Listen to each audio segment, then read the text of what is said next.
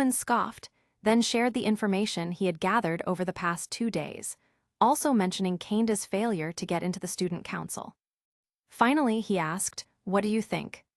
Hiyori Shiina fell silent for a moment, then secretly asked in her mind, "Mr. Ghost, how should I tell him about what happened in the gym? Will he blame me for telling him too late?" "Let me handle it." "Okay." In an instant, the two switched control of the body. Symon closed the book, organized his thoughts, and said in a gentle voice, "Ryuan-kun, you might not be aware of this. During the previous club fair, the student council president hinted at internal conflicts within the council.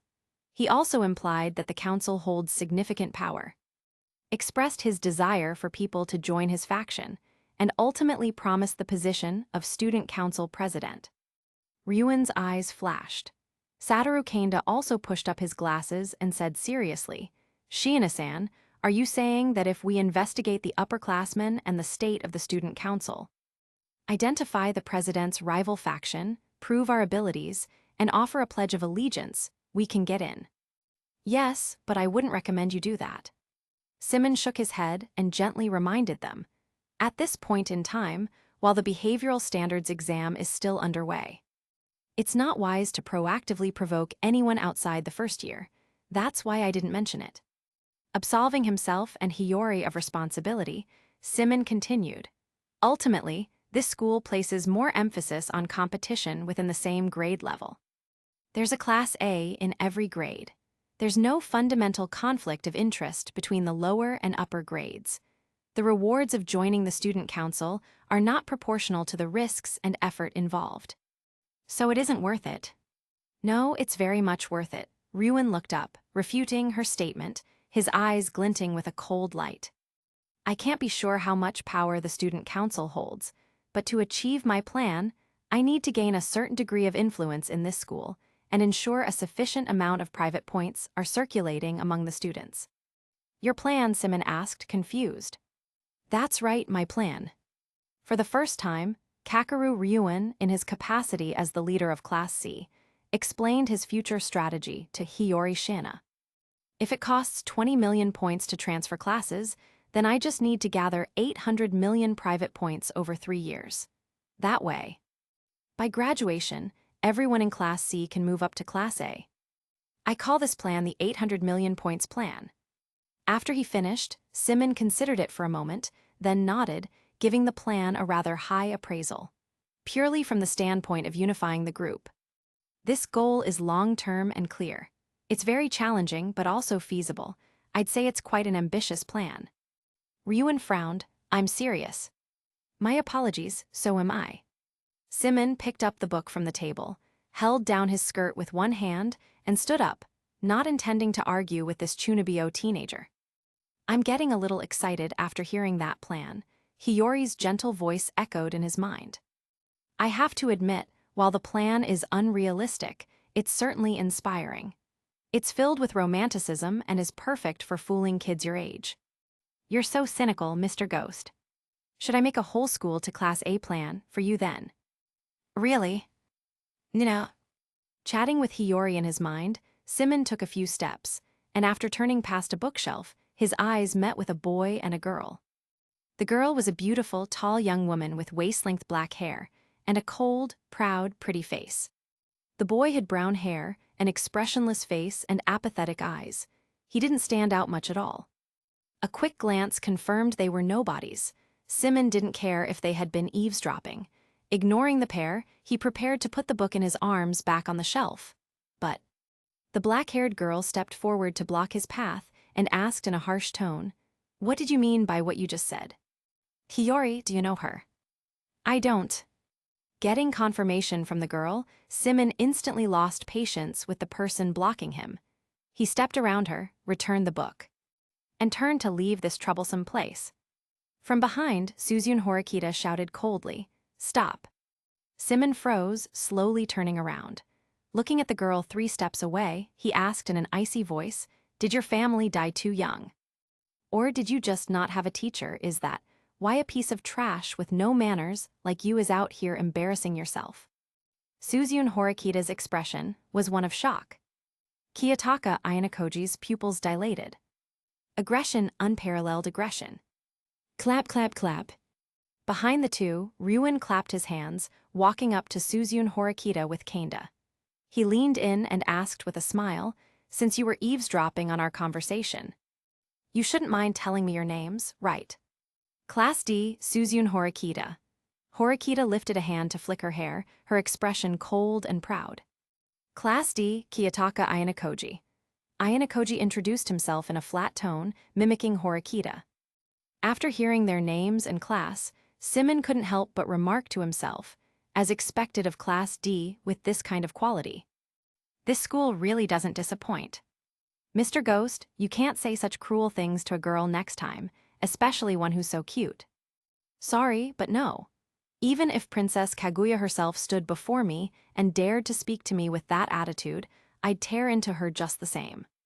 Back then, I only chose to interact with you after observing for a very long time. Are you complimenting me, Mr. Ghost? I have to say, I'm glad the person I'm with is you. That line earns you a lot of points. Chapter 8 Hiyori Shiina 10 points. Ryuin sneered, "Heh, Horikita from Class D. If I remember correctly, the student council president's name is Manabu Horikita." Kanda Satoru calmly analyzed. I see, so she came to this school following in the footsteps of someone close to her. I came to this school of my own volition. It has nothing to do with that student council president. Suzune Horikita crossed her arms, unconsciously adopting a defensive posture as she tried to distance herself from the connection. It'd be best if that were the case. Ignoring her words, Ryuin shifted his gaze to Hiyori Shiina, taunting with schadenfreude. To make you say something like that. Should I say that's just what I'd expect from Class D trash? Say what you will, Ryuin, but your timing was pretty good. Symon glanced at Horikita and Ayanokoji, maintaining a safe distance, and spoke in a light, airy tone. Who do you think I am? Ryuin scoffed, recognizing the implied praise in her words but showing no appreciation for it. Seeing he had said as much, Symon gave him a nod, then turned and left, leaving the two who had popped up out of nowhere for Ryuin to deal with. Watching Hiyori Shiina depart, Ryuin snapped his fingers in satisfaction and leaned down to look at Suzune Horikita. Now, can you tell me why you stopped someone from my class? Suzune Horikita said coldly, before you speak to someone, shouldn't you introduce yourself first? Kakeru, Ryuin scoffed, so now you decide to remember your manners. Seeing the delinquent before her mock her for her lack of manners, a flicker of uncertainty crossed Suzune Horikita's eyes. And for the first time, she began to doubt her own way of doing things. However, the girl quickly composed herself, casting the thought aside and issuing a warning instead. I heard what you said while I was looking for a book. If you're coveting the student council president's position, I will stop you. No need, I'll crush you before that happens. I'll crush your entire Class D. Ryuin stated this calmly. He had no interest in playing games with Class D. But if it was the student council president's sister, that was another matter entirely. It would be a good opportunity to see what the student council was made of. As for why he wouldn't follow Manabu Horikita's wishes and investigate this so-called hostile force, that was because if they thought he'd become an obedient lapdog just for the promise of a pie in the sky. They were severely underestimating him, Ryuin. Meat that hasn't reached your mouth is never truly yours. He was well aware of this fact. With that thought, Ryuin looked up towards the library entrance, confirmed that Hiyori Shiina was long gone, and only then waved for Kanda to follow as he turned and left. After the two had left, Suzune Horikita turned to Kiyotaka Ayanokoji, who had remained silent the entire time, and said, I need to know about this behavioral standards exam they mentioned, and what the significance of getting to Class A is. Ayanokoji's gaze was calm. Are you asking me to investigate for you? The 100,000 private points per month, the free items everywhere, pseudo being mocked as defective in front of the convenience store. And what that girl said just now. At this point, Suzune Horikita met Ayanokoji's unfaltering eyes and said, You're curious too, aren't you, about what this school is really hiding? If I say I'm not interested now, she'll probably threaten me with a karate chop, Ayanokoji thought, and nodded. By Tuesday, I need to know everything, Horikita gave him a deadline. That's a pretty short time frame. In return. As he spoke, Ayanokoji said in a calm tone, Kushida-san asked me for a favor. She wants to get on good terms with you. Suzune Horikita raised her hand for a chop, her gaze icy. Is that why you've been following me all day? Kiyotaka Ayanokoji calmly rubbed his side where he'd been struck, his tone as impassive as ever. That hurts a little. It was impossible to tell if he was telling the truth or not. Meanwhile, far from the library, Hiyori Shiina, having regained control of her body, asked anxiously in her mind, Mr. Ghost, are we just leaving like that? Ryuin will handle it for us. Symon's voice explained, saying that back then was my true intention, but I also wanted to test Ryuin's mettle and see if he'd step up when it mattered. The moment I left, we de facto formed a partnership. From now on, we'll help him analyze problems, and he'll shield us from those who aren't quite right in the head. Whether Ryuin realizes it or not, this model of cooperation has already been subconsciously approved by him, and our future collaboration will continue in this manner. Hiyori Shiina was confused, but what if those two had impulsively attacked us? Symon replied confidently, Don't worry, I maintained a safe distance of 3 steps. I definitely could have run to the librarian. A hint of resentment flickered in the girl's eyes. Mr. Ghost, I'm actually terrible at sports. Really, really terrible. Symon recalled the girl's frail physique and realized the problem. His thoughts began to race, looking for a solution. Let's go buy pepper spray. A personal alarm and a taser right now. And starting tomorrow, we'll get up early for a morning run. No way, Mr. Ghost, you're being too paranoid. All right, it's not like I've ever been a girl. Is it my fault? The reply from her heart was Symon's helpless and slightly frustrated voice, which made Hiyori Shiina's lips curve into a smile. Just as she was about to move on from the topic, Hiyori Shiina paused. A thoughtful look flashed in her violet eyes, and she tentatively said in her mind, In the gentlest tone possible, we have 130,000 points left. We can only buy 1 item, you know. Hiyori, are you an angel? Hiyori Shiina didn't respond. As she walked toward the shopping mall, passing group after group of students, the girl discovered for the first time that her feelings could be so complex. Just a moment ago, her girlish intuition had sent her an almost frantic warning. Say yes to him, say yes to him, say yes to him. In that instant, Hiyori Shiina, who considered herself perceptive, and had always been praised by Symon for being perceptive, suddenly realized, ever since 2 weeks ago, the other soul coexisting with her had never once asked her for help, nor had he ever expressed a desire of his own. If she missed this chance, she might never get another one. This was Hiyori Shiina's unique intuition. Chapter 9, A Matter of Mutual Consent. To be honest, I had no idea stun guns were so expensive. On their way out of the shopping mall, Hiyori Shiina felt the stun gun in her pocket and said gently in her mind, 80,000 is a bargain. If it helps Mr. Ghost feel a little more at ease. Symon complained out loud, No way, being broke feels terrible too. I need to find another sucker like Ryuin. If Ryuin-kun knew you labeled him like that, he would definitely cry. Chatting about trivial things, Hiyori Shiina returned to her dorm, using the excuse of needing to prepare for school tomorrow. She carefully organized her desk and school bag. A moment later, in the very back of her desk, Hiyori Shiina found what she was looking for, a switch, forgotten in a corner, its screen covered with a bit of dust. After taking out the charger and plugging in the game console, Hiyori Shiina stood up, opened the refrigerator, and asked, seemingly casually, Mr. Ghost, is there anything you'd like to eat tonight? I'm surprised you remembered me at a time like this. I feel like I've heard that line before. Have you? Speaking of which, that pan-fried mackerel you made the day before yesterday was quite good. Hi, I really don't know what to do with you. Saying this, Hiyori Shiina smiled and took the mackerel fillets out of the refrigerator. Elsewhere, at a small round table outside Palette Cafe, a L0L with shoulder length, silver-white hair held her coffee and spoke in a playful tone. Have you found out everything about that dragon boy? Masumi Kemuro impatiently brushed her hair back. According to the Class C students, on the first day of school, Ryuin gave 100. 0 points to a girl named Hiyori Shiina and got a lot of information. After that he... Wait, Arisu Sakuyanagi raised a hand to interrupt, looking somewhat surprised. What's the story with this Hiyori Shiina? I was eavesdropping, okay you're asking me, but who am I supposed to ask?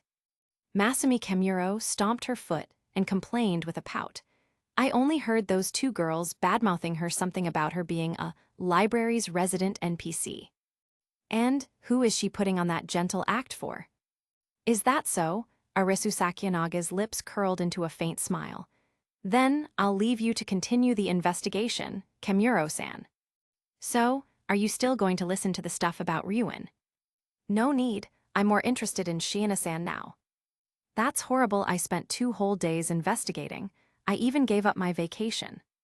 Be a good girl now. We'll set aside Sakuyanagi and Kemuro's daily routine of master and train dog for now. In any case, due to Symon's slick move, the storm set off by a single butterfly began to gradually sweep through the school. Time passed, and it was now Tuesday lunchtime. After the morning classes ended, the Class C students left the classroom in 2s and 3s. Mio Ibuki, who sat at the desk in front, turned around and looked at Hiyori as she took out her bento box, inviting her. Shiina, want to go to the student cafeteria together? I appreciate the invitation, Ibuki-san, but I'm not very comfortable in noisy environments, so I always prepare a bento, Hiyori replied gently. Ibuki then said a bit unnaturally, I wonder what lucky guy will get to marry you someday. Hiyori Shiina recognized the compliment in her words, clasped her hands together, and said with a smile, Thank you, but something like that will never happen. Right, it's only natural that the boys in our class would make you disillusioned with the opposite sex. Ibuki said this through gritted teeth. That's not true, everyone is actually very nice. Hiyori Shiina said gently, Ryuin-kun helped stop some bad people from Class D for me. Albert-kun is surprisingly gentle. Ishizaki-kun has never bullied anyone. Manabe-san might be a Gyaru, but she's always looking out for Morifuji-san. And Ibuki-san, you're not good at socializing, but you're trying your best to look after me now. I know all of this. Ibuki's pupils dilated. Hiyori, are you an angel? The girl was instantly sunk by Hiyori's direct hit, unable to recover. Ara, Ibuki-san, you're the second person to say that. The first was a friend of mine, Hiyori Shiina said with a smile. Damn it, where is that person now? Mio Ibuki's face flushed slightly as she clenched her fists, wishing she could find that person for a one-on-one fight right now. Hiyori Shiina chuckled silently, watching Ibuki until the latter, unable to bear her own shy, flushed face, hastily fled. Only then did she open her bento box, close her eyes and press her hands together. Itadakimasu. Picking up a piece of mackerel and putting it in her mouth, Hiyori Shiina chewed the tender fish meat and wondered to herself. Speaking of which, with our senses shared, if we exclude subjective will, what does it feel like for you, Mr. Ghost, when I eat? Symon asked, amused, Are you sure you want to know? Yes, is there a problem? Hiyori was a bit confused. Symon chose his words carefully and said with a laugh, Perhaps because it's not my subjective will, the sensations from my sense of taste and touch are quite unusual when you eat. Hiyori Shiina tilted her head. How unusual? Symon snickered. Let's switch, you'll know once you try. With a bit of confusion, Hiyori Shiina transferred control of her body, watching from a strange first-person perspective as Symon picked up a piece of tempura and brought it to her own mouth. At the same time, a strange sensation filled her mouth. Hiyori commented out loud, The fried batter is a little rough, but it's very fragrant and crispy. After chewing for a while, it becomes sweet and soft in my mouth. The feeling of licking my lips is sensual. Realizing what kind of unusual experience Symon was talking about, the girl's commentary stopped dead. Bashfully, she tried to negotiate. Mr. Ghost, can we please switch back? Symon said cheerfully, Do you get it now? Ahem. Seeing that she was embarrassed, Symon chose not to press her further. Control of the body transferred once more. Hiyori Shiina slowly let out a sigh of relief, patted her slightly flushed cheeks, and began to seriously enjoy her lunch for the day. In that moment, It seemed neither the girl nor the ghost realized. This was the first time Symon had intervened in the girl's daily life. Or perhaps, they were both aware of it, but tacitly chose not to mention it. Chapter 10, Arisu Sakuyanagi has never misjudged. Meanwhile, in the student cafeteria, Suzune Horikita followed Kiyotaka Ayanokoji's lead and found an upperclassman eating a wild vegetable set meal. Ayanokoji-kun, have you not done any investigation these past 2 days? Ahem. Kiyotaka Ayanokoji hummed in response, not denying that he had been slacking off for the past 2 days, and spoke in a calm tone. The school rules are common knowledge among the upperclassmen. That senpai is eating the free food provided by the cafeteria. If you can offer him a suitable price, I imagine he won't be stingy about telling you what he knows. Hearing this, Suzune Horikita shot him a sideways glance, picked up her tray, and led Ayanokoji to a seat in front of the senpai. After some haggling, the two parties finally settled on a price of 50,000 points. Upon receiving the points, the unnamed senpai said the following: the ongoing behavioral standards exam is actually an assessment of student discipline. As for the significance of reaching Class A, this school divides classes based on individual ability. Class A is the best, and Class D is the worst. Using that as a starting point, the senpai explained all the school rules in one go, then took his tray to the counter to get more food, leaving Horikita and Ayanokoji where they were. Ayanokoji picked up a piece of fried shrimp. You don't seem surprised. Suzune Horikita, I had already figured out the gist of it from the conversations of those people in Class C. I just needed a detailed confirmation. In the end, all you did was find someone for me. My apologies. Watching the seemingly calm Horikita, Kiyotaka Ayanokoji offered a completely insincere apology. Humans are creatures adept at making excuses for themselves, and they only accept the truths they want to believe, even after I confirmed it. You'd probably just go and confirm it again yourself, wouldn't you? Have you faced reality now, Horikita? For no particular reason, Ayanokoji thought of the girl he had met in the library. If a friend were like her, this whole roundabout process would likely be unnecessary. Time skips to after school. In the Class D classroom, amidst the chaotic din, Ayanokoji looked at the ice-cold Horikita and spoke up. Is this really okay not telling them? I have no intention of doing something so pointless. Suzune Horikita said coldly, looking at a reply in her inbox from the contact labeled brother, then stood up and walked out of the classroom. For the past 2 days, the experience in the library had been constantly replaying in her mind, keeping her up at night. By now, Suzune Horikita had already formulated her own plan. Before that, she needed to find time to see her older brother. At the very least, she had to ask if he was truly facing difficulties in the student council. Watching Horikita walk away, Ayanokoji glanced at the noisy crowd in the classroom and sidled up to a group of boys. Yamachi. What are you guys talking about? Ayanokoji, come check out this game I just bought. Last night the friend game of a pseudo-human creature is best left unmentioned. Meanwhile, in the library, Hiyori Shiina sat at a long table, holding a game console in her hands. Her fair, slender fingers pressed the keys as she stared at the screen with complete concentration.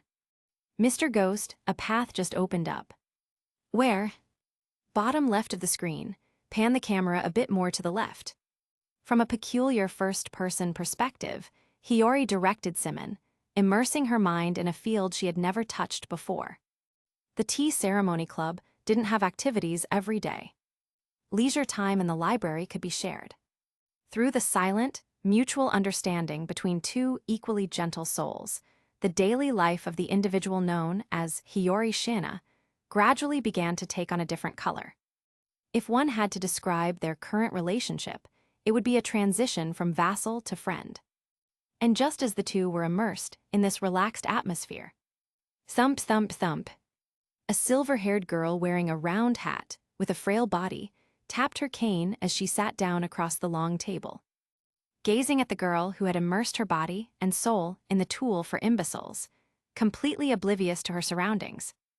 And even to her arrival, Arisu Sakuyanagi couldn't help but turn her head, her bright violet eyes looking at Kimuro, who stood behind her. Sakuyanagi, skeptically, are you sure it's her? Kimuro nodded, yes, that's her. Sakuyanagi, with a cold stare, what happened to the literary girl you told me about? Kimuro rolled her eyes, you're asking me, who am I supposed to ask? The conversation between master and servant required no words. After a moment of exchanging glances, Sakuyanagi finally confirmed that she had not found the wrong person. Listening to the faint button-pressing sounds that occasionally reached her ears, Arisu Sakuyanagi, with a hint of confusion, turned back to scrutinize the girl before her. Her silver-blue hair was meticulously combed, the collar button of her school uniform was fastened impeccably, her skin was fair and delicate. Her fingers long and slender, her features refined and gentle. The corners of her eyes and lips were slightly curved, unable to hide the warmth and amusement in her gaze. She's very happy right now, it's best not to disturb her. This was Arisu Sakuyanaga's first thought after her observation. Her second thought was, how can you be making that face? Why are you making that face? After hearing all of Kimuro's reports on Hiyori Shiina, she had already conducted a personality analysis of her. The conclusion she reached was, if no one comes to keep her here, this person is going to leave. And so, Arisu Sakuyanagi had rushed to the library. But she never expected that this person was actually living a happier life at school than she was. Is this right? Does this even make sense? Chapter 11, Anomaly and Outlier. Arisu Sakuyanagi was a genius, that was beyond doubt.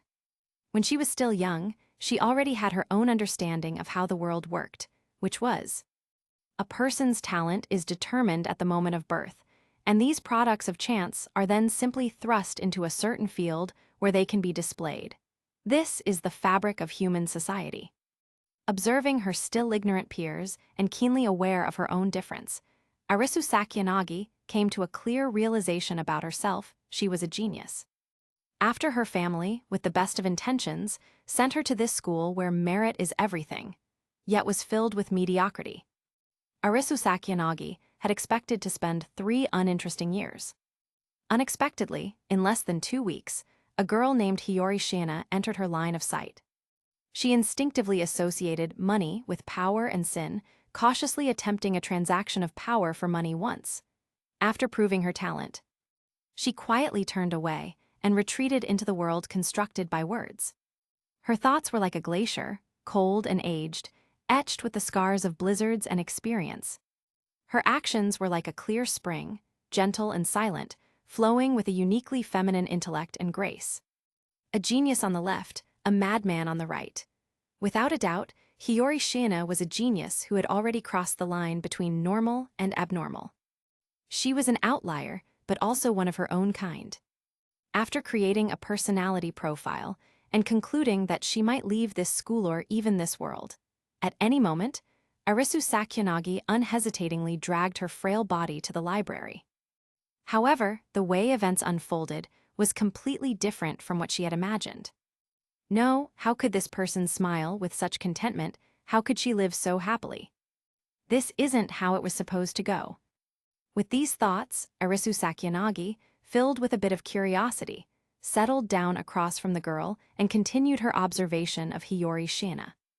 And so, when Hiyori Shiina put down her game console, this was the scene that greeted her. Under the protection of her purple-haired female knight, the little silver-white princess's lips curved into a delighted arc.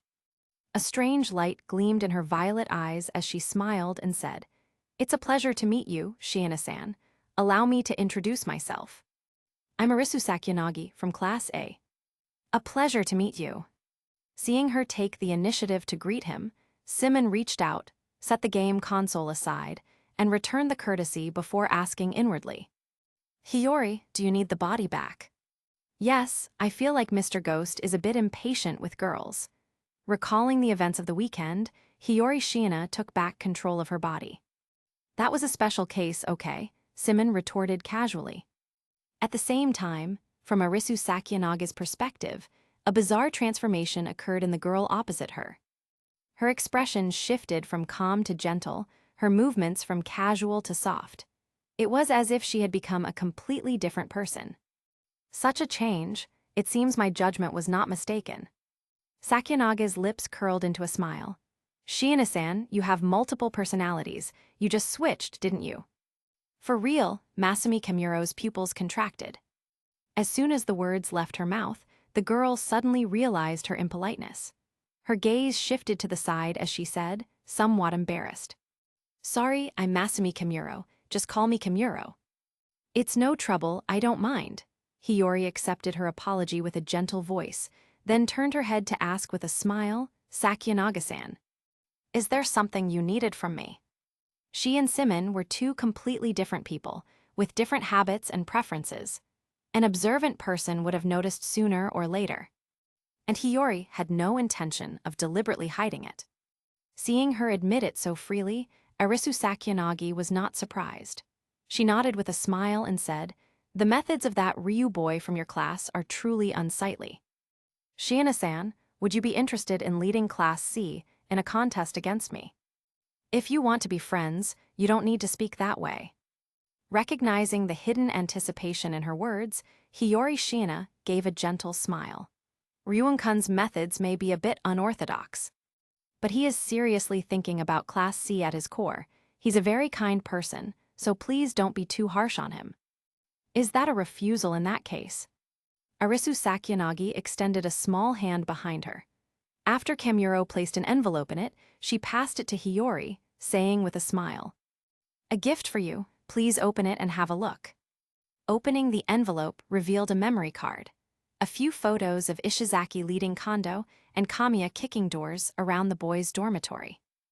And underneath it all, a joint letter of complaint from Class A. Seeing the contents clearly, Hiyori thanked her softly. Thank you, I will have Ryuan-kun stop. Such artless little tricks are most vulnerable when leverage is found, and they cannot withstand a formal complaint and investigation. It seems that Ryu-boy isn't prepared to bear the risks.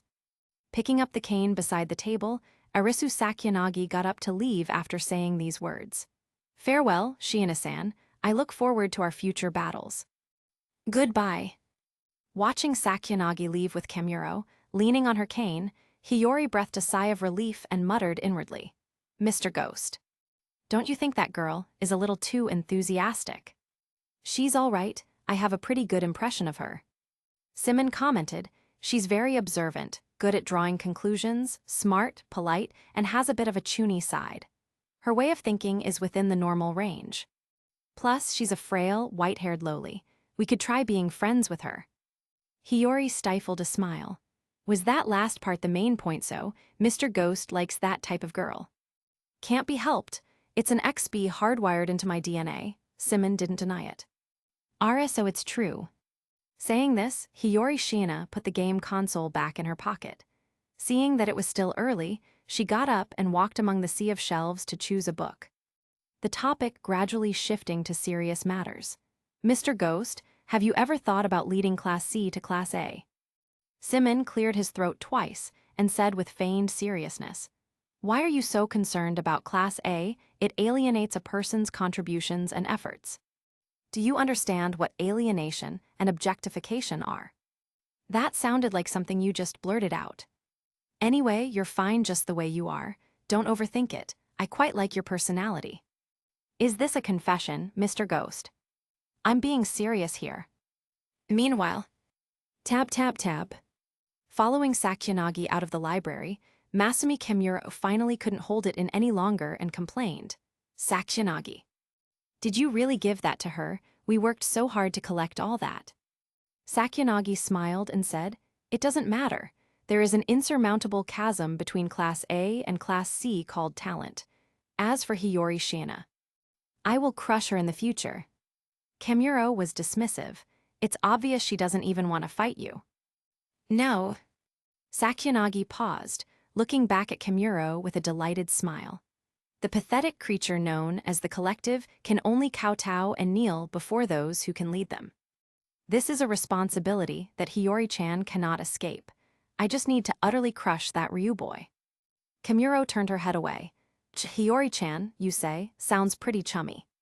Are you jealous, Masumi-chan? You. It seems you are. Chapter 12, Catching Wind. Suzyun, to think you'd follow me all the way here. Late at night, in an alley beneath the dorms, Manabu Horikita stood in the shadows, his gaze fixed on Suzyun Horikita, who was trying her best to appear calm. He delivered his opening line in a tranquil tone. Suzyun Horikita, his own sister, connected by blood.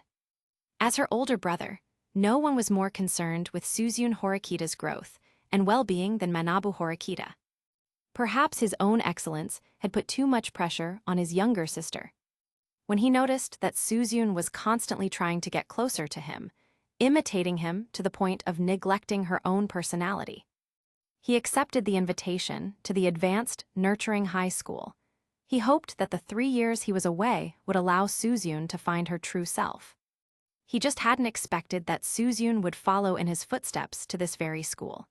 And no one knew whether he felt anticipation or worry when he saw her name on the enrollment list. Anticipation that she might escape his shadow, and worry over whether she could survive in this school where merit is everything. Can you tell me what state of mind led you to ask for this meeting? Pushing up his glasses, Manabu Horikita's words held a hint of expectation. Suzyun Horikita looked up to meet his gaze and said seriously, "I've come to understand the truth of this school, and I'll soon rise to Class A to prove to you." Smack a kabdon. Hearing the word prove, Manabu Horikita raised a hand and pinned Suzyun Horikita against the wall, leaning in to meet her eyes. He spoke coldly. "While this is somewhat unexpected, you, having shown no growth, are incapable of doing so." Suzyun Horikita stubbornly lifted her head. "I can. In the first year, there's Class A's Arisu Sakyanagi and Kohei Katsuragi, Class B's Hanami Ikenos, and Class C's Hiyori Shiina and Kakeru Ryuin. While you're still treading in my shadow, these individuals have already entered my line of sight on their own merit." With those words, Manabu Horikita delivered his final, cold judgment: drop out. You lack the ability and the qualifications to climb the ranks in this school. If people find out that you, assigned to Class D, are my sister, I will be the one who is ultimately shamed. Perhaps due to a lack of information, Suzyun Horikita actually detected the worry in his words this time. In a soft, gentle voice, she said, "Are you saying these things because of the conflict in the student council? I'll protect myself, and I can also join the student council to help you." Receiving such an unexpected reply, Manabu Horikita fell silent for a moment, his tone softening. "You still need to grow, just tell me who told you this." The conflict within the student council had never been brought out into the open. Aside from a single hint he had dropped at the club information session, even the upperclassmen were largely in the dark. Besides, it wasn't much of a conflict, merely dissatisfaction with the choice for the next president. I overheard it in the library." Seeing her brother treat her with such rare gentleness, a slight blush appeared on Suzyun Horikita's pretty face. "If it was in the library, it must have been Hiyori Shiina. I've looked into her." Manabu Horikita instantly knew who it was. He said calmly, the only first year to miss the entrance ceremony, who had also understood the S system before that. "Indeed, only someone like her could have naturally understood what I said at the information session. If you can get her to withdraw from her student club and submit an application to the student council with you, I will approve it." Having made his demand, Manabu Horikita turned and left the alley. Whether or not Suzyun could accomplish it was not his concern. The scene was remarkably similar to a client who only makes demands. Rooted to the spot, Suzyun Horikita was dumbstruck. Should she call out to her brother now and tell him that she had actually just eavesdropped on Hiyori Shiina's conversation with someone else, and had even been scolded for it? Meanwhile, by the vending machine outside the alley, Kiyotaka Ayanokoji, hiding in a corner, watched the departing Manabu Horikita and came to a realization: the Horikitas. They really are brother and sister. The next day, after the morning homeroom, under the quiet gazes of her Class C classmates, Hiyori stood before Ryuin's desk and handed over the gift from Sakyanagi. After opening and reading it, Ryuin let out a sneer. He thought for a moment before speaking, "Is this a threat from that shorty?" Some of the girls from Class C had been keeping an eye on the library. He knew exactly who in the school had been in contact with Hiyori Shiina. So Arisu Sakyonaga's deliberate approach naturally didn't escape his notice. Hiyori thought back for a moment and said in a gentle voice, "It's not really a threat. Sakyonaga-san wasn't wrong. This kind of behavior is too brazen and won't stand up to scrutiny. It would be best if you didn't continue, Ryuan-kun." "No, I have other ideas." Ryuan put the envelope away, unconvinced. He had been picking fights all over during the weekend, mainly to gather intelligence. Now that Class A and Class B were playing ostrich. Wasn't there still Class D?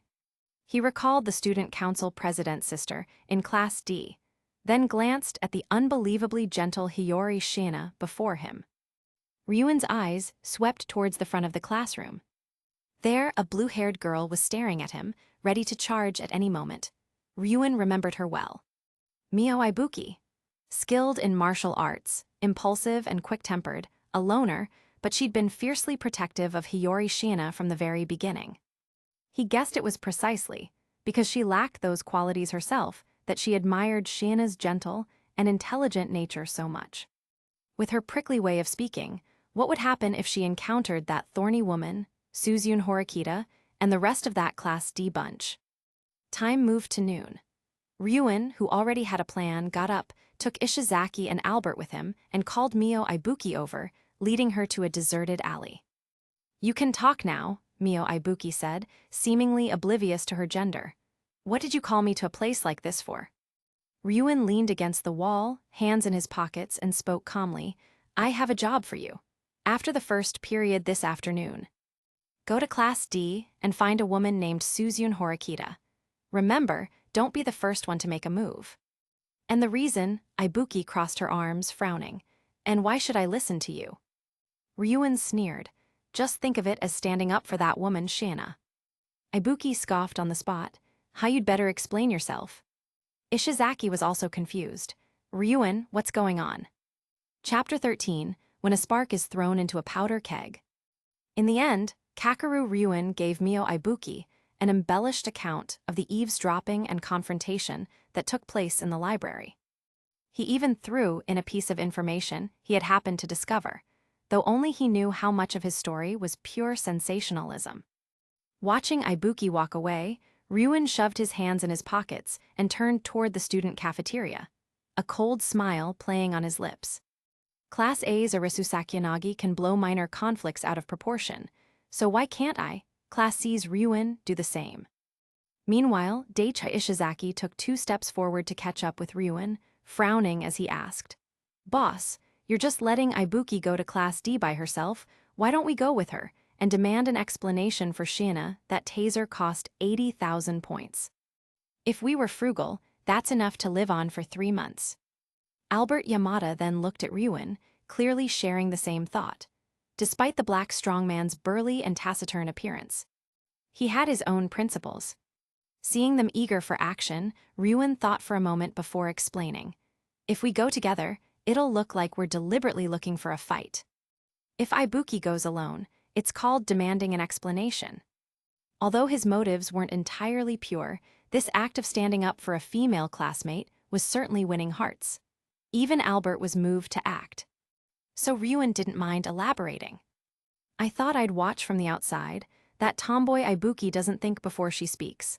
I'm worried she'll get ganged up on," Daichi Ishizaki said, scratching his head and offering a simple-minded smile. "Then go do what you want to do." "Yeah. Yes, boss." In the blink of an eye, it was afternoon. After the first class ended, without any signal from Ryuan, Mio Ibuki left the Class C classroom on her own. Not long after, the loud sound of a door being kicked in came from the adjacent Class D.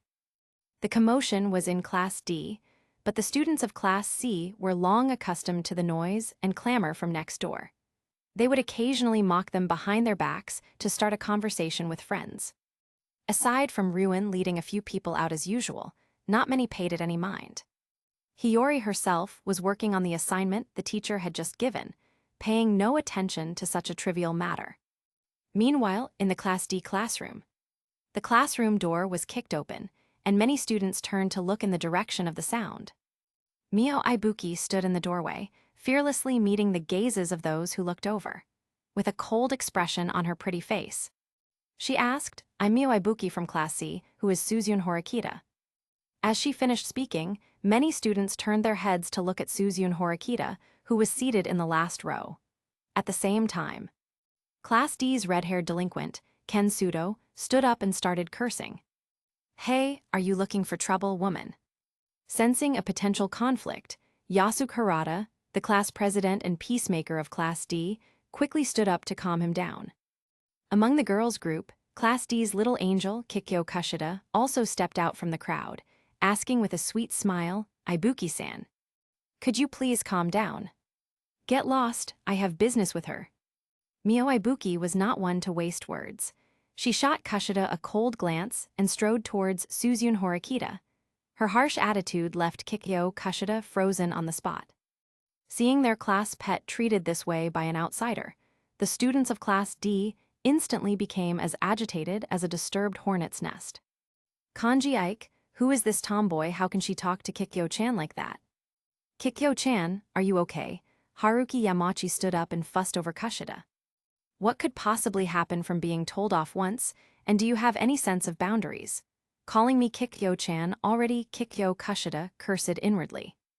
But the smile on her face didn't waver as she dealt with the approaching Yamachi.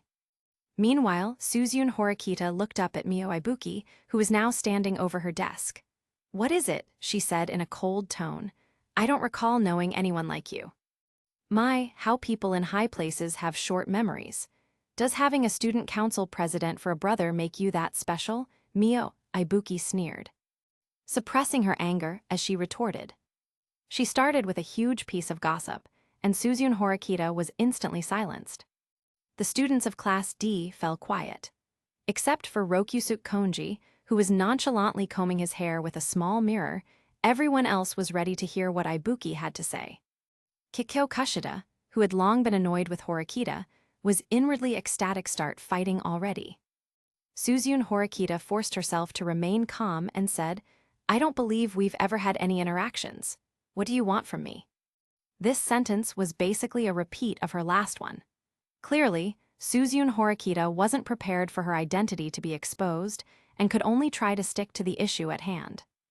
Of course, Ibuki didn't notice such a minor detail.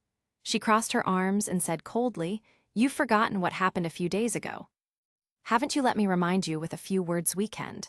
Library, Hiyori Shiina, eavesdropping, bullying."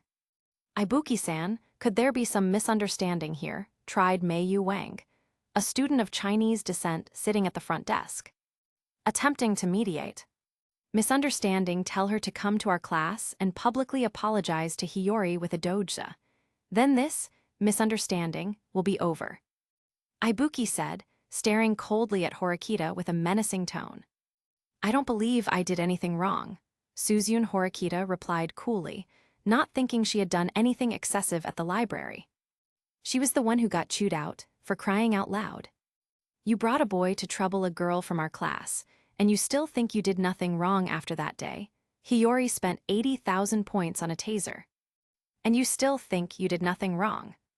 Seeing her still stubbornly refusing to admit fault, Mio Ibuki grabbed her by the collar, pulling her forward. "Tell me," she yelled. Suzune Horikita's pupils contracted. Nearby, Kiyotaka Ayanokoji realized he had been caught in an undeserved disaster. Just as the atmosphere reached its peak tension, a boy's mocking laughter cut through. "Haha, a taser, isn't that a bit of an overreaction? It's the first time I've heard of someone actually buying one of those things. Why not give me the 80,000 points instead?" Mio Ibuki whipped her head around, scanned the classroom, and found the cheerfully laughing Yamachi. She shot back with a cold retort. Truly befitting the trash of Class D, the school's class placement system really is something else. A guy like you who can't tell right from wrong truly belongs in a garbage heap like Class D. With that blanket insult unleashed publicly, the Class D classroom fell instantly silent. "You crazy woman, I've had enough of you." Ken Sudo forcefully pushed Harada aside and charged forward with a clenched fist. Yamachi, having been directly insulted, also lunged forward. With Sudo making the first move, the scene in the classroom instantly exploded, followed by a brief fistfight.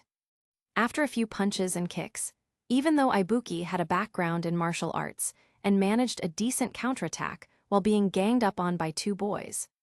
The physical disparity was simply too great. She had no choice but to grab an empty chair, and the fistfight instantly escalated into a brawl with weapons. The scope of the fight rapidly expanded.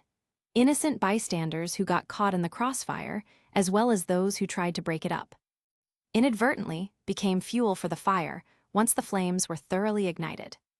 It wasn't until Ryuen, along with Ishizaki, Albert, Kondo, and Kamiya, stormed into the classroom, shouting slogans and throwing themselves into the fierce brawl, that the situation finally spiraled completely out of control, becoming an irreversible mess. Chapter 14, A Name is an Important Thing. The brawl in Class D had a wide reach, engulfing almost half the classroom and involving about 10 boys and 2 related girls. However, most people managed to escape the classroom and were now standing in the hallway. Other classes quickly noticed the commotion. Before long, the incident had captured the attention of the entire first year, and the hallway was teeming with students. Hiyori Shiina, finally realizing something was wrong, stepped out of her classroom to check and found herself unknowingly surrounded by Class C students. The crowd parted, and as the girl took a few steps forward, she quickly saw the half-demolished Class D classroom and a dozen or so injured students. Some sitting, some lying down, with bleeding heads. "Mr. Ghost, what should I do in this situation?" Seeing the bloody aftermath and the students crowding the entire hallway, Hiyori had no experience in handling such matters and could only ask inwardly. "You probably can't handle an aftermath of this magnitude. I'll take over." With that, Symon took control of the body. At the same time, Arisu Sakyanagi approached with a cheerful smile, leaning on her cane, and said with a laugh, "Is this what a struggle among the lower dregs of society looks like? How unsightly. Don't you agree, Shiina-san?" "Sakyanagi, perfect timing. Come over and help." Symon didn't take the bait. He pulled her to his side with one arm, ignoring the stunned expressions from Sakyanagi and the Class A students. He spotted a brown-haired girl who seemed to be a leader for Class D in the crowd and asked in a gentle voice, "Excuse me, could you please come over? Have you sent someone to get a teacher?" "Mei Yu Wang has already gone to get the teachers." Looking at Hiyori Shiina, surrounded by Class C students, Kushida hesitated for a moment before stepping forward alone with a smile. "I'm Kikyo Kushida. Can I help you with something?" Symon didn't answer immediately. He scanned the crowd, found Ikenos from Class B, and beckoned her over as well. Having gathered the 4 class leaders Ryuen had mentioned before, Symon spoke concisely, "We have a problem. There are many injured students in the classroom. The situation is unclear. We urgently need to manage the crowd, and we need people to take the injured to the infirmary. Are you capable of organizing your own classes?" "That's wonderful. What exactly do you need me to do?" Shiina-san, Ikenos' eyes lit up as she was the first to respond. "Communicate with your classmates. Have them return to their classrooms to clear the path. For now, Class D will move to the hallway outside Class B's room. If you have the spare manpower, could you also organize a few strong boys willing to carry stretchers? Can you do that?" Symon asked gently. "No problem, I understand." Ikenos clasped her hands together, a brilliant smile on her face, then turned back to her Class B classmates and gently relayed the request. Sakyanagi remained silent, smiling as she looked towards Masayoshi Hashimoto and Kohei Katsuragi nearby. Class A immediately began to disperse under their guidance, with the 2 of them staying behind. Witnessing their formidable efficiency and influence, Kushida felt the gap between them. After a moment's hesitation, she mustered her courage, returned to her group, and began communicating with her classmates. The scene became chaotic, but fortunately, some students followed Class B's lead and left. Seeing things were getting on track, Symon turned to the Class C students behind him and said with a smile, "All the girls, head back to the classroom. The boys will stay and clean up the scene. You can do that, right?" His smile was gentle, but his words left no room for doubt. The Class C students were cooperative and showed no resistance. A couple of girls who had objections were pulled back into the classroom by others. While Symon was busy managing the scene, on the other side, In the faculty office, 3 of the first-year homeroom teachers were leisurely puffing away in the work area, ignoring the resentful glances from the Class B homeroom teacher. Chai Hashinamiya. This year's freshmen are really something else, said Class A's homeroom teacher, Tamanari Mashima, breaking the silence. Indeed, Class D's homeroom teacher, Sae Chabashira, blew a smoke ring. This year's Class D has also exceeded my expectations. Hashinamiya leaned in with a grin. Are your students good this year? Sae-chan, our Ikenos is also outstanding, you know. Tapping her old friend on the head, Chabashira gave a flat assessment no. They're just unbelievably bad. Although she said that, Chabashira was still thinking about the few promising students in her class, like Hirata, Kushida, Konji, Ainakoji, Horikita, and so on. When you thought about it, Class D was practically a den of hidden dragons and crouching tigers. Kazuma Sakagami pushed up his glasses and said calmly, Class C is much the same. There are very few students with any initiative to learn. Mashima stubbed out his cigarette and said pointedly, and they love to stir up trouble. You must have a headache, Kazuma Sakagami. It's manageable. I'm reasonably satisfied with them. Just as he said that, someone knocked on the office door.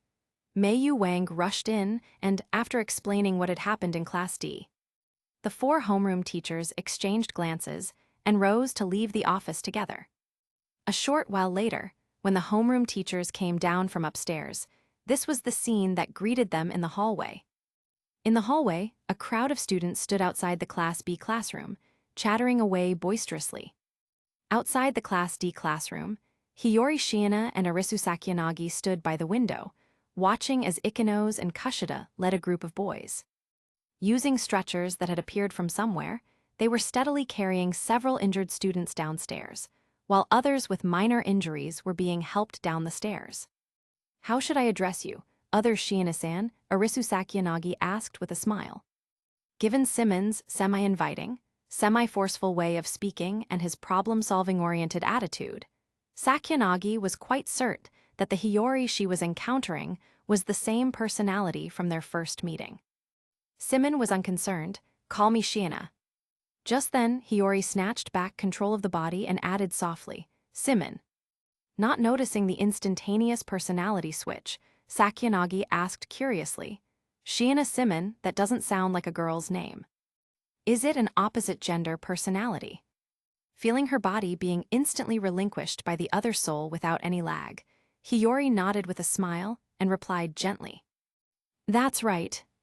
This tone, it's you, isn't it, Hiyori-chan? Yes. The girl replied absently, her mind more focused on placating the other soul within her body. Tossing me aside right after using me, Hiyori, that's just cruel, Symon complained in her mind. I'm very sorry, but... Hiyori thought gently, a name is a very important thing. How could you just cast it aside so easily, Mr. Ghost? I think I only said it once. Besides, that's no reason for you to interrupt my conversation with the frail, white-haired lowly. Ara, so you found me out. A hint of amusement flashed in the girl's purple eyes. In that moment, Symon couldn't figure out if, when Hiyori said he'd found her out, she was referring to the name, to Sakiyanagi, or both. Chapter 15, The Ally of Justice Ryuen. While Symon and Hiyori were chatting in their minds, the 4 homeroom teachers had already approached. Glancing at Hanami Ikenos and Kikyo Kushida, who were directing the transfer of the injured, and at the Class C and Class D students cleaning up the debris of desks and chairs, the teachers exchanged speechless looks. The students might not realize it, but the teachers knew very well. In such a short amount of time, to organize personnel from 4 different classes for mobilization and cleanup, they themselves had little room to contribute now. Aside from post-incident investigation and assigning blame. Just as this thought occurred to them, Arisu Sakiyanagi seemed to notice and gave a slight bow with a smile, saying, Have you finally arrived? Teachers, in that case, I'll be taking my leave. With that, Sakiyanagi headed back to the Class A classroom, her cane tapping rhythmically against the floor.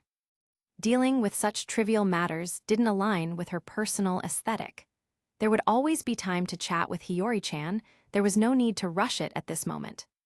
As she walked, Arisu Sakyanagi calmly lifted her gaze and swept it across the Class D students standing in the hallway, suddenly noticing a brown-haired boy with an indifferent expression and calm eyes. He looks just like... No, it was definitely him, the masterpiece of the educational experimental facility, the White Room Kiyotaka Ayanokoji. The little princess's lips curved, a glint of amusement flashing in her pale violet eyes. It was the delight of a predator chancing upon new prey. After Sakyanagi left, the aftermath of the incident didn't have much to do with Hiyori Shiina. After being asked a couple of questions, she was quickly let go by the homeroom teachers. After all, she had only temporarily taken charge of Class C and the incident scene. By the time the mess was cleaned up, Hiyori and Symon hadn't had a chance to conduct any post-incident investigation. So they knew nothing when asked. Once Mr. Sakagami left with the Class C boys, the second afternoon period began on time, followed by the end of the school day. Not long after school ended, a soft, clear female voice sounded punctually over the broadcast. Will Hiyori Shiina of first-year Class C and Kiyotaka Ayanokoji of first-year Class D please report to the Student Council office? I repeat. Hearing her name, Hiyori looked up in surprise. She listened to the school broadcast again to confirm she hadn't misheard, then rose from her seat, hugged her school bag, and walked out of the classroom at a leisurely pace. Inside the Class C classroom, among a group of girls, Saki Yamashita watched the girl depart, then nudged her deskmate with her arm and whispered with a light laugh. Don't you think Hiyori-chan was amazing today? Right, Nanami Yabu nodded emphatically. From the back seat, Minori Kinoshita spoke with a look of disdain. HMPH, so it's Hiyori-chan. Now I'm pretty sure I heard you two badmouthing her behind her back last time. We did not, the two turned and said in unison. HMPH, you know very well what you did. Meanwhile, in the student council room, Manabu Horikita sat at the head seat, reading a written report on a major violent incident while waiting for all relevant parties to arrive. On his left and right were the two student council vice presidents, Miyabi Nagumo of second-year Class A and Akuto Kiriyama of second-year Class B also reading the report. Further down were the seated homeroom teachers of first-year Classes C and D, as well as several first-year students who had just come from the nurse's office. Among them, Class C was led by Kakeru Ryuen, with Miho Ibuki seated beside him, and Daichai Ishizaki and Albert seated furthest down.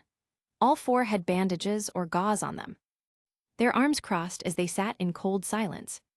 Class D was loosely led by Yasu Kurata, with Suzune Horikita beside him, and Ken Sudo and Haruki Yamachi seated furthest down. Several of them wore bandages or slings and were glaring angrily at the Class C group. As the two groups faced off, the door to the student council room was pushed open, and Secretary Akin Takebana led Hiyori Shiina and Kiyotaka Ayanokoji in to take their seats. With that, all parties involved in the incident were present.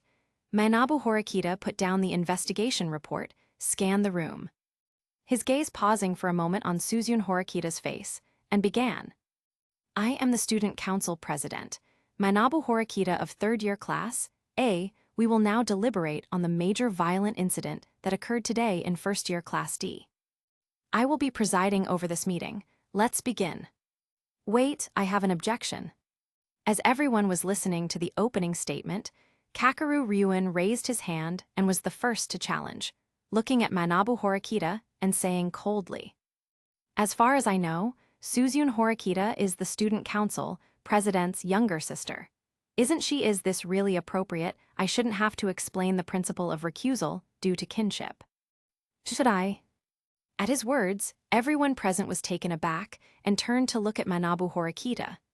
Seeing him nod in acknowledgement, Vice President Miyabi Nagumo immediately stood up and said with a smile, since the president's family member is involved in this incident, how about I preside over the rest of the meeting? Very well, Manabu Horikita calmly vacated the head seat. As the two exchanged seats, Hiyori Shiina, Kakeru Ryuen, and Suzune Horikita simultaneously focused their attention on Miyabi Nagumo. So this must be him, the student council president's brother's rival within the council. To think he'd step forward so easily. Everyone sat down again, and Miyabi Nagumo introduced himself to the assembly. I am the Student Council Vice President, Miyabi Nagumo of Second Year Class A. I will be presiding over the remainder of this meeting. After the announcement, Miyabi Nagumo got straight to the point. Holding the document in his hand, he read aloud, regarding this incident.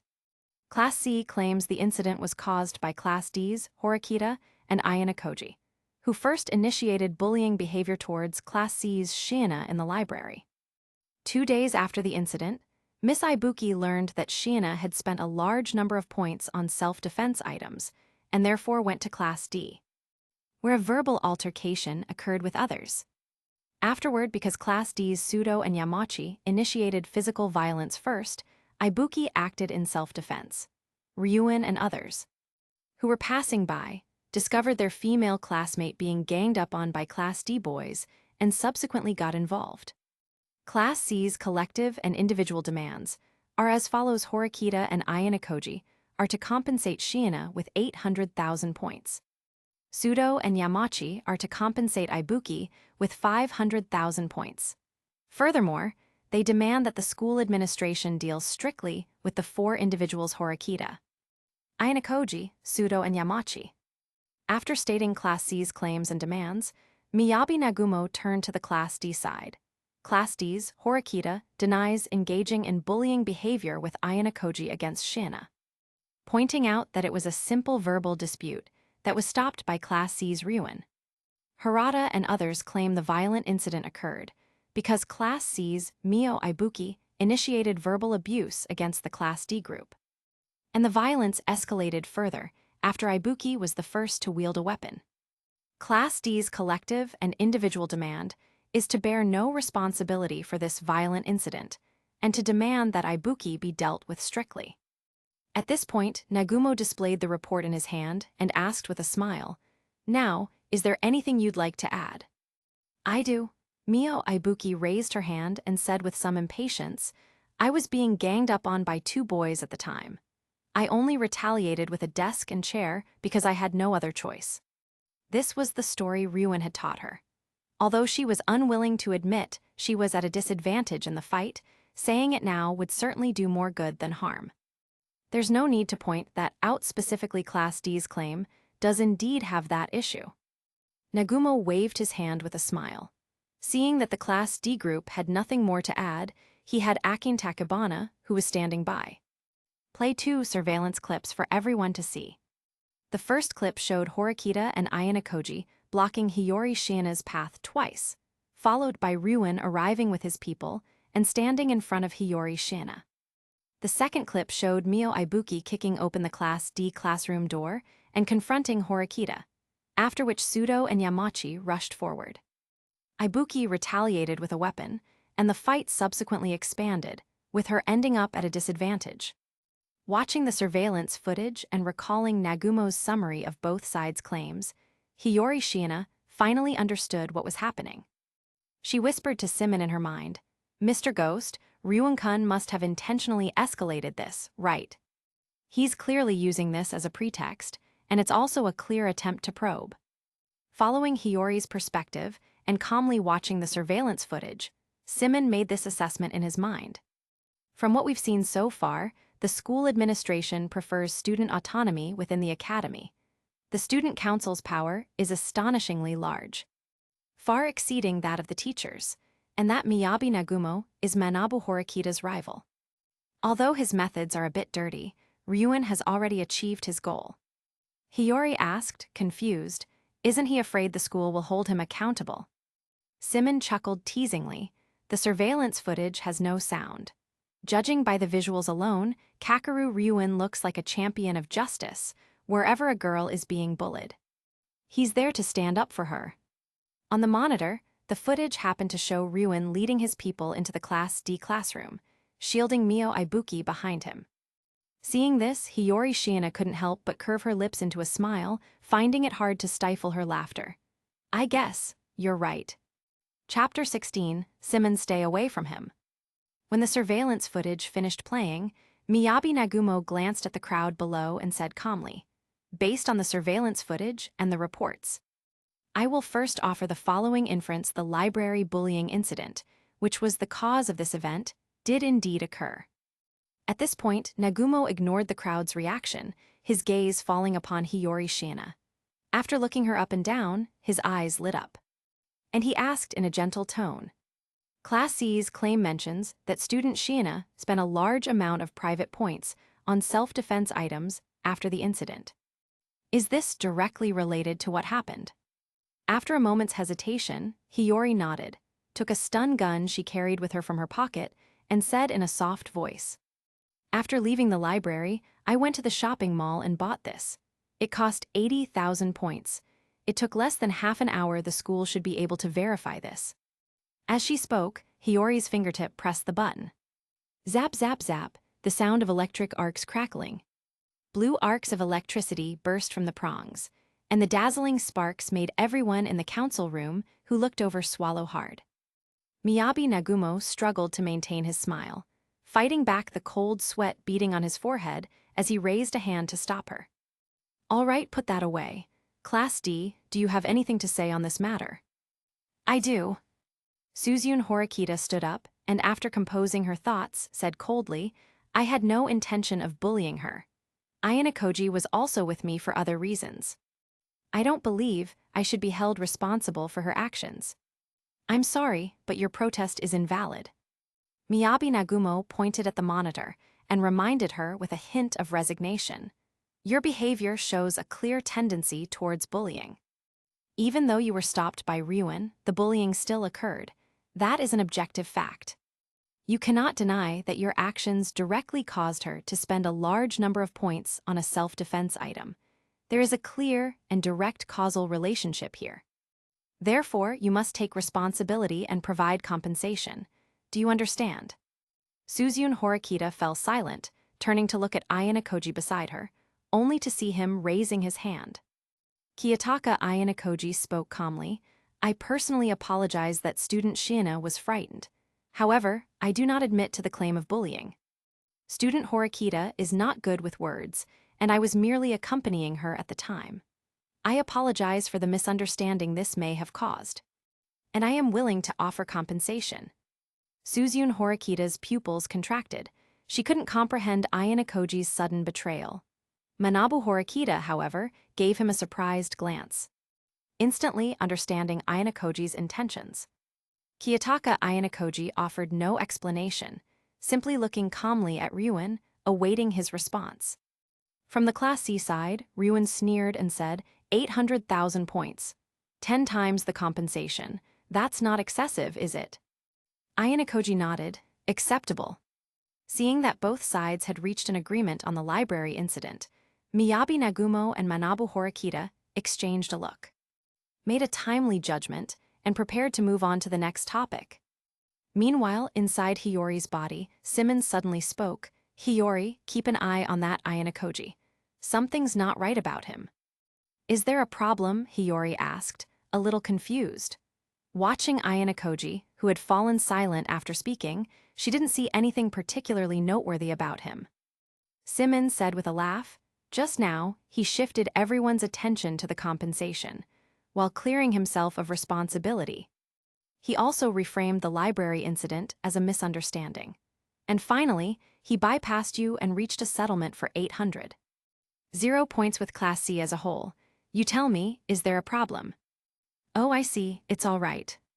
Hiyori said softly in her mind. Mr. Ghost even gave them a piece of his mind. I was hesitating about whether to answer truthfully. So if it can end peacefully like this, that would be for the best. Fair enough, but that guy is pretty shrewd. We should steer clear of him from now on. I understand. As the two conversed, Nagumo began the second item on the agenda in the council room. We will now deliberate on the second point of contention. In Class D's claim, it is stated that student Ibuki was the first to verbally insult Class D student Ibuki. Do you have anything to say in your defense? Ibuki recalled the scene in her mind, frowning in thought. What happened was this: Horikita kept denying she bullied Hiyori. So I brought up the stun gun. Then some really ugly guy kept mocking Hiyori for making a big deal out of nothing. I got pissed off and insulted him back. You're the ugly one, you crazy woman, Haruki Yamachi shot to his feet. Ah, that's him. Mio Ibuki pointed at Yamachi and looked at Miyabi Nagumo, saying coldly, "My exact words were for scum like him who can't even tell right from wrong to be placed in a garbage heap like Class D. The school's placement rules are truly something else. If you think I'm wrong, then rule however you see fit. I've had enough of you." Sudo slammed the table and stood up. Order! Miyabi Nagumo shouted to stop them. He watched the three sit down before speaking again. Does Class D have anything to say? Yes, Hirata stood up and said. I demand that Ibuki apologize for insulting our classmate.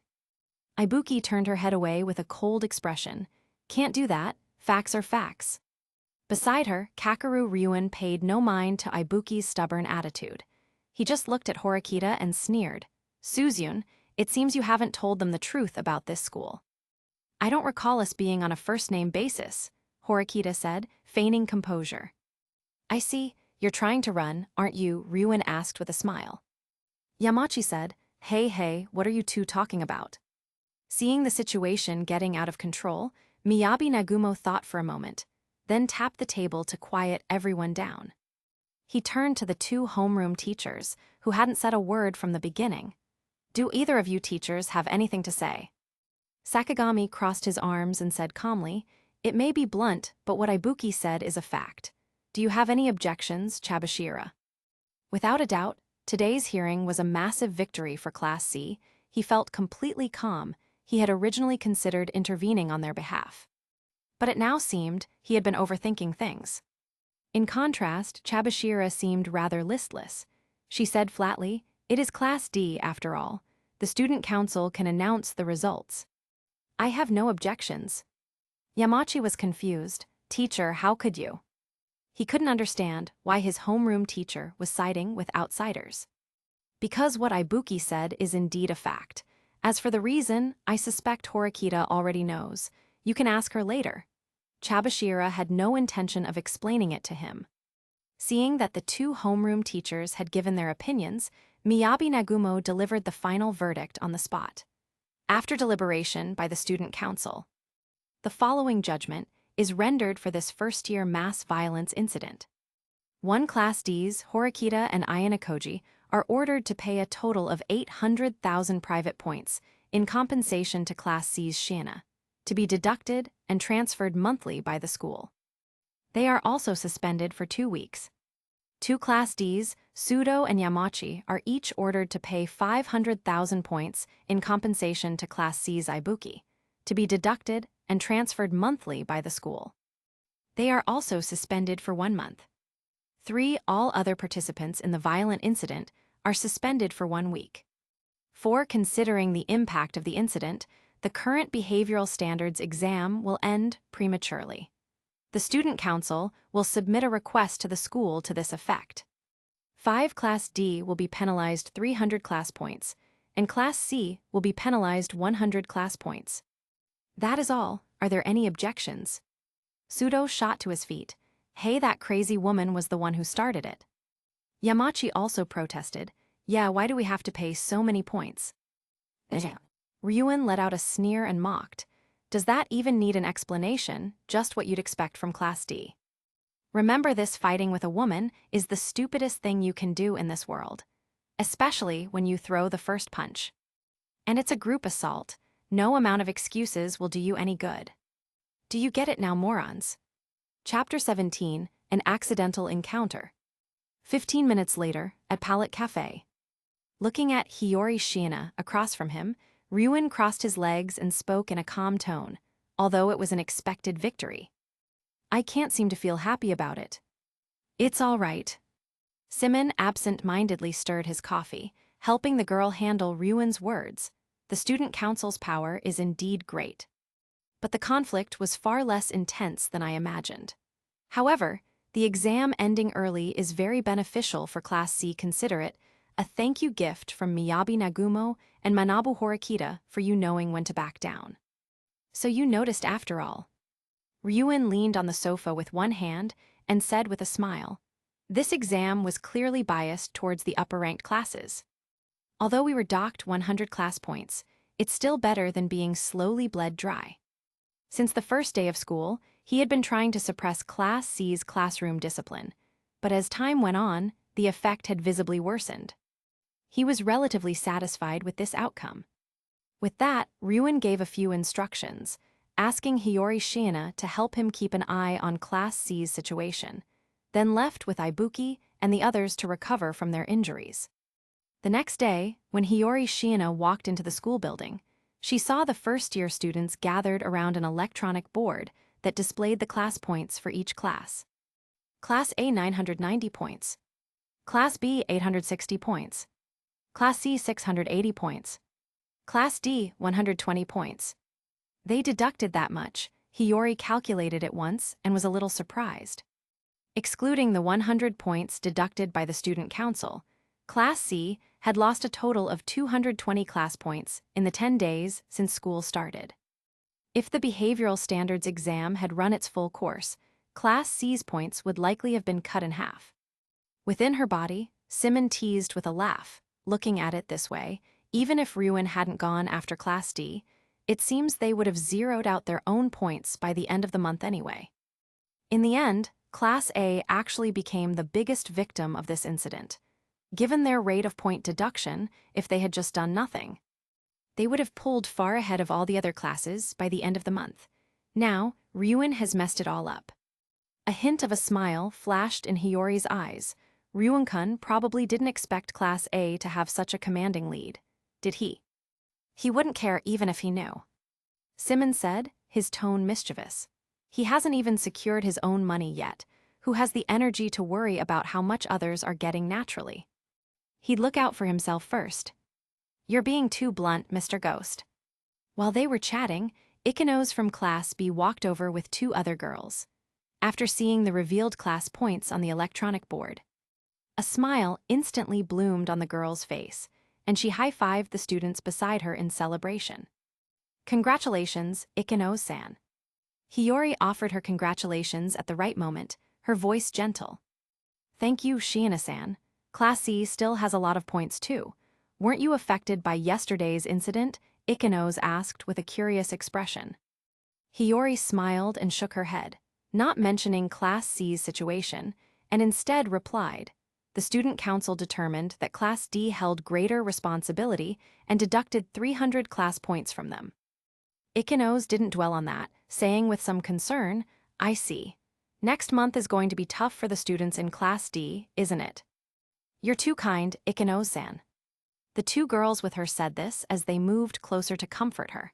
A bit embarrassed, Ikenos introduced them to Hiyori by name. Yume Kobashi, Chihiro Shiranami, both girls from Class B. While Hiyori was greeting them, Symon also took the opportunity to identify the people through the girls' eyes. Yume Kobashi, with blue shoulder-length hair and delicate features, seemed to have a cheerful personality. Chihiro Shiranami, with light brown shoulder-length hair and a sweet face, looked soft and adorable. Clearing his throat inwardly, Symon tentatively suggested, Hiyori, why don't we transfer classes? I think Class B is pretty good. Mr. Ghost, you can't be a flirt. Hiyori grumbled gently in her mind, waving goodbye to Ikenos and the other two before turning to head to the Class C classroom. Due to the suspension penalty from the student council, there were many empty seats in the Class C classroom, and the atmosphere without Ryuen was much more relaxed. Fortunately, the behavioral standards exam was over, and the teacher had begun to enforce classroom discipline, so no trouble broke out. As Ryuen had specifically requested, and considering he had helped her earn 800,000 points, Hiyori Shiina helped keep an eye on Class C's situation in her spare time. Because the gap with Classes A and B had widened, some in Class C grew restless over the next few days. However, perhaps because Class D was at the bottom, no one had yet openly voiced opposition to Ryuen's rule. Although a small group led by Hiroya Takito and Shiho Manabe had tried to approach her, unfortunately, neither Hiyori nor Symon had any intention of getting involved in Class C's internal struggles. Nor did they plan to snitch for the time being. Time flew, and soon it was May 1st. During morning homeroom that day, Kazuma Sakagami posted a list of grades on the whiteboard and announced, "These are the rankings from your last quiz. In 3 weeks, the school will hold the midterm exams as scheduled. For both the midterms and finals, anyone whose score is less than half of the class average will be expelled." As he said this, Kazuma Sakagami drew a red line on the grade list, pointed to the few names circled below it, and added, "The teachers for each subject will define the scope of the exams in advance. If you don't want to be expelled, you'd better start thinking of a way to avoid expulsion and survive the exams." With that, Kazuma Sakagami stepped away from the podium and stood to the side, leaving the remaining time to the student he trusted. Ryuen, naturally, walked up to the podium without any hesitation. At the same time, Daichai Ishizaki moved his desk under the surveillance camera, stood on top of it, took out a white cloth bag, and covered the entire camera. Looking down at the confused faces below, Ryuen ignored the matter of the midterms and instead made the following cold announcement. "As for this month's points, I imagine you all received them this morning. I'll let each of you keep 20,000 for living expenses. Transfer the remaining 50,000 to my personal account. I will wait only 5 minutes. After that, the offer is off the table." AXN. From his seat, Hiyori looked at the nearly 300,000 private points on her personal terminal, silently sent 50,000 to Ryuen, and said with an inner smile, "Mr. Ghost, do you think Ryuen-kun will give the points back?" Symon teased, "Returning the gentry's money in full, is it, Hiyori? You're becoming a bad influence." Although his methods were a bit crude, neither of them had any objection to Ryuen beginning to formally consolidate Class C. There's a saying that goes, you have to concentrate your power to achieve great things. What can you do with just a few tens of thousands of points in your own hands? Absolutely nothing. Chapter 18 Respect is a two-way street. Perhaps because he had been suspended for a week, many seem to have forgot how Kakeru Ryuen had suppressed Class C in the first month. As Ryuen issued his dictatorial declaration, what followed was naturally not unquestioning submission, but extremely fierce protests. The first to stand up in opposition was a boy named Hiroya Takedo, the leader of the opposing faction. "Ryuen, I have no problem with you collecting points, but you have to at least tell everyone what you're planning to do." The second to object was Shiho Manabe, the leader of the Jaru group. "That's right, if we give you all our points, who knows what you'll do with them?" With this boy and girl taking the lead, the members of Class C were instantly stirred up, their intentions boiling down to one thing: they didn't want to hand over their points. Evidently, the lingering intimidation Ryuen had built up in the past was rendered null and void in that instant. And faced with this situation, his choice was exceptionally simple, brutal, and effective. Ryuen didn't need to lift a finger himself. The first to rise were Albert and Daichai Ishizaki. The moment the first dissenter's face was forcefully slammed onto a desk by Albert, the entire classroom felt as if it had been plunged into an ice cave. When the second dissenter was thrown to the cold floor by Daichai Ishizaki, all the objectors lowered their noble heads. And by the teacher's podium, Kazuma Sakagami calmly watched all of this unfold, showing no intention of intervening, even as many students cast pleading glances his way.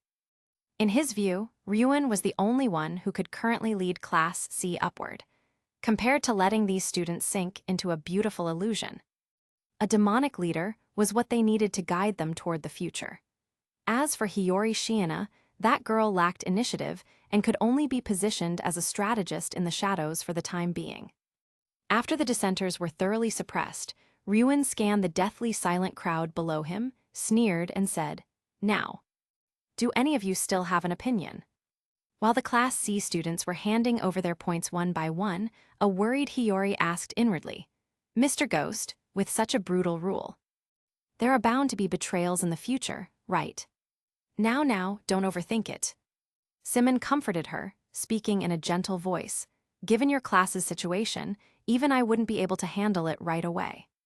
The simplest and quickest way to unify this scattered mess is to beat them into submission with force. As for what comes next, that will depend on his personal skill." As he said this, Ryuen, on the podium, finished collecting the points. He put down his mobile terminal, tilted his head back with a cold and arrogant expression, and began to speak. I'm only going to say what comes next once. In this school, Class A represents excellence, Class B represents mediocrity, Class C represents inferiority, and Class D represents defectiveness. I know very well that as inferior products, you have now chosen to submit simply because you are faced with my violence. I don't care about that, because my goal has always been one thing and one thing only, to have everyone graduate from Class A, so that in 3 years, all of you can choose the lives you want. Right now, you may hate me to the bone. In the future, you may be eternally grateful to me. But unfortunately for you, I don't care about either. With that, Kakeru Ryuin scanned the room, ignoring the complex expressions on the faces below, and turned to walk off the podium. There were still 3 weeks until the midterm exams, plenty of time. He had detected a hidden hint in his homeroom teacher's words and wasn't in a rush to investigate the reason. In the library after school, Hiyori Shiina sat at a long table, cradling a gaming console and idly tapping the buttons. You play things like this, Shiina. A cold female voice, somewhat familiar, came from behind. Defiling the sacred library is indeed a bit much.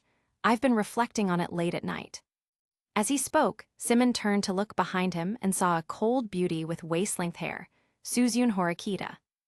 Meanwhile, Hiyori chuckled softly in her mind and asked, Are you really reflecting, Mr. Ghost, if there's anything else you want to do? You can always tell me.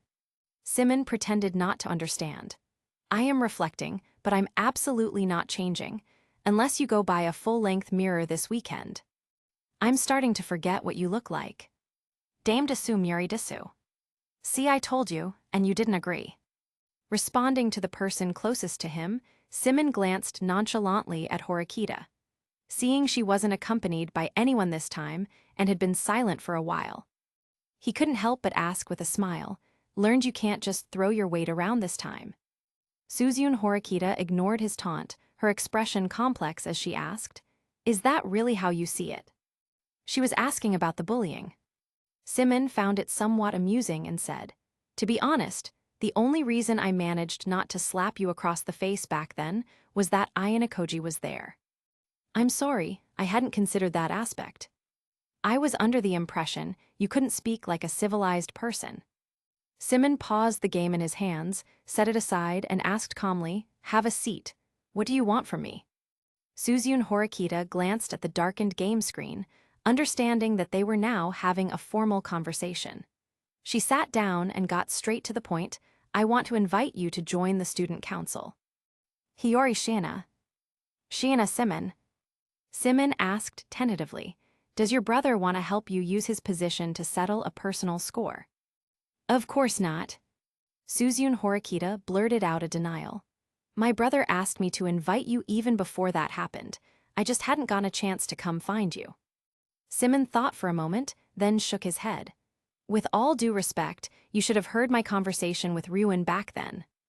I'm not particularly interested in getting involved with the student council. I confirmed with my brother yesterday. He still wants you to join the student council. The opponent is Miyabi Nagumo. No, your brother and Miyabi Nagumo don't have that significant of a conflict. Symon shook his head, stating his assertion with a calm, analytical tone. During the hearing, Nagumo gave you a warning. When that Ayanokoji helped clear your name. He tacitly accepted the reconciliation between both sides and didn't bring up the bullying incident again. In the end, he even helped your brother give Ryuin hush money. From my personal perspective, the most you could say is that he and your brother have political disagreements. They are far from being political enemies out to destroy each other. Your brother is probably looking for someone to keep Nagumo in check, and I have little interest in taking on such a thankless task. You. Suzyun Horikita was left speechless, her beautiful eyes flashing with shock and frustration. The previous night, her brother had said the exact same thing. She had to admit, the girl in front of her was far superior to her. Seeing Suzyun Horikita remain silent, Symon mentally asked for Hiyori's opinion. Hiyori, do you have any intention of joining the student council? Hiyori hesitated. Ryuin-kun should be able to handle it, right? I don't really want to go. Symon was amused to hear this. Noticing that Suzune Horikita still hadn't snapped out of her daze, he couldn't help but chuckle. Ryuen has no chance right now. Just notice how long it's been since he's even mentioned the words, student council. Never mind that he brought people to cause trouble for Suzune Horikita. He also put Manabu Horikita in an untenable position in the student council, basically burning that bridge completely. And Miyabi Nagumo has shown no intention of extending an olive branch to him either. When Ryuen came out of the student council meeting, he had already realized this. I didn't point it out at the time and only mentioned the behavioral standards exam. That was to let him save some face. Chapter 19, Courage is a Precious Thing. After listening to Symon's teasing, Hiyori Shiina thought for a moment and said in a soft voice, I feel the problem isn't as serious as you make it out to be. Mr. Ghost. How so? Symon was a little surprised.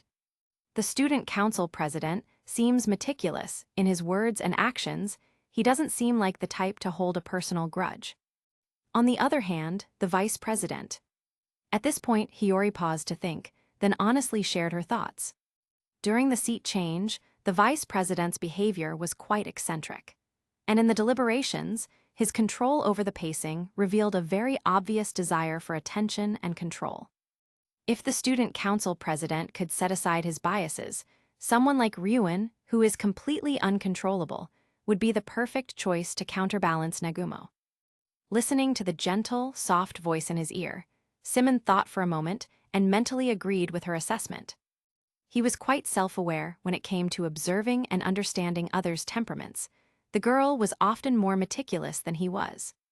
Even in their own interactions, he was frequently the one being managed. There was no need to be stubborn about it. Just as he was thinking this, Suzune Horikita across from them had regained her composure. In a calm tone, she asked again, What will it take for you to agree to join? Do you need points? Hiyori, you talked to her, Symon said in his mind. Although he had already refused on the girl's behalf twice, it was better to let Hiyori make the final decision herself. The moment his voice faded, Hiyori took back control of her body. After a half-second pause, she replied softly, I have certainly received your sincere offer, Horikita-san, but I have no intention of joining the student council. Instead of inviting me, I suggest you consider Ryuen. Letting someone like him join would only bring shame to the student council and my brother. Suzune Horikita said coldly, her impression of Ryuen clearly at rock bottom. Don't be so quick to dismiss it. I can explain, Horikita-san. Hiyori smiled gently, clasping her hands together. I've met Vice President Nagumo once. On the surface, he's quite a character. Coincidentally, Ryuen isn't much different from him. If you have them work together, they will naturally fall into an adversarial relationship. If the president considers it carefully, he might come to a new conclusion. Looking at Hiyori Shiina, whose voice was now gentle as if she had become a completely different person, Suzune Horikita nodded. A little unsettled. I understand. I will relay your suggestion to my brother. The conversation ended there. As Horikita turned and left, Hiyori put away the game console beside her, and seeing that it was still early, began to wander through the book stacks. Because of the midterm exams, the library was much more crowded than usual today. On top of that, since Hiyori had made an appearance before the first years some days ago, many people waved and greeted her when they saw her. Although she wasn't familiar with most of them, Hiyori Shiina still responded warmly. Some of the more outgoing girls even asked to exchange email addresses with her. Among them, one was particularly special. Hello. The greeting came from a cute girl with a sweet voice and twin tails. What made it special was that she spoke in perfect, standard Chinese. Ara, is that Chinese? Hiyori Shiina asked with a smile. It's nice to meet you. I'm Hiyori Shiina from Class C, you can just call me Shiina-san. I'm so sorry, it just slipped out. Meiyu Wang nodded shyly. I'm Meiyu Wang from Class D, you can just call me Zio-Mei, Shiina-san. Ara, so familiar right away, you don't have to be so nervous. Hiyori Shiina gently soothed the shy girl in front of her. Meiyu Wang lowered her head. I'm sorry. Just then, Symon, who had been observing, suddenly spoke up. Hiyori, can you let me talk to her? Do you want to get to know her, Mr. Ghost? Okay. Hiyori hesitated for a moment, then slowly relinquished control of her body to Symon. This was the first time Symon had shown any social inclination towards her, even though the object of his interest was a girl. Hiyori Shiina wanted to try and grant his request. To the outside world, since he was using Hiyori Shiina's body, Symon didn't feel the need to be conscious of personal distance. After a moment's hesitation, he reached out and poked Meiyu Wang's soft little cheek, saying in a gentle tone, "Why do I get the feeling you're so timid? Are you having trouble getting used to being in Japan?" "Yeah, it feels like everyone is so hard to approach." Meiyu Wang responded instinctively, her voice tinged with grievance and her spirit sinking, not at all realizing that the person opposite her was speaking her native language. The etiquette here is certainly a bit complex, and sometimes it can come off as cold. It's perfectly normal that you're not used to it. Let me show you around. As he said this, Symon took her hand and glanced around the library, intending to find an empty place for them to sit. At the same time, noticing the warmth and softness in her palm, Meiyu Wang finally realized what was happening. Her eyes brightened as she looked at Hiyori beside her, just now. She couldn't have misheard. Meanwhile, Hiyori also perceived the warmth and softness through her senses and spoke up resentfully. "I don't understand what you're saying. Mr. Ghost, but you're not allowed to take advantage of girls using my body. Ever consider the possibility that I just couldn't stand watching anymore and decided to step in?" Symon retorted in his mind. "I could feel that you were responding to her very gently and kindly.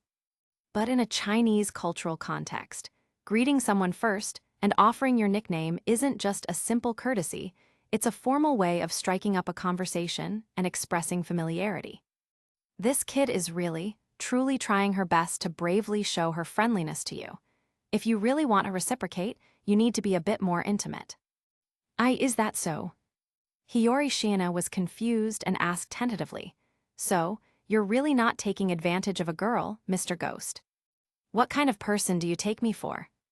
Hiyori Shiina recalled, "A thing for white hair, a lolicon, a thing for sweet moe girls, likes to watch me change clothes in the mirror." That's enough. Chapter 20, Sakyanagi is always so arrogant. In the end, since the library was a bit crowded, Symon looked around and could only lead Meiyu Wang by the hand to the coast behind the library. Standing by the railing and gazing out at the sea, Symon spoke in a relaxed tone, "Mei-chan, just call me Shiina. I quite like this surname. It feels like everyone from the main family with this name is a beauty." This was a belated response to Mei-chan sharing her nickname. "Shiina-san is indeed very pretty too." Meiyu Wang nodded, then turned to look Hiyori Shiina up and down for a moment before quickly lowering her head in realization. "Right, I'm quite satisfied with how I look right now too." Noticing her gaze, Symon took advantage of the fact that Hiyori Shiina couldn't understand to say this. He then casually asked, "Judging by your accent, you didn't grow up here, did you? When did you transfer?" "I transferred in middle school. I find it really hard to make friends. I can never quite grasp what they mean by reading the room," Meiyu Wang said, her expression downcast. Symon turned around and said teasingly, "You looked like you were about to completely shut down just now. Good thing I noticed. You feel a bit more relaxed now, don't you?" "I do feel much better," Meiyu Wang sighed in relief. The relaxed atmosphere, the candid sharing of feelings, and the underlying concern in his words gave her a comforting sense of being back home. Seeing her relax, Symon was about to delve deeper into the topic when a sweet female voice came from behind. "Oh, it's Shiina-san. And Mei-chan too, what are you two doing?" Hearing the voice of an outsider, Symon turned and saw Kikyo Kushida approaching, presenting herself at a magical 8-degree tilt to the left with an adorable smile. After a moment's silence, Symon immediately cried for help in his mind, "Hiyori, a little help here. This is the type of person I can't handle." It seems Mr. Ghost isn't very good at handling such enthusiastic girls. "It's not that I couldn't deal with her if I had to, but I don't even have a body. Just let me have some peace and quiet." "So it's not that you're unskilled, you just hate wearing a mask if you want to rely on me. Well, I suppose I could accept that." Leaving those words behind with a soft mental chuckle, Hiyori Shiina took control of the body. She lifted the hand holding Meiyu Wang's, her eyes shimmering with a gentle light as she smiled at Kikyo Kushida and said, "Can't you tell I'm bullying her, you know? Kushida-san, are you Mei-chan's friend if you wish to rescue her from the clutches of the demon lord? Are you prepared to become the hero?" "A hero, that's a bit of an exaggeration." Kikyo Kushida laughed nervously, glanced at Meiyu Wang with a touch of concern, and clasped her hands together. "You can just call me Kikyo-chan." "Shiina-san," she said with a smile. "In Class D, Mei-chan is only really close with me and Kokoro-chan. If you two are becoming friends, could I be one too?" "I have no problem with that. Kikyo-chan, do you take good care of her? Normally this girl always seems to give one cause for concern." A pointless conversation, a meaningless exchange, vapid politeness. This is why even someone as hardworking and brave as Meiyu Wang can't make friends. Such was Symon's internal assessment as he observed Hiyori Shiina. Kushida and Meiyu Wang exchange contact information. For the first time, Symon felt that his current state of existence was not entirely unacceptable. At least he didn't have to endure this kind of ordeal, which was quite comfortable. After an indeterminate amount of pleasantries, the three girls walked along a small path, under Hiyori Shiina's deliberate guidance. The topic of conversation shifted to the current state of Class D. Symon paid attention. Since the very beginning of the school year, the situation in first-year Class D had been poor, existing in a state of severe fragmentation. It could be broadly divided into 4 groups. The first group, the popular kids and good students, led by Yasuke Harada and Kikyo Kushida. The second group, the Jaru clique, led by Harada's girlfriend, Keikaru Izawa. The third group, the lone wolves, represented by Suzune Horikita, Kiyotaka Ayanokoji, and Rokyusuke Konji. The fourth group, the delinquents and losers, represented by Ken Sudo and Haruki Yamachi. Of course, the above labels were kindly provided by Miss Meiyu Wang. Kikyo Kushida accepted no responsibility for them. However, since the last violent incident, with the lone wolf and loser groups now short 2 key members, the atmosphere in Class D had started to show signs of improvement. Aside from that Konji fellow who remained as unsociable as ever, the rest of the students had been getting along fairly harmoniously during this period. Finally, Kikyo Kushida also expressed her concern for Sudo and Yamachi, who had been suspended for a month. Their suspension wouldn't be lifted until 5 days before the midterm exams. And their grades were already the 2 worst in Class D. Listening to the information from Meiyu Wang and Kikyo Kushida, Hiyori Shiina, for once, couldn't resist softly commenting in her mind. "It sounds like Class D is even more chaotic than Class C." "Don't even start. Class C isn't much better. Let me break it down for you," Symon said with a mental laugh. "You have the dictatorial faction led by Ryuin, the neutral faction led by you, the Jaru faction led by Manabe, and the opposition faction led by Takedo. It's the pot calling the kettle black. You're all the same. If Ryuin weren't keeping everyone in line, your class would probably be in worse shape than Class D. At the very least, you don't have a social butterfly like Kikyo Kushida. I wonder what the situation is in Class A and Class B. In any case, just looking at your 2 classes, this school is an absolute circus." Sunset. At a white round table outside Palette Cafe, Arisu Sakyanagi had set her cane aside. She elegantly held her coffee cup, quietly awaiting the appointed time. The sunset's afterglow scattered across her silvery white hair, making it shimmer with a faint light. Before long, Masayoshi Hashimoto, with his brilliant blonde hair, came jogging over from a distance, an excited look on his face. "Princess, I've got the exam paper you wanted." Masayoshi Hashimoto excitedly spread the paper out in front of the silver-haired fairy and asked tentatively, "Are we going to leak this? If we force the student council to change the exam, Class A's academic prowess means we'll be fine, as long as the other classes have students drop out. Both their morale and their overall class point income will take a massive hit." "No, I have other plans." Arisu Sakyanagi calmly set down her coffee cup with no intention of explaining, waking the personal terminal by her hand. She found an account nicknamed Dragon Boy on the screen, a smile curving her lips. Arisu Sakyanagi 2 million points in exchange for me not leaking this.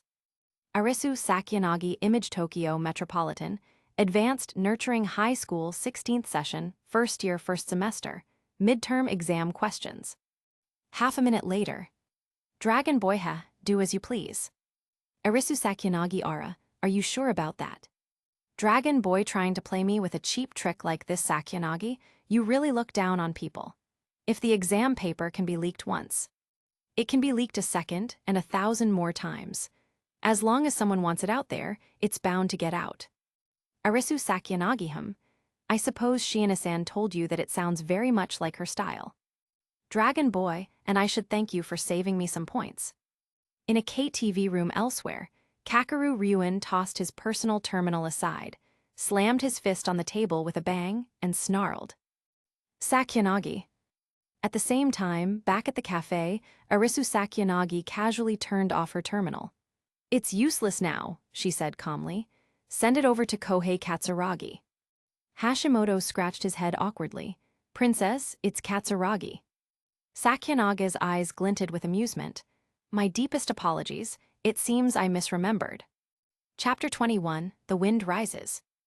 Meanwhile, after hanging up on Kakeru Ryuen, Hiyori Shiina slipped her terminal back into her pocket. She changed into her casual clothes, tied on a pink apron, and was about to start preparing dinner.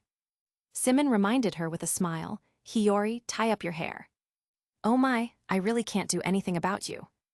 Uttering those gentle words, the girl walked with a light step to the half-length mirror. She gathered her long, sky-blue hair with both hands and, picking up a black silk ribbon from the table, tied it into a high ponytail. Tilting her pretty face from side to side, she spent 2 minutes carefully, inspecting her work several times before finally turning around. Opening the refrigerator door and selecting ingredients. Although she knew that a certain someone's intentions weren't entirely pure, the girl still greatly enjoyed these small interactions.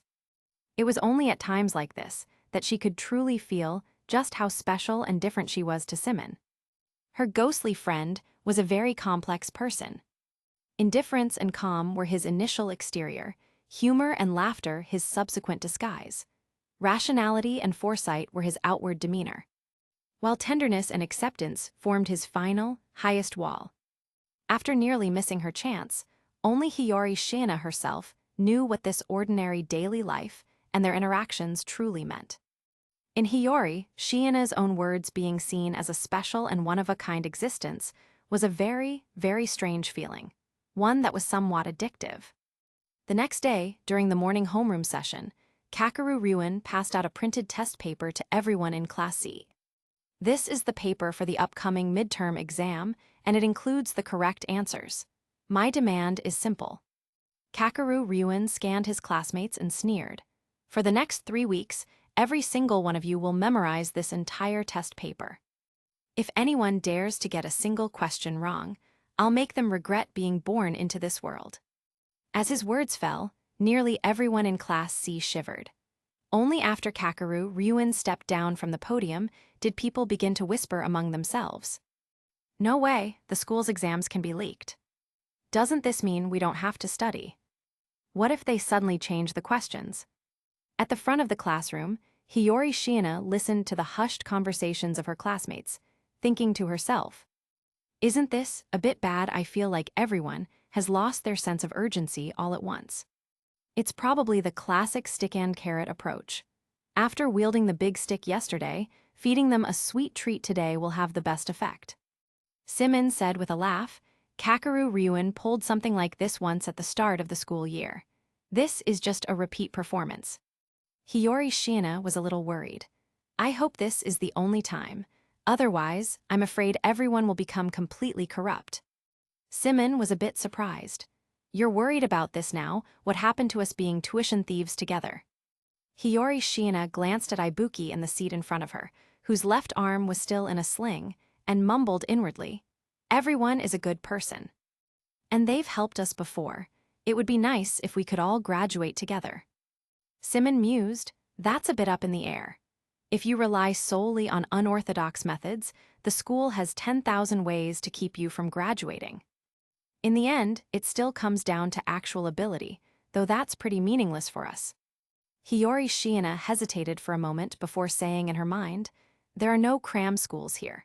On my own, I probably can't get into a particularly good university." Symon replied casually, "Not a problem. If it comes to it, I'll support you." Hiyori discreetly covered her slightly blushing face with the test paper. "Mr. Ghost, you can't just say things like that, you know.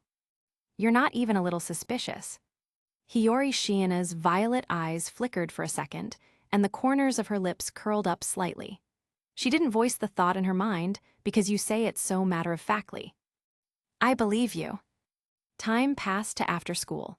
A gentle, clear female voice came over the school's broadcast system, summoning Kakeru Ryuen, who had been about to lead his classmates to the library for a study session. To the student council. Before leaving, Kakeru Ryuen stood on the podium and appointed Satoru Kanda and Hiyori Shiina to supervise the study session, in charge of the boys and girls respectively. Unsurprisingly, as soon as the decision was announced, the classroom was filled with grumbling. However, because the display of power Kakeru Ryuen had made yesterday was so effective, and because he had delivered real results today, no one stood up to object.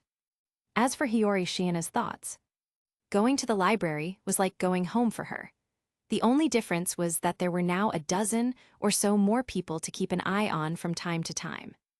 It was nothing worth mentioning, so naturally she didn't voice any opposition. Although Symon had tried to protest, Hiyori Shiina distracted him with the purchasing rights to a full-length mirror, causing him to temporarily lose his ability to think independently. When they arrived at the library, Class C was neatly seated across 5 long tables. Symon, following Hiyori Shiina's perspective, also saw the group from Class B led by Ikenos, as well as a few scattered groups of upperclassmen, so their presence wasn't overly conspicuous. During the study session that followed, Hiyori Shiina wasn't as busy as she had imagined. The girl's position in Class C was something like that of a female leader who was sometimes effective, sometimes not, and always invisible. Her status was established, so no one caused any trouble. The boys' section, supervised by Satoru Kanda, was a bit chaotic at first, but they quickly yielded to Albert's 2-meter-tall frame, and the study session soon got on track. Meanwhile, in the student council office, Manabu Horikita rested his interlocked hands on the desk, the lenses of his glasses reflecting the white light. He looked at Kakeru Ryuen, who stood opposite him with his hands in his pockets, and spoke in a calm tone. "I need a deputy. Hiyori Shiina recommended you to me. Do you think you can handle it breaking free from Nagumo's control?" Although he heard something unexpected, Kakeru Ryuen still scoffed. "Who are you looking down on?" Manabu Horikita pushed up his glasses and explained calmly, "It seems you don't know much about Nagumo. He had already defeated and taken control of his entire grade when he was a first year. Now his tentacles have even reached my third-year class. Do I need to explain further?" Kakeru Ryuen frowned in surprise and asked coldly, "No need. I'll look into the rest myself. What's my position?" "Head of the disciplinary committee. You'll see the announcement tomorrow." "That suits my style well enough. I look forward to your performance." Chapter 22, Hiyori Shiina is anything but simple. Slam! That was the sound of the door, closing as Ryuen left. Manabu Horikita paid no mind to his rudeness. He leaned back in his chair, straightening his posture, and closed his eyes, pondering whether this course of action was truly worth it. Just as he and Ryuen had discussed, Nagumo now controlled nearly all the voting power of the second years and half of the third years. If left unchecked, by the time he stepped down next semester, Miyabi Nagumo would undoubtedly be his successor and would rule the student council with an iron fist. In his view, Nagumo had no deficiencies in terms of ability. While his personal conduct was somewhat libertine, it was nothing too serious. The only problem was this: Miyabi Nagumo championed individual heroism, placing personal strength above the collective. When leading a group, he was the type who completely ignored advice. It was foreseeable that as long as he controlled the student council, he would inevitably become a dictator. To avoid leaving a mess for his successors, once Manabu Horikita realized this, he had been searching for a candidate who could one day keep Miyabi Nagumo in check, even considering replacing his chosen successor.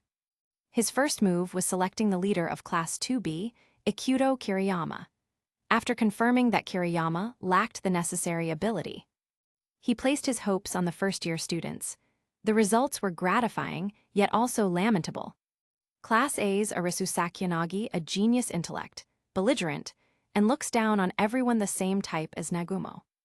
Class A's Kohei Katsuragi, mature and steady, which was both a strength and a weakness. He lacked malleability. Class B's Hanami Ikino's a social butterfly, naive in character, with high potential for growth. Unfortunately, he didn't have enough time to wait for her to mature. Class C's Hiyori Shiina possessed extremely high analytical and reasoning abilities, but was an escapist. Class D's Kiyotaka Ayanokoji, a hidden powerhouse who scored a perfect 50 on all entrance exams. A glimpse of his true ability was revealed during the last deliberation. But unfortunately, he lacked motivation. Class D's Rokyusuke Konji, heir to the Konji conglomerate. His ability was unquestionable, but he was a libertarian through and through. There wasn't a single one to whom he could confidently entrust the position of student council president. After much deliberation, Manabu Horikita ultimately considered Hiyori Shiina's opinion and recruited Ryuen into the student council. Although making Kakeru Ryuen a delinquent leader, the head of the disciplinary committee was certainly an unconventional idea, beyond the realm of normal comprehension. Then again, tossing a catfish like him into the fish bucket would certainly introduce more uncertainty into the future. As for how this farce would end, Manabu Horikita decided he would wait and see. Meanwhile, in the library, Hiyori Shiina watched as a girl who had come seeking guidance departed. Just as she was about to return her attention to the novel in front of her, she heard footsteps approach, followed by a boy's rather abrupt complaint. "Hey. Hey, Katsuraga-san, it's already full in here. Yahiko, you must be quiet in the library." The speaker was one of Class A's leaders, Kohei Katsuragi. His bald head was so conspicuous that it was hard not to recognize him. Following behind him was a green-haired boy with a buzz cut, holding his textbooks with a disgruntled expression. His name was Yahiko Tatsuka. The two of them seemed to be looking for seats to study. Katsuragi glanced around, nodded when his eyes met Hiyori Shiina's, and then led Yahiko Tatsuka past them. As they passed the area where the Class C boys were sitting, Yahiko curled his lip and said casually, "If you ask me, the guys from Class C and D should just transfer out already. What a waste of public resources." "Say that again, you bastard." Daichai Ishizaki shot up from his seat, startling Yahiko Tatsuka so much he shuddered. The shout drew the gazes of nearly everyone in the library. Seemingly having lost face, Yahiko Tatsuka stiffened his neck, crossed his arms to feign composure, and looked at the powerfully built Ishizaki. "Was I wrong not long after school started? You all engaged in group violence. You people." Katsuragi turned and raised a hand to stop him. "That's enough, Yahiko." At the same time, noticing the commotion behind her, Hiyori Shiina quickly stood up and moved forward. Within the girl's body, Symon mentally peeked out and said cheerfully, "I'm really curious how this school selects its students. I've only ever seen gods like this, who can start a team fight on a whim on TV." A hint of amusement flashed in Hiyori's violet eyes. She didn't rush to reply, instead intercepting Ishizaki, who was clenching his fists and about to go reason with Yahiko Tatsuka. In a soft yet firm voice, she stopped him. "Ishizaki-kun, you can't fight." But he went too far, Daichai Ishizaki said through clenched teeth. "That's still not allowed." Hiyori Shiina shook her head, her bangs swaying. She persuaded him in a gentle tone, "The midterm exams are coming up soon. If you get suspended, you won't be able to take them, and that means direct expulsion, you know." Ishizaki clicked his tongue and sat back down in his seat. After stopping her impulsive classmate, Hiyori looked at Yahiko Tatsuka, who was giving her an awkward smile, then shifted her gaze to Katsuragi. After a moment's thought, she said softly, "Katsuragi-kun, it would be best to refrain from deliberate provocations. Across from her, Katsuragi fell silent for a moment upon hearing her words, then said seriously, "I'll be more careful." Yahiko, now snapping back to his senses, realized his big bro had taken the blame for him and quickly tried to correct the situation. "I'm very sorry, it had nothing to do with Katsuragi-san just now. I said it myself." "Is that so?" Hiyori Shiina's eyes flickered for an instant. Without continuing the conversation, she returned to her seat with peace of mind. Seeing this, Katsuragi also led Yahiko away from the area. The faint sound of their low conversation could still be heard. At the same time, Symon spoke up in her mind with a laugh. "Hiyori, I haven't offended you in the past, have I?" "Why would you think that, Mr. Ghost?" Symon teased. "That attempt to sow discord just now was a bit too natural. I'm a little scared now. You're not allowed to pull that kind of trick on me in the future." "Ara, you noticed." The girl giggled to herself and changed the subject. "Katsuragi-kun is a good person. Isn't he to protect his subordinate? He was willing to accept blame that wasn't his. That Yahiko is certainly worth the effort." Symon gave his assessment with a smile. "He runs his mouth, but he can listen to reason. He lashes out wildly, but knows how to protect his master. You could call him a good dog, much better than those people in your class who can't read the situation." "Your assessment is a bit too sharp, Mr. Ghost. You were the one who tested him, you know. How did I end up being the bad guy, young lady? I suspect you're a bit too black-bellied." Symon didn't dare say that out loud. Chapter 23, Symon knew he was wrong, but had no intention of changing. The next day after school, the news that Ryuen had been appointed chairman of the disciplinary committee had spread throughout the entire first year. To celebrate, Class C went to the on-campus KTV for a party. Since the party location was a bit unusual, the girls naturally had a choice. No one was forced to go if they didn't want to. Hiyori Shiina was among those who didn't go. For a change, she didn't head to the library either. Instead, she returned to her dorm, changed into casual clothes, and went to the Kiyaki Mall. Standing before a full-length mirror with a pure white frame, Hiyori Shiina looked at the youthful girl in the reflection, with her bright, captivating eyes and graceful presence, and gently asked in her mind, "Mr. Ghost, is this one okay? Are you really planning to buy it?" Symon's feelings were complicated. "You have to be direct about whether you like it or not," the girl said, her words carrying a hidden meaning. "All right, I do like it." Having received an affirmative answer, the girl nodded slightly. After confirming the mirror's weight and making sure she could carry it, she turned and went downstairs to pay. She followed the staff member all the way until the mirror was delivered to the dormitory building, at which point the girl maneuvered it into the elevator by herself. As the doors were closing, the faint sound of a few girls complaining came from outside the elevator. The voices sounded somewhat familiar. "Seriously, that Ryuen from Class C is obviously a delinquent. Isn't he? Did the student council even investigate him? Little Hanami, I told you the previous failure definitely wasn't your fault. That Ryuen is proof of it." "No, it's not that. My abilities are still lacking. Ryuen-kun is bold and decisive.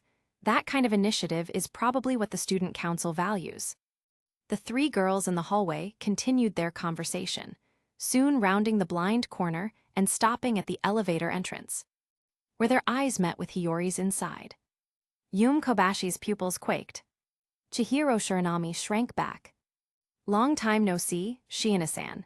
Hanami Ikenos greeted her a bit awkwardly, forcing a calm expression as she said with a smile, "You didn't hear any of that just now, right?" A glint of mischief flashed in Hiyori Shiina's eyes, and her tone became whimsical. "Ara, I did happen to hear what you were saying just now. You wouldn't want—" She stopped mid-sentence, her voice trailing off abruptly. The girl's expression looked a little mischievous and cunning. Ikenos tilted her head, a question mark appearing above it. She couldn't understand what that sentence meant. Behind her, however, Yume Kobashi and Shiranami understood instantly. They exchanged a look, stepped up to Hiyori, and pleaded with feigned pitifulness. "Hiyori-chan, we're begging you, we'll do anything." Symon was shocked on the spot. "Wait, how did you guys get that so fast?" Hiyori didn't respond to his comment. Instead, She showed the two girls the height of the full-length mirror behind her and said with a smile, "I can forget what just happened. If you could, just help me carry this into my room." "Oh, is that all?"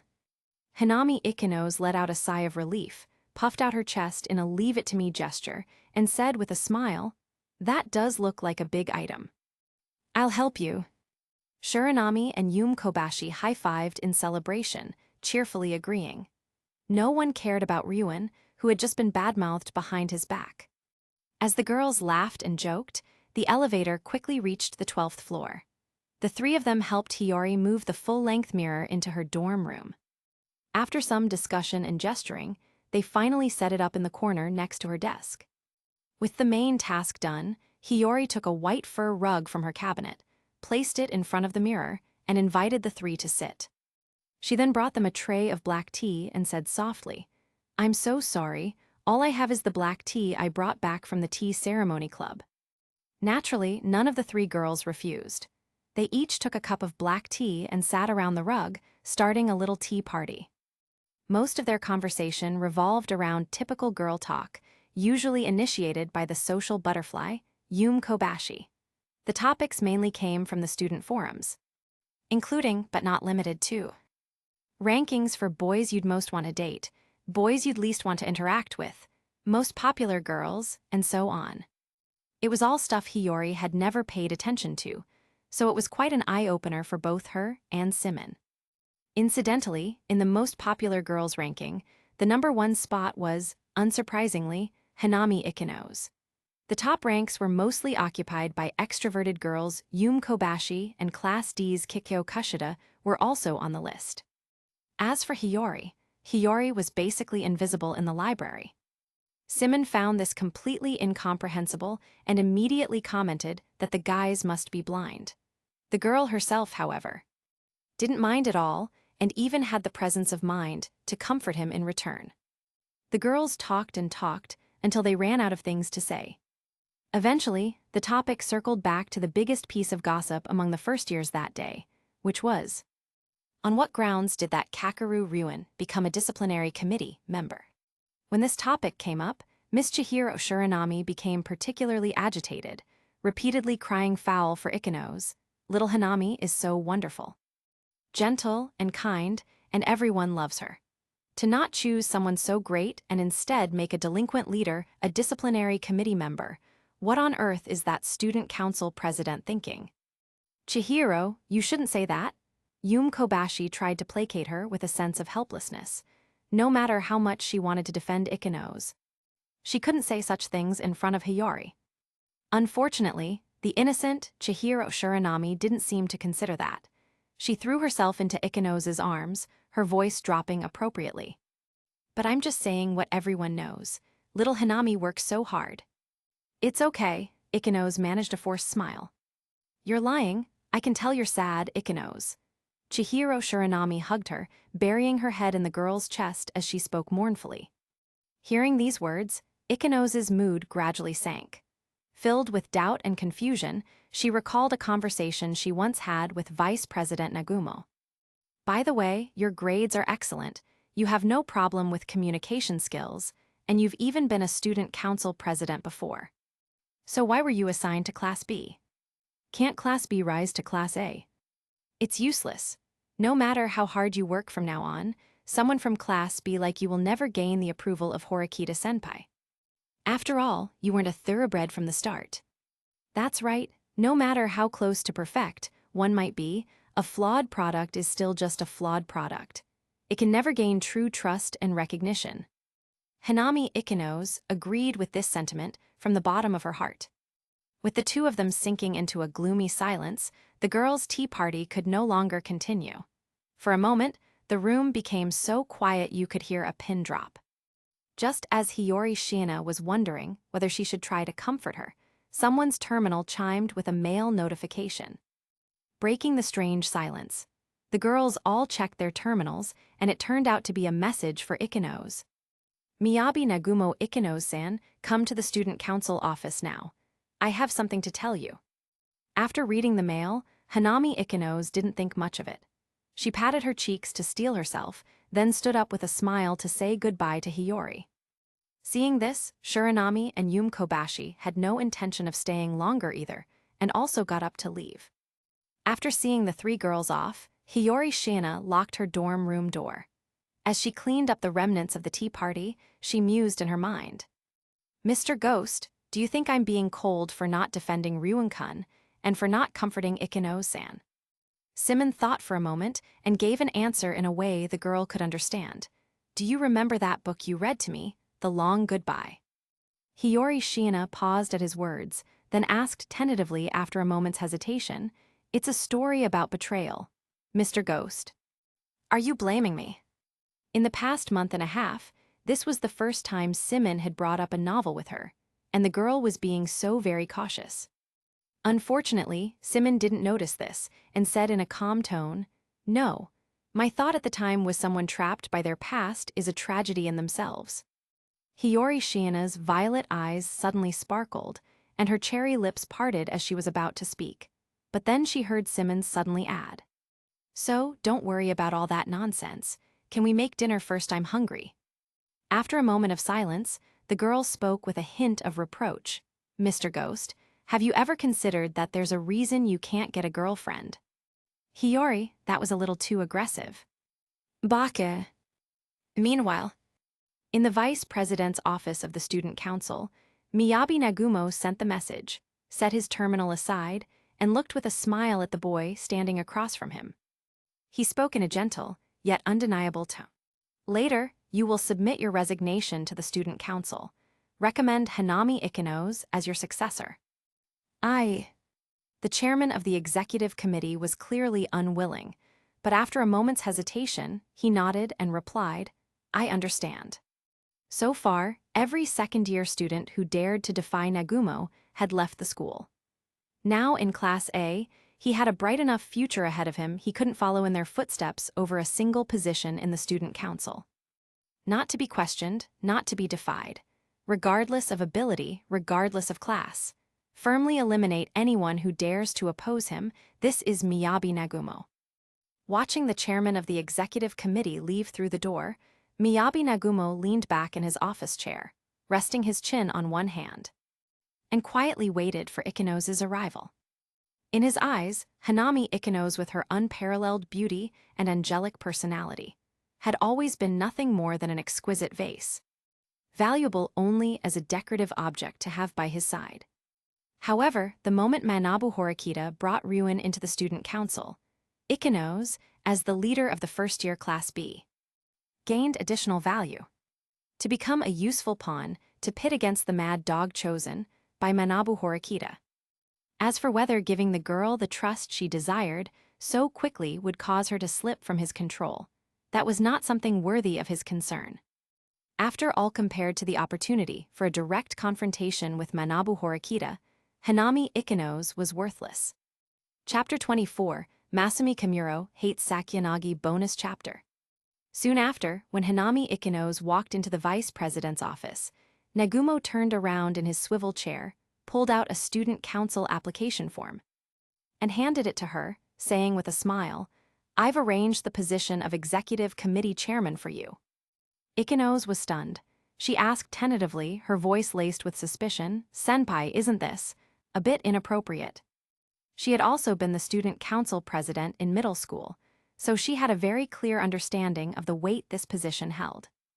Generally, the main body of the student council is composed of the following positions: the core management, the student council president, 2 vice presidents, the secretary, and the treasurer.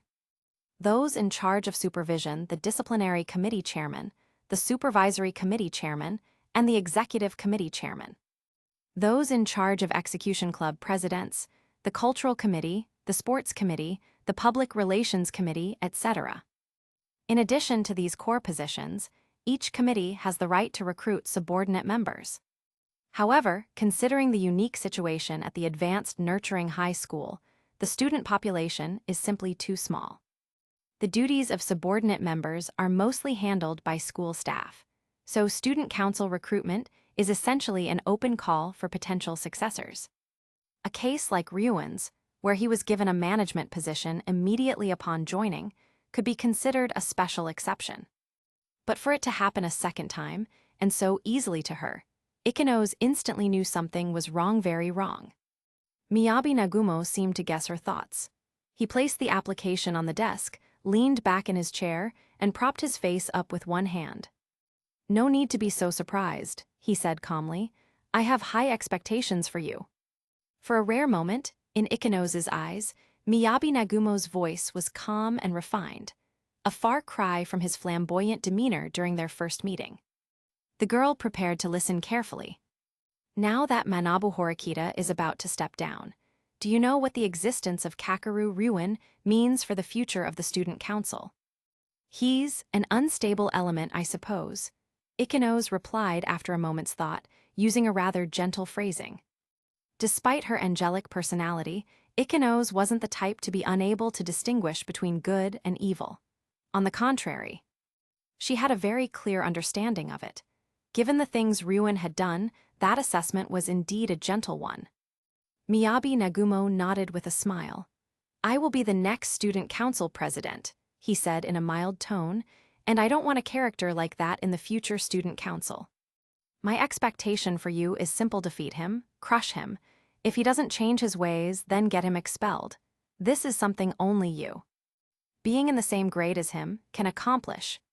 Consider the position of executive committee chairman as my investment in you, my trust.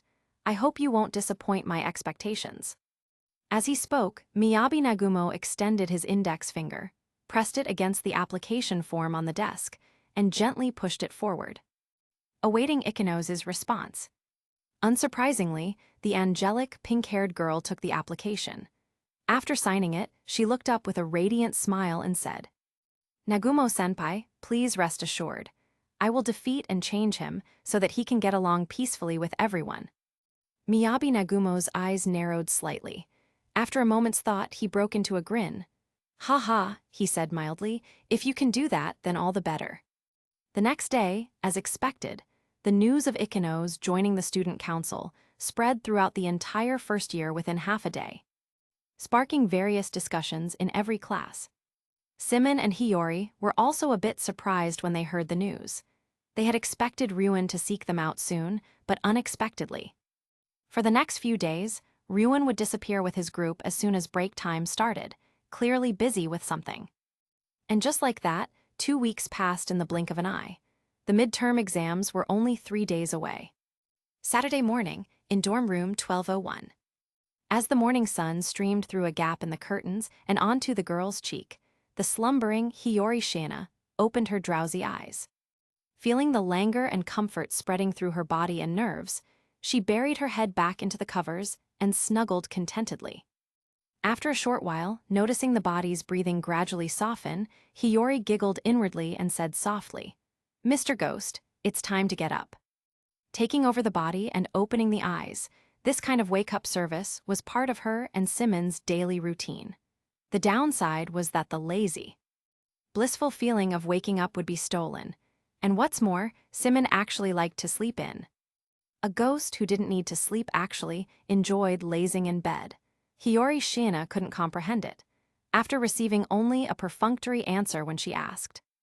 The girl could only attribute it to something as ethereal as soul inertia. A little while later, feeling control of the body returned to her, Hiyori Shiina finally took over. After a quick wash-up, Hiyori Shiina stood before the mirror and tied her hair into a high ponytail, which someone seemed to be particularly fond of. She changed into the school-issued red tracksuit, slipped on a pair of white sneakers, and left the dorm.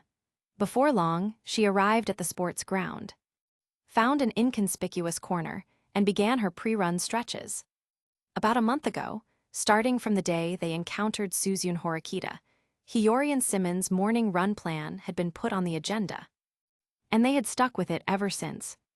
Aside from the very beginning, when Hiyori had asked for advice from Minori Kinoshita, a member of the track and field club in her class. She always made sure to avoid the sports clubs and fitness enthusiasts to keep from being bumped into. Don't be fooled by the fact that the advanced nurturing high school has fewer than 500 students in total. In reality, the track and field, basketball and soccer clubs, the 3 clubs that regularly participate in morning runs, already had more than 40 members combined. More than an entire class. Under these circumstances, the group of morning runners at the sports ground was extremely large every day. Adding to that, the suggestion to go to the gym had been met with firm resistance from Symon, so the girl had no better option than to simply be careful. After finishing a set of stretches, just as Hiyori was starting a slow jog onto the track, a somewhat familiar female voice suddenly sounded beside her. "I haven't seen you before, you don't come here often." The speaker was Class A's Masumi Kimuro. The purple-haired girl, also wearing a high ponytail, was jogging alongside her, a look of complete surprise on her face as she glanced over. Not long after the start of school, Kimuro had tailed and investigated Hiyori at Sakyonaga's behest.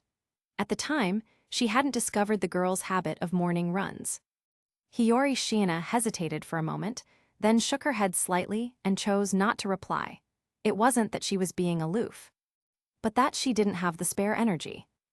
3 minutes later, Masumi Kimuro twisted open a bottle of mineral water she had just bought and, somewhat speechlessly, pressed it against the girl's flushed cheek. "Thank you," Hiyori said with a smile, taking the water and taking a couple of small sips. She let out a sigh of relief. "I'm saved." Kimuro averted her gaze, her words merciless, a 10-minute warm-up and a 400-meter run. How pathetic. "Hiyori, this girl seems to be a tsundere." Symon chimed in mentally at the right moment, teasing with a laugh. Showing concern through her actions, but speaking coldly. If that wasn't a classic tsundere, what was? Holding the room-temperature mineral water, a hint of amusement flashed in Hiyori's eyes. She didn't respond to Symon's comment, but instead invited the other girl to an open area and started chatting while doing post-run stretches. "Speaking of which, I haven't seen Sakyonaga-san recently. Have you been taking care of her, Kimuro-san?" "Who's taking care of her?" Masumi Kimuro quickly denied, her tone urgent and defensive. If Sakyanagi hadn't caught her red-handed during a cost-free merchandise transfer activity at the convenience store on the first day of school and blackmailed her, there's no way she would be working for her. In short, she definitely wasn't taking care of her. "Are you two having a spat?" Hiyori tilted her head and said with a smile, "Remember to get along, okay?" "I'd rather not." Masumi Kimuro pouted and said in a relieved tone, "It's a good thing Kido-san and Yamamura-san joined her side.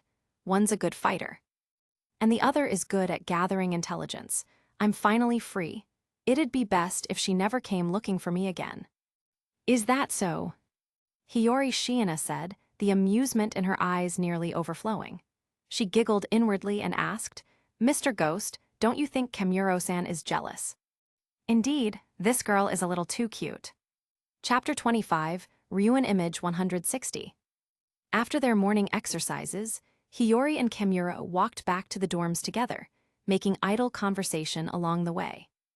It was mostly Kimuro complaining about how awful and disobedient Sakyanagi was. "She only ever speaks in half-truths.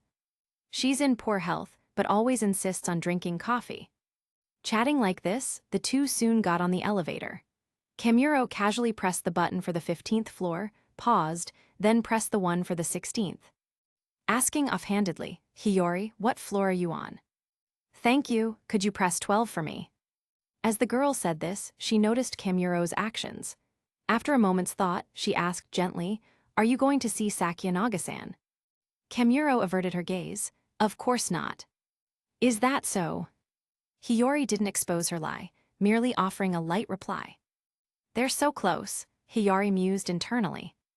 "I suggest they go home and get married," Symon added. Having been looked after by Kimuro, Hiyori had no intention of trying to probe her for information. When the elevator chimed, the two girls parted ways smoothly. Back in her dorm, she ate breakfast and then emerged from the bathroom after washing away her sweat, wrapped in a bath towel. Hiyori sat in a W-sit on the white rug. She took off her hair-drying cap and began to patiently detangle her semi-damp, long hair in front of the full-length mirror, waiting for it to air-dry. "No matter how many times I see this, I still think managing this hair is such a pain," Symon grumbled. "Why do you have to brush it before washing? Why does it take so long to lather?" Why can't the conditioner touch the scalp? Why only use the cold setting on the hairdryer? What even is hair essence? And what's this anti-hair loss serum? Noticing his little complaints, a flicker of amusement crossed Hiyori's eyes. She picked up a strand of long blue hair that had fallen by her feet and asked, as if casually, should we cut it shorter then? No, I was wrong. Seeing as someone's apology was exceptionally sincere, Hiyori nodded in satisfaction and let the topic drop. You actually really like it. Don't you? About half an hour later, Hiyori Shiina finished with her hair and changed into a set of loungewear with overalls that Symon had complained about countless times. She took a copy of Murder on the Orient Express from her drawer and placed it on her lap. Softly reciting the story she had long since read, the girl quietly and resolutely continued to carry out her premeditated book buddy development plan. Time flew by amidst the girl's gentle whispers. Ultimately, the culprit that interrupted this peaceful time was an email from Ryuin. Its content was concise. Come to the student council office, I've gathered some intel. After reading the email, Hiyori Shiina thought for a moment and decided not to refuse. She put down her book, found a hair tie to casually pull her hair into a low ponytail, and headed straight out the door. Upon arriving at the disciplinary committee office, Symon, watching through the girl's eyes, immediately saw Ryuin with his feet propped up on the desk. Frowning as he leafed through some documents, he couldn't help but laugh out loud. To be honest, I'm a little surprised he didn't tear up that list. A glint of amusement appeared in Hiyori Shiina's eyes, but her expression remained impassive as she sat down across the desk. Once she was seated, Ryuin put down the files in his hand. He didn't rush into business, instead glancing around the office before laughing self-deprecatingly. I thought it would take years of hard work to get an office of my own. I didn't expect to achieve that goal so quickly. Ryuin-kun, are you planning to go into politics? Hiyori Shiina asked with feigned curiosity at Symon's prompting. No, my dream is to become an entrepreneur, Ryuin answered frankly, making no attempt to hide it. Symon chuckled at that. With all due respect, he might not be cut out to be a major entrepreneur, but he'd have no problem being a small-time boss. Things like watering a rival company's money tree with poison, unplugging their internet cables, or flipping their circuit breaker. He definitely wouldn't hesitate to do stuff like that. Hiyori Shiina couldn't help but roll her eyes after hearing that. Considering Ryuin's usual behavior, she felt she couldn't really comment. So she just said softly, "Is that so?" Ryuin gave a non-committal response, having no intention of discussing his ambitions with her. He touched the armrest of his office chair and got straight to the point for the past half-month.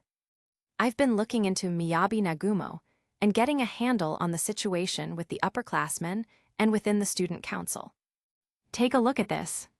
With that, Ryuin took out his personal terminal, found 2 images, and sent them over. Symon looked along with the girl. The images were photos Ryuin had taken of the upperclassmen's class points. Second-year Class A 1,800 points, Class B 900 points, Class C 800 points, Class D 600 points.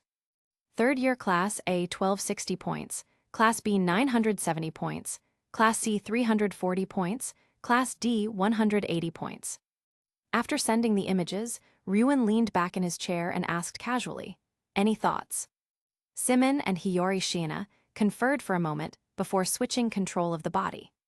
Holding the personal terminal, Symon looked at the photos, his eyes lowered in thought. The second year's points are too uniform. The class competition is clearly over. The leader is likely that Miyabi Nagumo, and they're now working as a group to fleece the school. The school obviously has a countermeasure in place, keeping the total class points capped at 4,000. Under these circumstances, after subtracting living expenses, the second years probably add around 10 million points to their public accounts each month. However, this school's philosophy is based on competition. They wouldn't just stand by and let the second years get comfortable. The administration will surely take measures to reclaim points, and the easiest way is to increase the difficulty of the exams. During exams, the second years will have to choose between points and their classmates, by simply abandoning those who don't fit in or are useless. They can save a massive amount of points. Miyabi Nagumo is clearly not a true leader type. On the contrary, he has a noticeable desire for control and will most likely make choices that maximize his own benefit. Considering it takes a significant amount of time for these class point totals to form, the second year's public account balance is likely somewhere between 20 and 60 million, depending on the difficulty of the school's exams. And under the dual pressure from both the school and Miyabi Nagumo, the overall academic atmosphere among the second years must be incredibly competitive and repressive. No one wants to be the one left behind. However, if this cruel last-place elimination system is maintained for 2 years, it might actually produce a batch of the outstanding graduates the school desires. Besides a higher expulsion rate, there are few downsides. Having given his mild-toned overall assessment of the second year, Symon swiped his finger, looked at the third-year class points on the screen, and after a moment of thought, continued. There's not much to analyze about the third years. Class A has a huge advantage, Class B is close behind, Class C is barely getting by. And Class D is on the verge of collapse. The entire year is essentially fragmented, similar to the current situation with the first years. Judging by how Class D can't even sustain a basic lifestyle, it seems Manabu Horikita hasn't united the other classes. I don't know if he chose not to or was unable to. If your goal is to defeat Miyabi Nagumo and become the student council president, then with the points in the second year's public accounts. He only needs to buy off the third-year C and D classes and the first-year D class to secure more than half the votes in the school, putting him in an unbeatable position. The third years won't run, the first years would never let one of their own become president, and the second year is a solid block. At this point, Symon looked at Ryuen across from him and said with a smile, "Based on these 2 photos you sent me, it's pretty much impossible for you to beat Miyabi Nagumo. I don't see any path to a comeback. However, I doubt Manabu Horikita would present someone with an unwinnable situation, seeing as you investigated for half a month before coming to me. Have you found a way to break the deadlock?" Across from him, hearing Hiyori Shiina ask this, Ryuen's expression became uncharacteristically complex for a moment. He had a silent WTF running through his mind. You can analyze all this from just 2 pictures, then what the hell have I been running around for these past 2 weeks for? Chapter 26. Symon, young man, you've still got a lot to learn. After composing himself, Ryuen thought for a moment and explained. Just as you said, to take down Nagumo, we really have to start with the second years. And they aren't the monolithic block you described. I've made some discoveries during my investigation. At this point, Ryuen sent her 2 photos in quick succession. Symon glanced at them. The photos showed a man and a woman. The man was a familiar face, someone he had seen during the previous student council deliberation. The girl was beautiful, with white hair, red eyes, and delicate features. Judging by the photo, her gaze was quite menacing. It was clear the photographer had been discovered while taking a surreptitious shot. Without waiting for Symon to ask, Ryuen took the initiative to explain. According to the information I've gathered, the current second-year Class B was Class A when they first enrolled. These 2 are the only ones in the second year qualified to stand against Nagumo. The man in the photo is Ikuto Kiriyama, the current leader of the second-year class. He's also the other vice president brought into the student council by Manabu Horikita. The woman is Fuka Kuryuen, a conglomerate heir, also from the second-year Class B. She's highly talented, but has no interest in class affairs. Does as she pleases and doesn't have many friends. However, she has been secretly buying up points, likely preparing to gather the 20 million needed to transfer classes. At this point, Ryuen seemed to recall something and added with a frown. Also, there's a guy in first-year Class D named Rokyusuke Konji who's also buying up points. His background and methods are similar to that woman's. You don't need to pay attention to those 2. Symon shook his head and said with a smile, the school uses avenues for advancement and money to entice students to compete. But for giants like the conglomerates that straddle politics and business, all they have to do is make a promise, and they can easily usurp the school's ecosystem, making everyone play house with them. To put it bluntly, Every student in this school is on a completely different level from them. You don't need to concern yourself with people like that. Even if you offer to be their lapdog, they might not even accept you. That's a merciless evaluation. Ryuin sneered, but he understood the key point. He instantly decided to treat those two as nothing more than background characters from now on. I'm just stating the facts. Symon shook his head and said, "Is there any other useful information as it stands? Kiriyama is Manabu Horikita's public pawn and the only chance to turn the tables. However, in a direct confrontation, he poses no threat to Nagumo whatsoever." Heh, well, there is something. Ryuin gave a cold laugh, picked up his terminal, and sent over 20 more photos. They all depicted Miyabi Nagumo getting cozy with different girls. He didn't say anything further, intending to let Hiyori Shiina improvise. After patiently examining the photos, Symon quickly grasped Ryuin's intention and couldn't help but remark internally, "This guy certainly has his luck with the ladies." "That's not allowed," Hiyori responded with a light laugh in his mind. "Hiyori, I haven't even said anything yet." "Mr. Ghost must be thinking about something lewd. You can't do that." Listening to the girl's soft yet playful whisper, Symon absent-mindedly brushed a strand of hair from his ear. He lowered his gaze in thought for a moment before speaking in a calm tone. "If you want to defeat Miyabi Nagumo, instead of digging into trivial matters like this, I suggest you study America's two-party elections. I believe you'll find it very educational. However, this isn't completely useless. Once you have a scandal, the next steps are framing, exaggeration, and fabricating guilt from innocence. If you want him politically dead, then bribe or manipulate a girl he's involved with to accuse him of sexual assault. Make him run his campaign from a prison cell. It's not like it hasn't happened before in history." Ryuin's pupils contracted. "I told you to improvise, and this is how you open your playing for keeps right from the start." Ignoring his shock, Symon changed the subject, speaking calmly, "You don't need to actually prove it. Aren't you the head of the disciplinary committee before the student council election? You just need to be able to take him away. First, cut off his platform to speak, then make sure the accusation is known by everyone.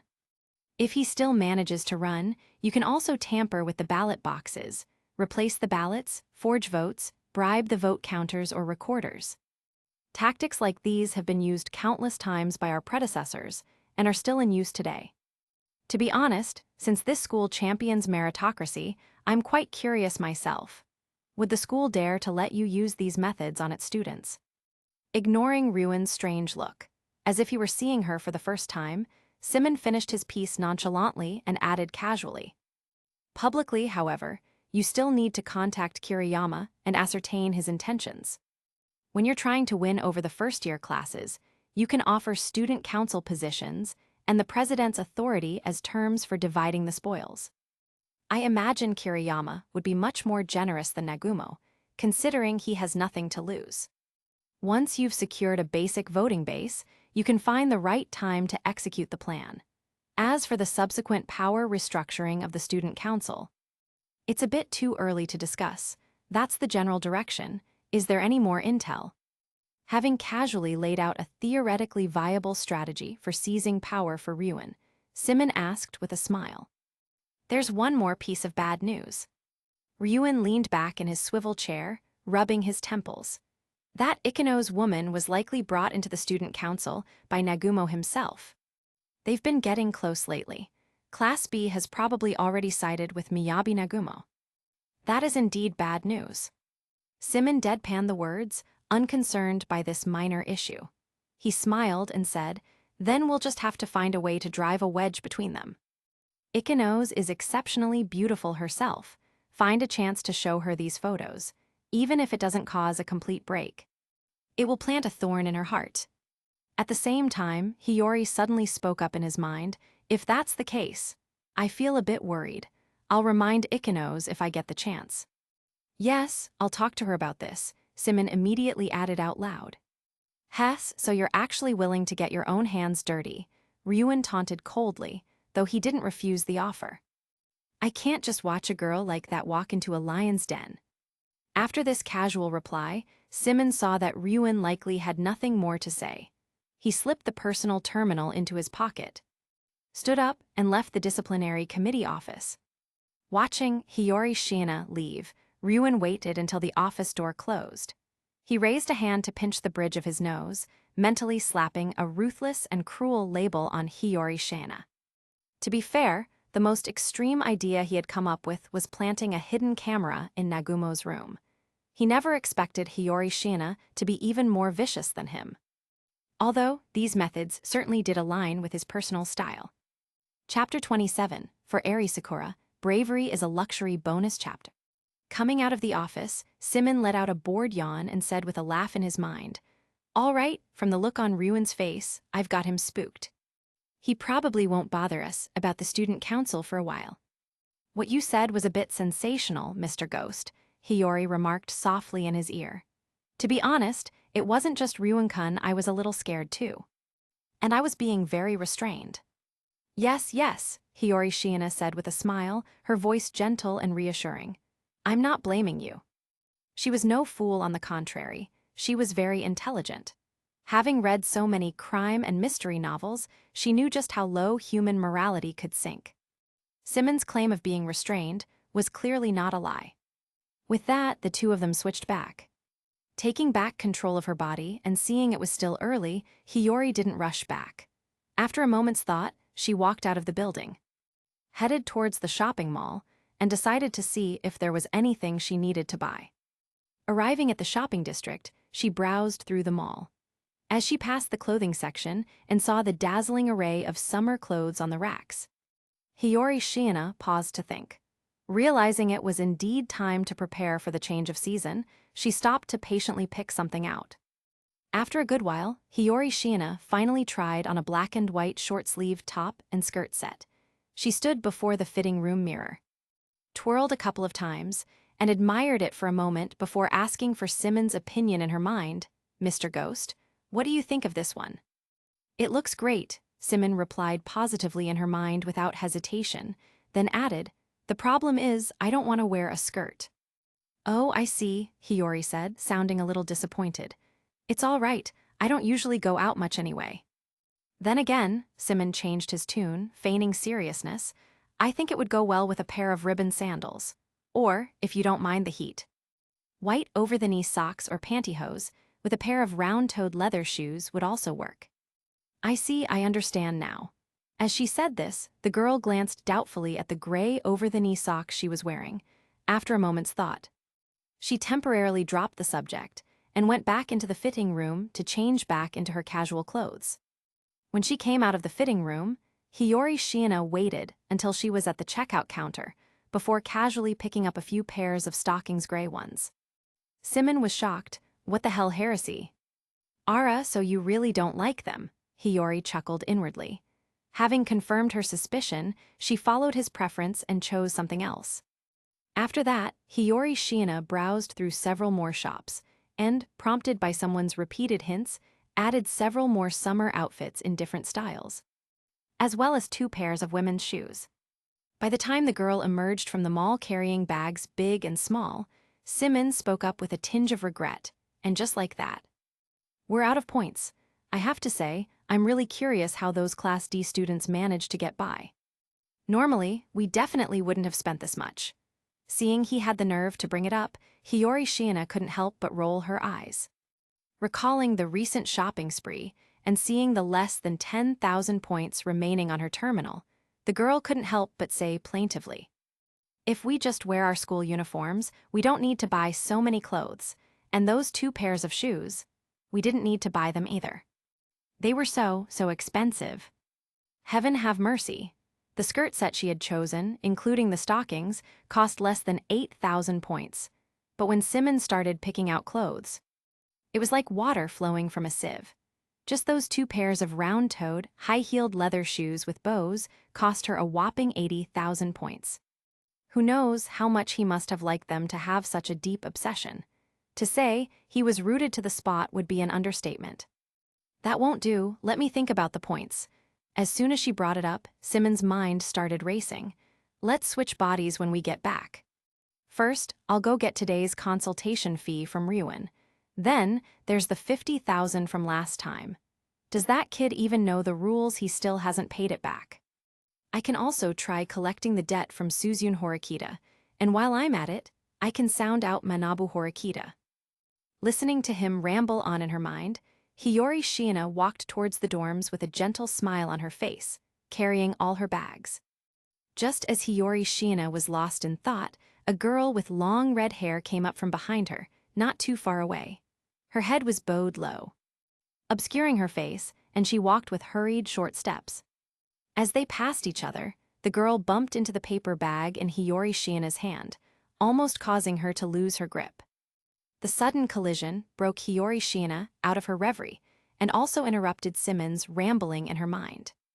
Through the girl's eyes, Symon instantly saw the girl who had turned around, seemingly ready to apologize.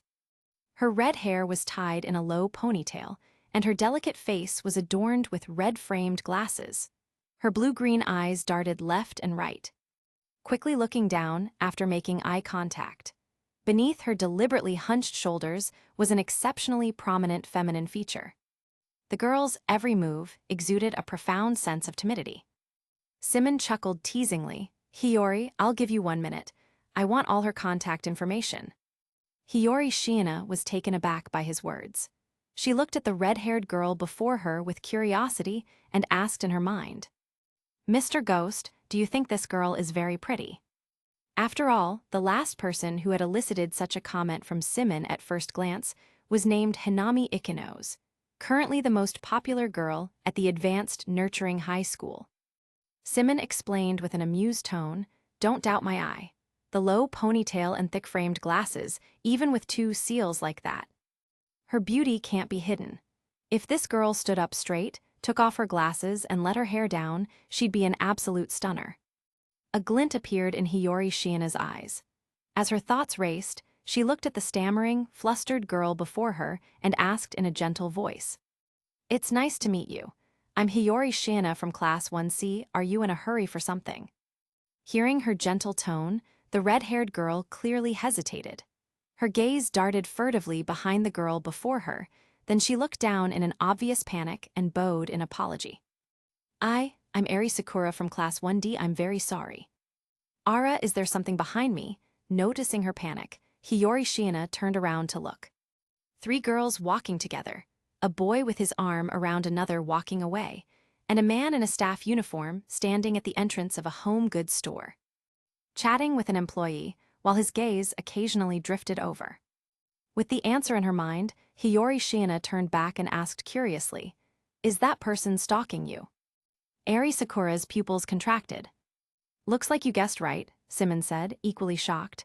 "Hiyori, you have this kind of skill." "Mr. Ghost, I'm very good at observing, you know," she replied to him in her mind. A smile appeared on Hiyori Shiina's face as she tentatively said to Sakura, "It seems I wasn't mistaken.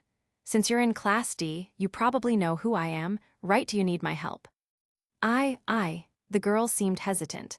Of course, she knew Hiyori Shiina and had no doubt she could help her, but seeing her still hesitating, Hiyori Shiina thought for a moment, then handed her the bags she was carrying and said with a gentle smile, "If it's something difficult to talk about, just walk with me for now. You can tell me the details once we get back to the dorms." Hearing this, Eri Sakura took the paper bags she offered. Tears welled up in her eyes as she quickly bowed and said, Thank you so much." Chapter 28, The Messenger of Justice. The walk back with Eri Sakura wasn't smooth. Like almost all schools, the student dormitories at the advanced nurturing high school are in a rather remote location, making it nearly impossible to avoid passing through some small alleys and corners. Uncertain if the stalker was still around, Hiyori Shiina couldn't just foolishly head straight back to the dorms. She stuck to the main roads, walking alongside 3 girls who had been approaching from the opposite direction, and made her way unhurriedly to the outside of the student cafeteria. It happened to be lunchtime, and the path between the cafeteria and the dorms was bustling with people. As the number of students around them gradually increased, the girl finally led Sakura in a turn, following some students who had just left the cafeteria, preparing to head back to the dorms. As she turned, Hiyori Shiina glanced back and, as expected, could no longer see the stalker. He had apparently given up after realizing he had no opportunity. Eri Sakura seemed to have noticed this as well. She paused for a moment and then visibly let out a sigh of relief, her tense shoulders gradually relaxing. Noticing the change in the girl's state of mind, a smile appeared on Hiyori Shiina's face. Carrying her shopping bag, she walked unhurriedly ahead and said in a gentle tone, "Pay attention, okay, if you realize you're being followed. Remember to observe your surroundings and only walk on main roads and in crowded places. It's even better if you can shout for help." I know." Eri Sakura shrank back, replying timidly she couldn't do it. Back at the dorm, Hiyori Shiina set the clothes aside for the moment and invited the girl to sit on the white rug, not rushing to ask any questions.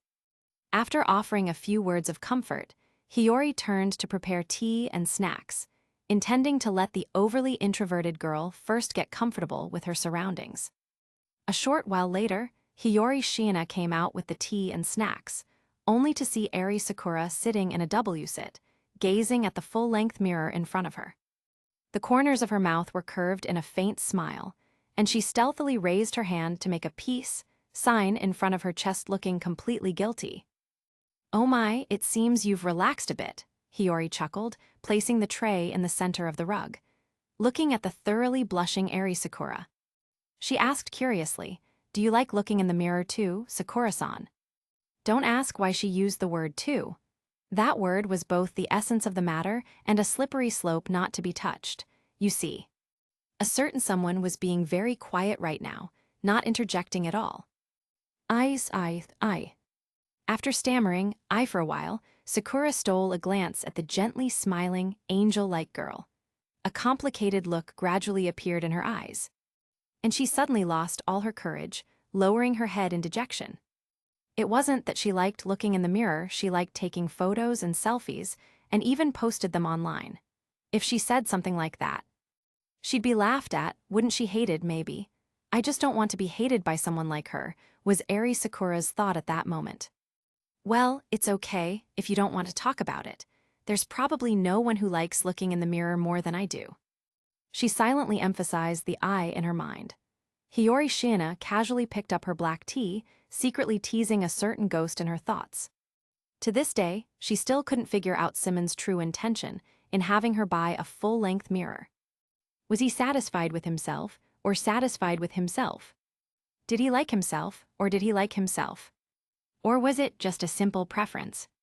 There were too many possible answers, making it a bit too difficult to guess. Though, regardless of which it was, she had no intention of refusing. After all, compared to the friction and contact in their daily lives, this small matter was trivial. As Hiyori was thinking this, Eri Sakura across from her clearly didn't follow her train of thought. She simply misunderstood that Hiyori was taking the lead in confessing a peculiar habit, and quickly waved her hands, saying with a blush, "There's nothing wrong with liking mirrors. I like looking in the mirror too, and taking photos and selfies." Hiyori Shiina. Symon Shiina. Not noticing the question marks, Hiyori was practically radiating.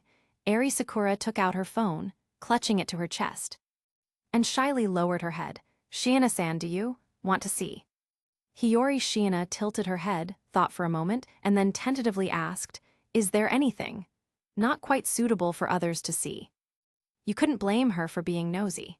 Ever since Symon appeared in her life, the girl had maintained a considerable distance from other girls. She observed all the swimming lessons and never even set foot in places like the locker room. Symon never complained about this. It was a mutual understanding between them. "If it's you, Shiina-san, it's okay." Eri Sakura hesitated for a moment, then carefully woke up her screen. She found her blog account, named Shizuku, opened it, and sat down next to Hiyori, scrolling through it with her. Through Hiyori's eyes, Symon looked at Sakura's selfies with curiosity. They were called selfies, but in Symon's view, they were more like private photo shoots. Just as his intuition had told him, Sakura was indeed very beautiful without her glasses, and with a normal hairstyle, both her figure and her looks were top tier. Compared to Ikino's, she was perhaps just a little behind in terms of looks, but her soft and gentle personality was a plus in his eyes, probably putting her on par with Ikino's. Eri Sakura, JPG. After just a few pictures, Hiyori Shiina averted her gaze. Symon didn't mind and teased her in his thoughts. So, Hiyori, what do you think I told you this girl was gorgeous? Right. That's certainly true, but I didn't expect this girl to be so bold, Hiyori Shiina remarked mentally. How should I put it? Symon pondered for a moment before speaking calmly. Aside from her clothing style being a bit bold, which, combined with a great figure, creates a strong visual impact, she's not actually revealing anything. It barely scrapes the threshold of being risque. However, for someone your age, showing these photos around would indeed be social suicide. If you hadn't helped her out, and if you weren't a girl yourself, she definitely wouldn't have shown them to you. Remember to keep it a secret for her. I see, I understand. As Hiyori Shiina said this, she now began to look through the photos openly with Sakura, scrolling all the way from the most recent ones back to photos from 2 years ago, where the entries abruptly stopped.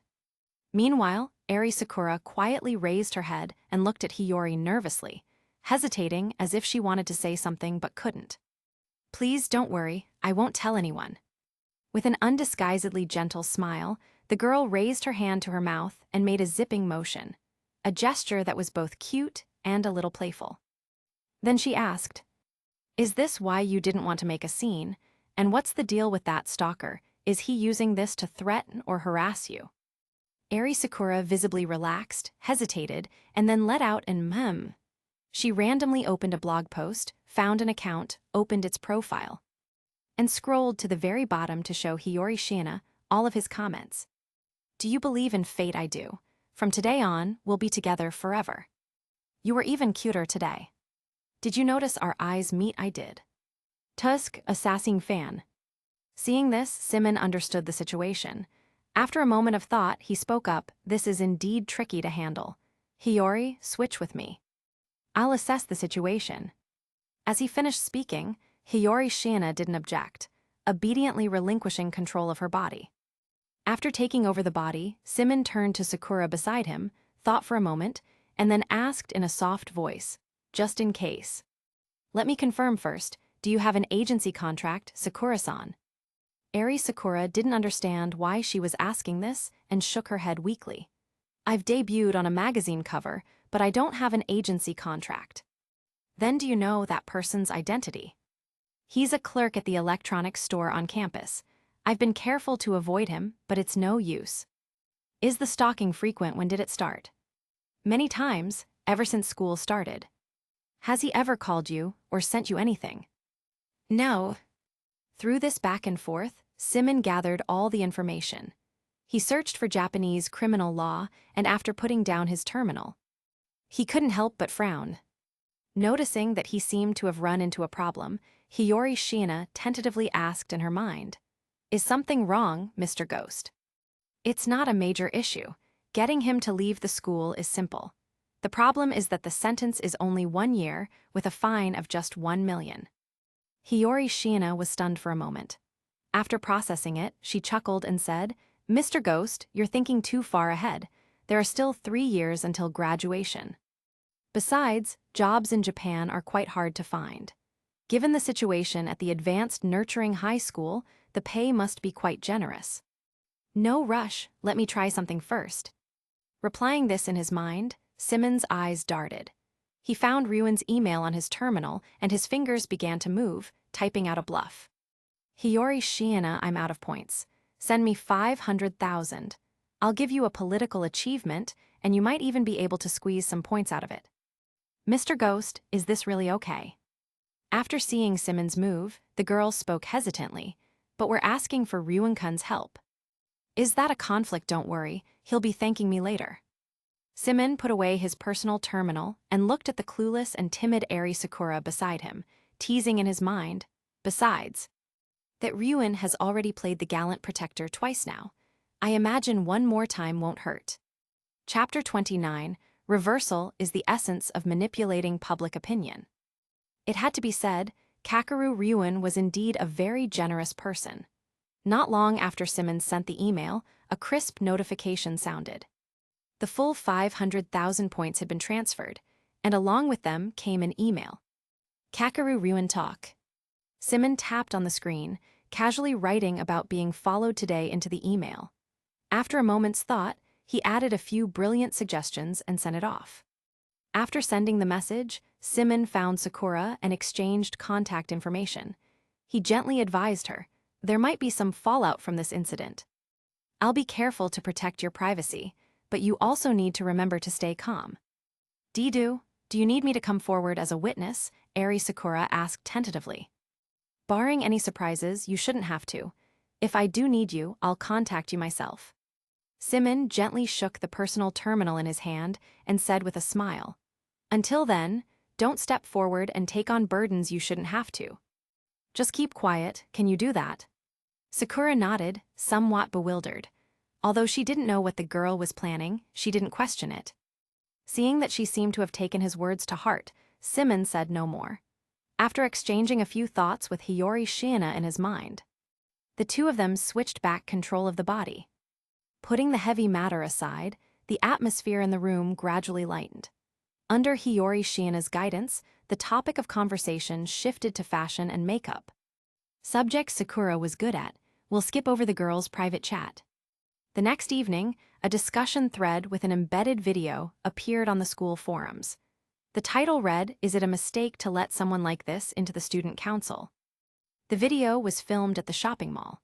It opened with a shot of Kakeru Ryuen, hands in his pockets and wearing sunglasses, standing at the entrance of an electronics store with Albert and Daichai Ishizaki. The camera zoomed in.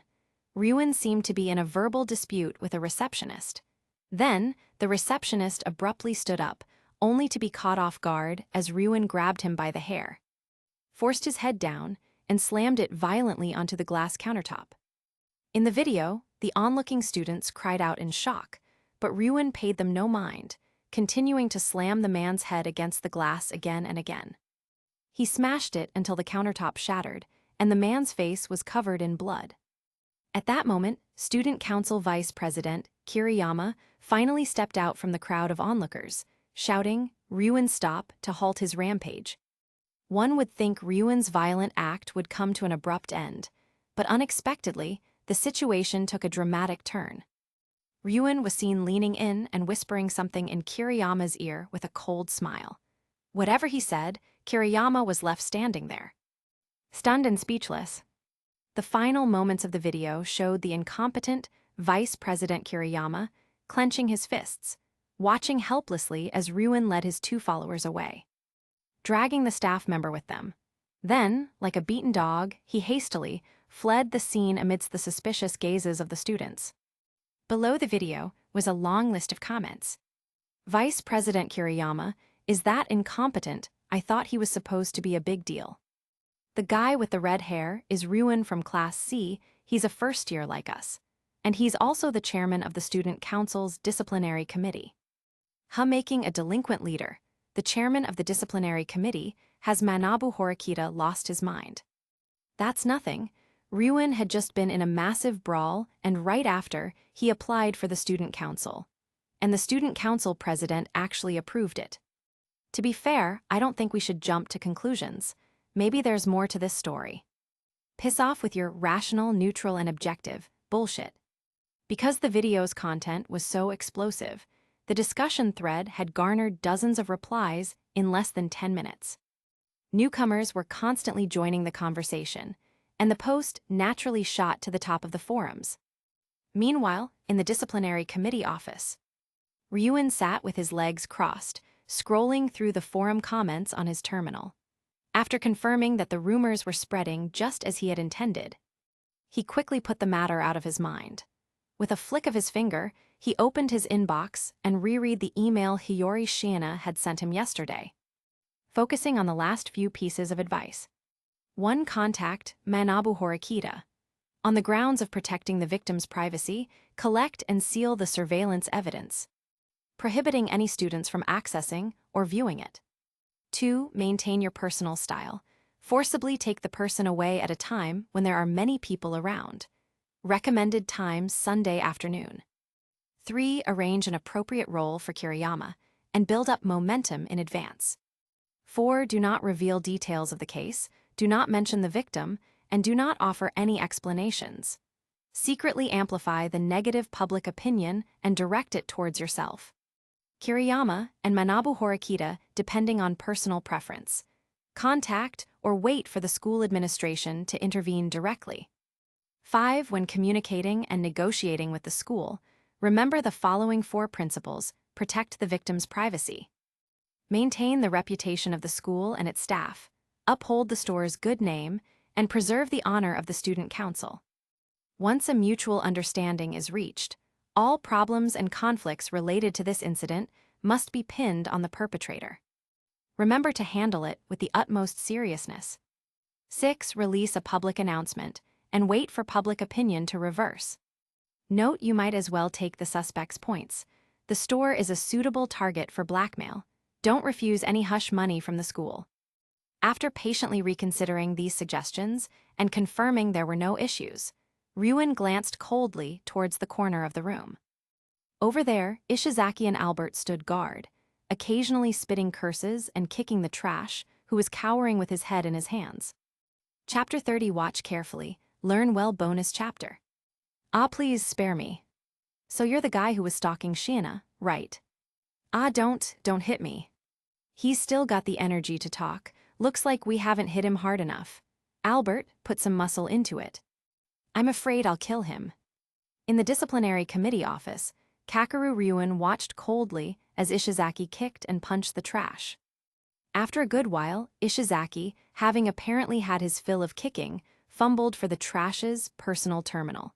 He transferred all the points on it to Ryuen and then gestured to him. Kakeru Ryuen glanced down. The amount transferred was surprisingly large, enough to pay Hiyori Shiina's salary 5 times over. He casually transferred 100,000 points to both Ishizaki and Albert. Then, Ryuen took a key from the desk drawer, tossed it to Ishizaki, and said offhandedly, "The sports equipment room. Throw him in there and keep an eye on him." Albert Yamada stood up straight. "Yes, boss." Daichai Ishizaki cracked his knuckles. "Don't worry, Ryuen-san, he's not going anywhere." With that, the two of them dragged the lump of non-burnable trash, cowering in the corner, out of the room, leaving Ryuen alone in the office to wait for the person who was supposed to arrive. Soon after, a middle-aged man in a brown suit knocked and entered the office. After looking Ryuen up and down, he smiled and said, "I'm Moriyama, the manager of the electronics store. May I ask where my employee is?" Kakeru Ryuen sneered, placing his terminal on the desk. "Cut the crap," he said coldly. "You should have already met with Manabu Horikita. So I don't need to explain what happened. 50 million points, and I won't ask the school to revoke your business license." Moriyama's expression didn't change. In a gentle tone, he said, "You must understand, you are all just students in the end. I will discuss this matter with the school. Now, may I ask where my employee is?" "Heh, don't kid me. A school like the Advanced Nurturing High School, with its involvement in confidential and political matters. You must have pulled a lot of strings to get your store in here, right?" Ryuen scoffed and spread his hands. "Now that you've breached your contract and caused this scandal, I don't need to tell you how happy the vultures circling outside will be. All I want is some hush money. You can deal with the mess with the board of directors yourself." Thanks to a tip from Hiyori Shiina, he had already made preparations yesterday and looked into the store's information, which naturally came up blank. After considering various possibilities and thinking it over for a long time, he finally realized just how difficult it was to get into the Advanced Nurturing High School. It wasn't something that could be achieved with money alone. Seeing that Ryuen had seen through it all, the smile on Moriyama's face gradually faded. He sighed lightly and said, 10 million. That's all I can give you. The school has strict restrictions on us, as you should know. 50 million? Don't try to fool me. If the school had restrictions, someone would have come to talk to me about it. It's not your place to say. Ryuen made it clear he wouldn't be fooled by such nonsense. Moriyama took out his personal terminal and said with some resignation, 20 million. This is truly the upper limit. You should understand the meaning of this number. I'll transfer it to you. Ryuen pushed his terminal away and said with a cold laugh, 50 million. Not a single point less. Moriyama, on the other side, was somewhat taken aback and let out a laugh. Young man, that's not how you negotiate. I only have 25 million points. I'll give you all of it, how about that? As he spoke, Moriyama showed his terminal, revealing his hand to Ryuen. The point balance was indeed only 25 million. Seeing that he had already shown his cards, Ryuen thought for a moment and decided not to press the matter further. The two completed the transaction smoothly. However, after the transaction was complete, to Ryuen's stunned gaze, Moriyama casually pulled another terminal from his pocket, made a call, and left the office. His voice could be faintly heard, "Chairman Sakyanagi, this is." Thump, thump, thump. Ryuen slammed his fist on the desk 3 times and gritted his teeth. Damn it, I still asked for too little. In that moment, Ryuen finally realized he was still too green. Meanwhile, in the student dorms, Hiyori, wearing a new summer outfit, had a book placed upside down on her thighs, which were clad in pure white stockings. She sat with her feet together in front of a mirror, gently swinging them, holding her terminal and watching a video on the forum. Symon, following the girl's perspective, watched the stalker get repeatedly thrashed and couldn't help but praise. That's right, that's how you do it. Ryuen is teachable after all. If Sakura-san saw things blow up this much, she'd be under a lot of stress, wouldn't she? I hope she can get over it. As Hiyori said this, she suddenly seemed to think of something and asked in a gentle tone. Speaking of which, stalking isn't considered that serious of a crime. Will doing this really get that person severely punished? I'm not sure about that either, I'm just giving it a shot. Symon didn't deny that his efforts might be futile. He stated calmly, putting aside the methods I find disgusting, like using Sakura as bait. The best method I can think of is to turn that person into the catalyst for a storm of public opinion, the source of conflict and problems. A thorn in the school's side, and a pawn that must be abandoned and sacrificed.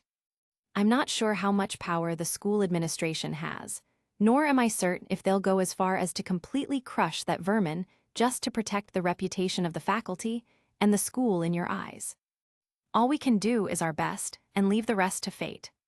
At this point, Symon's tone shifted, and he said cheerfully, Of course, I've already got my points, and that guy will definitely be gone.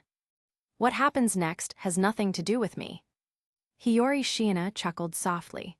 Then, what if the school decides to let the student council handle it themselves? Then, I'd have to wonder if the school administration got kicked in the head by a donkey. After saying that so casually, Symon explained, the faculty and staff act on behalf of the school's will, no matter how much power the student council has. It can only manage student affairs. That is a bottom line that cannot be crossed.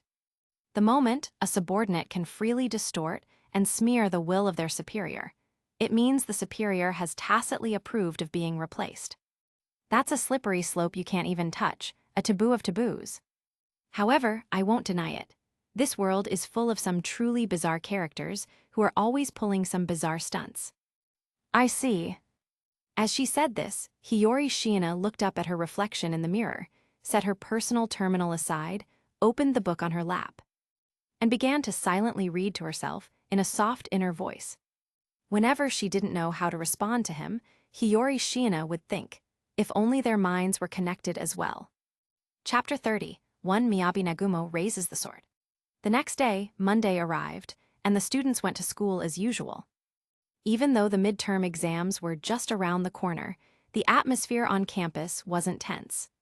Students from all grades were discussing one thing, the violent incident that had occurred in the shopping district the day before. Unlike the previous brawl, this incident not only had on-site video footage, but also involved a scandal with school staff and 2 members of the student council. Its impact was far greater and more widespread. Even in Class C, apart from a few who had received instructions from Ryuen, most were concerned about the incident. They just didn't dare to gossip about Ryuen openly, discussing it secretly amongst themselves. After the first class of the morning ended, Hiyori sat at her desk organizing her notes, overhearing the faint conversation between 2 girls behind her. Hey Fuyu-chan, have you seen the video on the forums? There was big news yesterday. Ryuen will probably be expelled this time. Right. Shh, you're being so loud Shiina-san will hear you. It's fine, Hiyori-chan is so cute, she definitely won't snitch. What does being cute have to do with anything, although Hiyori-chan does look really soft? I want to pet her. Right. Hearing this, Hiyori pursed her lips in resignation. While she could understand the girl's desire to get on her good side, their words were bordering on harassment. Just as the girl was thinking this, Ibuki, who sat in front of her, suddenly turned around and asked with feigned curiosity, Hiyori. The midterms are tomorrow. Will Ryuen be suspended? He won't, Ibuki-san. Hiyori Shiina replied with a smile, adding, besides, if you want to talk to me, you don't have to force yourself to bring up topics you dislike. Hearing this, Ibuki froze. Her gaze darted away unnaturally for a moment before she composed herself and said, that's not it. At the end of the day, Ryuen and his crew are just too arrogant and reckless. They act without thinking about the consequences. Hiyori, you should stay away from them. Thank you, Hiyori Shiina blinked, pressing her palms together. I appreciate your concern, Ibuki-san. Ibuki fell silent for a moment, then quietly turned back around and slumped onto her desk, giving up on further conversation with Hiyori. Today, once again, Miho Ibuki was easily handled by Hiyori Shiina. Witnessing this scene, Symon couldn't help but tease her in his mind. Hiyori, why do I get the feeling you're bullying her? Don't you think Ibuki-san is cute? Mr. Ghost, as long as you can guess what she's thinking and give her a positive response, you can make her blush for a long time. Hiyori chuckled inwardly as she thought this. My dear girl, I suspect you're a bit more black-bellied than you let on. By the way, can you teach me that trick? No way, Hiyori made an X with her index finger, her voice cute and playful. Meanwhile, in the Class A classroom, Arisu Sakyanagi sat in her seat, watching the video on her terminal and leisurely swinging her feet. Standing to her left and right were Masumi Kimuro and Masayoshi Hashimoto, respectively. After finishing the video, Sakyanagi casually set her terminal aside, her light purple eyes narrowing slightly. Princess, is something wrong? The one who spoke was Sakyanaga's current #1 lackey, top yes man, and an expert at reading people Masayoshi Hashimoto. No, that Ryu boy has used this kind of trick once before. He's just as brazen this time around. Arisu Sakyanagi said this with a curve to her lips, her eyes looking at Hashimoto with a hint of amusement. She didn't dislike people like Hashimoto, nor did she mind offering a brief explanation while sycophants are contemptible. When paired with a sharp eye and a diligent, hard-working attitude, they become very useful workhorses. Assuming you can keep them fed. Masayoshi Hashimoto was taken aback for a moment. After mulling over her words, he quickly understood that Ryuen was likely using this incident as a pretext again. He ventured a question. Your Highness, are you thinking about the purpose of Ryuen's actions this time? A flicker of amusement crossed Arisu Sakyanaga's eyes, and a pleased smile graced her lips. She nodded slightly and said, information is limited. Since you've already guessed it, I'll leave the investigation to you. Don't disappoint me, Hashimoto-kun. Of course, Your Highness. Masayoshi Hashimoto performed a knightly bow in a grand gesture, ignoring the various strange looks being secretly cast his way by the rest of Class A.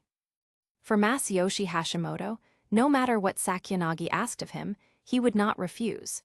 If you asked why, there was one and only one answer: the chairman of the Advanced Nurturing High School surname was Sakyanagi. This was a little secret Masayoshi Hashimoto had discovered by chance. After seeking confirmation from Arisu Sakyanagi, and verifying that the Advanced Nurturing High School was indeed her family's enterprise, Masayoshi Hashimoto had unhesitatingly knelt at her feet and sworn his loyalty as long as he could graduate from Class A. At the same time, in the Class B classroom, Hanami Ikinose was also surrounded by a group of curious girls, being peppered with questions about the student council. Ikinose, please tell us, Chihiro Shiranami pleaded, hugging and shaking her arm, her eyes sparkling as she spoke in a wheedling tone. Sorry, yesterday was a holiday, so I'm not too clear on the details of the matter, Ikinose said, sounding somewhat unnatural. Everyone present noticed it, she was lying. Chapter 32, Ryuji Kanzaki puts the knife away. Everyone in Class B who knew Ikenos could tell she was lying. Noticing this, many gave up asking. However, some persisted, patting their chests and promising, "Don't worry, Ikenos, we won't tell anyone. Can you tell us if that Ryuan guy will actually be expelled, and that Kiriyama is just too soft?" When one person started, others naturally followed. Soon, some who were initially hesitant also tried to offer assurances. Ikenos was visibly wavering and said hesitantly, "Ryuan-kun probably won't be expelled, and Vice President Kiriyama didn't do anything wrong either." Chihiro Shiranami asked curiously, "Is it really okay for that staff member to have been beaten up like that?" Ikenos shook her head and said with a smile, "Actually, that person." "Ikenos, that's enough." The one who cut Ikenos off was Class B's second-in-command, Ryuji Kanzaki. Pushing through the crowd to stand before Ikenos, Ryuji Kanzaki asked in a calm tone, "Ikenos, let me confirm something first. Did the student council ask you to keep this confidential?" Ikenos thought for a moment before shaking her head. "No, I just heard it from somewhere else." All she knew was that the staff member had been harassing a certain female student for a long time. Nagumo was the one who told her this. And he hadn't asked her to keep it a secret. "Then I advise you to say nothing." Ryuji Kanzaki turned around, his calm gaze sweeping over the Class B students, and spoke in a clear voice. "This incident isn't just a competition between students, it involves a staff member and has become public knowledge. Yet, neither the student council nor the school has released any information or made any official statement." At this point, Ryuji Kanzaki looked back at Ikenos and said in a serious tone, "Ikenos, don't tell me you still haven't realized the gravity of this situation." As the heir to the emerging conglomerate, Kanzaki Heavy Industries, Ryuji Kanzaki had grown up in high society and could easily perceive how unnatural the reactions of the school and the student council were. Only he could instinctively realize that, in this situation, if Ikenos were to say something she shouldn't and it got leaked, it would be tantamount to throwing her into the eye of the storm. For the first time, Ryuji Kanzaki began to have doubts. He doubted whether his decision to give up leadership was correct. He doubted if Ikenos could lead Class B to Class A. He doubted if this overly kind girl could even protect herself. Should he take over Class B's affairs? Just as Kanzaki was thinking this, Ikenos, surrounded by her classmates, stood frozen in place, recalling Nagumo's casual tone on the phone yesterday. She gradually sensed that something was wrong. But what good would this do Nagumo? Besides, a staff member who had long been harassing a female student was beaten up by a student. Would saying that out loud really have such severe consequences? Kind and naive, Ikenos couldn't understand. She could only tentatively ask Kanzaki, "What if I had said it?" "You don't have the authority to comment on or define the incident. Depending on the severity of the issue, it's possible the school and the student council president would have to clean up your mess. And you can forget about being the disciplinary committee chairman." Ryuji Kanzaki stated this calmly. Hearing this, the surrounding classmates exchanged glances, lowered their heads, and dared not cause a commotion any longer. Ikenos also realized the seriousness of the matter. She took a deep breath, bowed, and said, "I understand. Thank you very much." Kanzaki-kun. The scene changes. It was now noon. In the Class C classroom, Hiyori Shiina was, as usual, enjoying a carefully prepared bento with Symon, chewing and swallowing in small bites. At the same time, someone suddenly entered the classroom from outside and, without any hesitation, sat sideways in Ibuki's seat. That's right. It was Ryuan. Hiyori Shiina looked up and asked, "Coming at this time, is there something urgent, Ryuan-kun?" "There's bad news," Ryuan said, his eyes filled with anger. "That bastard Kiriyama told Nagumo about the stalking." Hiyori Shiina tilted her head and asked patiently, "Specifically, what did he say?" Ryuan said coldly, "He didn't say much, just mentioned the staff member stalking a female student." As he spoke, Ryuan explained how he had discovered Kiriyama's betrayal. Following along through the girl's senses, Symon listened carefully, gradually piecing together the situation. Just a little while ago, when Ryuan went to the student cafeteria to eat, he overheard someone from Class B lament, It's a shame we couldn't get that Ryuin expelled this time. Realizing the direction of public opinion was off, Ryuin quickly figured out someone had leaked information. After confirming, there were no changes on the forums. He immediately zeroed in on Kiriyama, from the only 4 people who knew. After some intense questioning, he learned that, after the incident yesterday, Nagumo had gone to Kiriyama and asked him what Ryuin had said to him in the video. As it turned out, Kiriyama couldn't handle the pressure at all and immediately spilled about the staff member stalking the female student.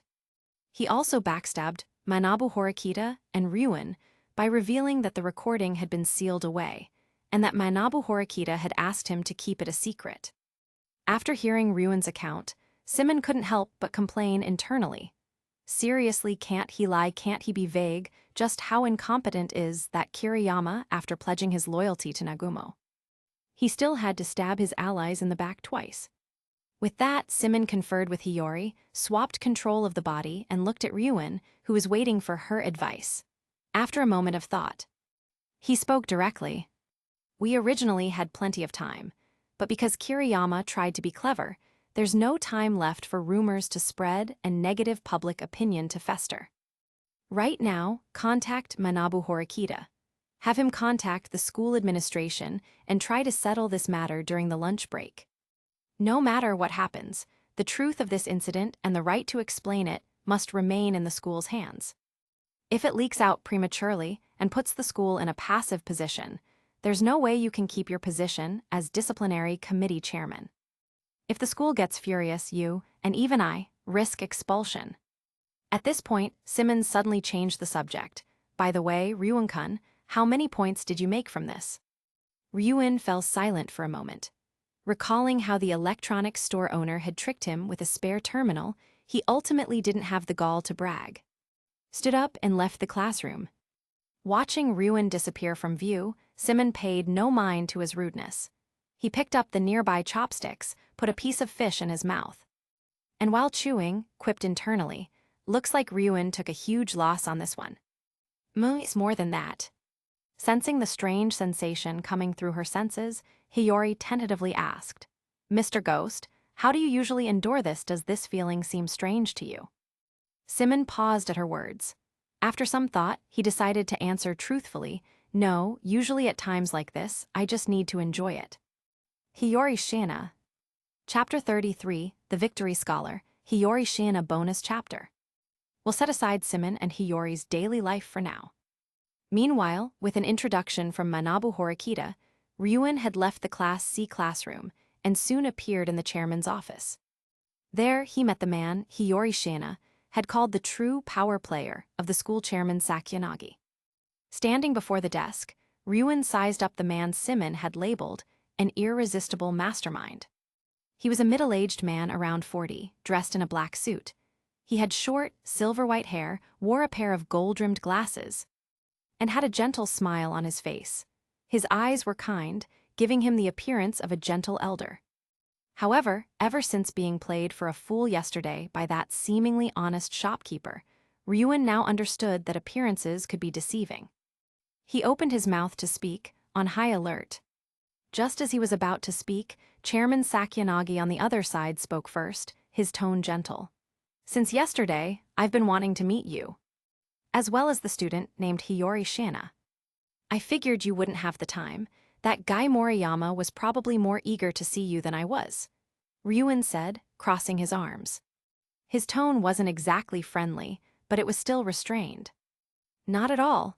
Chairman Sakyanagi smiled kindly, waking up the terminal beside him and showing it to Ryuin. He shook his head and said with a smile, I simply thought you would come see me tonight. Displayed on the terminal was an email. Ryuin was very familiar with its contents. It was the message Hiyori Shiina had sent him the day before yesterday, including the details of the stalking incident and the suggestions that followed, almost completely unchanged.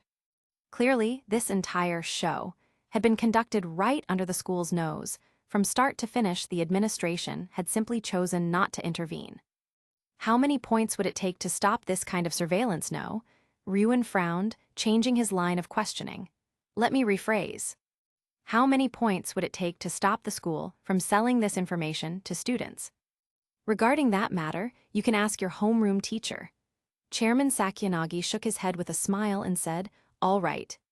Someone will handle the rest. Just leave the key to the physical education equipment room." Ryuin took the key from his pocket and casually placed it on the desk. A cold glint flashed in his eyes as he said, seemingly offhandedly, "There's some bad news. That Miyabi Nagumo from the student council seems to be thinking of leaking the story. He hasn't done it yet. Which is why I came to you ahead of time." Upon hearing this, Chairman Sakyanagi paused, then shook his head with a sense of helplessness.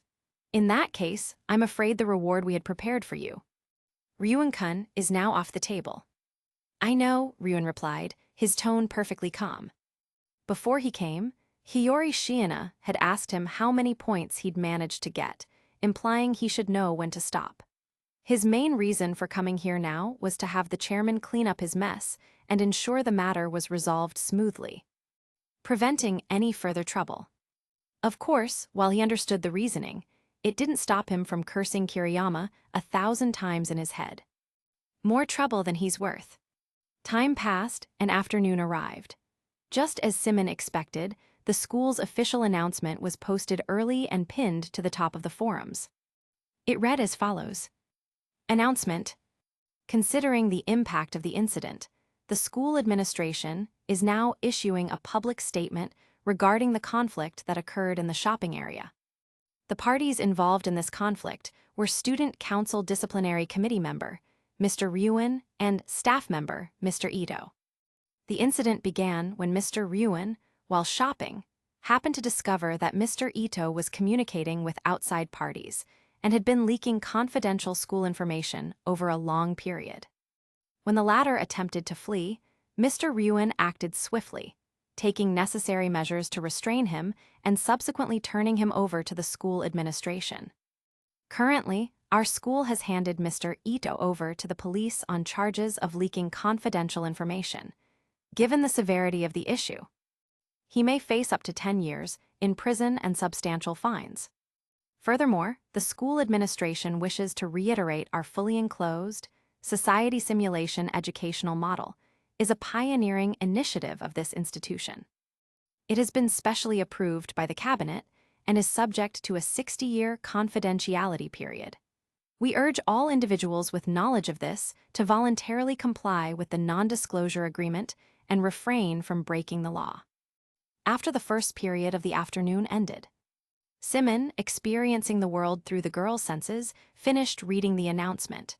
After mulling it over, he remarked with a sigh, "Striking the mountain to scare the tiger, killing the chicken to warn the monkey. What powerful backing, what ruthless methods." Hiyori's voice was soft. "The tiger, are you referring to Nagumo?" Symon chuckled. "No, Nagumo is just the monkey." Meanwhile, in the Class 2, a classroom. After reading the announcement on his terminal, Nagumo mulled it over. After a long silence, he sent an email to Ikenos. "Miyabi Nagumo, did you see the announcement? From now on, swallow the truth. Don't say a word, no matter what." Ikenos, I told some of my classmates a few things." Seeing this reply, a cold sweat broke out on Miyabi Nagumo's back. He rapidly typed with both thumbs, his nails tapping loudly against the screen. "Miyabi Nagumo, then keep their mouths shut for at least a week. I don't want to hear anything that contradicts the official announcement." "Ikenos, you're being too tense, President Nagumo. I only told everyone that Ryuin-kun wouldn't be expelled. That seems to be the only thing they cared about." Receiving this reply, Miyabi Nagumo fell silent for a long moment. He turned off his screen and thought back, and the more he thought, the more something felt wrong. His original plan was to have Ikenos spread the truth. It was just a girl being stalked, no serious accident had occurred. Given the school's usually lenient policies, the final outcome would have been nothing more than a slap on the wrist for everyone involved. The staff member would be punished, he and Manabu Horikita would be warned, and Ryuin and Ikenos would leave the student council. That way, the student council would return to how it was before Ryuin joined, and it would count as a victory for him over Manabu Horikita. So, was it really worth it for the school to issue such an announcement? Miyabi Nagumo couldn't understand it, nor could he figure it out. Meanwhile, in the chairman's office, Arisu Sakyanagi sat on the sofa, looking at the kindly-faced Chairman Sakyanagi beside her. She smiled and said, "Father, it has been a while." "Arisu, how has your health been recently?" "Thank you for your concern, Father. I've been in very good spirits lately." As she said this, Sakyanagi asked with some curiosity, "I saw it, the announcement. Don't you think the wording was a bit too severe this time?" "Father, it wasn't that severe." Chairman Sakyanagi said this as he took out his terminal, once again displaying the email he had shown Ryuin. He pointed to the last line, "Don't refuse the school's hush money," and couldn't help but laugh. That student, Hiyori Shiina, is already thinking of extorting the school board. Let this serve as a lesson for her. Is that what you think, Father?" Arisu Sakyanagi tilted her head, quickly scanning the email and forwarding it to her own phone. She asked with a smile, "Ryuboy got his points. The school board got its donation, the student council got the credit, and the shopkeeper seemingly kept his business rights. When everyone is satisfied with the outcome, have you ever considered what Hiyori-chan truly wanted, Father?" That girl asked Ryuin for 500,000 points. Arisu Sakyanagi rolled her eyes and extended a delicate index finger, pointing out several lines in the email for her father. "On the grounds of protecting the victim's privacy. Do not disclose case details, do not mention the victim, covertly amplify the narrative. Protect the victim's privacy. Shift all conflict and blame for this incident onto the perpetrator. Remember to handle it with the utmost severity." Pointing out each of these seemingly insignificant phrases, which appeared to be mere filler, Arisu Sakyanaga's lips curved into a pleased smile. She looked up and asked softly, "Hiyori-chan has already gotten what she wanted. Don't you think she's adorable, Father?" Chairman Sakyanagi fell silent for a moment before sighing warmly. "Just as you said before, she is indeed a kind child." "Indeed, she is," Arisu Sakyanagi said, then changed the subject. "But a child that Hiyori-chan would go to such lengths to protect. Father, could you let me meet her?" Chairman Sakyanagi shook his head. "I can't do that. That girl's situation is very special, and she also lacks a bit of courage." Arisu Sakyanagi blinked and said in a soft voice, "Papa." Chairman Sakyanagi coughed into his fist. Well, you can only take a look. Don't even think about bullying her." "I understand." Chapter 34, I thought too highly of them. Setting aside what happened in the chairman's office for now. Time passed, and it was now after school. During homeroom, since the midterm exams were tomorrow, Kakeru Ryuin specifically canceled today's study session. Instead, he gave a strict order for everyone to go back and obediently memorize the exam answers. Hiyori, of course, had no intention of listening to him. After class, she went to the library as usual and started wandering through the bookshelf aisles with Symon. Just as she picked up a copy of The Devotion of Suspect X, the terminal in the girl's pocket suddenly vibrated. She opened the email and glanced at the message. "Kakeru Ryuin, the email you sent me before was intercepted by the school. Can't rule out that our calls are being tapped too. I've already spoken to Kazuma Sakagami and confirmed that there's no possibility of this information being sold to students. Still, we should use our terminals for communication less often from now on. Let's meet in person if there's anything." Hiyori Shiina understood. After casually replying to the email, Hiyori Shiina opened the forums for a look. She found that the discussion thread about Ryuin hitting someone had already fallen from the top ranks. The topic's popularity seemed to have been frozen, and the most recent comments were just from some self-proclaimed rationalists who had been shut down before, now making sarcastic remarks. The top post on the forums now was about a non-disclosure agreement. Many students were questioning when they had ever signed such an agreement. And the answer had already been dug up. The NDA was hidden within the "I have read and agree to the terms" section during the initial login for the S system. Someone in the thread complained that the school was being too tyrannical, gaining a lot of support and complaints, but also receiving some mocking comments like, "If you don't want to be here, you can drop out." Because the topic was so controversial, and the students were divided into two camps, This thread had now become the new main battlefield for public opinion. Isn't the school going to do anything about a post like this? Hiyori Shiina asked, a bit puzzled. It's just a way for them to vent their emotions. There's no need to control it. Symon responded calmly in her mind. As long as no one steps up to form a united front and find a way to make the school back down. This debate will inevitably fizzle out, and everyone will go back to doing whatever they were doing. He had seen too many debates like this, and had long since grown tired of them. However, this meant his custom-made plan for Ryuin and Kiriyama to turn public opinion around had failed. But in any case, his own objective had been achieved. And there was still Kiriyama to take full responsibility. What happened next had nothing to do with him. As he said this, Symon suddenly changed the subject, speaking thoughtfully, but to be honest, I overestimated this school's integrity. If the administration can't even guarantee student privacy. Besides being careful with calls and emails, the terminal likely has a positioning function, and the photo album could probably be accessed. We should use this thing as little as possible from now on. Also, this might sound alarmist, but I suggest you go back to the dorm now, give the dorm manager some private points, and see if you can get a key card for someone else's room. If that's possible, then we'll need to change the lock and also check if there are any listening devices or surveillance cameras in the room. No, wait. As he reached this point, Symon suddenly realized something and chuckled. That's probably not possible, if it caused a panic. The female students might withdraw from school en masse. Hiyori Shiina blinked. Oh my, was Mr. Ghost getting nervous just now? Symon cleared his throat, his tone a bit unnatural. Just think about it yourself.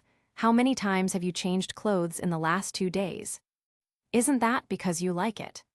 With a hint of complaint, Hiyori Shiina murmured these soft words, returned the book to its place, and slowly walked out of the library. Although the possibility of such a thing happening was minuscule. What if it was real? The scene changes to the dormitory staff room. Hiyori Shiina stood before the dormitory administrator, watching as the woman performed a series of operations on the computer. Finally, she took a blank card, swiped it through a card writer, and handed a key card for Mio Ibuki's room to her. That will be 2,000 points, please. The female administrator smiled and held out her terminal. Hiyori Shiina was taken aback by this. She took the key card for Mio Ibuki's room, turning the brand new card over in her hands, and asked tentatively, I'm also friends with Ikano-san from Class B, and her key card is missing too. Could you make another one for me? How many points would it be? That's a bit against the rules, you know, the female dorm manager said. Just as Hiyori was breathing a sigh of relief, she suddenly heard the woman change her tune, however, considering you're a girl.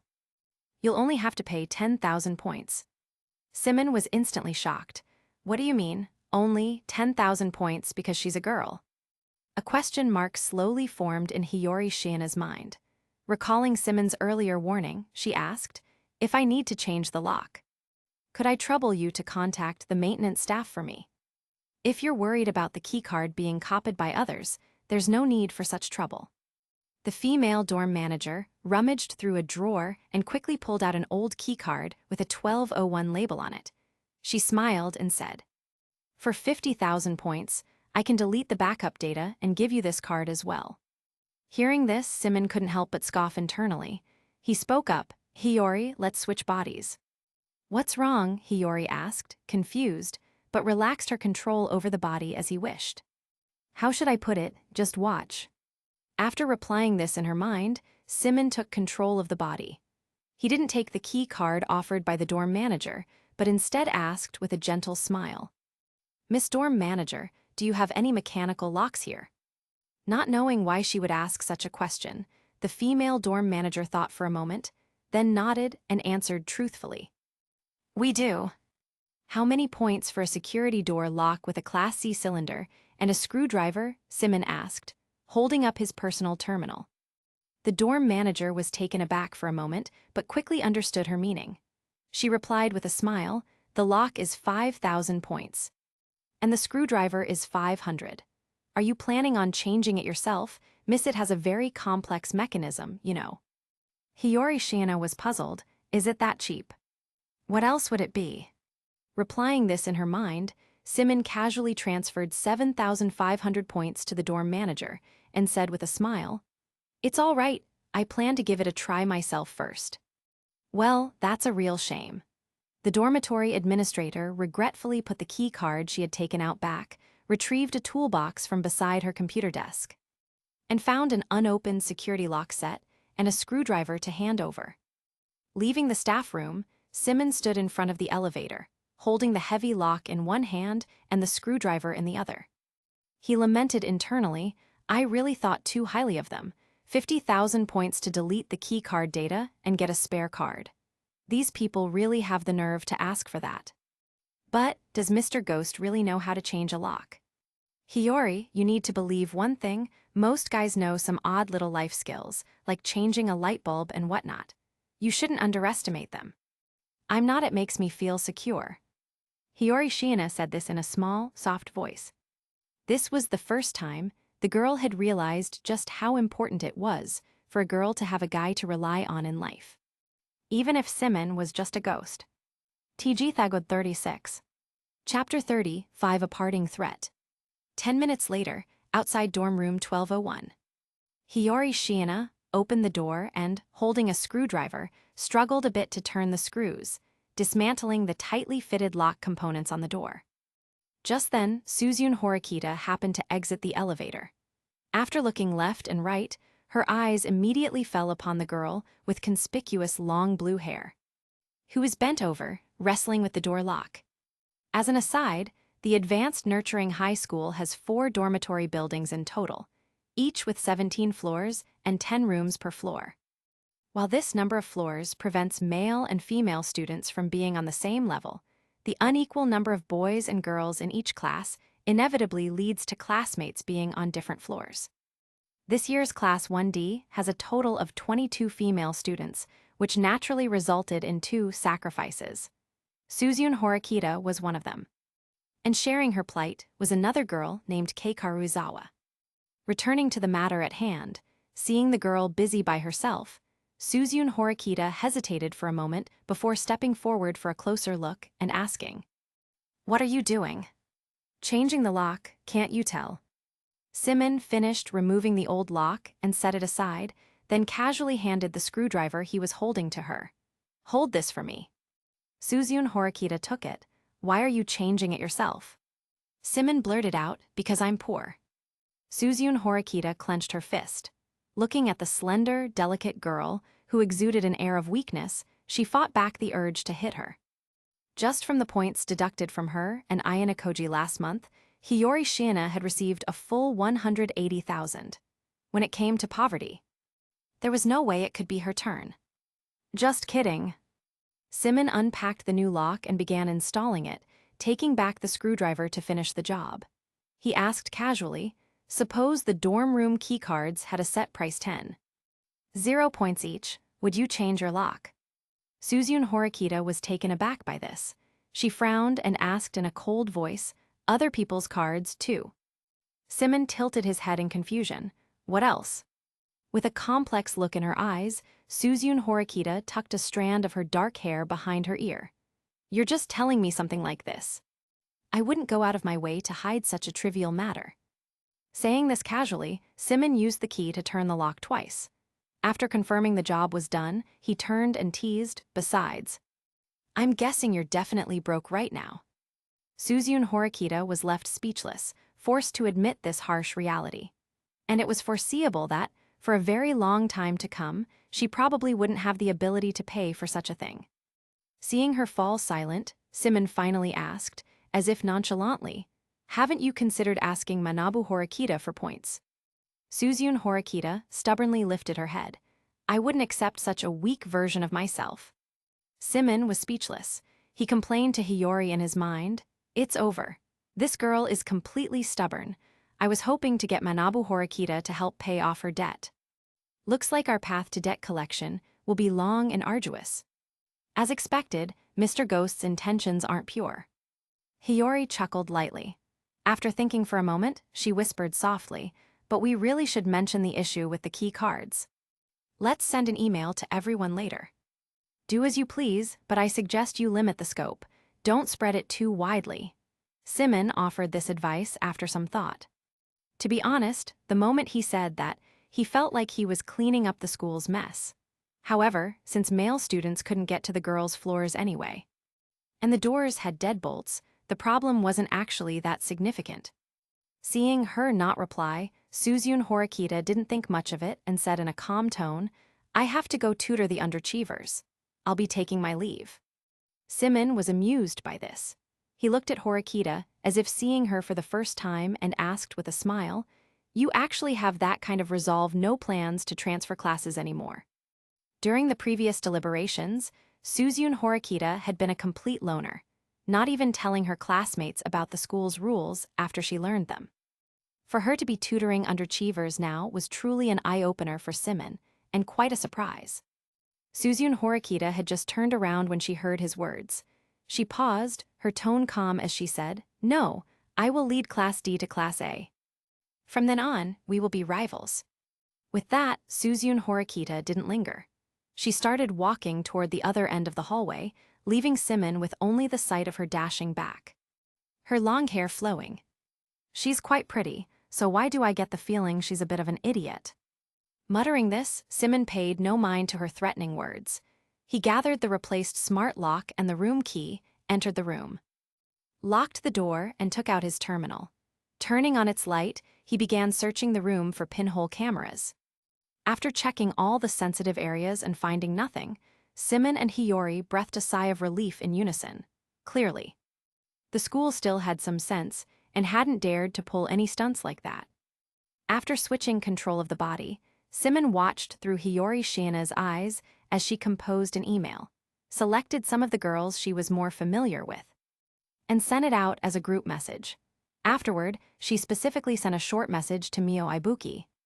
"Hiyori Shiina, I'm very sorry, Ibuki-san. You were the first person I thought of, so I tried getting a key card for your room. I'll return it to you when you get back to the dorms." "Mio Ibuki, no need. You can keep it." "Hiyori Shiina, does that mean you'd welcome a visit? Ibuki-san, I'll come over, you know. How about tonight?" User is typing. User is typing. Mio Ibuki, fine. Watching Ibuki type for so long only to squeeze out a single word, Symon couldn't help but tease. I can feel her struggle even through the screen. "Hiyori, could you stop bullying her?" Hiyori Shiina blinked playfully. "I'm not bullying her at all." Chapter 36, a straight ball for the tsundere bonus chapter. Because she had to come back to change the lock, Hiyori's unwavering reading time ended early. Naturally, she had no intention of going out again. Holding her terminal, she sat in front of the mirror, occasionally checking the emails and messages from the other girls. Most of them were simple words of thanks that didn't require a reply, saving Hiyori a lot of trouble. But some of the more enthusiastic girls sent messages, like Kikyo Kushida, Zayo Kaio, and Ikenos, and Hiyori replied to each one of them. Time passed quietly. Knock, knock, knock. That night, after finishing dinner and taking a bath, Hiyori Shiina changed into her casual clothes. As promised, she went to room 1208 and knocked on Ibuki's door. Click. "Who is it?" Her neighbor, Kei Karuizawa, opened her door with a look of confusion. Behind the partially open door, the girl stood with one arm across her chest. A faint blush was visible on her skin, which was half wrapped in a bath towel. Her light brown hair, cascading down her back, was still slightly damp, clearly indicating she had just gotten out of the bath. Seeing her appearance, Hiyori Shiina apologized in a gentle tone, "Sorry to bother you." Seeing Hiyori's soft and gentle demeanor, Kei Karuizawa's lips parted instinctively. A moment later, as if remembering something, she averted her gaze unnaturally and complained, "Seriously, who comes knocking on doors this late at night?" Noticing her small gestures, Hiyori Shiina watched the girl with a gentle gaze and thought with an inner smile, "This girl seems to be quite dishonest with her feelings." Hearing this, Symon chuckled, "Another tsundere." Hiyori wasn't entirely sure and didn't give a definite answer. Just as she was thinking about how to soothe her, the door in front of them suddenly opened. A moment later, Mio Ibuki was already standing in front of Hiyori. The blue-haired girl, dressed in a white shirt and hot pants and wearing a pair of sandals. raised an eyebrow and stared down Kei Karuizawa, saying coldly, "What's it to you, mind your own business?" Clearly, Ibuki had overheard Kei Karuizawa's rather rude comment. Seeing Ibuki's aggressive attitude, Kei Karuizawa's pupils couldn't help but contract. Forcing herself to look calm, she turned her head away and huffed. "You're disturbing me. Is that reason enough?" With that, without waiting for Ibuki's reply, Kei Karuizawa slammed her door shut with a bang. To just what you'd expect from someone in Class D. Mio Ibuki clicked her tongue, then turned to meet Hiyori's smiling gaze and casually warned, "Hiyori, you shouldn't get involved with people like that." "I understand." Hiyori responded in her gentle tone, but inwardly she was puzzled. That girl just now seemed to have a timid personality. Why would she speak in such a thorny tone? We could have gotten along just fine. Symon responded with a laugh, "You'll get used to it. Don't forget your school's class placement rules, with Suzune Horikita as the prime example. She's still within the realm of human comprehension, for now. Besides, her looks and figure are quite nice." She certainly is a cute girl. Recalling the girl's just out of the bath appearance, Hiyori Shiina made that assessment in her mind. Normally, she would consciously avoid any sensitive areas, but she couldn't help it if someone opened their door and gave Mr. Ghost a nice view. She couldn't be blamed for that. As she thought this, Hiyori glanced at Ibuki's t-shirt, hot pants, and sandals. After silently deciding never to visit another person's room again, she smiled and said, "Aren't you going to invite me in? This is my first visit. I'm really looking forward to it." Ibuki averted her gaze, pulled the door open, and led Hiyori inside.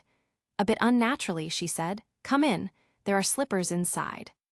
"Thank you, I noticed." Saying this, Hiyori changed into a pair of brand new, sky blue slippers. After entering the room and sitting down, she hugged the new little pillow Ibuki had given her to cover her skirt. While Ibuki was preparing some snacks, Hiyori took the opportunity to look around the room.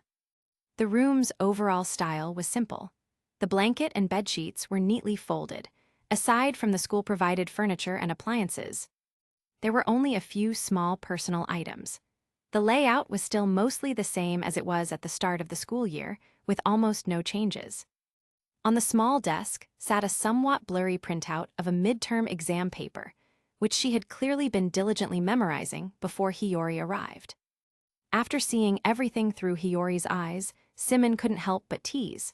"Judging by the style of this room, I feel like this girl has a bit of my old flair." Hiyori Shiina smiled at his words.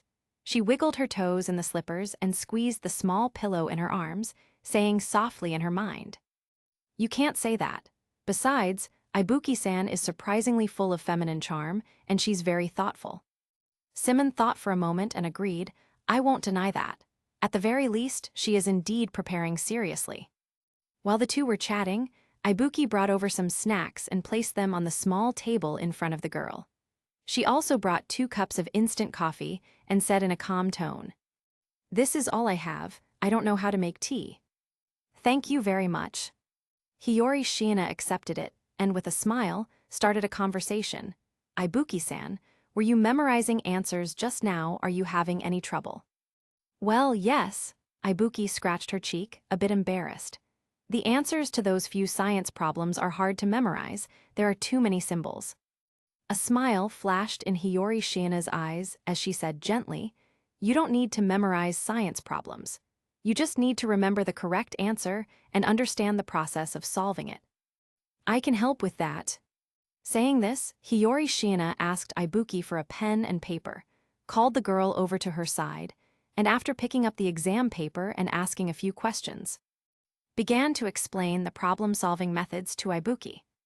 An unknown amount of time passed.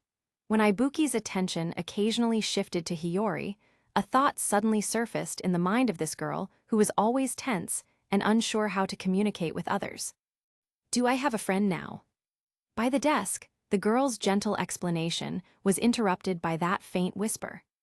Looking up in confusion and realizing Ibuki had accidentally said it out loud, Hiyori Shiina thought for a moment, then broke into a smile and said gently, "If you want to be friends, then of course." Ibuki averted her gaze slightly. "Thanks." Chapter 30, 7 words themselves hold no weight. The next day, the tense midterm exams arrived as scheduled. As the test papers were handed out, Hiyori Shiina heard her classmates' irrepressible, low cheers, along with a cold snort from Ryuin. Evidently, the exam was identical to the old test paper they had obtained. There were no surprises, and the test concluded smoothly. 3 days passed in the blink of an eye, and Kazuma Sakagami appeared in homeroom with the newly released report cards.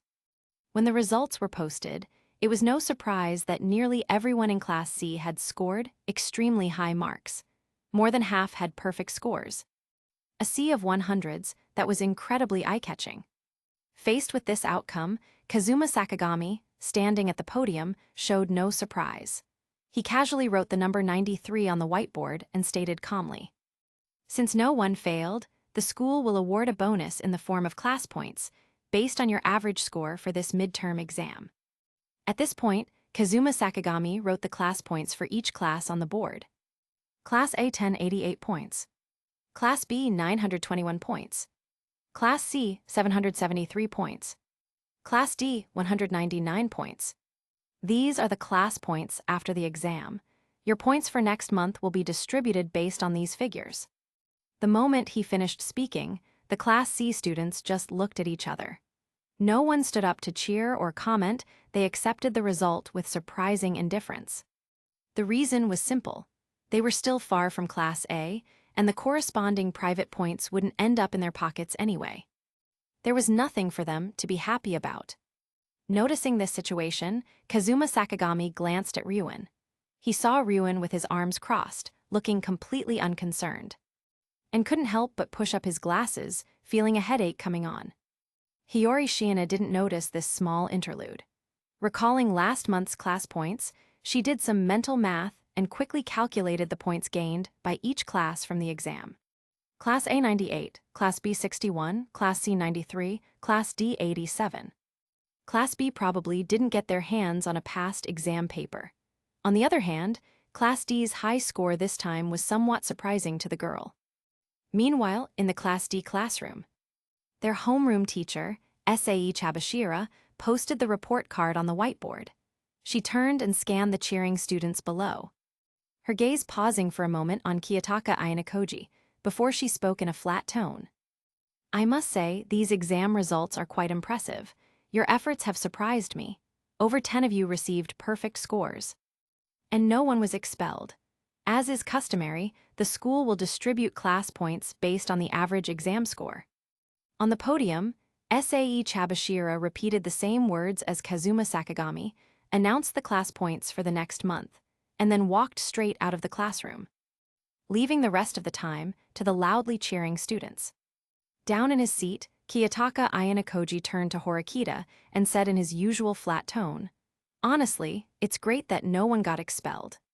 We have you to thank for tutoring Sudo and the others. No, without the answers you provided beforehand, they never would have passed." Suzune Horikita closed the notebook in her hands, her expression calm as she refused to take the credit. Due to her 2-week suspension, even she had taken some time to catch up with her studies after returning. It was even more of a long shot for Sudo and Yamachi, who had been suspended for a whole month.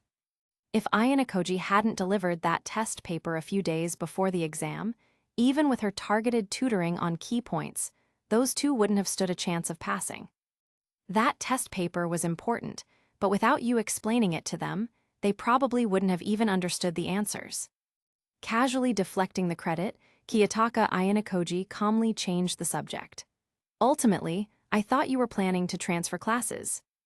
And if you're aiming for Class A, wouldn't eliminating the useless members during this exam have been the more optimal solution, was it because they fought for you? That has nothing to do with it. I'm simply doing what I believe is right." Suzune Horikita swept back her long hair. Her voice was clear and beautiful, but her tone was cold. "Besides, that was their own choice. Just as you stood by and did nothing at the time, I don't care."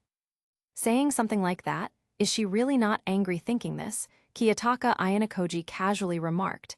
"Speaking of which, it seems no one from the third-year Class A, your brother's class, has been expelled either." "Ayanokoji-kun, I suspect you've said a bit too much today. Suzyun Horikita shot him a death glare from the side while delivering a karate chop. Watching Horikita leave the classroom, Kiyotaka Ayanokoji rubbed his side where he'd taken the heavy blow. So that's what she's like when she's angry. It seems she really didn't care after all. The scene shifts to after school. In the library, Hiyori Shiina accepted a small, ribbon-tied gift box from Eri Sakura's hands and asked with some curiosity, "May I open it and see?" "Of course," Eri Sakura nodded, lowering her head and speaking softly. "It was meant as a thank you gift for you, Shiina-san." This was a thank you gift she had hesitated a long time to decide on, hesitated a long time to choose, and hesitated a long time to come here and deliver. Finally reaching you a week late. These were the words that the courage-lacking Eri Sakura didn't dare to say out loud. However, when all that goodwill is put into action, the words themselves become insignificant, because both the seemingly perceptive Hiyori and the seemingly unperceptive Symon could naturally grasp this. Symon chuckled, "I take back what I said before. This girl is a little cuter than Ikeno's." Hiyori Shiina's gaze softened. She really is a good kid, isn't she? Chapter 38, Arisu Sakyanagi, finds the blind spot bonus chapter. While chatting with Symon in her mind, Hiyori Shiina didn't keep Sakura waiting long. She untied the ribbon and opened the gift box, revealing a set of exquisite metal butterfly bookmarks. There were 4 bookmarks in total pink, blue, green, and purple. Their edges were outlined in gold, and the butterfly wings shimmered with a jewel-like luster. They were exquisite and beautiful, clearly a thoughtful gift. "Thank you, I love them," Hiyori Shiina said with a smile. "That's wonderful." Eri Sakura pressed a hand to her chest, creating a gentle curve, looking visibly relieved. "Ara, is this the girl who's a gravure idol?" A voice suddenly interjected from behind. "Holy shit, doxed." The moment the words were spoken, Eri Sakura and Hiyori Shiina both froze. They turned around and immediately saw Arisu Sakyanagi leaning on her cane. Having appeared behind them at some point, with Masumi Kimuro standing guard by her side. Suppressing her confusion for the moment, Hiyori Shiina smiled and greeted them. "It's been a while, judging by the looks of you two. Have you reconciled recently?" Arisu Sakyanagi tilted her head, glanced up at Kimuro beside her, and after a moment's thought, asked with a smile, "When did we ever have a fight?" Kimuro averted her gaze. "We didn't." Seeing her reluctance to speak, a smile touched Sakyanaga's lips. She turned her gaze back to Hiyori and said, "A reminder like that." "I understand." Hiyori Shiina tilted her head. "For someone like you, Sakyanaga-san, it should be easy to notice. You should be more mindful of those who care about you." "I have indeed been reflecting on that. In return..." As she spoke, Sakyanagi turned her gaze to Sakura, who stood with her head slightly bowed. Clearly nervous, and smiled. "I'll help keep this girl's matter secret." Eri Sakura lowered her head. Thank you." "If that's the case, then that's wonderful." Hiyori Shiina clasped her hands together, looking relieved by the cooperation, then asked with some curiosity, "Did you come over for a particular reason, Sakyanaga-san?" "Perhaps I simply wanted to see you." Saying this casually, Sakyanagi sat down beside her and spoke with a hint of implication. "Hiyori-chan, you must have noticed. Write the class points for Class B and Class D next month." "If you're talking about that..." Hiyori Shiina began hesitantly, giving her assessment of the matter. Class D itself has some unconventional people, so it's not surprising they obtained past exam papers. Class B, on the other hand, seems a bit strain. For 3 weeks, with a full 40 students, and with the behavioral standards exam as a precedent, not a single one of them tried to think outside the typical student mindset. "That's just too pathetic," Sakyanagi added with a smile. Hiyori Shiina didn't respond. "It's a bit harsh, but she's not wrong," Symon quipped in her mind. Back during homeroom, the two of them had already discussed the significance behind the class points, which had given rise to a question: how could Class B be performing at this level? What about Ikeno's you're supposed to save them? Meanwhile, Masumi Kimuro and Eri Sakura, listening to this blunt assessment of Class B, secretly exchanged glances before silently looking away. Eri Sakura wondered, am I really supposed to be hearing this? Masumi Kamuro thought disdainfully, you get used to it. To Masumi Kamuro, Hiyori Shiina was a very special person. Only when Hiyori was around did Arisu Sakuyanagi seem more genuine and happy, something that she, who lacked talent, could never achieve. The other girls' subtle movements didn't escape the notice of Sakuyanagi and Hiyori. After each offered them a reassuring glance, Hiyori Shiina asked with curiosity, are you planning to attack Class B and Class D, Sakuyanagi-san? No, I have no such intention. Arisu Sakuyanaga's eyes narrowed slightly as she smiled. To ask such an adorable question, you must not have been actively gathering intelligence. Hiyori, your information is a little outdated. In anticipation of our future showdown, I've recently been busy forcing Class A's neutral factions to pick a side, to facilitate my eventual takeover. While I've gained a few more pawns, Class A has also, unsurprisingly, slipped from my control. As for Class B, while I did happen to notice an old acquaintance making a move a few days ago, he's unfortunately already submitted to that Ikenos woman. Besides, his talents are somewhat lacking, so he's not worth worrying about. And as for Class D... At this, a pleased smile curved Arisu Sakuyanaga's lips. You misspoke just now, Hiyori-chan. Class D obtaining those exam papers was no accident. You too must have crossed paths with that person. Haven't you? If you're not careful, you'll suffer a major defeat. Hiyori Shiina tilted her head. Recalling a previous warning from Symon, she smiled and asked in a light, airy tone, are you talking about Kiyotaka Ayanokoji? I knew it. Arisu Sakuyanagi was not at all surprised. She answered instantly, her smile growing even brighter. If it's you too. I imagine you'll crush Katsuragi-kun soon enough. I will look forward to that day. But... Hiyori Shiina tilted her head and hesitated before speaking. According to what you just said, the key players in every class are operating from behind the scenes. In that case, for you to be the first to step forward and declare war, Arisu-chan, isn't that a bit too childish? That was what Hiyori held back, not having the heart to say it out loud. No, it's a bit tacky. No, it's just plain tacky, Symon added in her mind, teasing with a laugh. Hiyori, it looks like you found her blind spot, given how proud and chuny this girl is. That's probably the only angle she'd understand. Hearing him say that, Hiyori Shiina focused her attention on Sakuyanaga's face, and sure enough, the smile on Arisu Sakuyanaga's face gradually vanished. Chapter 39, Ikenos just said hello. Bonus chapter. Given Class B has Ryuji Kanzaki hiding behind the scenes, Class C has Hiyori Shiina standing behind the scenes, and Class D has Kiyotaka Ayanokoji concealed behind the scenes. Now here's the question. While the masterminds of each class are hiding behind the scenes, there's one silly little white-haired girl actively battling wits with her destined future second-in-command. Who could she be? Symon answered immediately, it's Arisu Sakuyanagi. As the scene fell into silence, just as Hiyori Shiina was wondering if she should change the subject, a light suddenly rekindled in the eyes of the girl before her. Arisu spoke in a calm tone. You're wrong, Hiyori. Class A has no shortage of smart people, nor does it lack opportunists who bide their time, waiting for the right price. If I put it like that, you should understand, right? Hiyori Shiina pondered for a moment. Everyone has their own ideas, and everyone thinks they're right.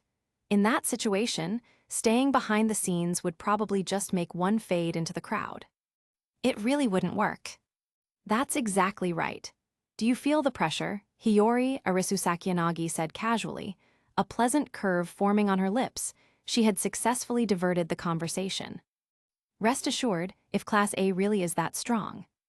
Recalling Symon's style, Hiyori Shiina thought for a moment before saying in a gentle tone, I would probably have Ryuen sneak into the faculty office and cross out all of your exam answers. Arisu Sakuyanagi smiled sweetly. You're so cute, Hiyori. Masumi Kamuro was shocked. Not cute at all, okay. Eri Sakura asked uncertainly, can you really do that? It is indeed possible. Arisu Sakuyanagi responded to the girl's doubt with a smile, her voice faint as she explained. And if only 39 papers were changed. Class A's points would probably be completely drained by the retake fees. Masumi Kimuro, are you two devils? With Kimuro joining in as the straight man and Sakura as the curious one, the conversation opened up. The atmosphere relaxed. And the small talk was no longer limited to just Sakuyanagi and Hiyori. After about 10 minutes, the girls' conversation gradually died down. When Sakura was the first to leave, Sakuyanagi didn't stay much longer either. After exchanging contact information with Hiyori, she left with Kimuro. Near the library entrance, Masayoshi Hashimoto watched Sakura's retreating figure. Noticing Sakuyanagi and Kimuro approaching, he casually placed the copy of Don Quixote he was holding back on the shelf and went to greet them with a smile. Princess, are we heading to Palette? Next I heard they have new items this week. Seeing his eagerness, Kimuro nonchalantly averted her gaze, her steps faltering slightly as she subconsciously fell back just a tiny bit. Noticing her small movement, Arisu Sakuyanaga's lips curved into a smile. She said, seemingly without intention, Ara, I don't really feel like going today. Do you have any plans, Masumi-chan? None. Masumi Kimuro turned her head away. Just go drown in that coffee shop. Arisu Sakuyanaga's eyes narrowed slightly. It seems this child needs to be disciplined. The next day in the afternoon. Sorry to keep you waiting. Hiyori Shiina opened her dorm room door, apologizing to Ibuki who was waiting outside. It's fine. As she said this, Ibuki looked at Shiina's black and white short-sleeved skirt outfit and tilted her head in confusion. We're just going to a movie. Why are you dressed so nicely? Hiyori Shiina looked away, a bit embarrassed. Well, I have my reasons. She had originally wanted to change into something more casual, but when she opened her closet, it was full of little dresses picked out by a certain ghost. This skirt outfit was already one of the simpler ones. Since she put it that way, Ibuki didn't press the matter. She took the elevator downstairs with the other girl, and before long, they arrived at the cinema. The advanced, nurturing high school cinema was different from theaters outside the school, since the entire school population couldn't even make up one. 0 people, it did away with scheduled showtimes and used an online reservation system instead. As for the movie Ibuki had reserved, Symon took note The Legend of 1900, a classic film. This was probably Ibuki's personal recommendation. In Symon's view, the girl had excellent taste in movies. It was a genre he enjoyed. While they were waiting for the movie to start, 2 other girls unexpectedly entered the theater together. When Hiyori made eye contact with them, they also seemed surprised and came over to say hello. Hiyori-chan, long time no see. Chihiro Shiranami waved, a brilliant smile on her face. Beside her, Hanami Ikinos wore a somewhat strained smile as she waved and said, long time no see, Shiina-san, and you too, Ibuki-san. Hiyori responded with a gentle wave and turned to make an introduction. It has been a while. This is Ibuki from our class. As she finished speaking, Ibuki gave a nod, feigning calmness, which could barely be considered a response. Chihiro Shiranami's eyes lit up as she leaned in to look at Ibuki. It really is Ibuki-san, you're quite famous, you know. Ibuki pointed to herself and asked uncertainly, I'm famous. Hiyori Shiina was just as confused and looked at Chihiro, who nodded repeatedly and said with a sly smile, that's right, a lot of people on the school forums know you. You're Hiyori's knight. Ibuki was stunned. Symon mused aloud, in that case, I'd at least have to be called the Hell Knight. A hint of a smile appeared in Hiyori's eyes as she replied softly in her mind, if that's what Mr. Ghost wants, I suppose it's fine. From now on, I'll call you Mr. Knight. Listening to the girl's soft whisper, Symon savored it for a moment before giving a positive review. You know, that actually sounds pretty good. Hiyori Shiina, then it settled. You don't have to, really. Chapter 40, Not Good at Initiating, Not Good at Flirting. The movie began to play. In the empty theater, surround sound speakers, set up for an immersive experience, played background music mixed with the story's narration, interrupting the girls' brief chat. The lights dimmed, and the reflection from the large screen danced on the girls' faces. They were seated in a square-like formation. In the front, Ikinos, who had clearly been troubled since they arrived, was somewhat distracted. Beside her, Chihiro Shiranami seemed to be watching the screen. But her gaze frequently drifted to Ikenos, observing her every move. Naturally, their behavior didn't escape Hiyori Shiina, but after a few glances, she turned her attention back to the movie. As for Ibuki next to her, she had been focused on the screen from the very beginning. 2.5 hours later.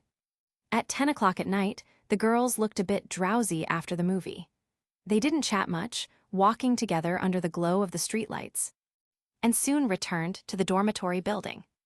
Before they got out of the elevator, Symon suddenly cleared his throat mentally and reminded her with a laugh. Hiyori, now's your chance. Ask Ikenos for her contact information. You said you were going to warn her about Nagumo, and you've already put it off for a week. Well, Mr. Ghost, you should know this, but I'm not very good at taking the initiative. Symon thought for a moment, recalling their daily interactions, and retorted, No, I can't tell it all. That's because you're special, Mr. Ghost. After saying this nonchalantly in her mind, and confirming the certain ghost had fallen silent, Hiyori Shiina turned to Ikenos in the elevator and asked softly, Ikenos-san, there's something I'd like to talk to you about. Could you please come to my room? Her terminal had already been deemed insecure, so Hiyori had no intention of explaining via email.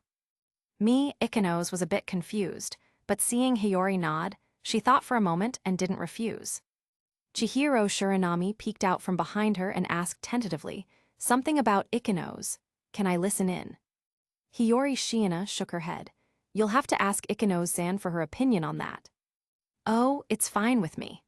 Hanami Ikenos waved her hand, walked out of the elevator with Chihiro Shiranami to stand beside Hiyori, and asked with a smile, Buki-san, would you like to join us? I'll pass, Ibuki casually refused. She had always been a loner, only being somewhat close to Hiyori. She had no desire to get involved in what clearly sounded like a private matter. After Ibuki left, Hiyori led Ikenos and Shiranami back to her room. Once they were seated, she took out her terminal and pulled up the photos Ryuen had sent her earlier, the ones showing Miyabi Nagumo entering and leaving various places with different girls. After confirming they had both seen them, Hiyori Shiina put away her terminal and observed their reactions. Noticing that Chihiro Shiranami's eyes held a look of confusion, she explained, the boy in the photos is Vice President Nagumo. He's also the one who invited Ikenos-san to join the student council. Noticing the girl's face had darkened, Hiyori Shiina promptly stopped talking and shifted her gaze to Ikenos. But what she saw was Ikenos staring at the photos with a vacant expression, her thumb trembling slightly and the corners of her lips quivering. She looked uneasy, yet also terrified. Surprised by her reaction, Hiyori Shiina spoke with a hint of concern. Although it might not be my place to say this, I suggest you be careful. Ikenos-san, when I attended the student council deliberation, the way he looked at me was also a bit, overly aggressive. I understand. Hanami Ikenos said this with a somewhat forced smile. Thank you for the warning, Shiina-san, but Vice President Nagumo and I are just collaborators. Our relationship hasn't developed into a friendship or anything more. Pat. Chihiro Shiranami took her hands, cutting off the rest of her sentence, and pleaded, Ikenos, can you please stop trying to act strong, please? Rely on us a little more. Ikenos forced a smile and explained, It's really nothing, I was just thinking about something. This was the girl's lie. She had met Miyabi Nagumo during her student council interview. At the time, having failed the interview, she ended up telling Nagumo things she had intended to keep bottled up for the rest of her life, including her darkest secret. If the photos Hiyori Shiina had shown her were real, it meant that her weakness was being held by a boy with a questionable private life. How could she not be terrified? Unfortunately, the girl was clearly not good at lying. Hiyori Shiina, Chihiro Shiranami, and even Symon could easily tell she was hiding something.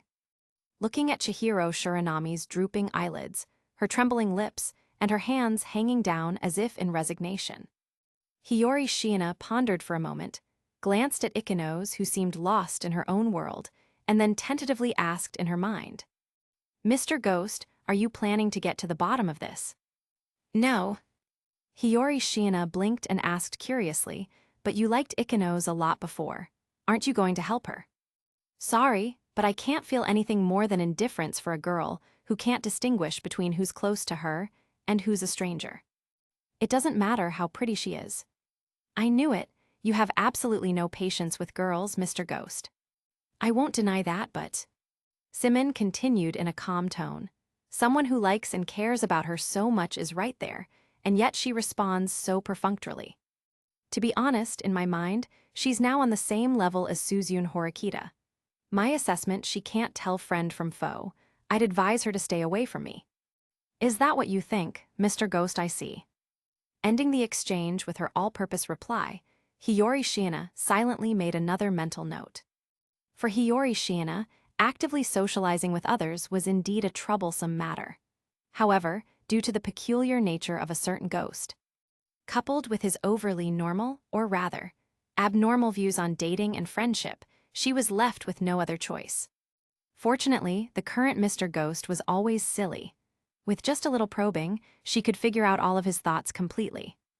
In short, extremely easy to understand, and also very fun to tease.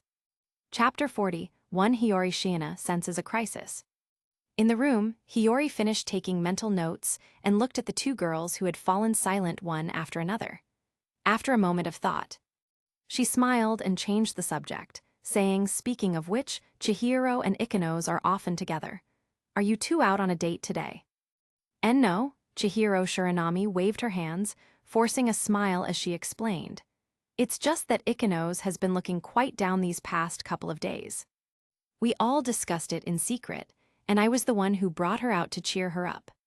With the class points announced yesterday, anyone could see it was a complete defeat for Class B after her classmates noticed. She was getting stuck in her own head.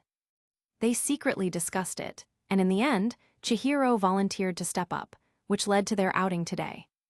I was wondering why Chihiro would want to go out to see a movie at night, so that's why. Ikenos smoothly took up the new topic, pushing aside her extraneous feelings. With an apologetic look on her face, she said, I'm sorry for making everyone worry. It's clearly due to my own lack of ability. I'll pull myself together soon. You don't need to apologize. Chihiro Shiranami fell silent for a moment.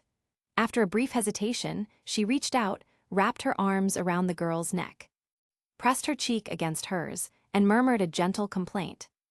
Honestly, Ikenos, you need to be more aware of yourself. Everyone really likes you. We like you so much, so no one is going to blame you. Ikenos was stunned for a moment. With a somewhat strained smile on her face, she returned the embrace of the small girl in her arms and replied in a gentle, low voice, I know. As the two girls embraced as if no one else was there, Hiyori Shiina observed their profiles and thought with a touch of regret. Well, I can probably guess what the situation is in Class B. It seems like everyone is having a tough time. A leader who is all too good at getting lost in her own head, surrounded by a group of kind people who trust her completely. One could understand Ikenos's pressure. And also how helpless the Class B students must feel. Unfortunately, with Chihiro Shiranami as a living example, the girl whose relationship with Ikenos was merely that of acquaintances who could make small talk, was in no position to say much at this moment. Just as the girl was thinking this, Ikenos, who was in front of her, had already separated from Chihiro Shiranami and stood up to say goodbye. I've received your reminder, Shiina-san. I'll be more careful from now on. It's getting late, so we'll be heading back now. Chihiro Shiranami also stood up, and after a moment's hesitation, also said her farewell. Hiyori-chan, see you later. Hiyori Shiina didn't think much of it, waving goodbye as the two left the dorm. She casually bolted the door, picked out a nightgown from her closet, and stood before the full-length mirror. She removed the hair tie from her head, slipped off her dress, and changed into an ice silk slip dress. Just as she was about to get into bed, a knock suddenly sounded at the door again, followed by Chihiro Shiranami's deliberately hushed inquiry. I'm so sorry to bother you, Hiyori, but could you open the door? I can, but could you wait just a moment? Hiyori Shiina replied, slightly puzzled.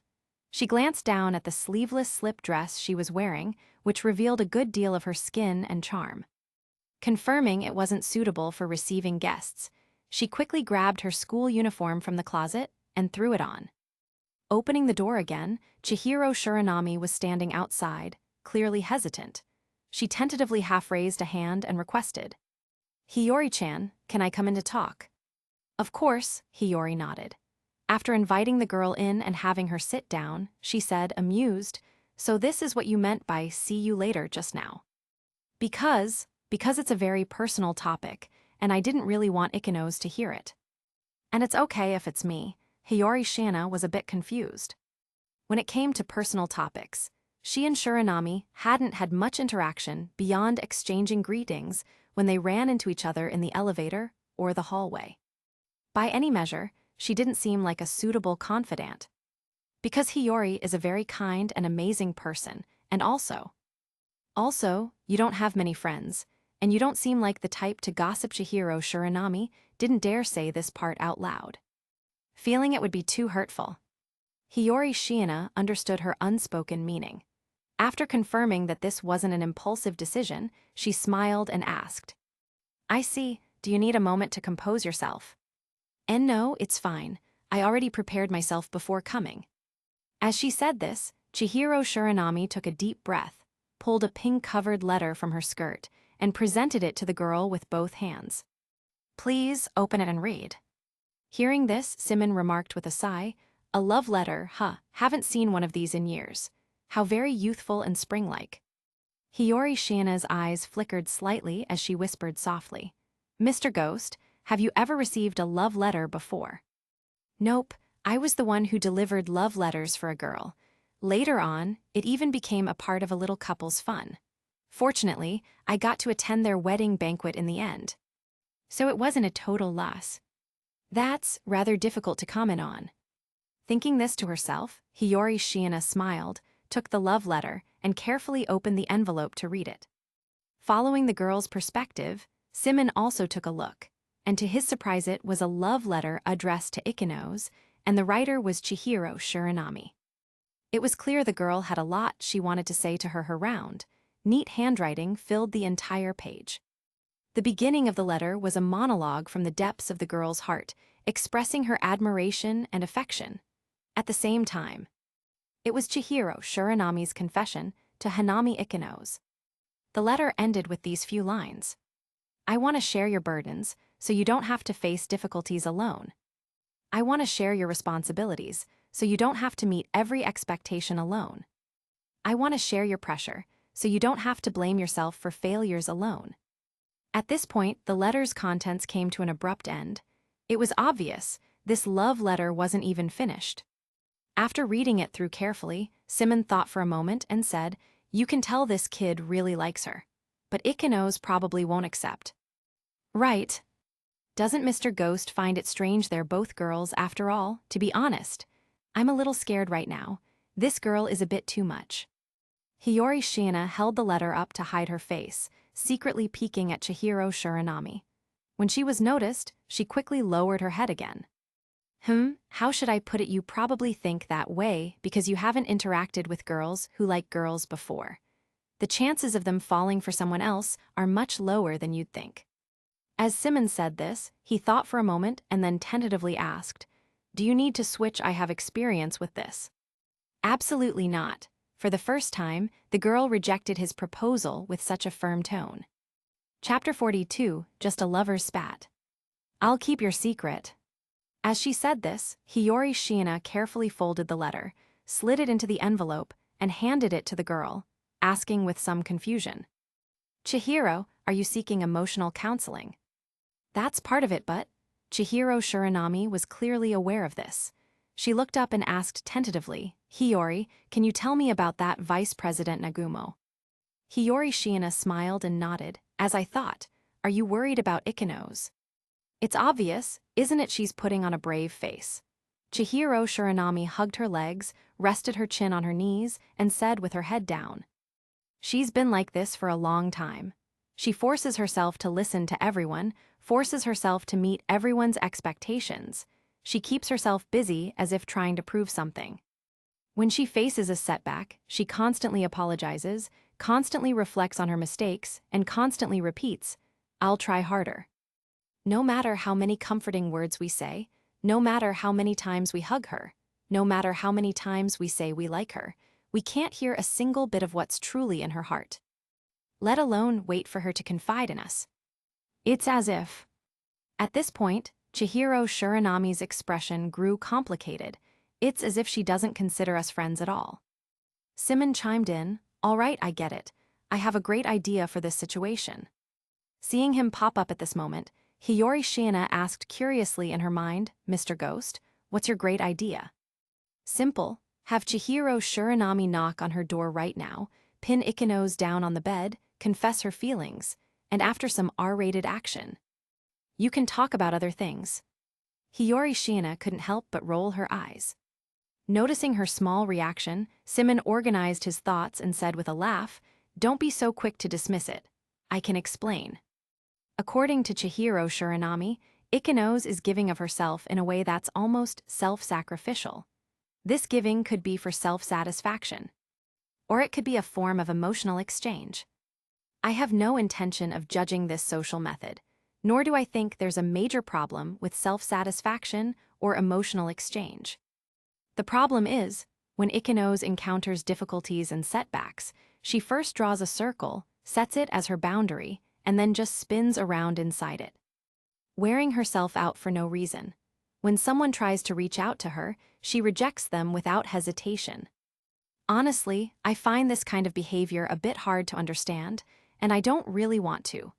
But regardless of what Ikenos is thinking, she's essentially closing herself off.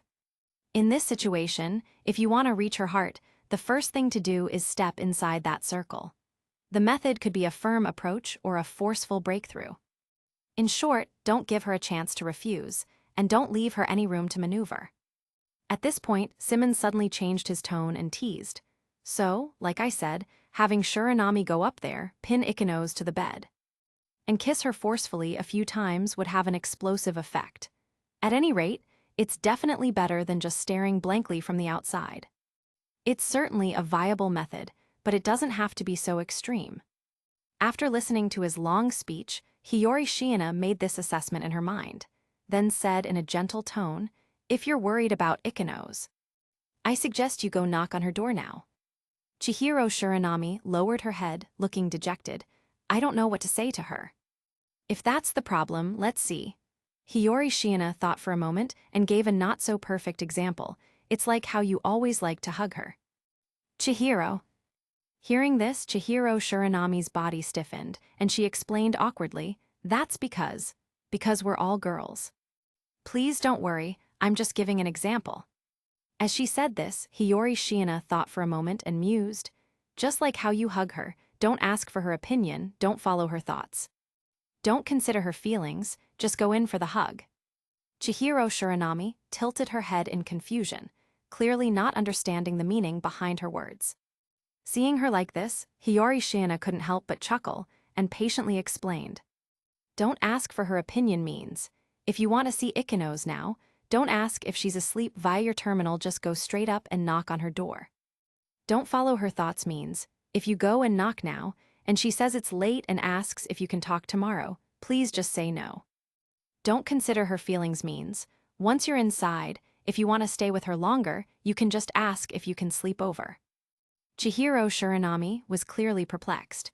But isn't that the complete opposite of what people always say about being considerate of others' feelings? It's no wonder she questioned it. Given Japan's overly complex social etiquette, the behaviors Hiyori had just exemplified were utterly lacking in boundaries, and could even be considered outrageous. Hiyori Shiina clasped her hands together and said gently, "Please rest assured, it won't be like that. These methods only work on Ikenos.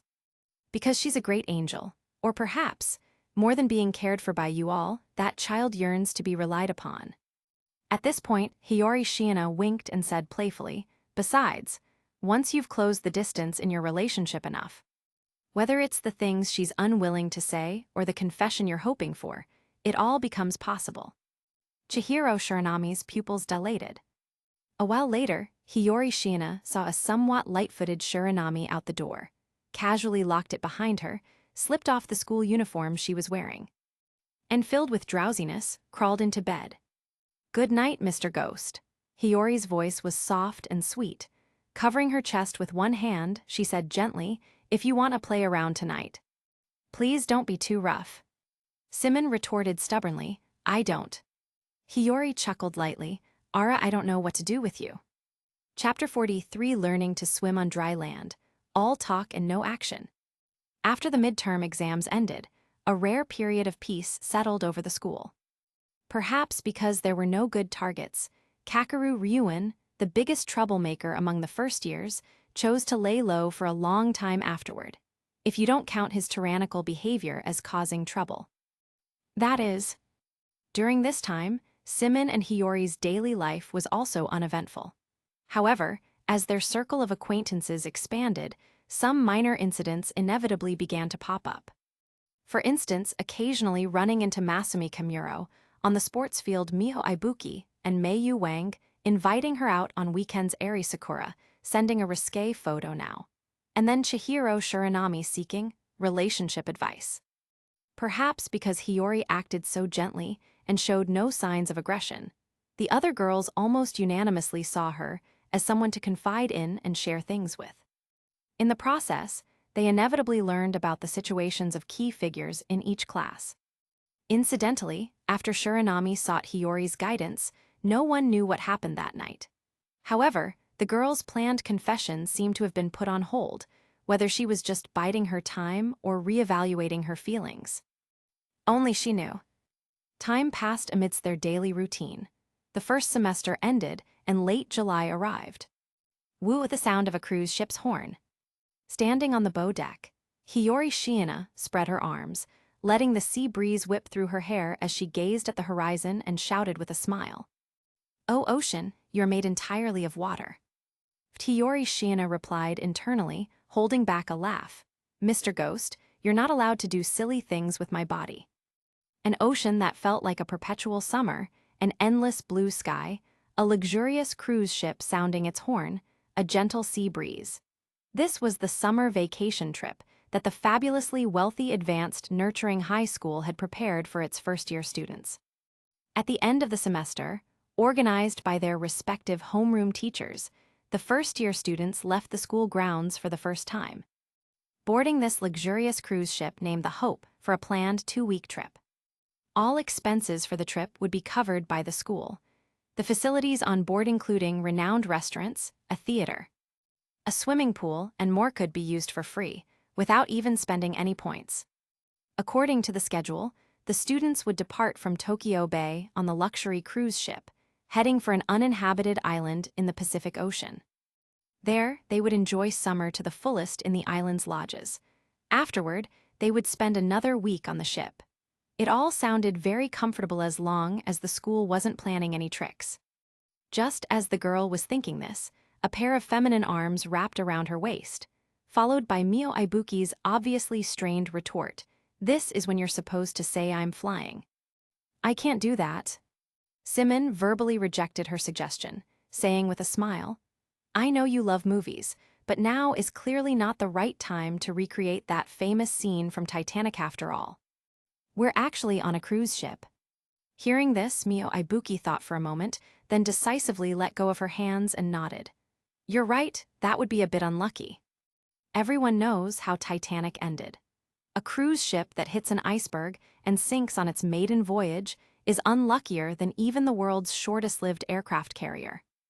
It was best to skip recreating famous scenes." "Right," Symon said, leaning against the railing and turning to ask with a smile. "So, Ibuki, did you need me for something?" "I don't, Ryuin is looking for you." Ibuki pouted, saying with some annoyance, "He wanted me to ask you what your thoughts are on this special exam." Symon shook his head, somewhat amused. "It's a bit too early to ask that. I can only offer some thoughts that might not have any practical value." "Do you want to hear them?" On the second day of school, Ryuin had already figured it out. The school would periodically hold special exams that offered large class point rewards, but could also result in expulsions.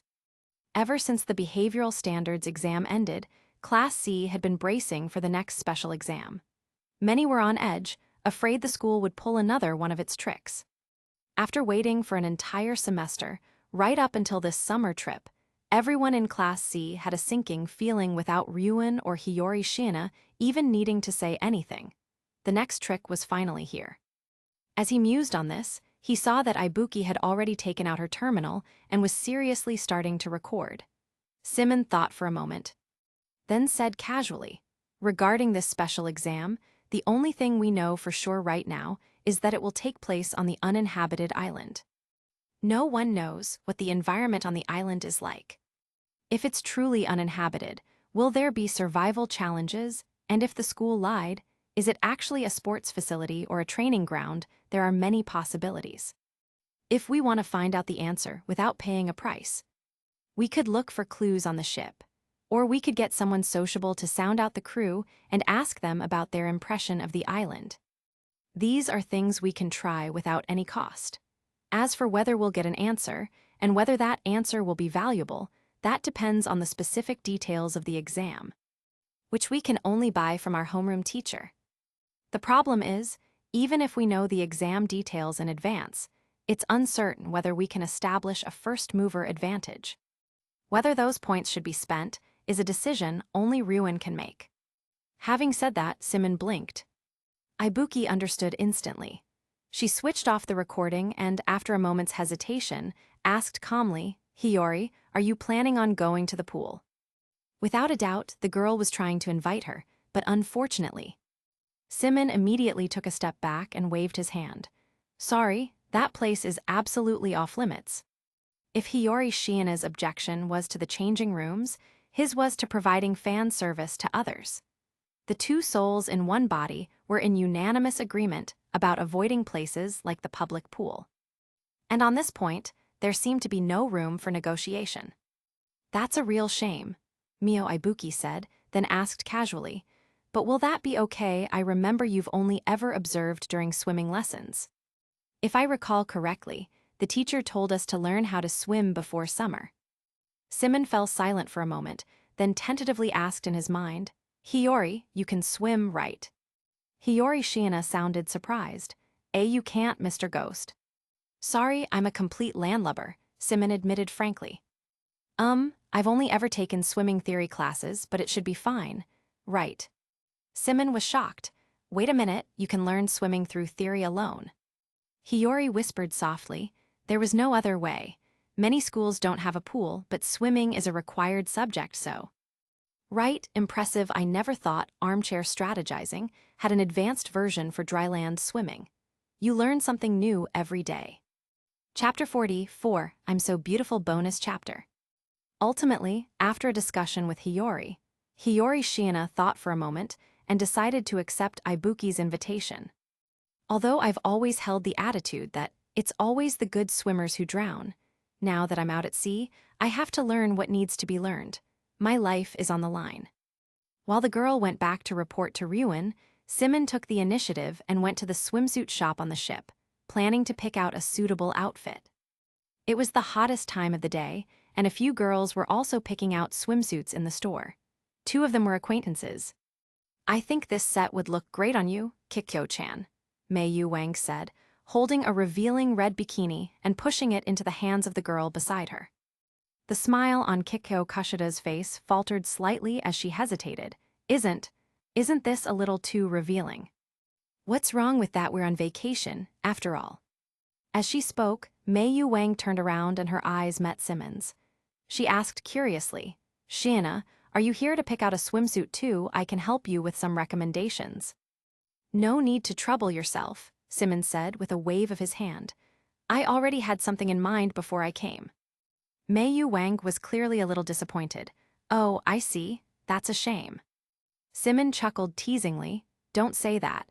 I think you just enjoy stirring up a little trouble for fun." Meiyu Wang giggled sheepishly.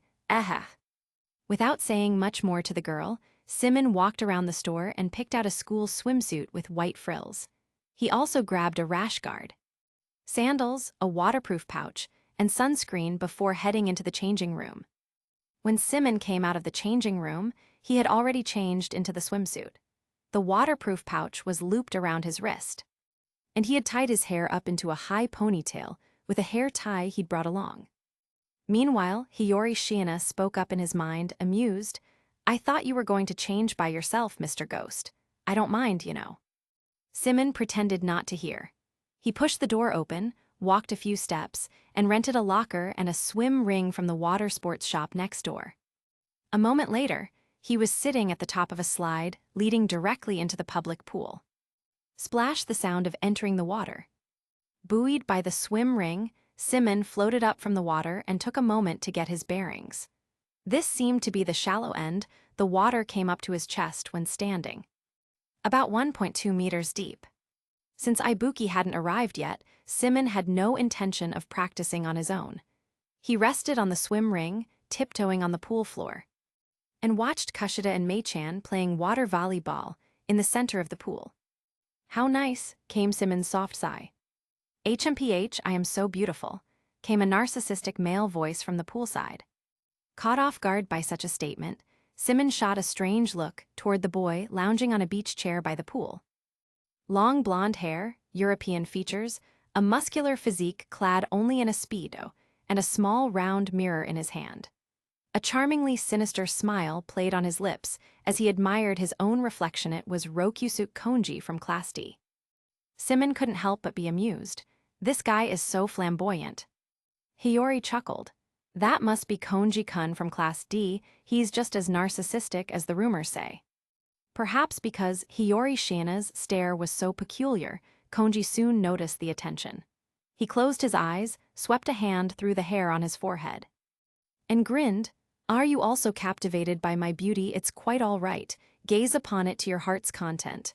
Ha ha ha ha ha. Hiyori's. Symon. Meanwhile, in the bar, mood lighting cast colorful, fluorescent glows. Ryuen sat at the counter, watching the dance floor with a cold gaze, holding his terminal to his ear and listening to a recording sent by Ibuki. The problem is, even if we know the exam content in advance, it's uncertain whether we can establish a first-mover advantage with that information. Whether these points should be spent is a decision only Ryuen himself can make. Hearing this, Ryuen stroked his chin in thought for a moment. He set the terminal aside, his gaze drifting to his underlings partying on the dance floor, then glanced at the impatient expression on Ibuki's face beside him. His brow gradually furrowed. It seemed he had no one he could rely on. To execute that zero-cost experiment, he needed a group of subordinates with some reconnaissance and analytical skills. Or perhaps a social butterfly. As for reconnaissance and analysis, besides himself and Hiyori Shiina, the only one in Class C who came close was Satoru Kanda. A social butterfly was out of the question. Class C simply didn't have anyone like that. For the first time, Ryuen became aware of the sheer disparity in the world. Damn it, how did my Class C end up in this sorry state? After mulling it over, Ryuen downed his drink in one go, stood up, and held up a hand to stop Yamada, who was about to follow him. He then walked out of the bar alone.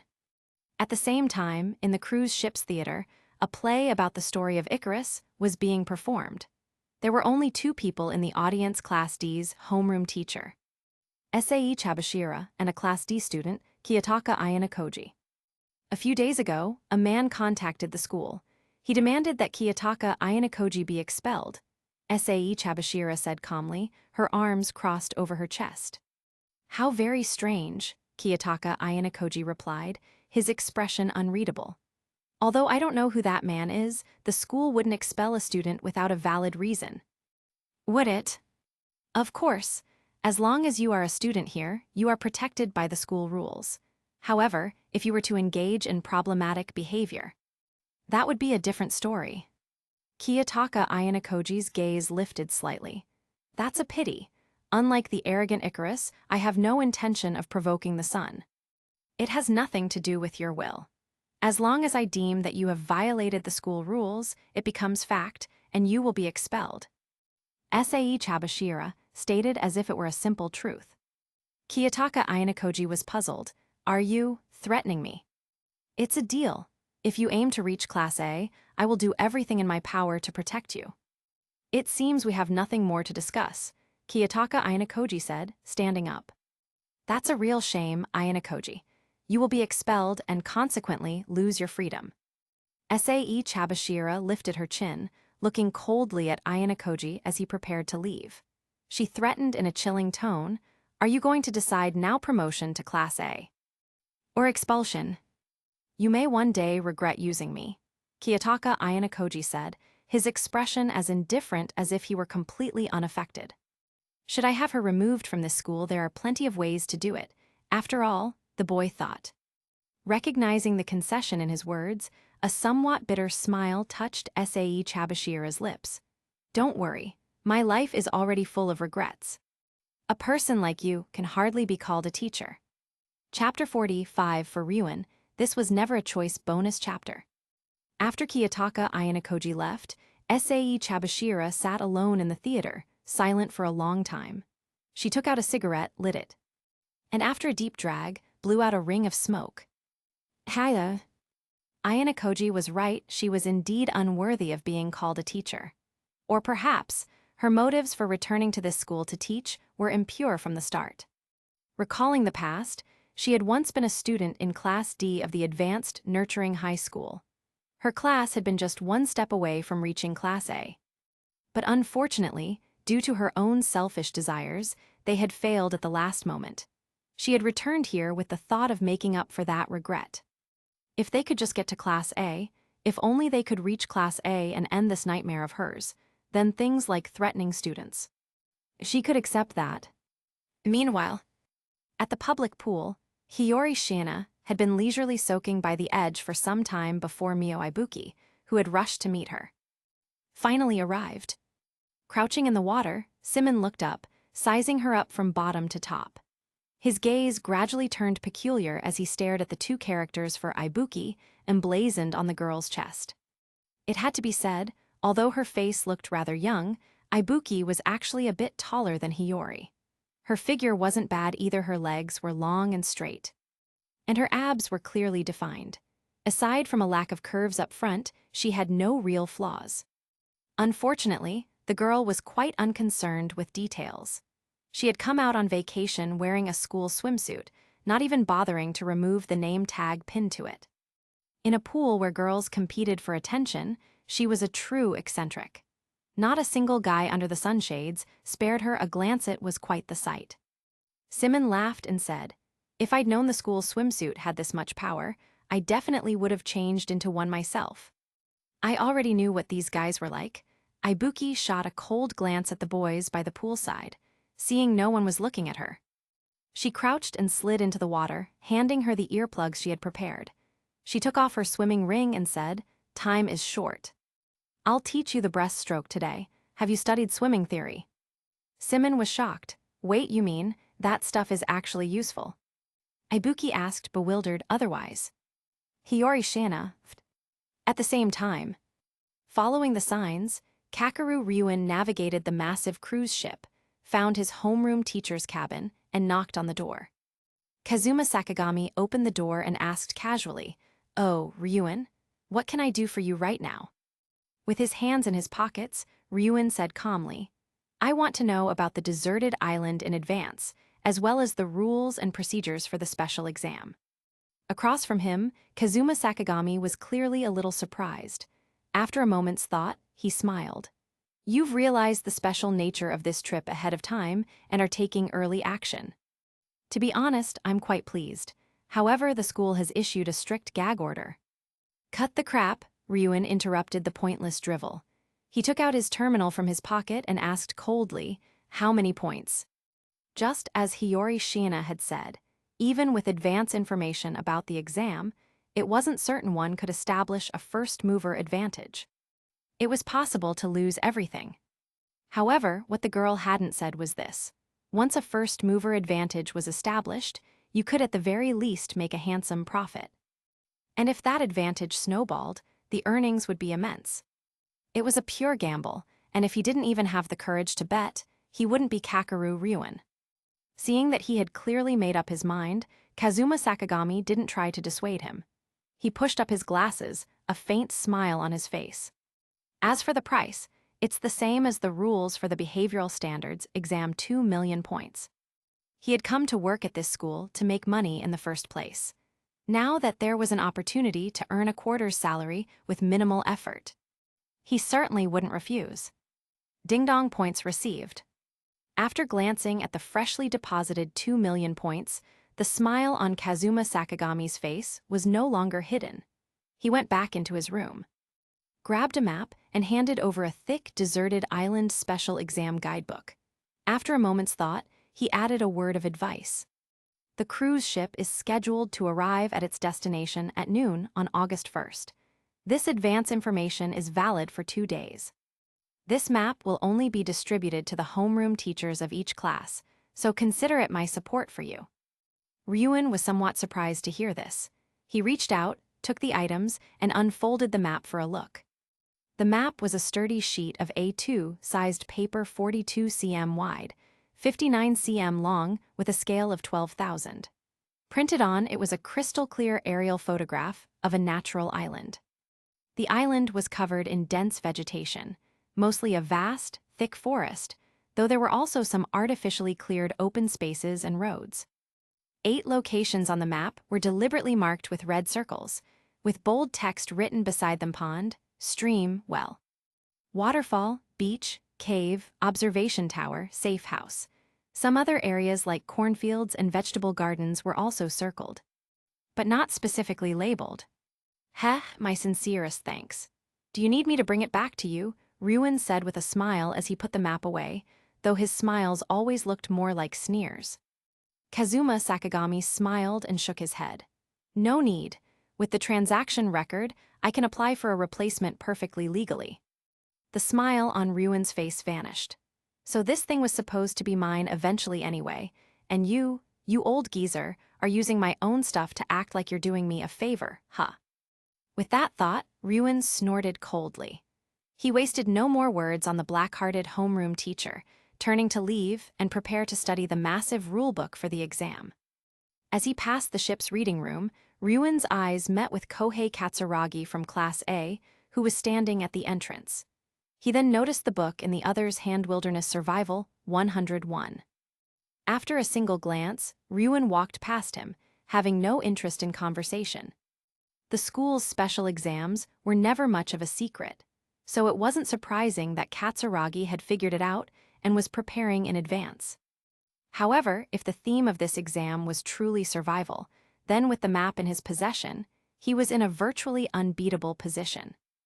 Unfortunately, judging by the abundance of resource spots on the island, things were definitely not going to be that simple. Watching Ryuin depart, Katsuragi turned back to look at a few boys searching the bookshelves inside the reading room and called out, "Yahiko, have you found anything?" "Sorry, we're still looking." Yahiko scratched his head and said hesitantly, "But for now, aside from a surprisingly large amount of material on exploration, survival, and camping, we haven't found anything else." "In that case, tell everyone in the Class A chatroom that the exam is likely survival-themed. They should look over related materials if they have time." Got it. Chapter 46, By Any Means Necessary. As it turned out, Ibuki wasn't just bragging, and the theory-only swimming lessons were actually useful. Leveraging the natural advantage girls have in body density, Hiyori Shiina learned the breaststroke and backstroke in just one afternoon, even managing to grasp the freestyle and butterfly strokes on her own, which left Ibuki somewhat shocked by her genius. As for Hiyori herself, the girl was surprisingly uncoordinated, but with Symon's hands-on guidance and switching control of the body a few times, she naturally learned as well. The scene changes. At dusk, Hiyori Shiina, now in casual clothes, arrived at the Western-style restaurant on the cruise ship and met Ryuin, who was already waiting in a private booth, crossing his legs as he flipped through a book. Symon spoke with a smile. "Seeing you read a book is quite a rare sight." Ryuin ignored her, pushing the booklet in his hand and a map from beside him over to her. "This is the guidebook for the upcoming special exam and a map of the uninhabited island," he said. "The key parts are the rules on the first page and the special rules on the last page. Take a look." Although he already had his own plans, The lesson from investigating Nagumo last time taught him not to act autocratically. He was prepared to consult Hiyori Shiina's analysis. Symon took them casually and asked offhandedly, "How many points did this cost, and what's the time limit?" Information often has an expiration date. The amount of time available determines the room for maneuver, so it was a necessary question. Ryuan sneered, 2 million points, and there are 2 days left. That price is a bit low. Symon spread the map on the table, glanced at it briefly, then picked up the Uninhabited Island Special Exam Guidebook and opened it. Unlike the exam at the start of the school year, students have no other way to get information in advance on this cruise ship. He commented casually, "I'm starting to doubt the value of this thing." Ryuan crossed his arms, leaned back against the sofa, and said calmly, "You're right. I'm also thinking of reselling this to offset the cost." Don't ask why. If you have to ask, it's because he regretted it, deeply. Understanding the implication in his words, Symon chuckled but didn't say anything more to twist the knife. He focused on reading the guidebook and summarized its main points. This special exam is called the Uninhabited Island Survival Exam and will last for a total of 7 days. At the start of the exam, the school will provide students with items like tents and safety wristbands to ensure their basic survival and safety. Additionally, each class will receive 300 temporary class points. Students can use these points to exchange for various items from a list in the guidebook through their homeroom teacher. After the exam begins, each class must designate a leader, who cannot be changed without a valid reason. The leader will receive a key card tied to their personal information. At the same time, several spots will be set up on the island. According to the map, these are a pond, a waterfall, a stream, a well, a watchtower, a safe house, a beach, and a cave, 8 spots in total. The class leader can occupy these spots, with ownership refreshing every 8 hours. Each occupation earns 1 spot point, and the occupying class gains exclusive use of the spot. There are 4 key points to pay special attention to. 1. Before the exam ends, each class can submit a list of other classes' leaders. Each correct guess earns 50 temporary class points. The class whose leader is correctly guessed loses 50 points and all their spot points. An incorrect guess results in a 50-point deduction. 2. At the end of the exam, each class's remaining temporary points and spot points will be added to their class points. 3. The leader cannot be changed without a valid reason. 4 points cannot become negative. Besides these basic rules, the last page of the manual lists the school's demerit review, consisting of 4 rules, which are essentially measures to prevent students from acting recklessly and to ensure their safety. Only one of these is noteworthy. If a student is clearly unwell, injured, or deemed unable to continue by the school, that student must immediately withdraw from the exam, and their class will be penalized 30 points. Just as he finished summarizing, Hiyori Shiina's voice emerged in his mind, clearly relieved, even though it's uninhabited island survival. The exam doesn't seem to have much survival pressure. That's for the best. You're not wrong to think that. If it were too extreme, I wouldn't have planned on participating either. Replying this way in his mind, Symon closed the book, pointed a finger at the 4 scattered water source points on the map, and after a moment of thought, looked up at Ryuan across the table and tapped the desk to get his attention. Judging from the rulebook and the map, this special exam isn't inherently very competitive. It seems the school doesn't intend for you all to create a huge gap in this exam. But there is still some room to maneuver. Ryuan raised an eyebrow at this, sat up straight, and was clearly interested. How so? Symon smiled and said, "Let's analyze this with points as the core. First, the 300 temporary class points. These points are essentially team-building funds provided by the school. Their purpose is to train students' organizational and planning skills, while also letting you build team cohesion, break out of your established social circles, and observe potential talent. Although I don't really recommend this, if you absolutely must make a move, you could unite the entire grade, take advantage of the points can't go negative rule to transfer points, and have everyone except the leaders withdraw from the exam. That way, every class would get 300 points at the end. However, I've already told you what happens when you fleece the sheep. The school won't just stand by and let that happen. Future exams would certainly be on hell mode. Of course, you could also sell all these points to Class B, or split them between Classes A and B in short. Just don't let Class A take the lead. This would be more advantageous for you to stir up trouble. Ryuin pondered this and nodded. I was already planning to sell the class points, but I'll keep some as team funds. He originally hadn't intended to keep any, but the fact that he had no one to use today had indeed given him a small Class C shock. Or perhaps, under his suppression, many people in Class C had yet to show their potential. If he could discover 1 or 2 useful talents through this exam, he wouldn't mind spending some points. You can decide that for yourself. Saying this, Symon gathered his thoughts again and spoke gently about the second issue. Next is the part about guessing the class leaders during the exam. It's a bit strange, you see. I can roughly understand that the school probably wants to increase the competition and train your reconnaissance skills. The reward also seems quite generous theoretically. You could gain a maximum of 150 class points.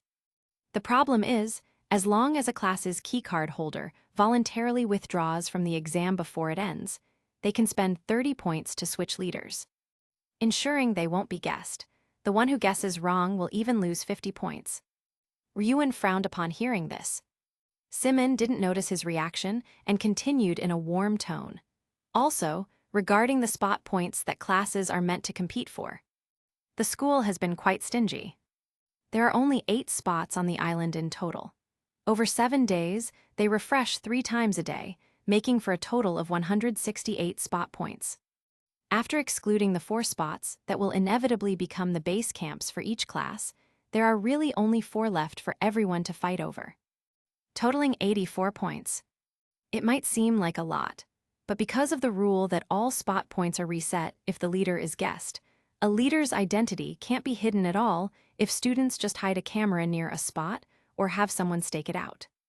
By this calculation, even if a leader runs around the island 3 times a day and captures all the non-base camp spots after switching the leader at the end, the net gain wouldn't exceed 54 points. Heh, Ryuin sneered. So the effort and reward are completely disproportionate. You can't quite say that, Symon said, clasping his hands together with a smile. The greatest significance of this guessing game is to teach students to make trade-offs and learn when to give up.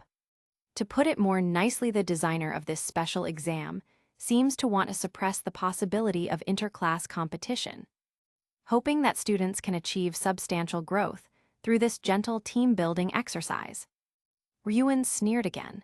You might as well just say the exam's designer has their left and right brain fighting each other. Symon clasped his hands. You're the one who said that. Mr. Ghost, could you please not imitate the way I talk? Hiyori Shiina's voice sounded odd in his mind. It feels a little weird. It just slipped out. After replying to the girl in his mind, Symon cleared his throat and said with a smile, in any case, since the reward is completely disproportionate to the effort, and the temporary class points can't go negative, my suggestion is, just sell Class C's leader identity as well. First, secure the personal points corresponding to 150 class points. That's 600,000 points a month. It's a guaranteed profit. If you're ruthless enough, after the exam starts, you could sign a contract before the others have realized the leader switching rule. You might even be able to trick them with some wordplay. Having said that, Symon thought for a moment and then shook his head. Never mind, that feels a bit too inhuman. Credibility once lost isn't easy to get back. Ryuin said with a cold look, no, I think that's an excellent proposal, and I have no need for something like that. Symon Hiyori's Chapter 47, The Self-Cultivation of an Entrepreneur. After almost being rendered speechless by Ryuin's words, Symon suppressed the urge to retort and said with a smile, if you truly intend to do that, then it's necessary to consider maximizing the returns. I'm sure you're well aware of that. He spoke just enough to make his point, not delving any deeper. Ryuin sneered, I have my own plans for that. At the same time, knock, knock, knock. Outside the private room, A waiter gave a polite knock on the door before pushing a food cart inside. Seeing this, Ryuin collected the guidebook and map from the table and spoke calmly, "Enjoy your meal. The upcoming exam won't be this relaxing." With that, Ryuin stood up, showing no intention of dining with them, and walked straight out the door. In the private room, the waiter wasn't surprised by his departure. After serving the girl a glass of sparkling water and placing a dish of exquisitely arranged pan-seared foie gras, he bowed, said, "Please enjoy," and promptly turned to leave. Once everyone had left, Symon picked up a fork and quipped internally, "Not bad. I actually managed to score a free meal today." Hiyori smiled sweetly. "Mr. Ghost, the meals on the cruise ship are free, you know." Symon's hand paused, finding the situation a bit awkward. "Hiyori, you didn't have to say that." My apologies." The girl said this with a suppressed giggle. Then, after a moment of thought, asked with some confusion, "But is it really okay to let Ryuin-kun continue pursuing that 800 million point plan? Even if it means selling out his credibility?" "It doesn't matter." Symon explained, "Class points are, in essence, just an evaluation given by the school. The school can control them at any time through exams. If they were shameless enough, it wouldn't be impossible for them to hold an exam where you can only lose points, not gain any. But private points are a completely different matter. Just like how Ryuin bought the exam rules in advance today, having ample private points represents a higher margin for error and more room to maneuver. Even if he goes all the way down this path, the worst-case scenario is simply that the plan fails. When that time comes, they can just pool their points together. The rich kids can pay up. The poor kids can cash out. It wouldn't have been a total waste. As for selling out his credibility, mutual non-interference is a crucial prerequisite for our alliance with Ryuin, preventing us from becoming enemies. I've given him my advice twice if he won't listen. There's nothing more I can do." At this point, Symon forked a piece of foie gras into his mouth, chewed, and joked internally with a smile. "He's Ryuin after all. You know how it is." Hiyori Shiina thought for a moment and agreed. He is Ryuin-kun after all. Full of initiative, unpredictable, prioritizing profit above all else, acting without any moral baseline, and constantly towing the line of the rules. Such was the leader of Class C who aspired to become an entrepreneur. Time flew, and it was now August 1st. Around noon, in the Class C chat room that had been created less than 2 days ago, messages were popping up one after another. "Kakeru Ryuin, after the exam starts, I'll be leaving for a while. Hiyori Shiina, you take a group and set up camp in the stream area. Kakeru Ryuin map." Hiyori Shiina understood. "Kanda Satoru regarding the stream area. If you'll forgive me for being blunt, it's not a very good choice." "Ryuin, let's hear it." "Kanda Satoru, I've been looking up books on camping in the library these past couple of days. The stream area on the map is in the densest part of the forest. There will definitely be a lot of mosquitoes and other insects, and the area around the base camp will be very damp. The weather at sea is unpredictable if it rains. It'll be easy to get sick in such an environment. It's very unfriendly to the girls and those with weaker constitutions. Nishino Takiko, let's pick another spot. I can't deal with that. Manabe Shiho, I can't either. Mosquitoes and stuff are just disgusting. Kakeru Ryuin Kanda Satoru, which spot is the best? Kanda Satoru, the pond area. The nearby trees are sparse, the view is open, and it's well suited for a campsite. Although the sweet potato patch is the only resource spot. We can also fish. This solves our needs for water, carbohydrates, and protein all at once. The only downside is its location isn't ideal. If the ship's landing point is the beach, we'd have to cross more than half the forest. Kakeru Ryuin, then it's decided. Anyone else have an opinion? Hiyori Shiina, I have no objections. After replying in the chat room, Hiyori Shiina put down her personal terminal, ignoring the continuous stream of new messages, and went back to packing her luggage. The night before last, Ryuin had personally created this Class C group chat and sent out the rules and map for the upcoming uninhabited island exam. After that, Ryuin sent her a short message, the gist of which was for her to speak less in the group chat for the next couple of days so he could see if there were any other hidden talents in the class. The result was rather disappointing so far. Apart from Kanda Satoru, who had stepped up to take charge, the vast majority of the class remained silent. Nishino Takiko was also someone worth noting. This girl was outspoken and quite brave in expressing her true thoughts, something that even Manabe Shiho, the leader of the class's Jaru group, couldn't do.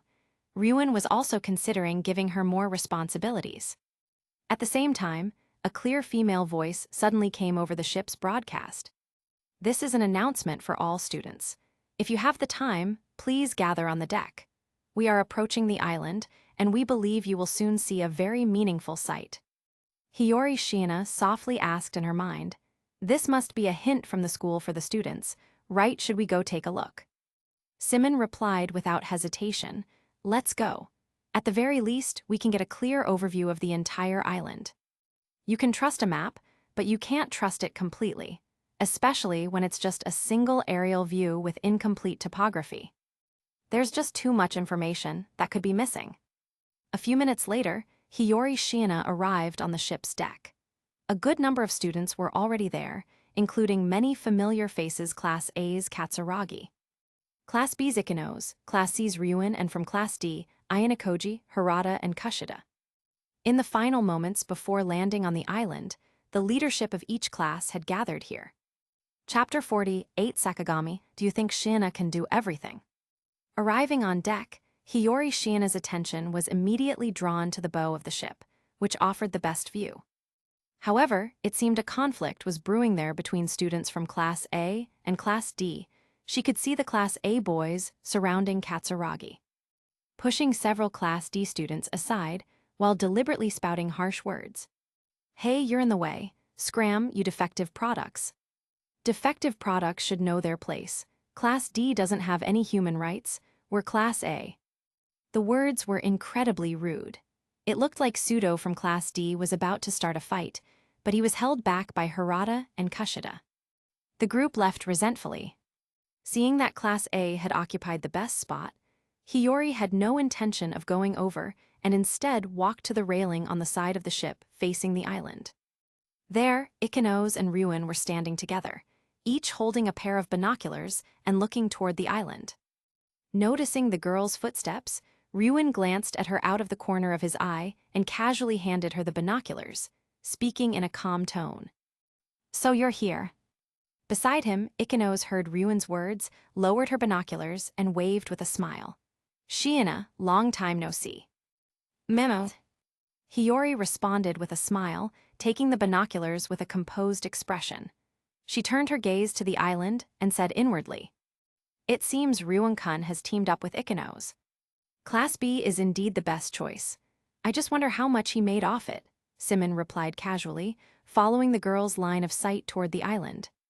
The cruise ship seemed to be circling the island, likely to allow the students to observe it in advance, through the binoculars. The island's features were crystal clear. The coastline was steep, but there were two small, scattered beaches. The forest was dense, but trails had been cleared. The island's terrain was far from flat. The most prominent feature was a small hill with a watchtower built on top. On one side of the hill, a man-made cave was visible, while the other side was a seaside cliff, with a small wooden cabin visible at its base. After a quick look, confirming that there were no major discrepancies with the map, Hiyori handed the binoculars back to Ryuin and stood by the railing, enjoying the sea breeze.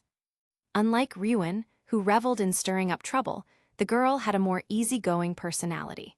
She held no particular expectations of gaining anything from this exam. Doing her part was enough. As she thought this, the cruise ship began to approach the shore, and a school announcement once again echoed from the ship's broadcast system. "We will soon be disembarking on the deserted island owned by our school. All students are to change into their gym clothes within the next 30 minutes. After confirming you have the designated bags and luggage, please assemble on deck with your mobile phones. All other personal belongings are to be left in your rooms. The restrooms are still available for use, so please take care of any needs beforehand. HMPH." After the broadcast, Ryuin let out a sneer. He turned to look at Hiyori and said calmly, Let's proceed as planned. Ikenos leaned in, a bright smile on her face, and whispered in a low voice, Shiina will be setting up camp in the stream area. You should come by and see it if you have time. Hearing this, Symon was amused. Not bad, he even sold the map. Ryuin must be desperate for points. Hiyori blinked as well, replying with a gentle smile, I understand. I'll visit when I have the chance.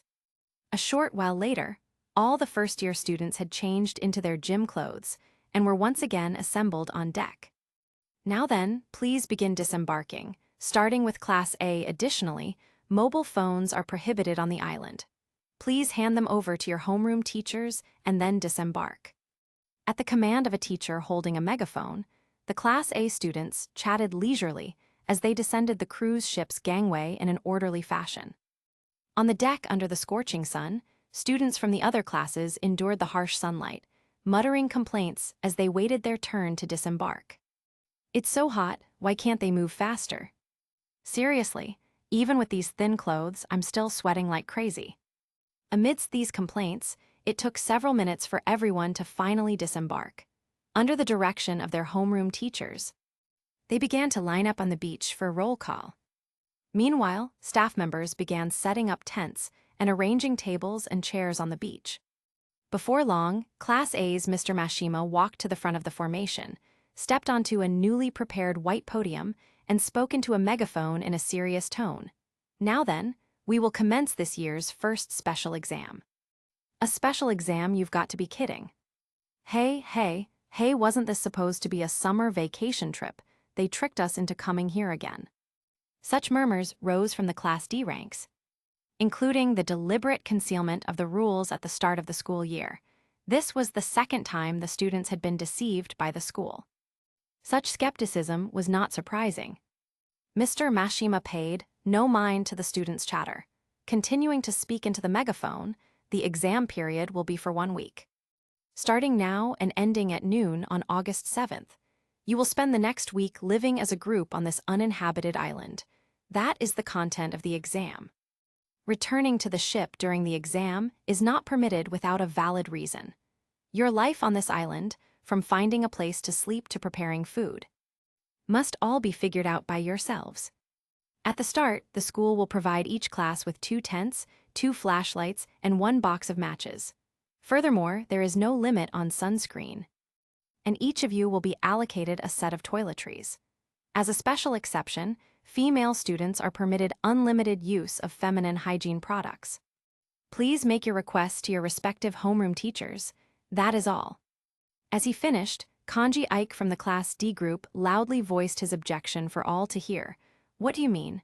That is all? I've never heard of anything this ridiculous. Just what you'd expect from a Class D runt. How unsightly. At the front of the formation, Ryuin sneered with those words, ignoring the glares coming from their direction. He raised his hand. Teacher, we understand the situation. Can we begin now? If that's the case. Mr. Mashima did not refuse the request and announced loudly, now each class will seek supplementary explanations from their homeroom teachers. Dismissed. At his word, the students dispersed, separating on the beach by some distance to find their respective homeroom teachers. In the Class C area, Kazuma Sakagami stood beside a long table where allocated supplies like tents were placed, looking at the reassembled group. He spoke calmly, you should all be clear on the rules of the exam, so I won't repeat them. Before the exam begins, everyone please come and collect a safety watch. The watch has an emergency help function and a satellite positioning system.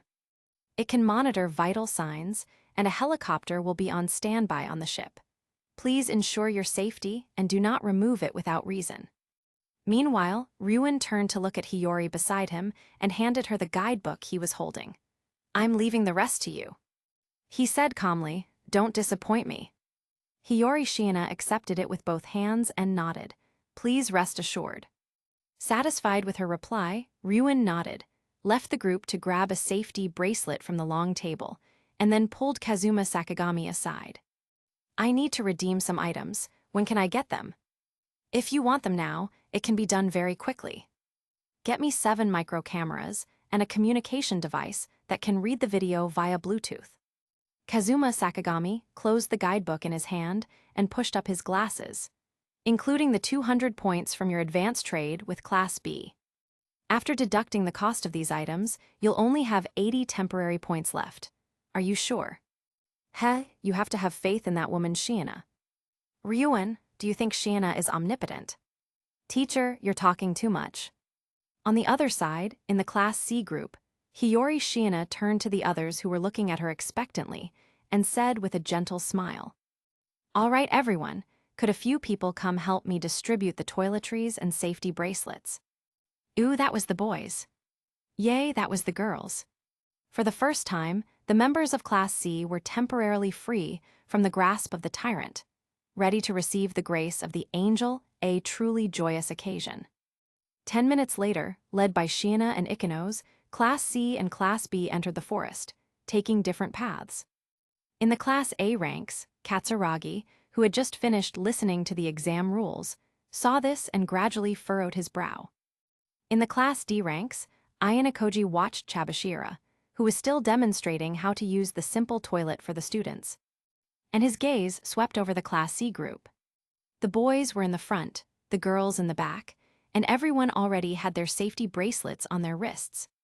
The boys stood at the front to clear the path, their hands empty, with only a few of the more well-built ones carrying the tents and the simple toilets packed in cardboard boxes, apparently planning to take turns. Correspondingly, each of the girls carried 2 school-issued luggage bags, bulging with their respective clothes and toiletries. While not overly heavy, they too were shouldering their share of the responsibility. Such organizational efficiency and speed are truly astounding, Kiyotaka Ayanokoji thought to himself. Beside him, Horikita was sitting on the ground. She frowned and said coldly, "Aren't those 2 classes moving a bit too fast?" They probably knew the rules of the special exam in advance, just like with the previous behavioral standards exam and the midterms.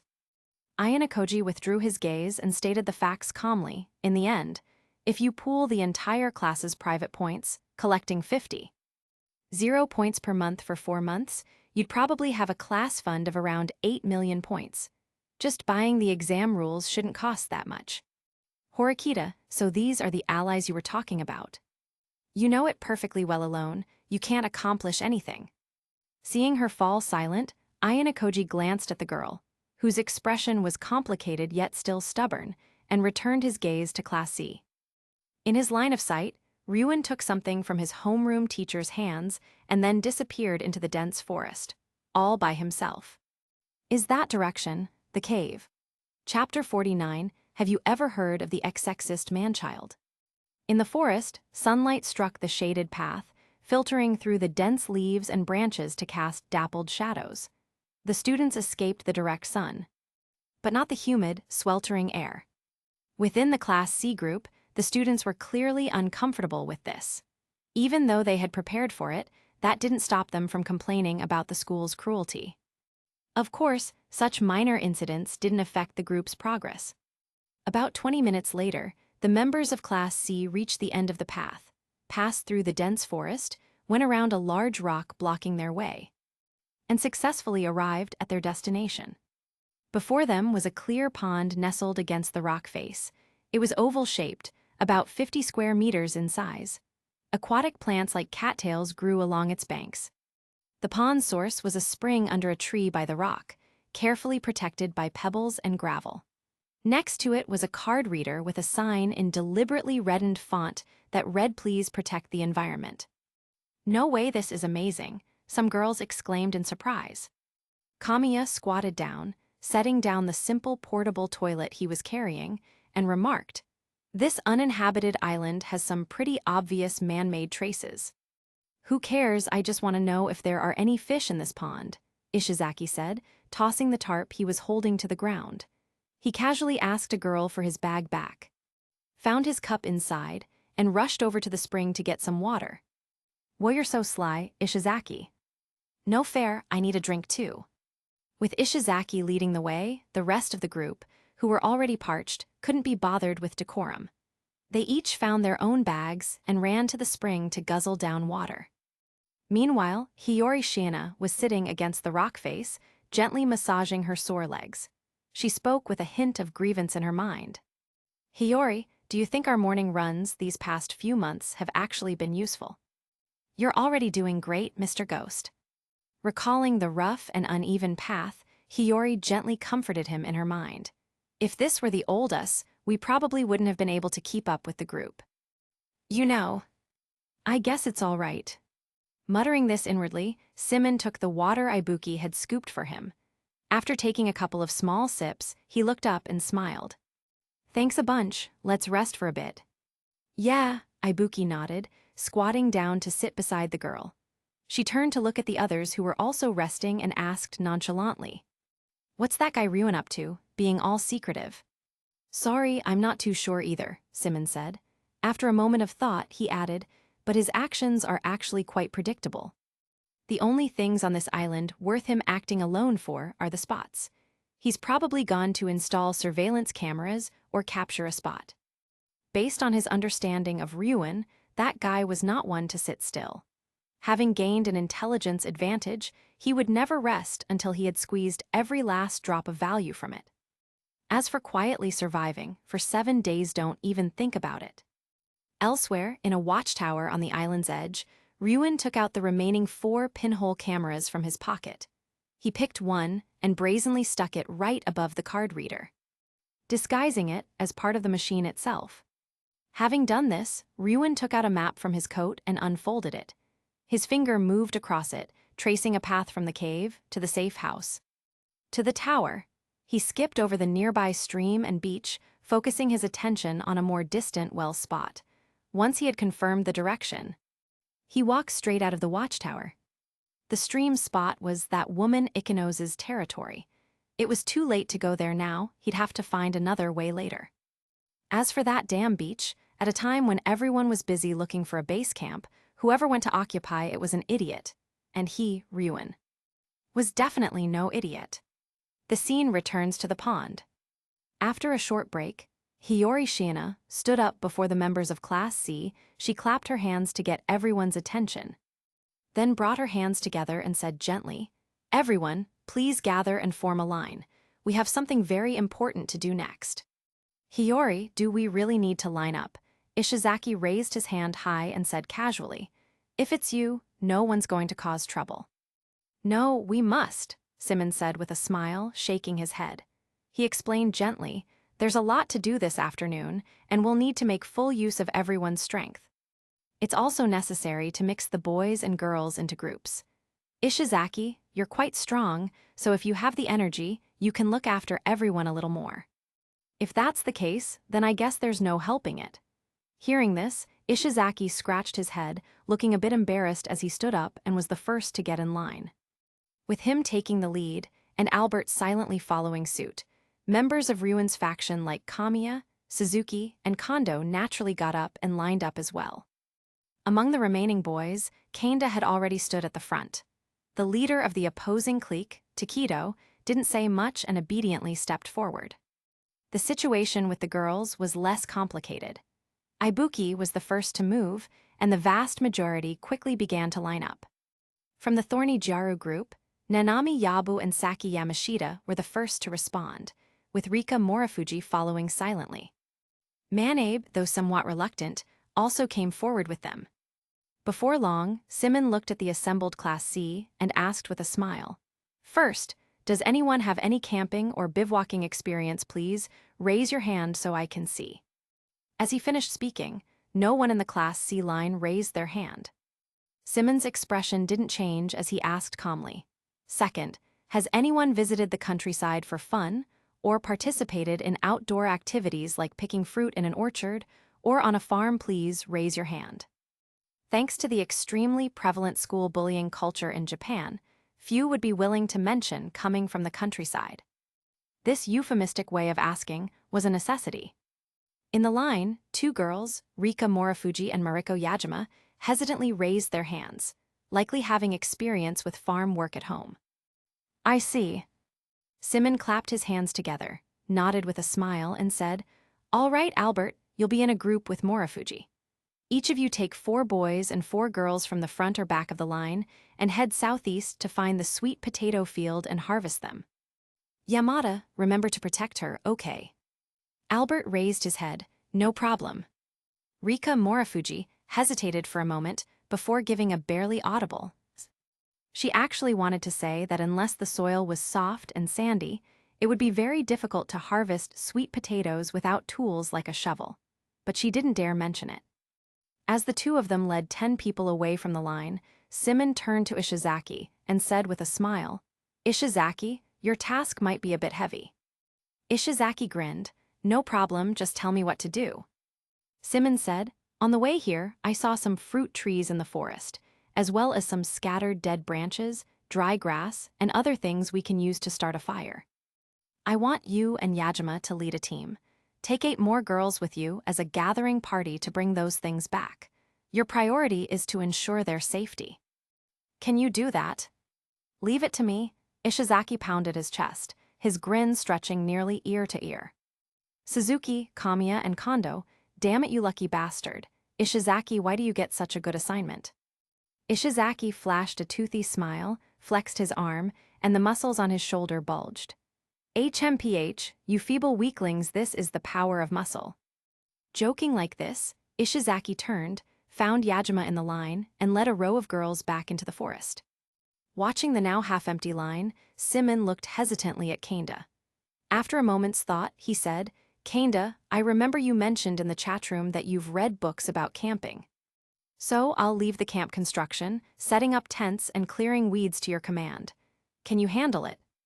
Hearing this, Kanda turned his head and glanced at Ibuki and the Jaru trio who were still at the camp, as well as Takedo's opposition faction and the rest of Ryuan's followers. After a moment of silence, Kanda pushed up his glasses, his face unreadable. He asked, "No problem. Can I require them to follow my orders?" Symon brought his hands together and said with a smile, "Of course. I can help too if needed." "Understood." Meanwhile, following along through her body's senses and watching Symon assign tasks to everyone in the class, Hiyori pondered for a moment before suddenly saying softly, "Mr. Ghost, just making everyone follow orders isn't going to work, you know." "You noticed, huh? It's very obvious that you're the one giving the orders, Mr. Ghost." How should I put this?" Symon thought for a moment and replied warmly in their mind, "You can't blame me for this. I'm not sure how many points you guys have left. So for now, I have to operate as if you have 0.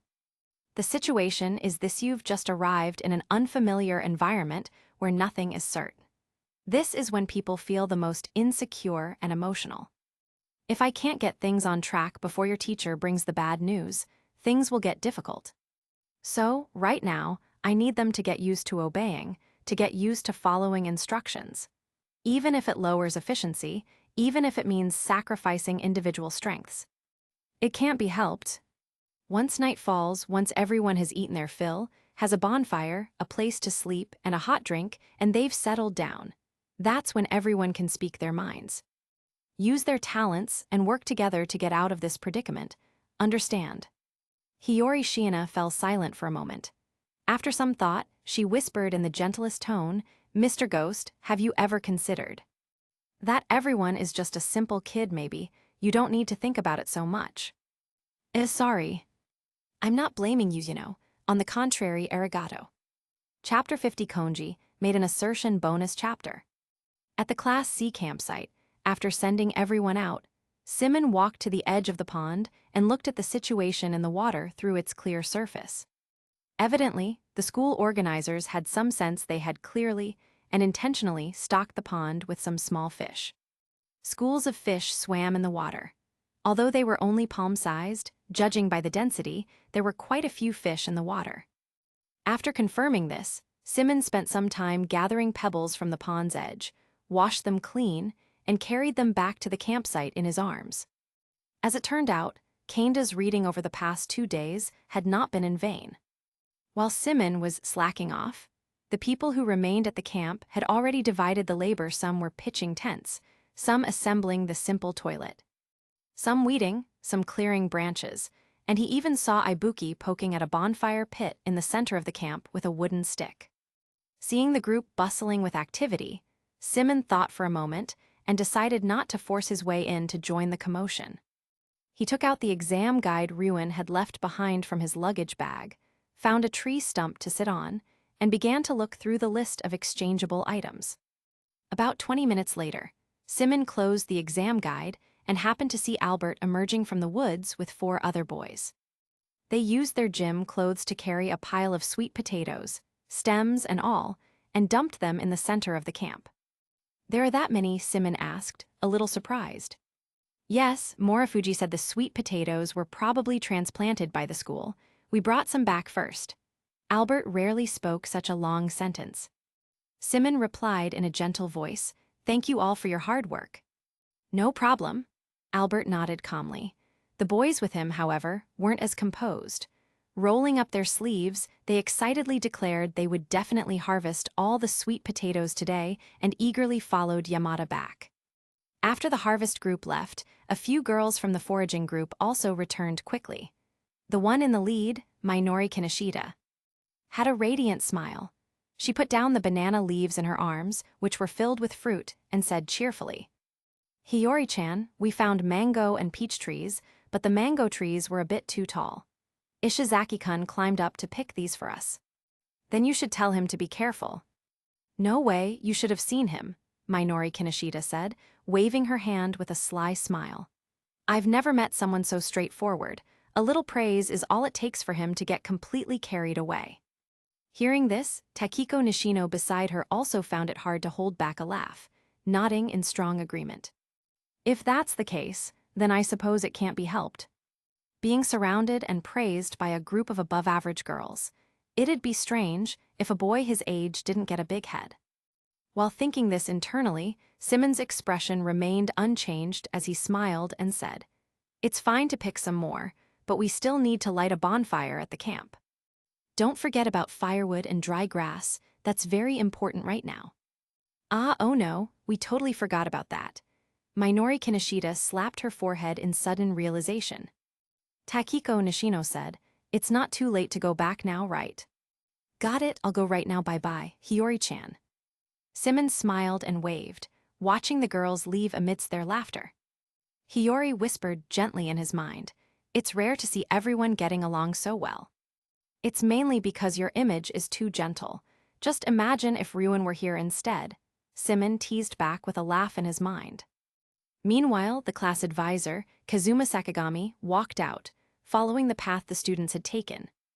Looking at the students bustling with activity in the camp, the already pitched tents and simple toilet, and the piles of sweet potatoes and fruit surrounding Hiyori, Kazuma Sakagami raised his wrist to check the time. He saw that just over an hour had passed, and for a moment didn't know what to say. "Sensei, can we exchange for items now?" Noticing teacher Sakagami's arrival, Symon stood up and asked gently, "May I ask how many points we have left?"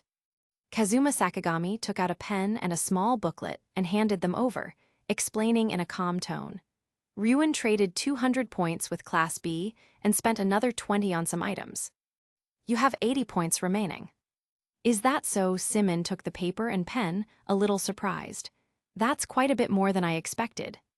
Kazuma Sakagami couldn't help but twitch the corner of his mouth. "With what kind of mindset are you saying that?" Symon didn't notice this.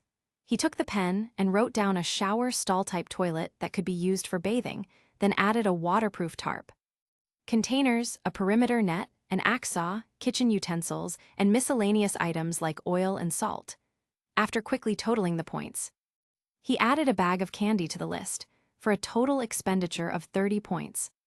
Hiyori was a bit puzzled. "Mr. Ghost, aren't you going to exchange for 2 more tents with only 2? Won't it be too crowded?" "There's no need. The exam lasts for 7 days, and you have more than enough people. In this situation, rather than solving all the problems at once, it's better to let the students use their creativity to improve their own living environment. This will also help maintain a positive and proactive atmosphere in the group." Saying this, Symon handed the list to Kazuma Sakagami. "This is quite extravagant yet simple."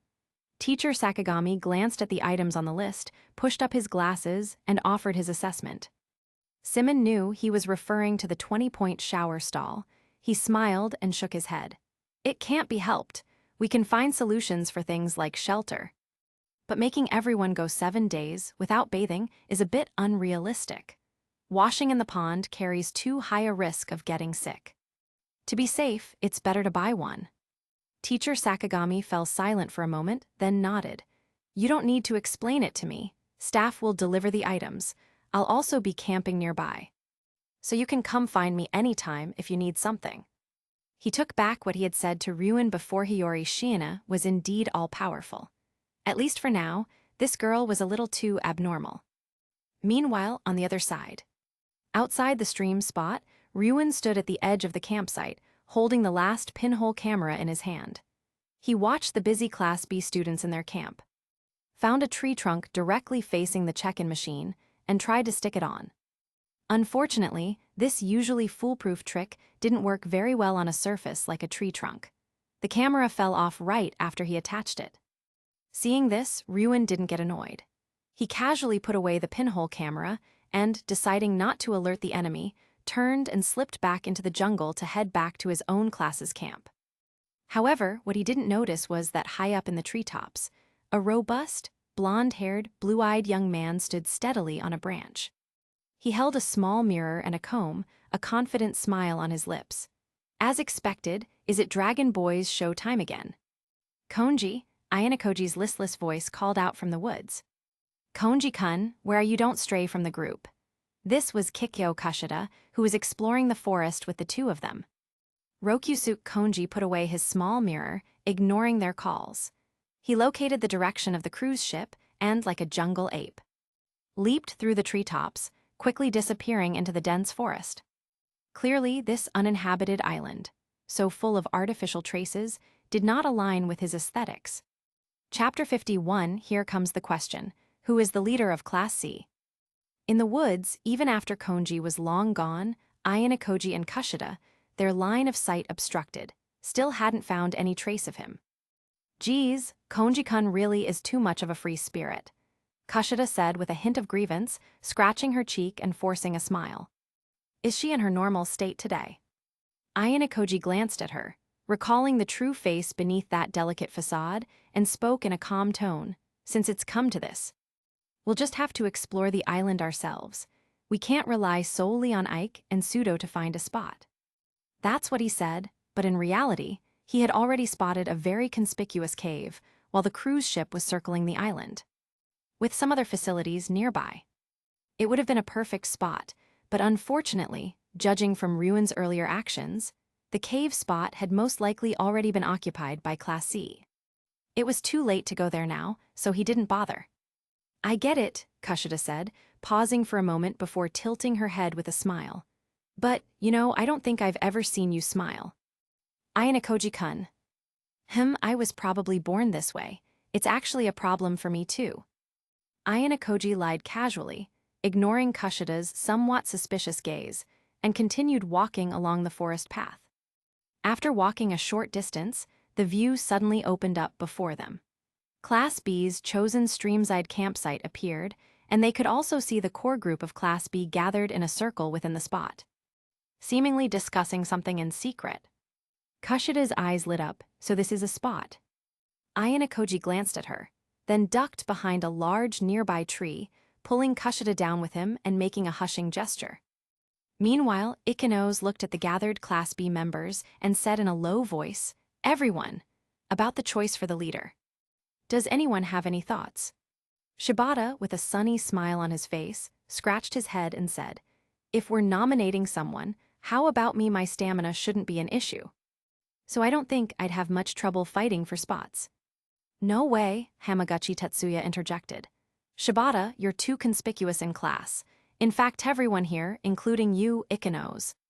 Kanzaki, Kobashi, and Shiranami isn't suitable. It's best to find someone trustworthy who's more on the fringe, someone who doesn't stand out." He actually wanted to say an outcast, but he corrected himself.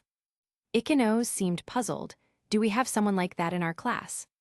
The Archangel cared for everyone in her class equally, never alienating any classmate, so the concept of an outcast didn't exist for her. I think I have someone in mind. Kobashi Yume hesitated for a moment, quietly raising her hand. What do you guys think of Hyemno-san? Hyemno. Ikenos immediately pictured a girl with black twintils. She smiled and shook her head, saying, Yuki-chan just isn't very good at talking to people. But she always comes to class gatherings. Still, she is indeed a very good choice. In her impression, that girl was just a bit of a maverick, not really an outcast.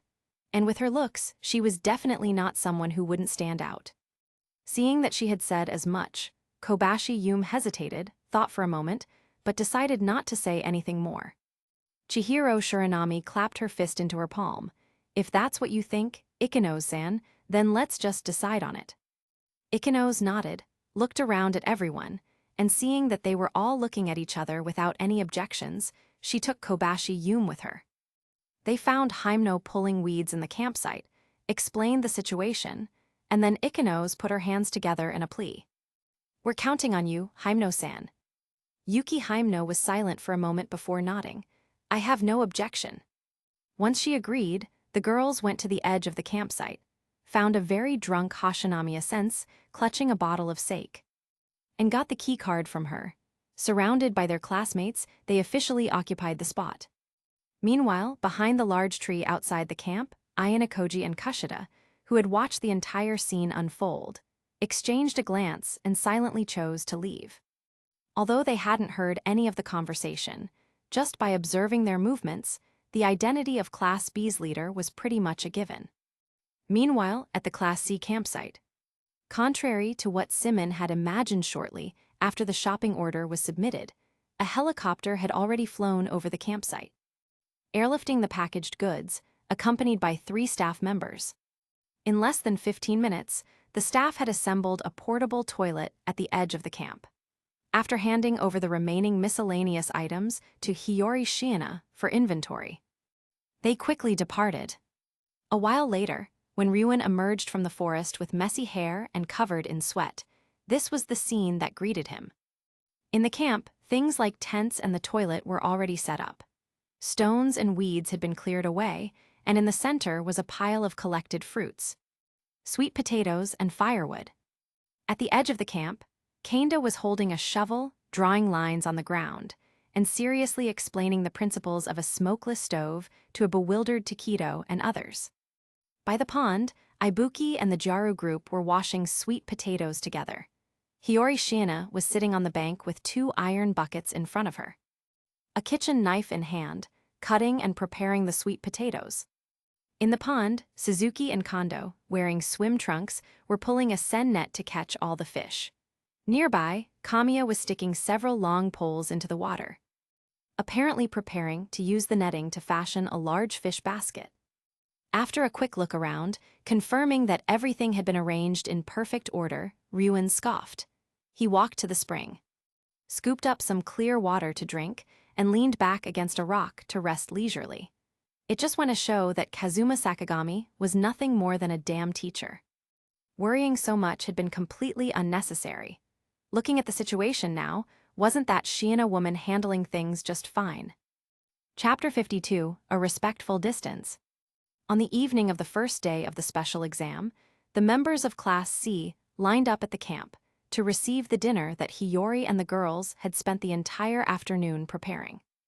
The boys who got their food first sat around the campfire, gulping down chunks of potato while sneaking glances toward the cooking area. There, Hiyori Shiina had her hair tied up. Holding a bowl in one hand and chopsticks in the other, she was gently distributing freshly cooked pieces of fish to everyone. Beside her, Ibuki would occasionally help wipe the sweat from her brow. How nice, someone murmured with a sigh. Heh, Ryuen sneered, glancing at the peeping boys around him, and offered a piece of friendly advice, don't even think about it. That woman is in a completely different league. As soon as he spoke, the boys all looked at Ryuen. Seeing him in the rare act of giving well-intentioned advice, one of them grew bold and asked curiously, Ryuen, what about you? Ryuen gave them a cold look. Even I keep a respectful distance. The boys pouted, clearly unconvinced. Only Kanda silently pushed up his glasses, making no comment. Ryuen observed this reaction, and after a scoff, offered no explanation. In the end, it was because Hiyori Shiina was too good at hiding, preventing the class from discovering her two faces. If these guys had realized how abnormal she was, just as he and Kanda had, they would absolutely keep a respectful distance from her. But it didn't matter. The reason these guys were making a fuss now was simply because the atmosphere was good. After a night's sleep, once they'd cooled down, they would naturally suppress any unnecessary thoughts. There was no need for him to say anything more. After that brief interlude, the girls had also finished getting their food. Hiyori Shiina joined them, sitting on the waterproof tarp by the campfire to enjoy the evening meal. Delicious. Ibuki nodded. Hiyori, you're a great cook. She's the only one in the whole class who knows how to make a bento. Of course it's good, Manabe said with a pout, then lowered her head and took another bite of the pan-fried fish. Ibuki looked somewhat surprised. I didn't think you were capable of saying something human for once, Manabe. Manabe glared at her. Mio Ibuki, what the hell is that supposed to mean? Ibuki, completely unfazed by her, replied casually, can't you tell I'm saying you don't usually act like a... No fighting, okay, Hiyori reached out and covered Ibuki's mouth, gently interrupting their sharp exchange. At the same time, their homeroom teacher, Kazuma Sakagami, emerged from the woods. He glanced at the students sitting around eating, then took out a keycard and handed it to Ryuen. Here is your keycard. According to the rules, since you failed to designate a leader before nightfall, I have randomly appointed one. Understood. Ryuen nodded calmly, watching Kazuma Sakagami leave. Without looking at the name on the card, he casually put it in his pocket and showed no intention of occupying the spot. Seeing this, the members of Class C looked at each other in confusion.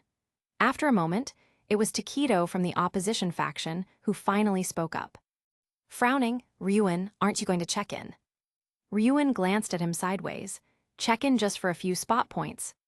Seeing his attitude, Takedo felt a surge of frustration and retorted, what if the spot gets taken? This is the base camp everyone spent the whole afternoon building. Then let them take it, Ryuen said, a malicious grin spreading across his face. As long as they can afford the price for doing so. I doubt there are any idiots that stupid on this island. With that, Ryuen picked up his bowl, using the fish soup to wash down the rest of his food. He stood up, glanced at Takedo, who was clearly unable to accept his explanation, and turned his back to the group. He walked alone into the dark forest, leaving behind a single, calm sentence. I'm going to collect the results of today's operation. If there's anyone who doesn't understand, then follow me. Hearing Ryuen's words, Takedo stared at the menacing jungle looming in the darkness. After a moment's hesitation, he stood up. I'm going with you. And from the girls' group, Nishino Takiko hesitated for a moment as well before standing up. I'm going too. From the start of school until now, this was the first time Ryuen had explained his actions to anyone outside his direct subordinates. Although many were dissatisfied with him, in the end, only these two stood up. After the three of them left, Ibuki looked at the carefree Ishizaki across from her and asked coldly, aren't you guys going? Ishizaki scratched his head. Ryuen-san didn't call for me, so why would we go? Ibuki clicked her tongue, then turned to the silent Hiyori beside her and asked, Hiyori, what is Ryuen plotting? How should I put it? Hiyori Shiina mused for a moment, glancing at the curious faces looking her way, and said gently, before the exam even started. Ryuen-kun had already figured out a way to guarantee our victory, but as a consequence, we don't have many temporary points left. Everyone was shocked. No way, Hiyori, were you involved? I only provided some minor analysis, Hiyori Shiina said with a smile, clasping her hands together. Ryuen-kun took on the hardest work all by himself. From here on, I'll need everyone to persevere with me until the end of the exam. It might be a little tough, but I believe it will be worth it. Asu, that was the excited Ryuen faction. If Hiyori is involved, then there's definitely no problem. That was what the rest of them thought. Hiyori, you've been corrupted. Doesn't your conscience hurt, deceiving them like this? Symon teased her mentally with a laugh. Whether they participated in this exam or not wouldn't affect the final outcome. Its greatest significance for Class C was likely to provide them an opportunity to cooperate and foster reconciliation, and it was clear Ryuin was already working on that. If everyone can get along, I think it will be forgivable. Hiyori poked at a piece of sweet potato in her bowl and replied softly.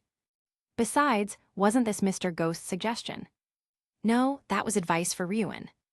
Symon spoke with a hint of grievance. Right now, I wish your name was on that card. Then we could go back to the cruise ship and relax. But you had the chance to become the leader, Hiyori Shiina said. Then after a moment of thought, she had a realization. I see. Is it that you didn't want to voluntarily become the traitor? Mr. Ghost. Symon replied calmly. The chances are low, but I can't rule out the possibility that Ryuin might try to screw us over. You can never be too careful. You know. Actually, there was another reason. The term leader itself is a bit sensitive. He deliberately avoided taking the keycard to prevent anyone from misunderstanding that Hiyori had ambitions to usurp power. Let's drop it. Let's go take a bath, quick. I can't stand being this sticky anymore. Hi. Chapter 53, Plans Can Never Keep Up with Change. Meanwhile, at the waterfall spot, the one closest to the camp, Ryuin handed the flashlight he was holding to Nishino, crouched in front of the card reader, took out his phone, turned it on, and prepared to connect a Bluetooth device. Nishino glanced at the small lens on the card reader, recalling the one back at the camp, and asked with some uncertainty. Is that a pinhole camera? Ryuin replied calmly, yes, all spots have them except for Class B's campsite.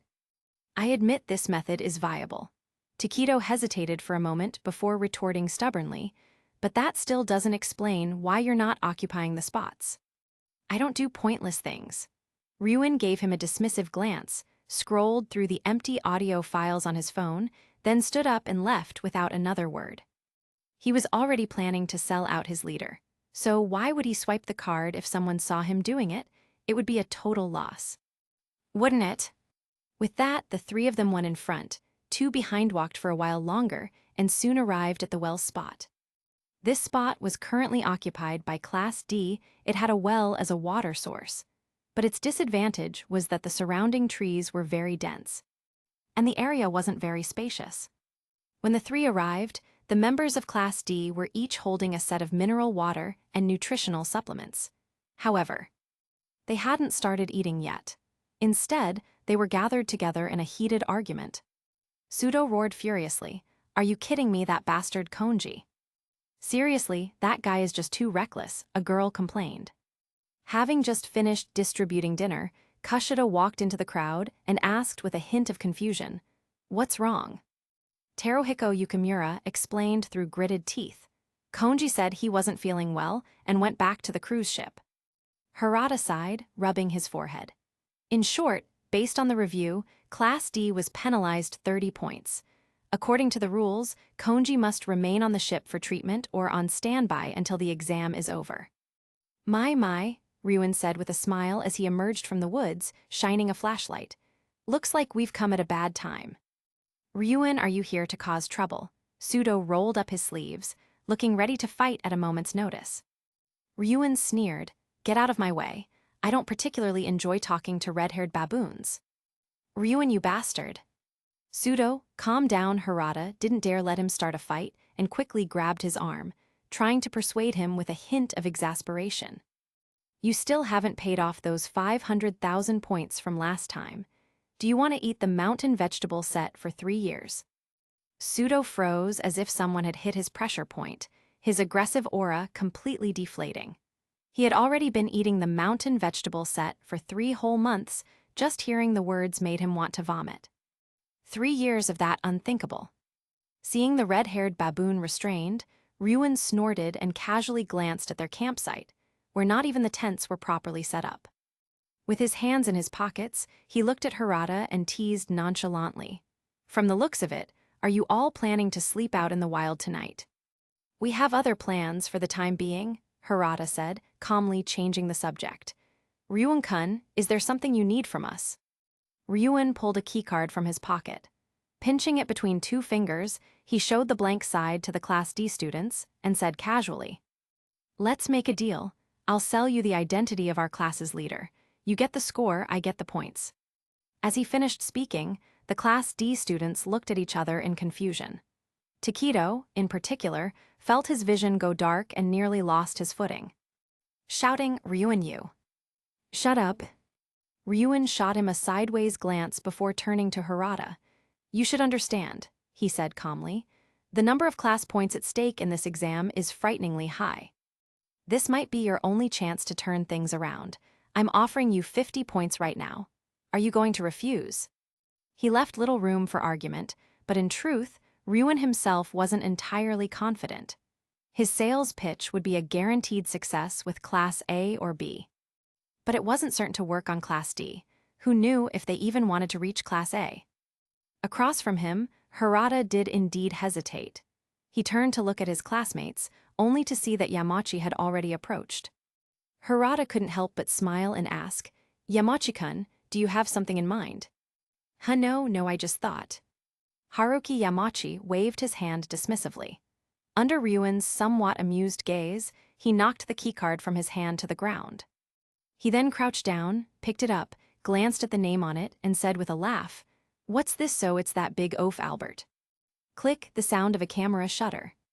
The smile on Yamachi's face froze instantly. Ryuen glanced at the photo on his phone, focusing on Yamachi's frozen smile to confirm it was clear enough, then casually put the phone back in his pocket. He waved his hand and smiled. "Since you wanted it so badly, you can have the keycard. See you all in a week." With that, Ryuen left the dumbfounded Yamachi and Hirata behind and turned to leave without hesitation. Meanwhile, in a corner of the camp, Ayanokoji turned to look at Horikita sitting beside him, a rare hint of exasperation in his eyes. According to the rules of this exam, forcefully taking another person's belongings would result in the entire class being disqualified. Now, they had no choice but to buy the information on that keycard. Beside him, Suzune Horikita had clearly realized this as well.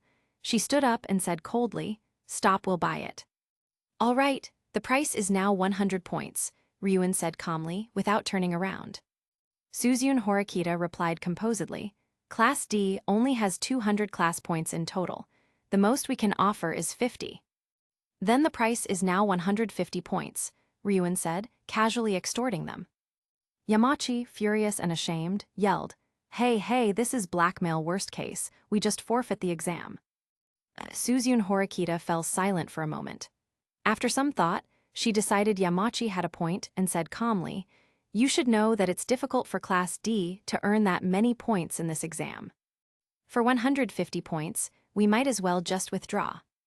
Ryuen sneered, "And how is that my problem?" Ever since he lost out in a negotiation with that old geezer from the shopping district, he had learned a valuable truth: when you're extorting someone, you can't be soft-hearted, and you absolutely can't consider how much money they have. Just stick to your price, and you can't go wrong.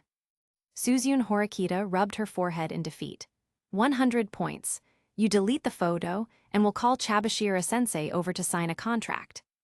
Ryuen finally turned around, a rare, unrestrained smile spreading across his face. "All right, a pleasure doing business with you." The right time and place are nothing compared to the human factor. Plans can never keep up with change. On the first day of the special exam, a certain god-tier individual delivered Ryuen a little taste of the Class D experience. How gratifying. Chapter 54, Screwing Over Your Teammates, is also part of the game. If you don't like it, don't play. The subsequent contract signing process needs no further mention. With the exception of Rokyusuke Konji, everyone in Class D signed the contract. The terms were simple: each person would pay Kakeru Ryuen the equivalent of 100 class points in private points 10. 0 points every month in exchange for the keycard information and photos in his possession. After a good while, Ryuen put away the debt contracts, worth tens of millions of points, and looked at the ice-gold Horikita before him. Teasing with a smile, "Don't look so grim, Suzune." Having dealt with that gloomy-minded woman Shiina for so long, he now found even an iceberg like Horikita to be quite charming, almost refreshingly simple and cute. Horikita crossed her arms, giving him a cold stare. "The contract is signed. I won't see you out. Also, could you please refrain from casually using my first name? Well, I don't particularly dislike women like you, Kano. Ryuin grinned, turned, and waved his hand, leaving the Class D campsite like a victorious rooster. Ryuin, wait for us, Takedo and Nishino hurriedly followed him. After watching the three depart, Sae Chabashira, who had acted as a witness in the Class D camp, casually lit a cigarette and cast a meaningful glance at Yamachi before turning to leave. She had just heard the gist of what had happened and didn't plan to comment on it. After all, no one knew better than her what fate awaited those who were worthless or even a net negative, in this school where ability was everything. After Chabashira left, the students of Class D could no longer hold back and began to blame Yamachi. Suzune Horikita also looked at him. Her words as merciless as ever, pardon me for being blunt, but what's inside your head, Cole? Yamachi, feeling defiant, retorted. In the end, who would have thought he'd have a phone? He already took out the keycard, we just needed to find an excuse to sneak a peek. Right, don't tell me none of you thought of that. Did it never occur to you to wonder why he dared to be so blatant? Did you really think that Ryuin would let you take such an easy advantage? Horikita pressed her forehead, feeling weary. She said no more and returned to the well to pick up her nutrient meal again. She had been feeling weak these past 2 days and didn't have much energy to lecture him. Ultimately, for Yamachi to play such petty tricks with Ryuin. He probably hadn't even considered the possibility of retaliation. Wasting any more words on such a person was pointless. Suzune Horikita might have given up on lecturing him, but that didn't mean the rest of Class D would. A clamor of discussion arose. Filled with sarcastic accusations, but Yamachi's skin was exceptionally thick. He rebuffed them all with the excuse, I was doing it for Class D's sake. In the end, it was Hirata who stepped up to smooth things over. Just as the Class D students were arguing endlessly over the matter. By the well, Ayanokoji spoke in a calm tone, he's not entirely wrong, you know. Are you trying to say I was wrong to blame him? Horikita said coldly. No, Ayanokoji said while eating his nutrient meal, casually reminding her, don't you find it strange a smartphone costs 6 points? There are no charging facilities or signal towers on the island. Under these circumstances, what did Ryuin plan to do with it? Take pictures, Horikita frowned. No, that's not right. Yamachi acted on a whim, Ryuin couldn't have known beforehand. Ayanokoji's expression was placid. A camera costs 3 points. If it were for communication, a pair of walkie-talkies also costs only 3 points. It's not a very good value. Suzune Horikita shook her head, speaking with some fatigue. There are too few clues. There's no point in wild speculation. Ayanokoji noticed her weariness and nodded, saying no more. Meanwhile, Ryuin led his people out of the Class D camp, took out his phone to check the progress of the video transfer, and confirmed it was complete. He began scrolling through the footage as he walked. Before long, Ryuin found the footage of Class D's check-in, captured by the camera. In the video, the students of Class D formed a circle surrounding Suzune Horikita, who held the green keycard. As the girl reached out and tapped the card on the reader. A crisp beep sounded and the video check-in successful. Ha, so the leader is Suzune, is it? Ryuin sneered. This is really impossible to defend against, Nishino Takiko couldn't help but remark. Who would have thought the camera on the check-in machine was placed by a student as a result? No one even thought to be cautious of it. Ryuin ignored her comment and turned his gaze to Takedo beside him, sneering, You've seemed like you've had something to say for a while now. Ask whatever questions you have. I'll only answer this once. You won't get a chance this good again. Takedo was silent for a moment, then asked after some thought. By selling off class points for private points, Ryuin, have you given up on aiming for Class A? You thought for so long and only came up with such a boring question, Ryuin said, his interest waning, his tone cold. 3 years is a long time. Only the one left standing at the end will be the final victor. Takedo frowned. That's no reason to squander the provisional points everyone saved up, if our leader's identity is guessed. We'll get a 50-point deduction. What do you take everyone's efforts for? Ryuin paused his steps and said, as if nonchalantly, So, I also transferred 200 of the provisional points the school gave us to Class B. They can use our points to exchange for supplies directly. The condition is 800,000 points a month. Takedo's pupils contracted. Nishino was equally shocked. You earned that much. From what they had seen so far, Ryuen had already secured a profit equivalent to 300 points. If he went to classes A and B now and sold the info multiple times. Wouldn't that mean? Do you understand now? Ryuen sneered. In this special exam, the school dangled a huge prize in front of every class, but very few can actually take a bite. Only by doing this can one become the sole winner without any risk. Having said this much, Ryuen fell silent. He actually planned to triple dip, but these two weren't yet worthy of hearing about it. With that in mind, Ryuen led the two to the outskirts of the stream base. Gazing at the campfire in Class B's camp from a distance, he took out the last pinhole camera from his pocket, turned to the two beside him, and said calmly, I need to plant a spy in Class B. Who's going? Takedo stepped forward. I'll do it. Ryuen ignored him, his gaze settling on Nishino. He was now certain that Takedo's pig-headed brain, unable to think flexibly, was absolutely useless for important tasks. Fortunately, Nishino didn't intend to back down either. After a moment of thought, she asked with some hesitation, how am I supposed to infiltrate them? Ryuen cracked his knuckles. Simple, you just have to take a beating in a bit. 3 question marks appeared above Nishino's head. Takedo took a sharp step back. The next day, early morning, Hiyori Shiina emerged from the tent, stretched, and comforted in a gentle voice in her mind. Hiyori, be good, sleep a little longer. Hiyori replied obediently, murmuring softly, so even Mr. Ghost makes miscalculations sometimes. Squeezing more than 20 people into one tent was, in the end, asking too much.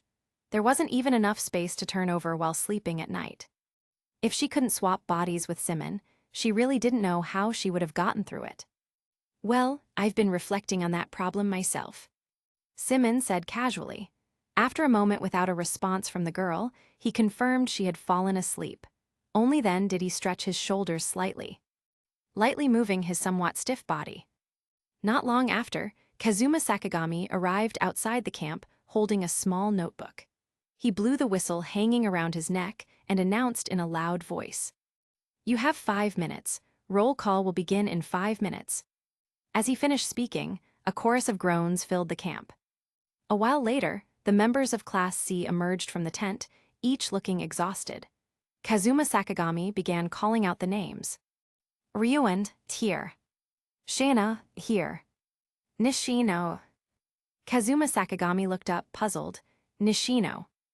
Ryuen, leaning against the side of the tent, raised his hand and said calmly, No need to call her. I sent her over to Class B. Everyone else is here. Sakagami paused upon hearing this, then nodded. Then, according to the rules, with one person absent from this roll call, 5 provisional points will be deducted. Ryuen looked at Hiyori with some confusion. Our class still has points. Symon pressed his forehead. We have 50 left, no, 45 now. Ryuen was silent for a moment, realizing he had inadvertently screwed her over. He stood up. I'll go sell them. Symon couldn't bear to watch. You've got money on the brain, haven't you? Chapter 55, Suzune Horikita isn't good at lying bonus chapter. In the end, Ryuen was unable to sell the remaining points, as they didn't even amount to a round number. As for the remaining points, Symon got some paper and a pen from Kazuma Sakagami, thought for a moment, then looked at his Class C classmates and asked for their opinion. Is there anything you all want? Hiyori-chan, could we get another tent? Kinoshita Minori put her hands together, pleading pitifully. Yeah, I barely managed to get to sleep last night. The girls quickly agreed, complaining the tents are definitely the most urgent matter. And the line for the toilet is just too long. Hearing this, Symon nodded and spoke in a gentle tone. There's actually an alternative for the tents. I bought some waterproof tarps, an axe, and a saw earlier, so building a shelter wouldn't be difficult. As for the toilets, we have the simple emergency toilet, so we can manage by taking turns. But since you all feel so strongly about it, it's not out of the question. Hold on, I have a suggestion. Kanda raised his hand, cutting off the cheers that were about to erupt from the girls. After pushing up his glasses, he spoke in a calm tone. The camp's construction is actually sufficient. It would be better to exchange the remaining points for some food. What I didn't say before is that sweet potatoes have a drawback as a staple food. Eating large quantities can cause gas and possibly bloating or stomach aches. If possible, I recommend exchanging for some rice to mix in with them. You're kidding, Kondo said, the realization dawning on him. No wonder someone kept farting in the tent last night. You have the nerve to say that. Ishizaki grabbed him by the collar and started cursing. I held it in all night. You're the one who was farting up a storm. No, it wasn't me. Kondo shook his head like a rattled drum, vehemently denying it. You think I'd believe your crap die? Ishizaki yelled, violently shaking him by the collar. Meanwhile, the girls, who had been quite resolute just moments before, began to hesitate, unable to make up their minds. Noticing the situation, Symon thought for a moment, then handed the paper, pen, and manual to Kanda, saying with a smile, since you already have a plan. Kanda, I'll leave the allocation of these points to you.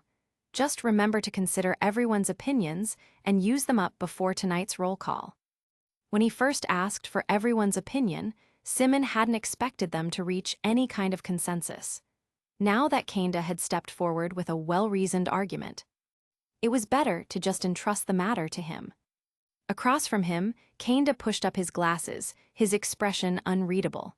He silently took the documents and the manual, walked over to the side, sat down, and began to study them seriously. At the same time, Kakeru Ryuin walked up to Hiyori Shiina and said coldly, Hess, pawning the job off on Kanda. You've made things easy for yourself. How should I put this?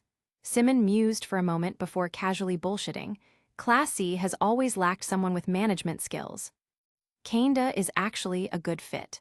This is a good opportunity to let him interact more with the rest of the class. It was definitely not because he was slacking off. Speaking of which, ever since he failed to get into the student council, I don't think I've seen him around you anymore. Symon began to change the subject. If you want to know, you can just ask directly. Ryuin glanced at her, crossed his arms, and said calmly, it was probably after I had Albert beat up Takedo and Manabe in early May. He's been deliberately avoiding me since then, using that style of yours. Not proactively asking questions, not getting directly involved, only offering verbal advice wasn't that just copying Hiyori Shiina.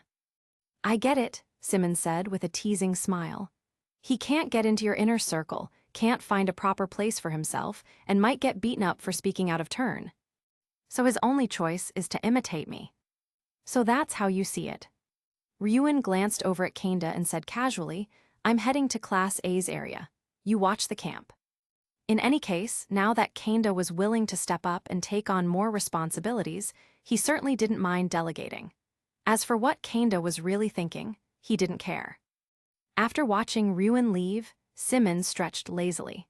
Just as he was about to call the girls over to prepare breakfast, he suddenly saw Horikita standing outside the camp with Ayano Koji, holding a pen and paper, seemingly writing something. After their eyes met, Suzune Horikita hesitated for a moment before stepping in front of Symon. At the same time, some people in Class C also noticed their presence.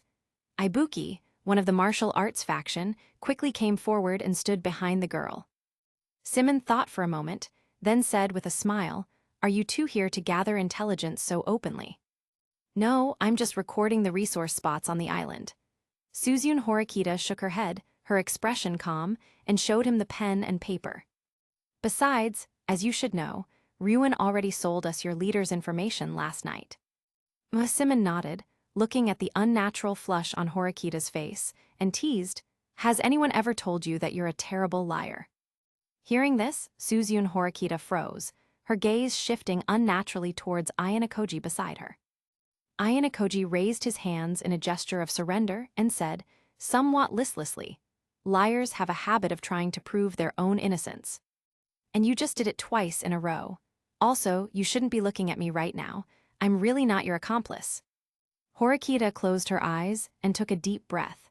Her body swayed slightly as she fought back the urge to punch him. Exactly, Symon said with a smiling nod. In any case, if you're here to scout for information, I'm sorry, but it's not a convenient time for guests. This isn't private territory, is it? Horikita glanced at the spot-claiming device with its dimmed screen nearby and asked with some confusion. And it doesn't look like you've occupied this spot, has it? Hearing this, Ayanokoji turned his head to look at the device. A flicker of light crossed his eyes for an instant before quickly fading. Symon nodded and said, feigning seriousness, that's right. If you want, you can have your class leader come and occupy this spot right now. We absolutely won't stop you.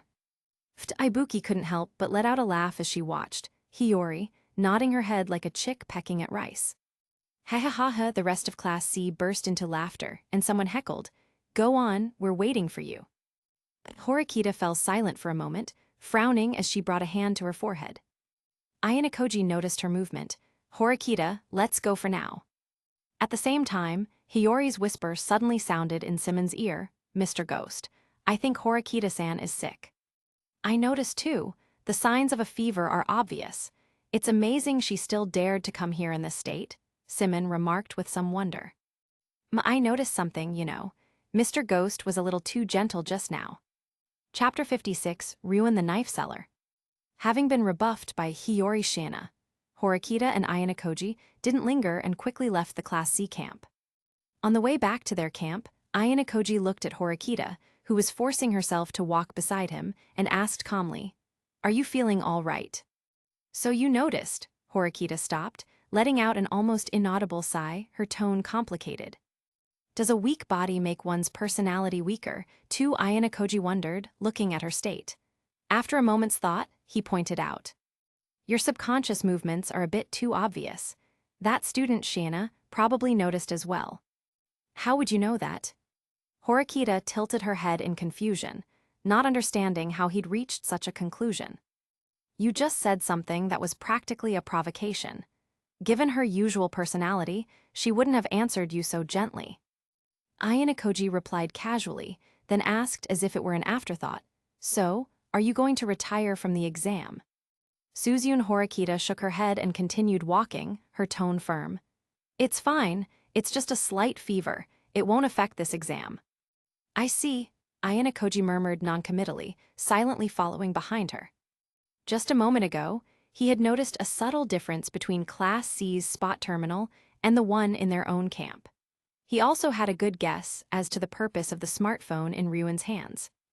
Moreover, for Class C to so brazenly abandon a spot, if his suspicions were correct, this exam probably wouldn't end peacefully. Meanwhile, elsewhere, outside the tower spot, Ryuin looked at the two boys blocking his way and said with a cold smile, "If I recall correctly, you're Morishige and Machida from Class A.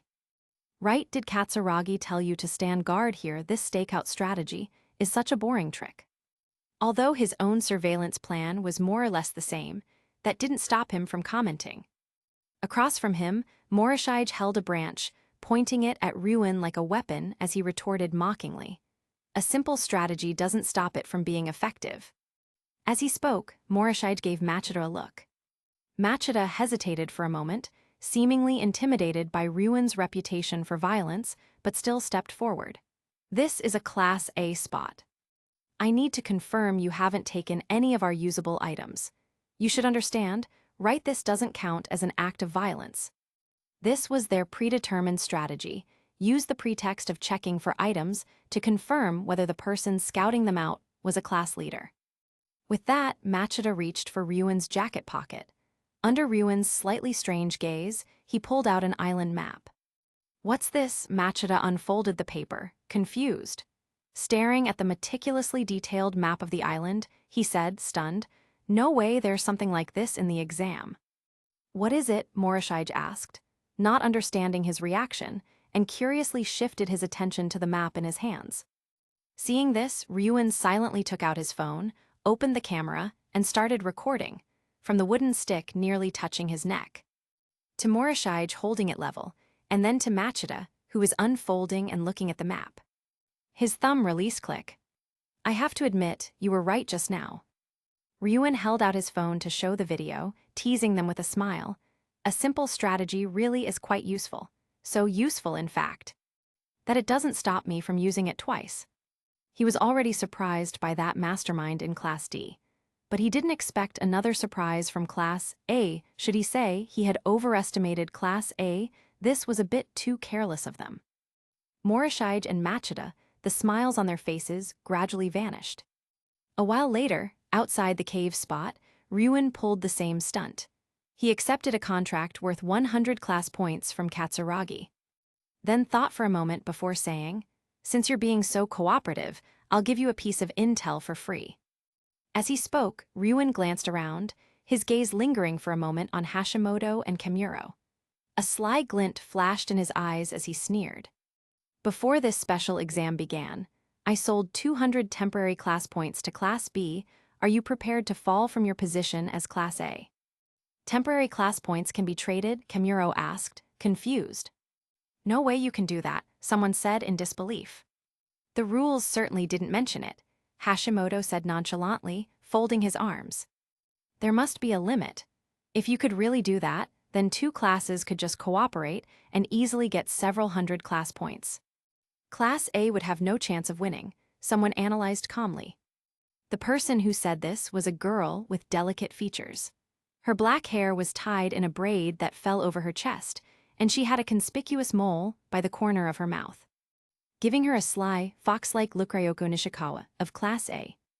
Ryuin gave her a brief glance, silently making a mental note of her. At the same time, teacher Mashima, who had come over to witness the contract, thought for a moment and explained calmly. "Regarding that point, the school has a supplementary clause. At the end of the special exam, a maximum of 300 base class points will be calculated." Even the full score is outrageous. Yahiko was clearly not convinced. Teacher Mashima glanced at him, his expression unchanging, and shook his head. "The school's reasoning is simple. If you can't even overcome this small difficulty, then the position of Class A can be given to another class." His words were harsh, and intentionally so. He had long noticed that some students used their Class A status to belittle the lower-ranked classes, acting with a degree of recklessness. His words today were both a warning and a reminder. If they were unqualified, the school would never mind replacing Class A. Sure enough, as soon as he finished speaking, the expressions of many students in the group changed. Some were confident, some frowned. Some were unfazed, and others simply couldn't accept it. Clearly, not everyone in Class A was outstanding enough to deserve the head start the school had given them. Meanwhile, Katsuragi remained unmoved. After a moment of thought, he stepped forward and asked, "Ryuin, what are you trying to say?" If what Ryuin said was true, then Class B would gain at least 300 class points by the end of this exam. That number far exceeded the score he had anticipated for Class A, and was something he absolutely could not accept. "Looks like you get it now," Ryuin said with a smile, waving the 100-point contract in his hand. "Then let me give you another piece of intel. I've signed a contract like this with both Class B and Class D." Katsuragi frowned, confused. "What do you mean?" Ryuin scoffed.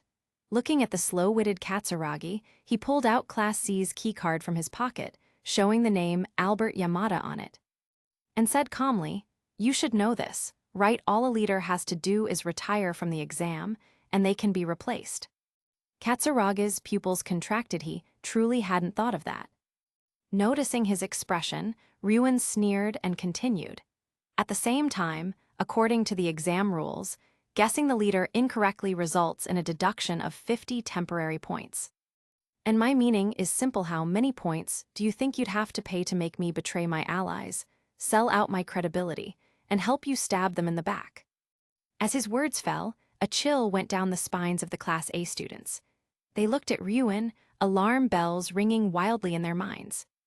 Now came the question. In this special exam, Class A's only chance to turn the tables was right in front of them. Would they buy this dagger? Chapter 57, Someone Who Only Exists in the Words of Others. Accept or refuse. While the members of Class A were still hesitating, Katsuragi had already made up his mind. After a moment of thought, he spoke calmly. "I'll offer private points equivalent to 100 class points to purchase the information on Class C's leader at the end of the exam." "Too little," I want 200, Ryuen demanded exorbitantly. Katsuraga's expression didn't change as he shook his head. Do you think it's worth that much? Not worth it, Ryuen sneered. The position of Class A is worth more than that. No, Katsuragi said, crossing his arms and analyzing calmly. You should be well aware even if Class B bought 200 temporary points. They won't actually be able to use that many in this exam. According to my projections, I'm confident I can keep the point difference within 100. It's a bit of a shame, but it won't be enough to change the current class rankings. Besides, for this proposal of yours, Class D can't afford the price, and after buying 200 temporary points, Class B can't take on any more debt either. In other words, besides our Class A, you have no other potential partners. At this, Katsuragi looked at Ryuen and stated the facts calmly. A price of 100 points. 50 of that is the value you bring us by betraying Class B and Class D. The remaining 50 is the value of Class C's true leader. I won't go any higher. After hearing his analysis, Ryuen thought for a moment, then looked up at the tower in the distance and teased with a smile, keeping the point difference within 100. Does your confidence come from those two spots? According to his projections, Class A's base was lacking water and resource points. Combined with the 30 temporary class points deducted for Sakyanagi dropping out of the exam, there should have been a point difference of about 150 between Class A and B for Katsuragi to want to close that gap. There was likely no other way besides those two spots. Across from him, Katsuragi was a bit confused. What are you trying to say? Ryuen stuck his hands in his pockets and said with a smile, according to the rules of this exam, if your leader is guessed correctly, not only do you lose 50 points, but all of your spot points are reset to 0. Have you prepared for failure if you get guessed?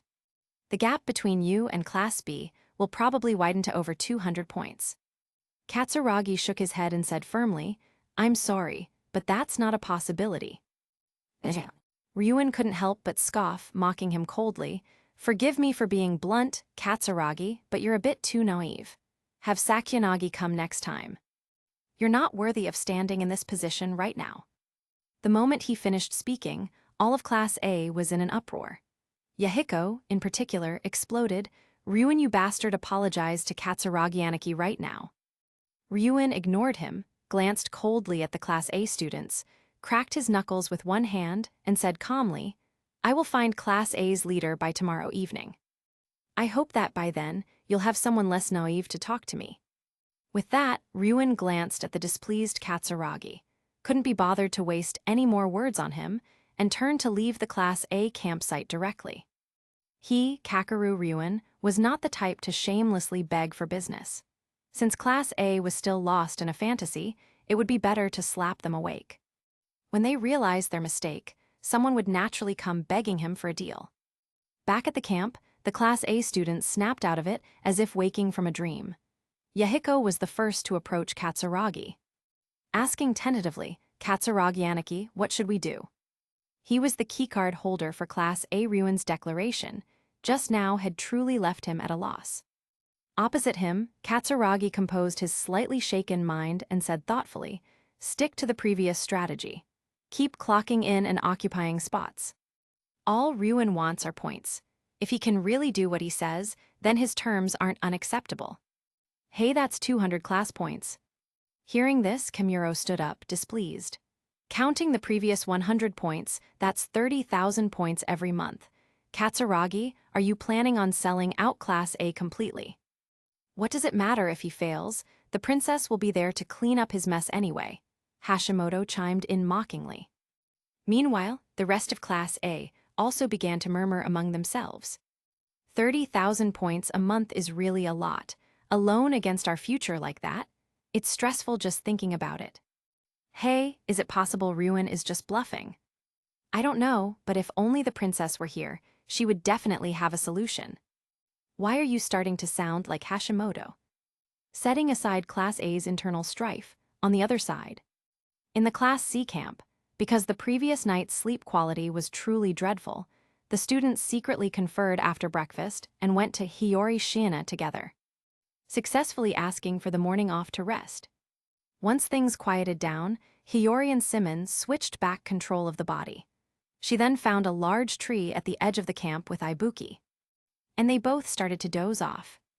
Meanwhile, outside the camp, Ikenos and Kanzaki were hiding behind a tree, quietly observing the Class C formation. She whispered, "I really thought everyone in Class C had already dropped out of the exam." Beside her, Kanzaki shook his head and whispered back, "This exam itself is modeled after a corporate icebreaking activity. Its greatest purpose is to break down social circles and strengthen a sense of collective belonging. Giving up on this exam would be counterproductive. Thinking about it that way, I feel sorry for everyone in Class C. Victory or defeat has nothing to do with them, after all." Ikenos found it hard to understand. "We're not pitiful, you know." Hiyori interjected in a whisper, peeking her head out and meeting Ikenos' gaze as the smile on her face gradually froze. They were no more than 20 centimeters apart. "Wah!" Ikenos yelped, startled. "When did you get here?" Hiyori blinked, finding the situation somewhat amusing. "I've been here the whole time. I heard everything you just said and—" At this, the girl glanced at the boy squatting next to Ikenos and after a moment's thought asked tentatively, "This is Kanzaki-kun." Kanzaki nodded a bit formally. "Nice to meet you. I'm Ryuji Kanzaki from Class B. How did you know who I am, Shiina-san?" Hiyori smiled. "Ah, my apologies. I just heard Sakyanaga-san mention you, and based on your analysis just now, I was able to guess." This was a lie. Among the 4 first-year classes, Class B and Class D were practically transparent to her, with 2 unsuspecting children like Shiranami and Sakura. There were some people and things she couldn't help but know about. "Sakyanagi, huh?" Kanzaki hesitated upon hearing her name. "If you don't mind my asking, what did she say about me?" He and Sakyanagi were old acquaintances, but that girl was truly difficult to handle. He guessed that nothing good had come out of Sakyanaga's mouth. Hiyori recalled for a moment, then said with a smile, "The young master of a conglomerate who has submitted to Ikenos' skirt."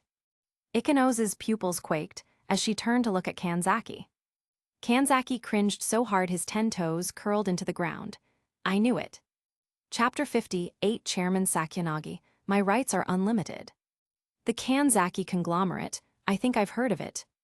Hearing this, Mio Ibuki gave Ryuji Kanzaki a surprised look. "You mean Kanzaki Heavy Industries?" Hiyori Shiina tilted her head, and Hanami Ikenos was also a bit surprised. "You've heard of it, Ibuki-san."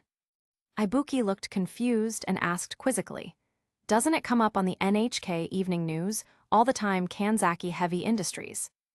The one with the Shinkansen technology. Last year, there was even a scandal about them embezzling funds for submarine maintenance. Don't any of you know about that?" Ikenos and Hiyori turned to look at Kanzaki. "Don't look at me, I don't really follow that kind of stuff." Kanzaki waved his hand, a bit embarrassed, but he had a feeling it was most likely true. "No doubt about it. Something that sounds this ridiculous has to be true," Symon quipped internally. "Should I say, as expected of a Zaibatsu fits my stereotype of them perfectly." "That's not the point," Hiyori replied gently in her mind. She smiled at the slightly awkward Ibuki and asked with feigned curiosity, "Ibuki-san, you like watching serious news programs like that?" "Is it weird for a girl to be interested in that?" Ibuki asked hesitantly. "Not at all, it's just a little surprising," Hiyori said, shaking her head with a smile. "In that case, do you recognize the surnames Sakyanagi and Konji?" She wasn't actually that curious, but considering the other girl's feelings, it was better to just go with the flow of the conversation. Ibuki quietly sighed in relief, lowering her gaze in thought. "The Konji surname isn't that famous, but if I say the Mitsuba group, I think you've all probably heard of it. As for Sakyanagi, I'm not too sure about that one." Ikenos and Hiyori turned to look at Kanzaki. Kanzaki averted his gaze slightly, speaking in a feignedly casual tone. "The Sakyanagi family is an aristocratic one. The current head is Arisu Sakyanaga's grandfather, who once served as the Minister of Education, Culture, Sports, Science, and Technology. Sakyanaga's father is now the chairman of the Advanced Nurturing High School. Since Sakyanagi had sold him out, it was only fair that he return the favor. Tit for tat. Symon chuckled to himself. Yep, Sakyanagi really is a rich loli. If I get the chance, I should ask her if she needs a bed warmer. I think we'd be up for it. You'd be called a hentai, Hiyori retorted silently in her mind. Still, I never imagined the advanced, nurturing high school was an enterprise of Sakyanagi-san's family. If that's the case, I think I understand how she knew about Eri Sakura's situation. Yeah, I figured as much too, Symon said nonchalantly. The problem is, you know it's unfair, but there's nothing we can do about her. It's better to just try and look on the bright side. Hiyori asked with a soft laugh, even you have no way, Mr. Ghost. Hiyori, you're underestimating the power of authority a little. Symon admitted it frankly, explaining with a mental smile, the only thing that can ever restrain power is greater power. Every other method you can think of is, in essence, just a search for that greater power. At least for now, there's nothing we can do about her. We can only take it one day at a time. He hadn't forgotten their status as tuition fee thieves, and he wasn't going to get worked up over something like this. If Sakyanagi ever went too far, they could just transfer schools at worst. If you can't beat them, run. Seeing that he'd said as much, Hiyori gave a light chuckle in her mind, then lifted her gaze to the two from Class B and asked with a smile. It feels like we've learned some incredible secrets. By the way, what brought you two here today if it's to gather intelligence? Then I'm afraid I must decline. Ah, I almost forgot about that. Ikenos clapped her hands to her cheeks, clearing the chaotic thoughts from her mind. She then began tentatively. Regarding Nishino-san, do you know about her Shiina-san? Yes, Hiyori nodded, speaking gently. You must be aware of it too. Ikenos-san Ryuan-kun sent her over to investigate the identity of your class's leader. In her opinion, while Ikenos was pure-hearted, she was by no means stupid. Including the previous incident with Nagumo, she understood things with just a hint. A scheme like this probably wouldn't fool her. I know, but there's nothing I can do about it, Ikenos said, a somewhat forced smile on her face. When that girl arrived, she was filthy and had bruises on her face from being beaten. If I just left her alone, I don't think I could live with myself. Hiyori blinked, looking at the girl whose expression didn't seem feigned. After a moment's thought, she asked softly, Ikenos-san, are you hoping I'll bring her back? Ikenos' face lit up. If you could, that would be for the best. I'm very sorry, but I can't do that, Hiyori said, putting her hands together apologetically and with a hint of helplessness. Ryuan-kun and I have always had a tacit understanding not to interfere with each other. If I were to do this, Class C would most likely split apart. Her words were sincere, and both Ikenos and Kanzaki could hear the difficulty in her voice. However, Kanzaki stood up and spoke in a calm tone. Shiina-san, may I ask a question? If we were to expel Nishino from our camp, would she face retaliation from Ryuan? Hiyori Shiina thought for a moment, then shook her head and said gently, most likely, yes. Knowing Ryuan-kun, he'd probably just think he didn't hit her hard enough. The moment she finished speaking, all three of them including Ibuki winced. That's right, that was definitely Ryuan's style. Ikenos looked dejected. That's just too cruel. Kanzaki looked at Ikenos, sighed faintly and then said, thank you. It's no problem, Hiyori Shiina shook her head. After a moment's thought, she asked with a smile, but is this really okay knowing that your kindness is being exploited by others? I don't believe kindness is a mistake. Kanzaki pondered for a moment before saying seriously, acting with integrity is never the reason for failure. Weakness is. Beside him, a smile spread across Ikenos' face. She stood up, placed a hand on her hip, and declared in a solemn tone, I believe that too. A rather nice resolve, but this girl is still a bit too green, Symon commented internally. Mr. Ghost, you actually approve of that answer, Hiyori was a little surprised. It's more that this answer is, in itself, the correct one for Class B. Symon replied calmly. Just as I've said before, truly exceptional people don't care about the evaluation of Class A with this girl's personal charisma. Combined with Class B's already solid foundation, it wouldn't be difficult to lead everyone forward together. It's just that she doesn't seem to have realized this yet. From his perspective, Class B had almost all the conditions necessary to walk the royal road to victory.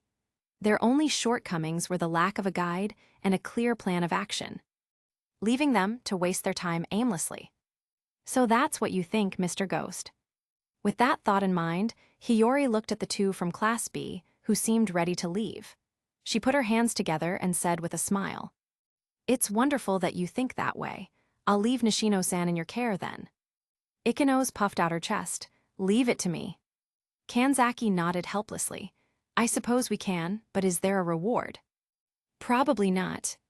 Hiyori Shiina said this, then asked as if it were an afterthought, "By the way, about that business with the student council before. How did you handle it? Ikinose-san, I never heard what happened." The smile on Ikinose's face stiffened. "It's fine, I'll take care of it. That Nagumo is a dangerous person, you know. Remember to protect yourself," Hiyori said casually. Ikinose forced a smile and nodded. "I know, see you next time." With that, Ikinose turned hastily and pulled Kanzaki away with her. At the same time, Hiyori Shiina's gaze met Kanzaki's as he looked back. Seeing the boy's furrowed brow, she smiled and gave a small wink. That was the reward. Across the way, Ryuji Kanzaki nodded. He looked back at Ikinose walking ahead of him and, after a moment's hesitation, quickened his pace to walk shoulder to shoulder with her. Under the tree, Hiyori took a breath. "With this, things should be fine with Nishino-san. I hope Ikinose-san doesn't think I'm being too meddlesome." Kakeru Ryuen let out a cold laugh. "Hess, you really let me listen in on a good show." Hiyori Symon Ibuki. Wait, when did you get here? Chapter 59, Admitting Mistakes is Impossible. In the forest, Kakeru Ryuen emerged from behind a large tree. "Oh my Ryuen-kun, when did you get back?" Hiyori asked with a smile. Ryuen looked at the two of them sitting against the tree and sneered. "Since the part about the chaebol heir bowing down to Ikinose's skirt." Ibuki pursed her lips. "Doesn't that mean you heard almost everything?" "It's all right," Hiyori soothed the girl in a gentle voice. "I don't believe I said anything I shouldn't have." She had always been discreet in her speech and knew what position she should take. She had never uttered a single word or piece of information detrimental to Class C.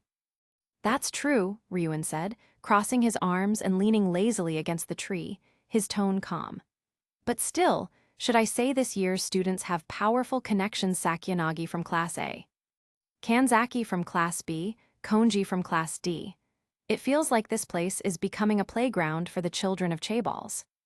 The Mitsuba Group, Kanzaki Heavy Industries, a cabinet minister. Are you planning to give up?" Ryuen-kun, Hiyori Shiina tilted her head. "Are you underestimating me?" Ryuen retorted casually before speaking thoughtfully. "I've been thinking about buying someone from another class who's good at socializing. Any recommendations?" Hiyori thought for a moment. "Harada and Kushida from Class D, and Kobashi Yume and Ikinose from Class B, I suppose those are the main four." "Do you honestly think that's possible?" Ryuen's face darkened. "These well-known social butterflies are all core members of their classes. They can't be bought over so easily." "In the end, where did you get so many points?" Ibuki, annoyed by his attitude, retorted on Hiyori's behalf. "I have 28 million in cash," Ryuen said casually, shooting her a sidelong glance. "I've gained quite a bit from this exam too, if things go smoothly. I should be able to rake in about 2.4 million points each month from now on." "That much?" Ibuki's pupils quaked. Symon did a quick mental calculation and remarked inwardly, "Come to think of it, I hadn't really noticed. Including the 2 million in class funds each month. Calculated over 30 months, it seems Ryuen's 800 million point plan is already 1/5 complete. A pity that this is probably the limit." Hiyori replied gently in her mind, then spoke aloud in a somewhat casual tone. "Speaking of which, Ryuen-kun, you've seemed very busy these past couple of days. Are you planning something?" Ryuen thought for a moment. Although he didn't think there were any flaws in his plan, he still took 2 steps forward, sat cross-legged in front of them, and began. "For this special exam, I've divided my plan into 4 phases." Hiyori Shiina blinked. 4. Ryuen nodded. "Phase 1. According to the plan, before the exam started, I approached Class B and sold them 200 temporary class points. bundled with the key card information, for a total of 200 class points. Hearing this, Symon was a bit surprised. Ryuin is actually willing to take a loss. Hiyori Shiina was just as confused and casually asked him about it. In response to her confusion, Ryuin explained calmly. The school has a supplementary rule. At the end of the exam, a maximum of only 300 base temporary points are counted. The problem is, this exam doesn't require nearly that many temporary points. For the sake of my future plans, I can accept a small loss. Hiyori Shiina nodded in understanding. The second phase of the plan is one you already know, selling the key card information. As he spoke, Ryuin took the key card out of his pocket and recounted the mix-up that happened during the deal with classes A and D. He added with a cold smile, although there was a small accident, the outcome is still developing in a positive direction. I don't know what to say to that, Ibuki said, rubbing her forehead, finding it hard to process. Symon stated deadpan in her mind. Well, I'm certain now. A fool's flash of inspiration and a wise man's careful deliberation look pretty much the same. That's a bit of a dry joke, but I have noticed that Mr. Ghost is trying to cheer me up, Hiyori replied with a mental smile. Symon. A glimmer flashed through Hiyori's light purple eyes, so he admits it. While the two were whispering in their minds, Ryuin, sitting opposite them, organized his thoughts and continued. I'm currently executing the third phase of the plan. As he said this, Ryuin explained his plan to backstab classes B and D and also mentioned his bet with Katsuragi. Before the two could offer any comment, he said with a cold smile, the final phase is something I've been planning since before we landed on the island, placing surveillance cameras at all the strategic spots on the island to obtain information on the other class's leaders. With that, Ryuin took out his phone, pulled up 2 pictures for Hiyori to see, and said calmly, with Yahiko from Class A and Suzune from Class D, if things go well on Nishino's end, the people in our class can get 50 points of pocket money when the exam is over. It'll mean these 7 days of hardship weren't for nothing. Ibuki gave him a strange look. Ryuin, you bastard, you actually have a conscience. Symon, but not much of one. Hiyori smiled faintly, her eyes crinkling.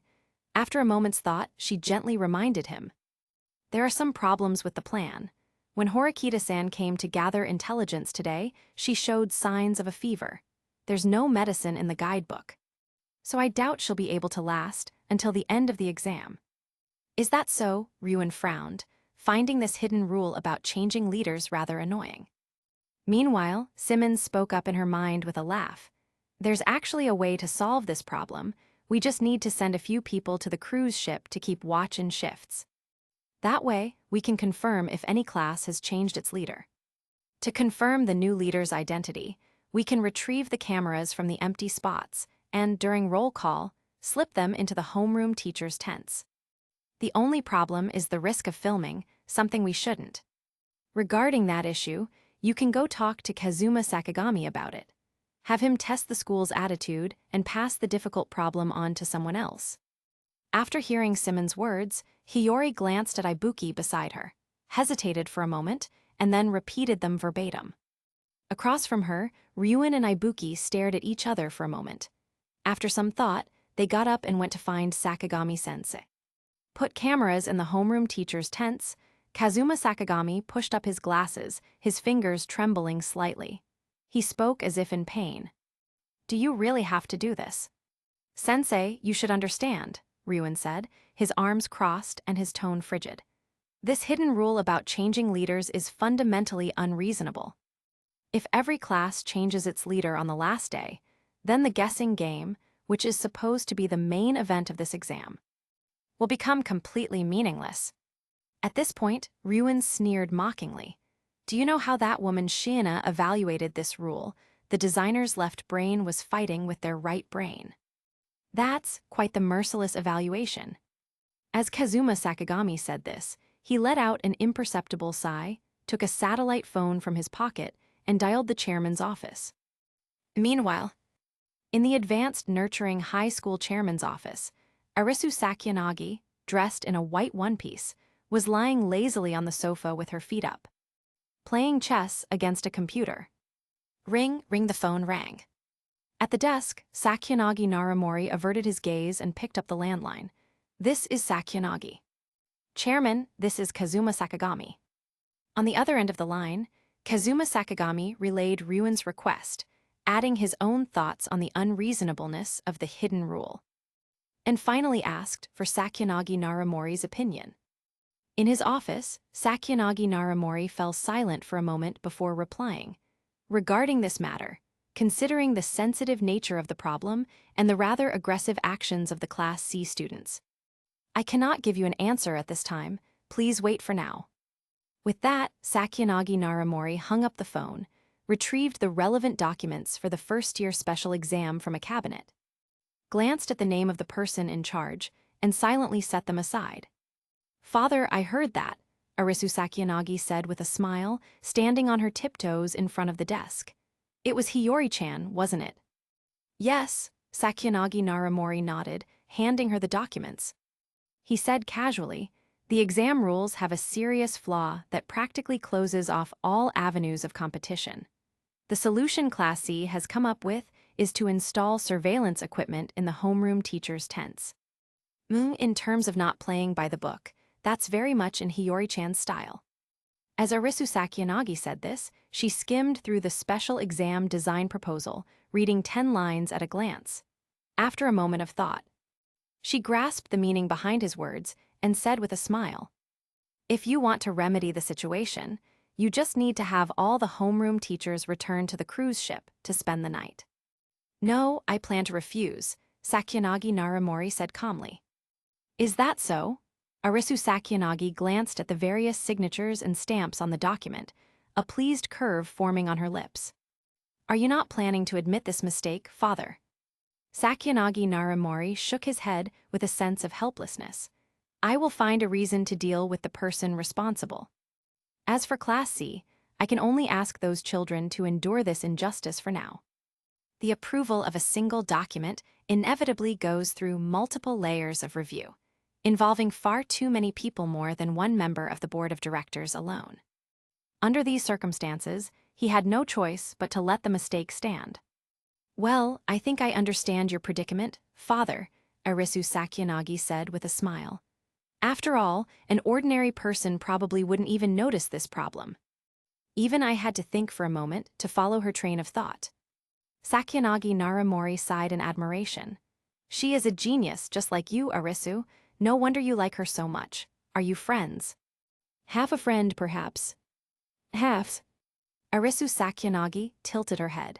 Have I not told you Hiyori-chan has a dual personality, you know? Is that so? Sakyanagi Naramori wiped non-existent sweat from his forehead.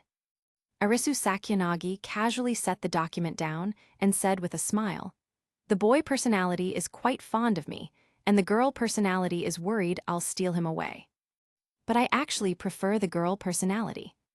Sakyanagi Naramori. Chapter 60 Lover, Spy, Commoner. A while later, under a tree on the outskirts of the Class C campsite. So, we were rejected. Hiyori Shiina wasn't surprised at all. Ryuan sneered. Now I fully understand what you meant. The only real power in this school is the school itself. Although he hadn't held out much hope, he'd felt a flicker of anticipation when teacher Sakagami had told him to wait. In the end, after waiting for a long time, the only answer he got was a cold, not allowed, without even an explanation. It was infuriating. Are we still going ahead with the plan? Hiyori Shiina asked thoughtfully, ignoring his comment. Even though we placed the camera outside the tent to monitor who visited the homeroom teacher. The rules don't state that the person themselves must collect the keycard. If we can't see the holder, the chance of making a mistake isn't low. Of course, we're continuing, Ryuan said calmly, crossing his arms. The fact is, most people can't even see through the hidden rule that's right in front of them. If someone can go a step further, figure out this rule's only weakness, and even consciously guard against it, then I'll just have to accept it. With that, Ryuan thought for a moment, then turned to Ibuki and casually gave an order. Go pick 5 girls with good physical stamina. Have them work in pairs to keep watch on the cruise ship in shifts. Report back if anything happens. The boys were needed for expanding the camp. With teachers and staff on the cruise ship, safety wasn't a concern. Assigning a few athletic girls to Ibuki would be enough. Ibuki hesitated for a moment, glanced discreetly at Hiyori, and asked coldly, "Why me?" Ryuin noticed her small gesture and scoffed. "Don't worry, I won't let this woman leave the campsite." Given Hiyori Shiina's ridiculously weak constitution, he couldn't think of any use for her other than keeping her at the camp as a mascot. Ibuki's worry was completely unnecessary. "I understand." With that, Ibuki stood up and met Hiyori's gaze. Hiyori thought for a moment, then clasped her hands together and said with a smile, "Please don't worry. I won't wander off while you're gone." "Ibuki."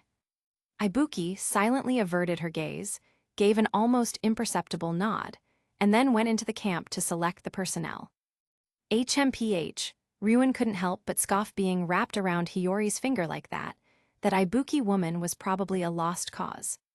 After watching Ibuki leave with the group, Ryuin didn't linger. He waved goodbye and disappeared alone into the forest. He had to go move the surveillance equipment. When it comes to initiative, Ryuin-kun is probably beyond reproach, Hiyori said with a light laugh in her mind. "Don't you think Ryuin has it pretty rough?" Symon teased in her mind. "He has to do everything himself." "I suppose there's no helping it," Hiyori Shiina remarked casually. Class C's biggest weakness is a lack of talent. There are only a few people he can confidently entrust tasks to, and most of them are the brawler type. Among them, Ibuki is considered one of the more reliable ones. Their idle chatter aside. Meanwhile, on the other side. In the Class D campsite, Ayanokoji stood behind the check-in machine, examining the adhesive marks under the camera. He had reached a conclusion. "Ayanokoji-kun, what are you looking at?" Kushida approached, holding a pen and paper, a cute smile on her face. "Nothing. Did you need me for something?" Ayanokoji didn't answer directly. Kushida didn't press the matter, asking in a sweet voice, "Since everyone slept poorly last night, we're planning to make pillows out of the free plastic bags and absorbent cloths. I'm counting how many we need. Do you need one, Ayanokoji-kun?" Ayanokoji paused for a moment, then nodded. "I was having that problem, actually. It's great that you came up with a solution." This was a lie. He didn't actually have high standards for his quality of life, he just didn't want to stand out. "Got it. Well, I'm off to see Horikita-san." "Bye-bye," Kushida jotted it down, waved goodbye with a brilliant smile, and left. Watching her go, Ayanokoji scanned the campsite and quickly found a boy with glasses, Hideo Satomura, nicknamed the Professor. "How do you read the video from a wireless camera?"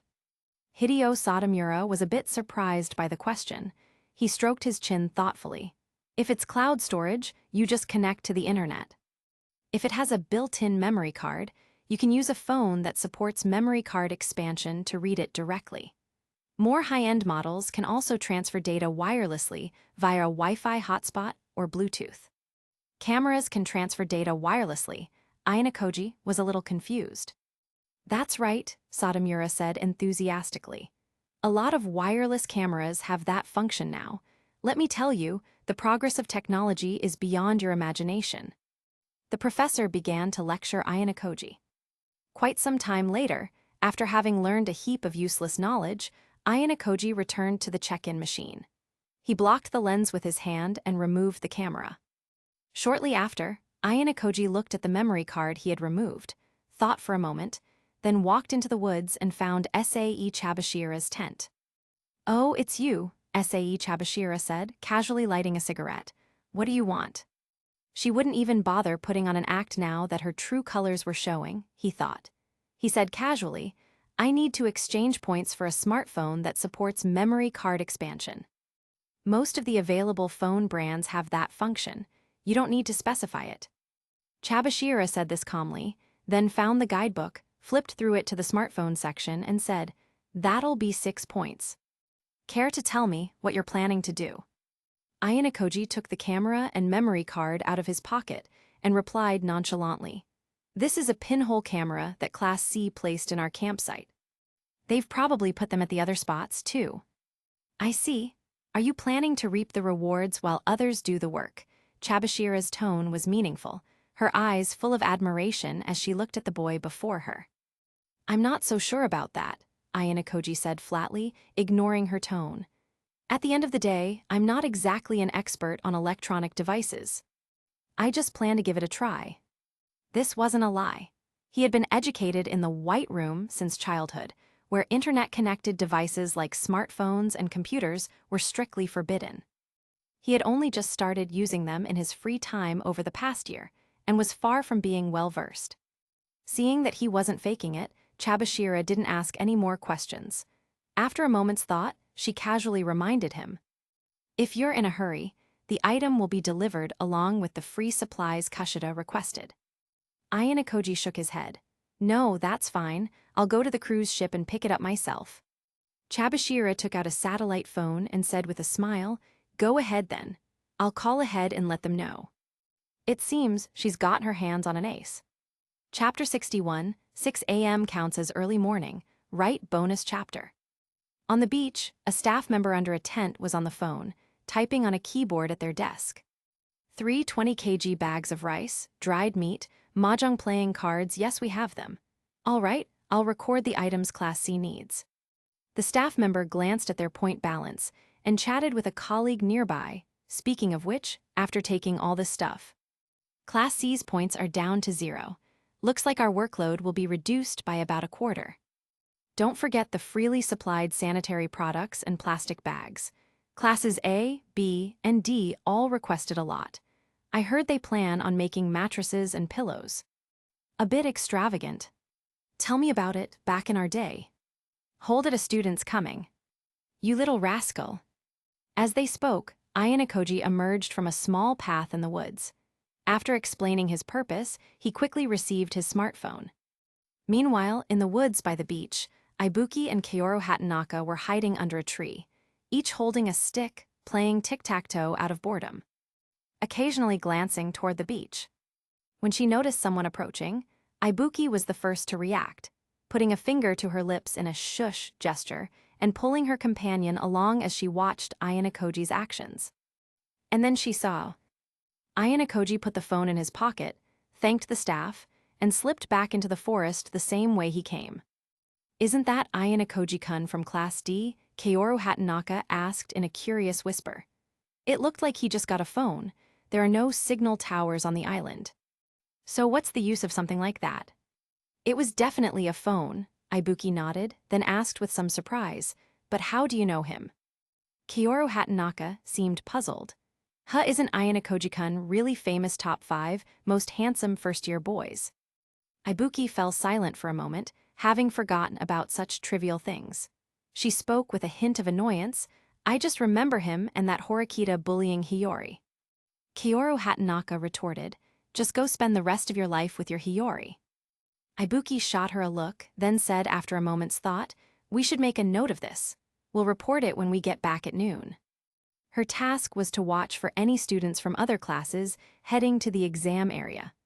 Although she felt it was odd for Ayano to come all this way just for a phone. She couldn't figure out why. Better to let Ryuen worry about it. Time passed and it was soon noon. After handing off their duties to the girls who came to relieve them, Ibuki and Kaoru Hatanaka returned to the campsite. At a glance, she saw Hiyori, Rika Morafuji, Ryuen, and Kazuma Sakagami sitting around a waterproof tarp. Then she saw Hiyori Shiina pushed over the mahjong tiles in front of her and said with a smile, "Tenhu," for a grand total of 48,000 points. Heh, Ryuen let out a cold laugh, his gaze shifting to Kazuma Sakagami beside him. "How many times is that now?" "Exactly the 10th time," Kazuma Sakagami replied, his voice seemingly calm as he pushed up his glasses with a slightly trembling hand. Rika Morafuji spoke up timidly. "Shiina-san's luck is a bit too good." "It's more than just a bit good. It's practically a law of causality at this point," she thought, but didn't dare say it out loud. "As we agreed, I'll cover Morafuji's share, 320,000 points. I'll transfer them to you when we get back." Saying that, Ryuen pushed the mahjong tiles away and declared in an icy tone, "I'm done." He had been sitting there for less than half an hour, hadn't even drawn a single tile himself, and had already lost 320,000. Whoever wants to play this game can play, but he was never touching mahjong again in his life. Kazuma Sakagami looked stressed. Ryuen, what about my share? Ryuen sneered. You just made 2 million off me a few days ago, and now you want me to cover your measly 160,000 in gambling debts. As he spoke, Ryuen glanced over at Ibuki, noting her annoyed expression. He said calmly, Don't look at me like that. I didn't teach this woman how to play mahjong. Any news from this morning? Just saw Ayanokoji from Class D pick up a phone. Ibuki said casually, sitting down next to Hiyori. After a moment of thought, she added, Oh, right. The other classes seem to have requested a lot of sanitary products and plastic bags. An unusually large amount. A phone, huh? Ryuen's eyes glinted. Meanwhile, Symon paid no mind to these things. He got up, walked over to the stove, and took out 2 pre-saved lunches. He gave one to Hatanaka-san and placed the other in Ibuki's hands, saying with a smile, Let's eat first. Ibuki was taken aback.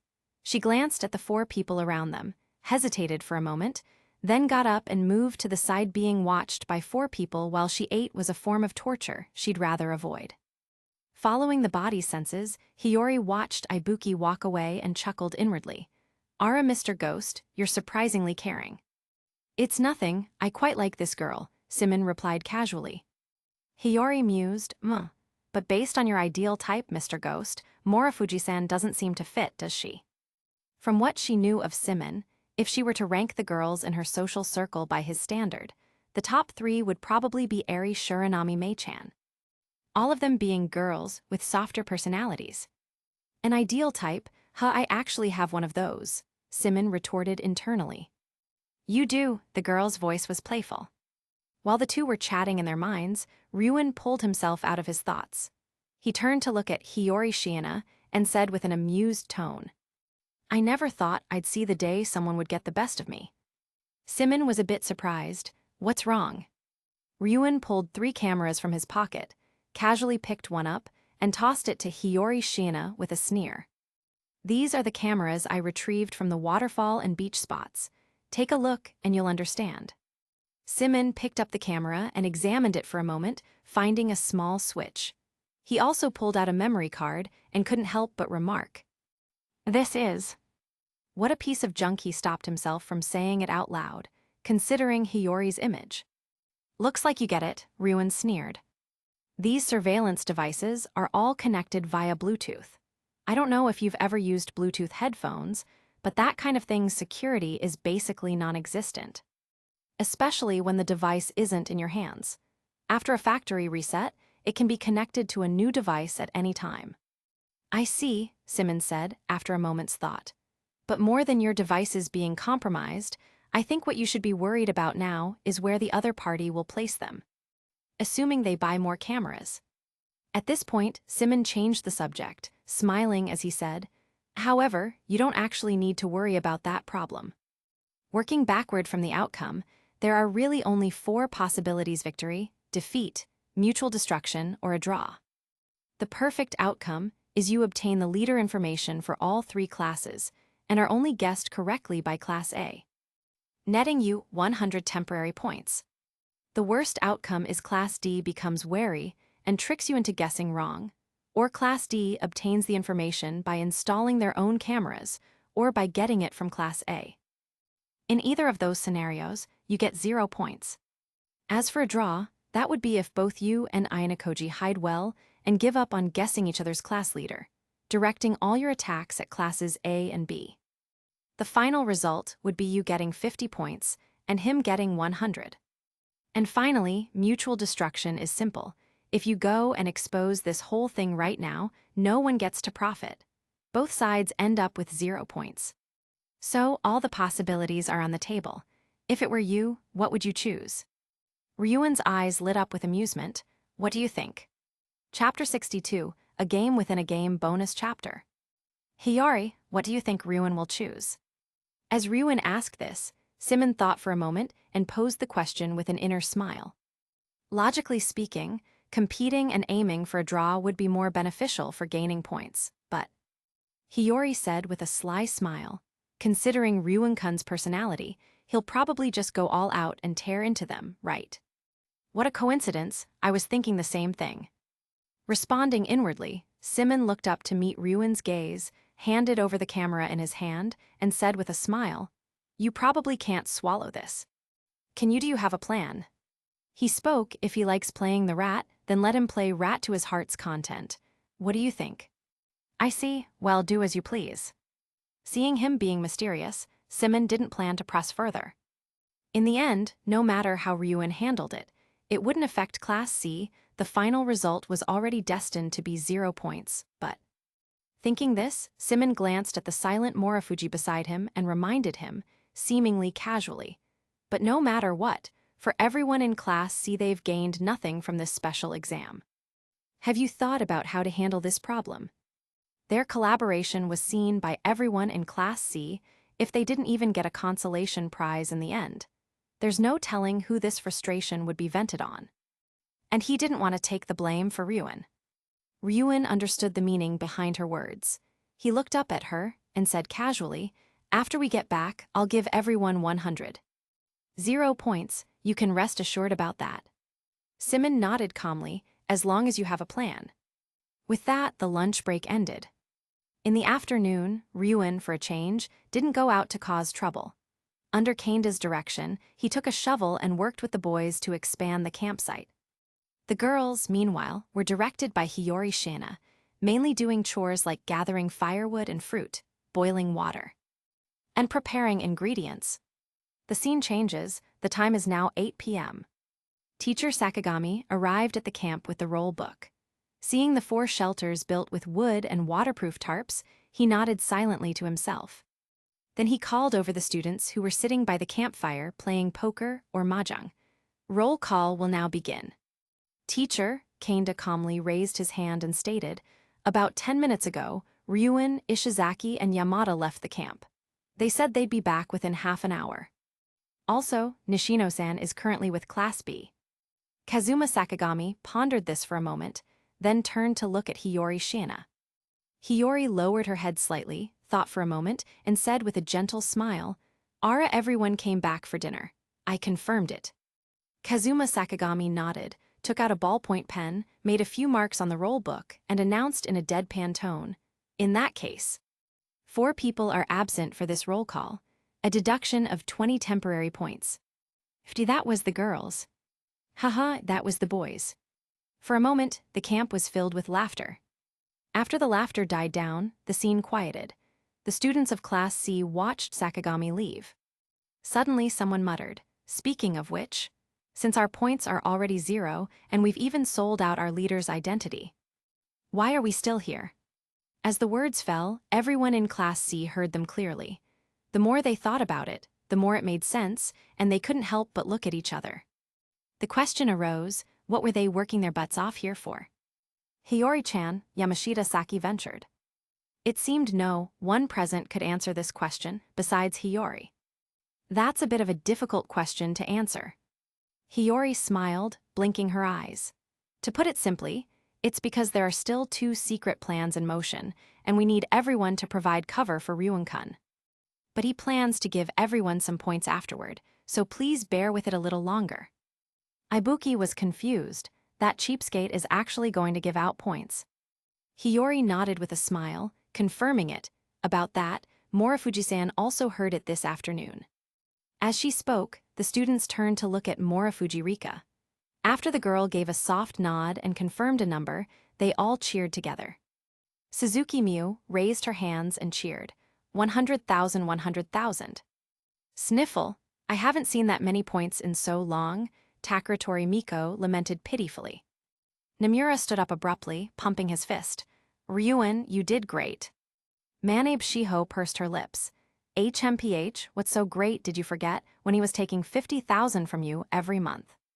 Nomura, Ryuan, you bastard, muttering. That night, around midnight, the night curtain fell, a crescent moon hung in the sky, and countless stars twinkled. In the Class D campsite, Kiyotaka Ayanokoji came out of the boys' tent. He looked up at the menacing forest looming in the darkness nearby.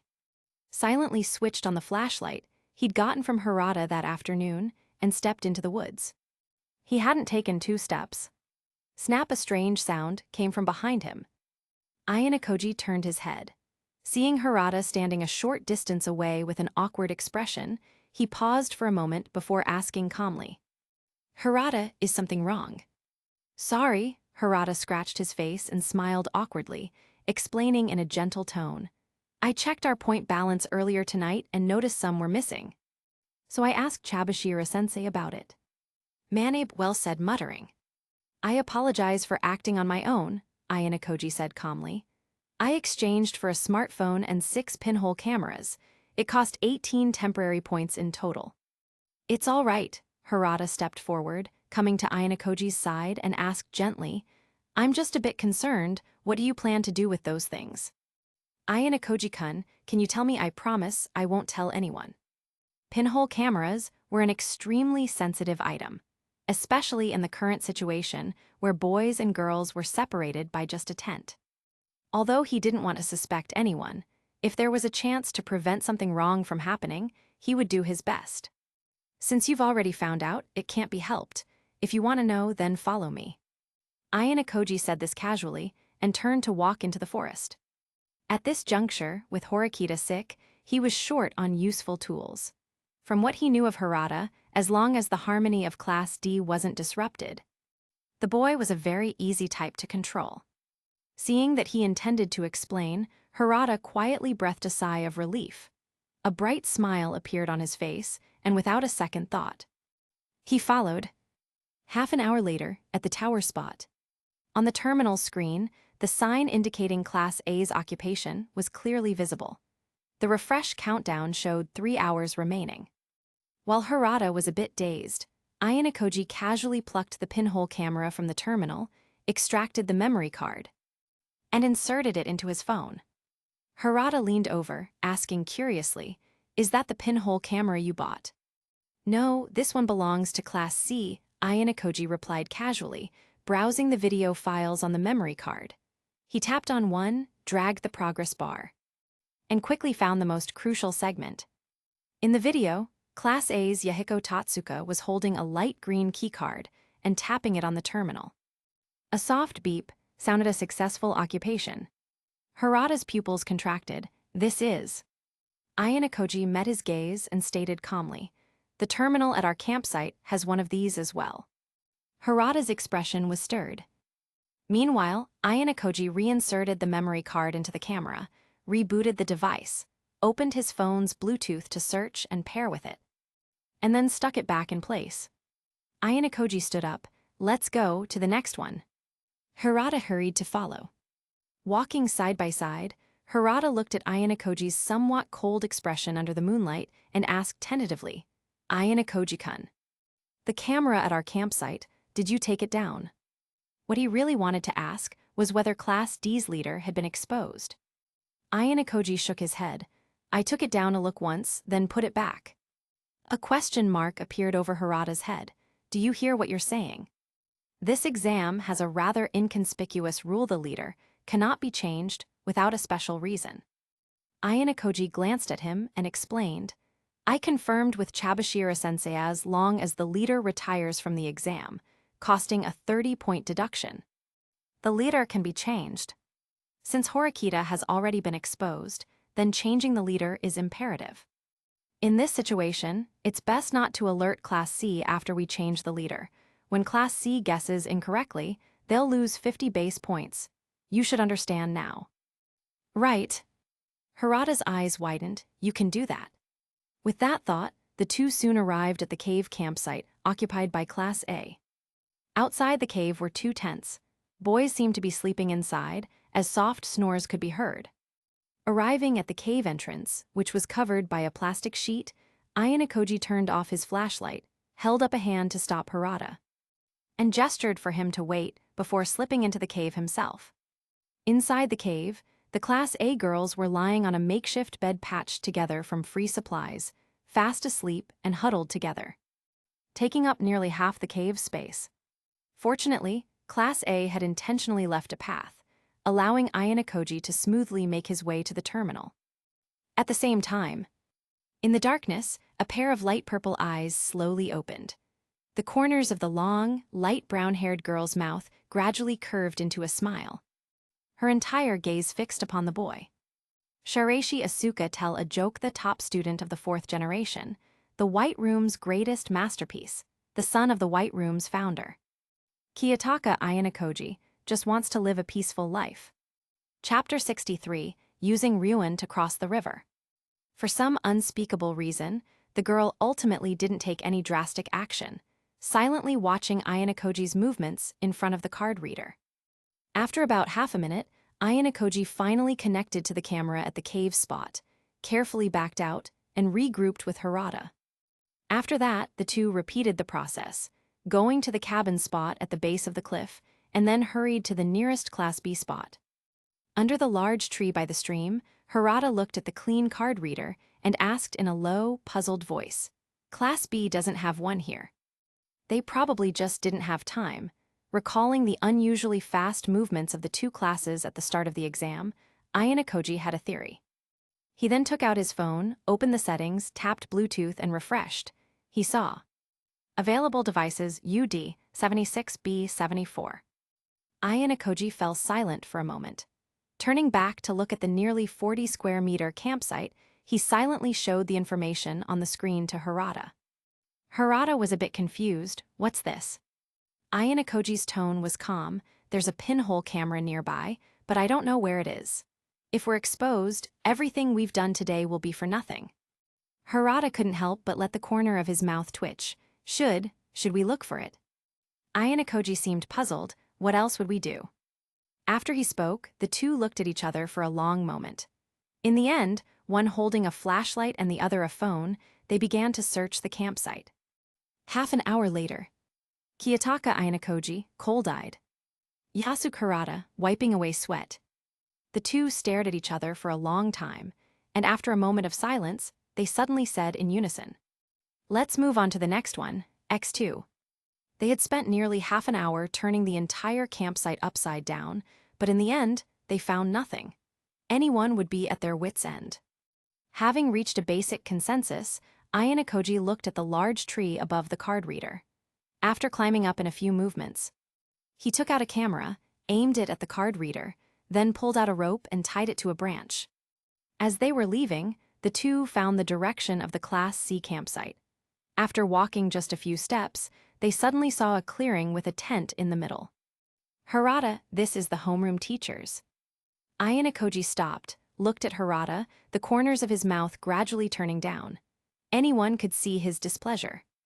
Seeing his expression, Hirata tilted his head in confusion. After a moment's thought, the expression on his face also gradually faded. 3 minutes later, in an inconspicuous little hollow in a tree at the edge of the tent, they finally found the camera that had tormented them for half an hour. This is too." Hirata's expression was strained, unsure of how to even comment.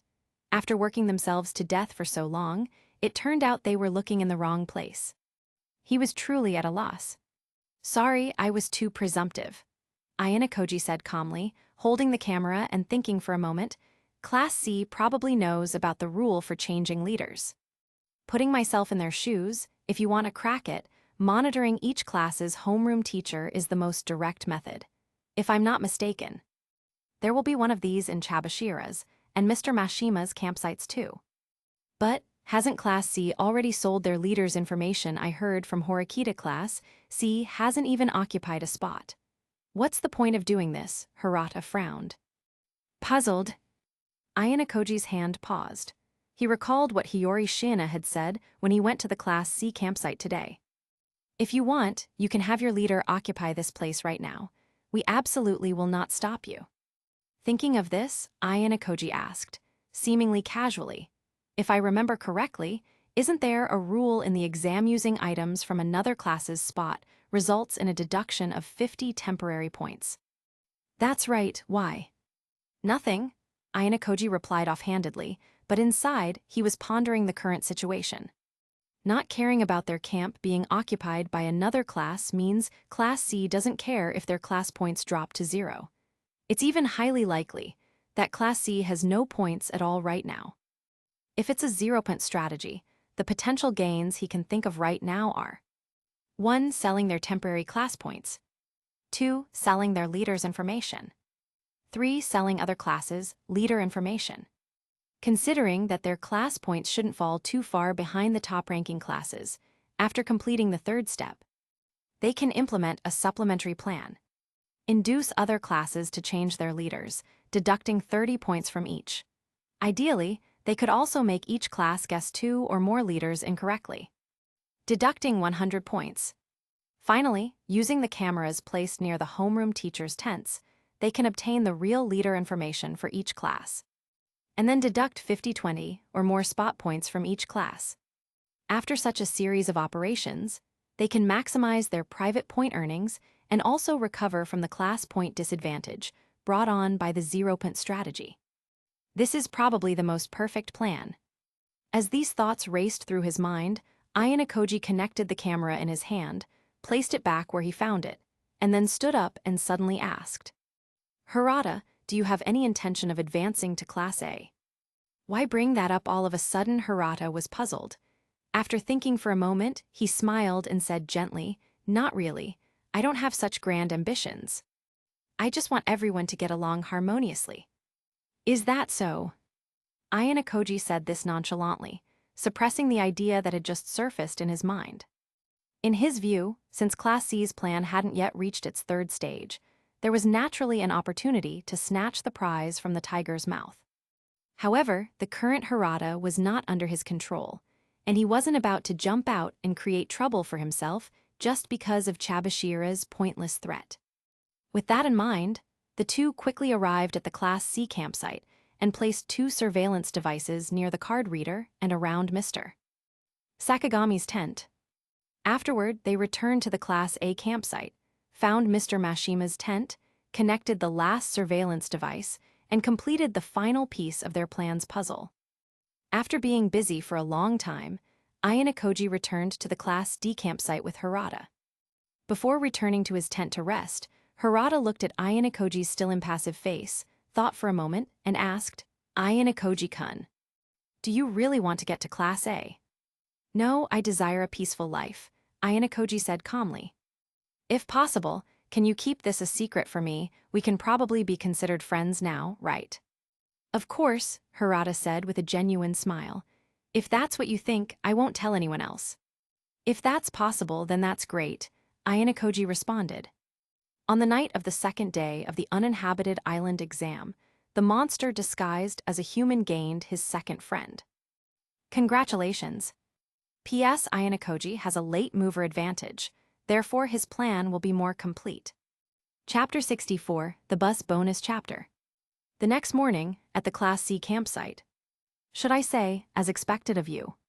Kakeru Ryuen stood before Hiyori with a pleased expression, showing off the 2 cameras in his hand. He laughed, that Ayanokoji really did buy these things and even tossed them over here. "How did you find them, Ryuen-kun?" Hiyori asked, tilting her head in confusion as she looked at the thumb-sized cameras. Ryuen sneered, "These things have a 30-meter signal range. You can just refresh the search on your phone to see if there are any around." "I see," Hiyori silently quipped to herself, "feels like I've learned some useless knowledge." "It's not so bad, is it?" Symon replied with a mental laugh. "All it means is that the stuff your school provides is a bit shoddy. It doesn't even have a feature to hide the device's signal." After the idle chatter, the rest of Class C gradually emerged from their tents and shelters. Perhaps because their sleeping quarters were much more spacious, everyone's spirits were quite good today. Aside from a few who woke up with a stiff neck, almost no one complained. It was like they had gone from frugality to luxury. After roll call, Kanda found Hiyori to ask about the day's plans. Hiyori thought for a moment before replying with a smile. "Our basic needs for food, clothing, and shelter have been met. All that's left is to improve our current living conditions. As long as safety is ensured, Kanda-kun, you can let everyone have a moderate amount of freedom to do as they please." Kanda was silent for a moment before nodding. "I understand." Her words were well put, but upon closer inspection, one would realize the girl hadn't actually said anything concrete. She was clearly taking a hands-off approach. However, given Class C's current situation, it was indeed no longer wise to enforce the previous high-pressure policy. Letting everyone have a bit of leeway might even spark some creativity. The scene changes, time fast-forwards to dusk. Hiyori and Ibuki were huddled quietly at the edge of the camp. Beside them was a small stack of unopened blue plastic bags. They were taking unopened sanitary pads and sticking them onto the plastic bags, gradually assembling the shape of a pillow. So, who exactly came up with this idea? Symon was a bit speechless. Hiyori pondered and replied mentally, I heard Class B came up with it first. Later, it seems Manabe improved it by replacing the waterproof cloth used as pillow stuffing with sanitary pads.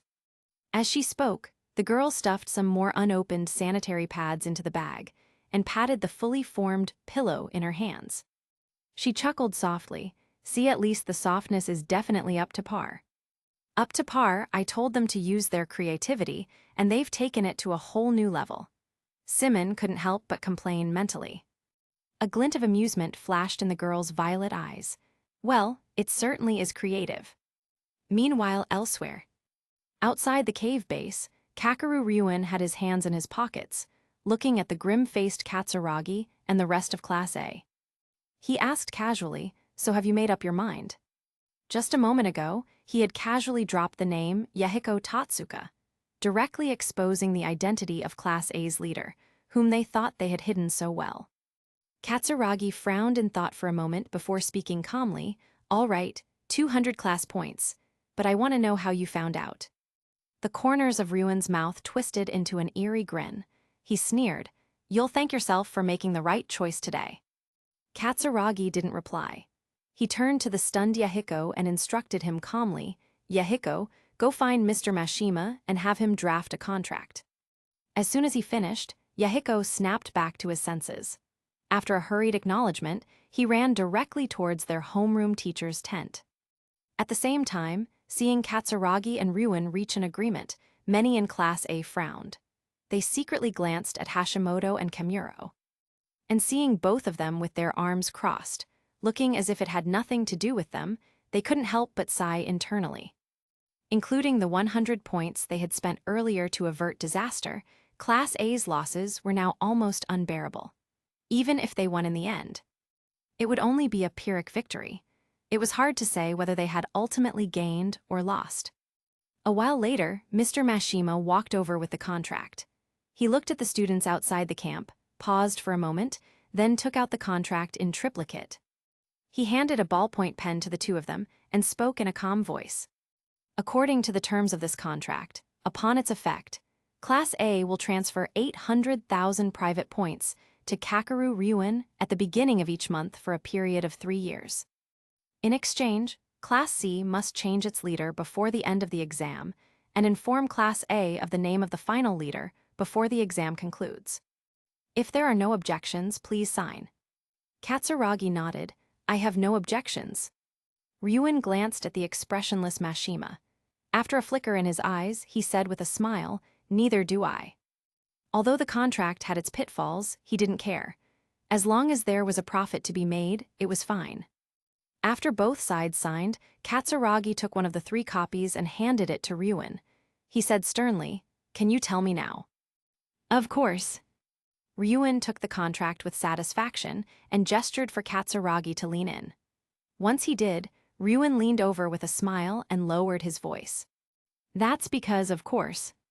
Half a minute later, under the puzzled gazes of the Class A students, Ryuen straightened up. Looking at Katsuragi, whose expression remained completely unfazed, he remarked with some surprise, from the look of it, you don't seem surprised at all. Katsuragi's expression was calm. No, it's just much better than the worst-case scenario I had envisioned. For once, Ryuen showed a curious expression and asked without reservation, to be honest, I'm a little curious. May I be so bold as to ask? There's nothing to hide. Katsuragi shook his head and said casually, my worst-case scenario was that there was a traitor in Class A.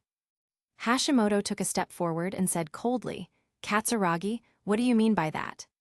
Before this trip began, Sakyanagi had instructed them not to go out of their way to cooperate with Katsuragi, but also not to deliberately cause trouble, just to let things play out naturally. He hadn't expected to almost be scapegoated like this. Rest assured, I am not targeting you.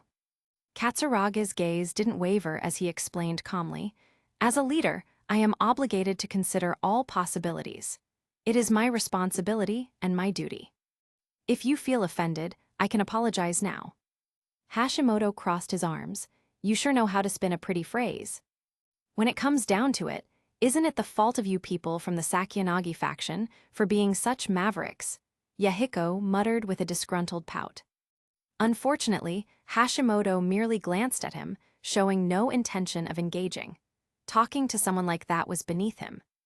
Having silently watched the amusing scene play out, Ryuen folded the contract, put it away, and said cheerfully, "By the end of the special exam, Class C's leader will be me. The deal is done.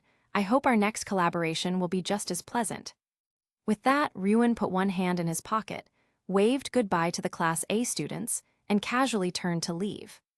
Behind him, the Class A students exchanged glances for a moment before someone hesitantly asked, "Katsuragi, spending this much. Is it really okay?"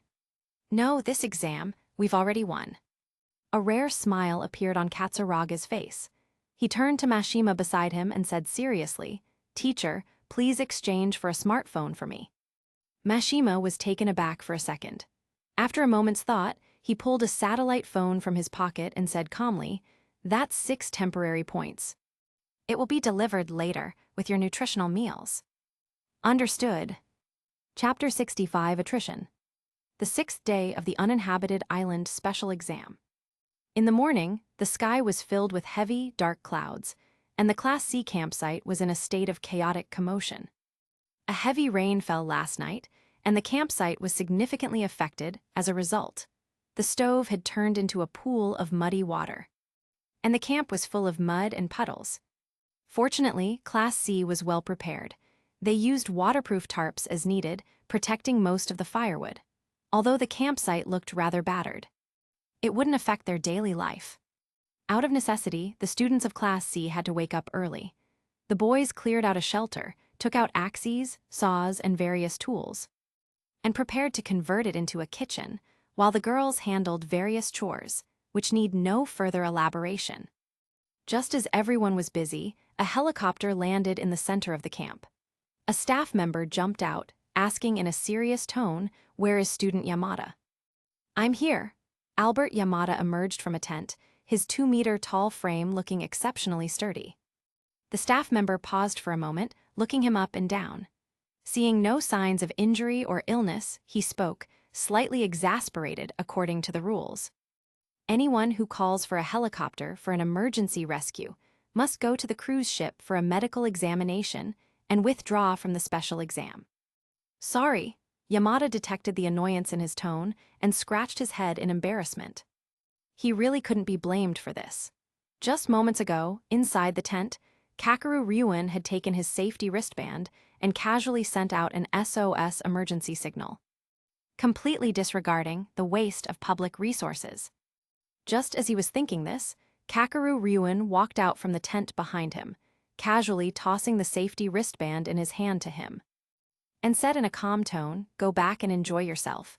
Your mission is complete." "Albert, eat 2 extra steaks for me," Ishizaki heckled loudly.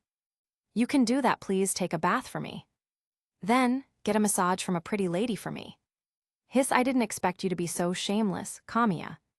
While the others jeered, Albert wasn't annoyed. He replied with a "got it," then boarded the helicopter with the staff member, quickly disappearing from everyone's sight. "I didn't quite expect Ryuen-kun to change leaders so soon," Hiyori said softly in her mind. Symon, feeling the damp air, pondered and guessed, "It's probably because of the weather. It feels like it might rain this afternoon. Better to switch early and just coast." The girl secretly rolled her eyes and didn't respond to his comment.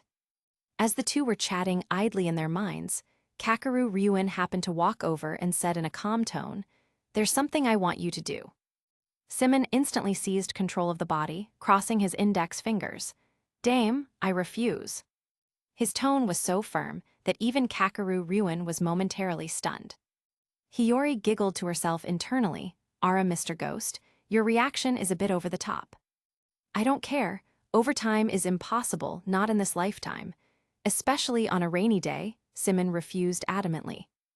"Mr. Ghost, be a good boy," Hiyori whispered softly. While they were speaking in their minds, Kakeru Ryuin had already recovered. Ignoring her words, he said casually, "Relax, I just want you to come with me to get the key card from Kazuma Sakagami. It's fine if you don't want to go." With that, Kakeru Ryuin started walking. Symon hesitated for a moment, then followed him to the homeroom teacher's tent, where they happened to run into Kazuma Sakagami, who was just about to head to the camp for roll call. "You too, is there something you need?" Kazuma Sakagami asked, a bit surprised. Kakeru Ryuin, with his hands in his pockets, made his demand bluntly. "I had Albert withdraw from the special exam. Give me a new keycard." Kazuma Sakagami pushed up his glasses, glanced at the two before him, and asked casually, "Have you decided who the leader will be?" Kakeru Ryuin replied offhandedly, "Me, of course."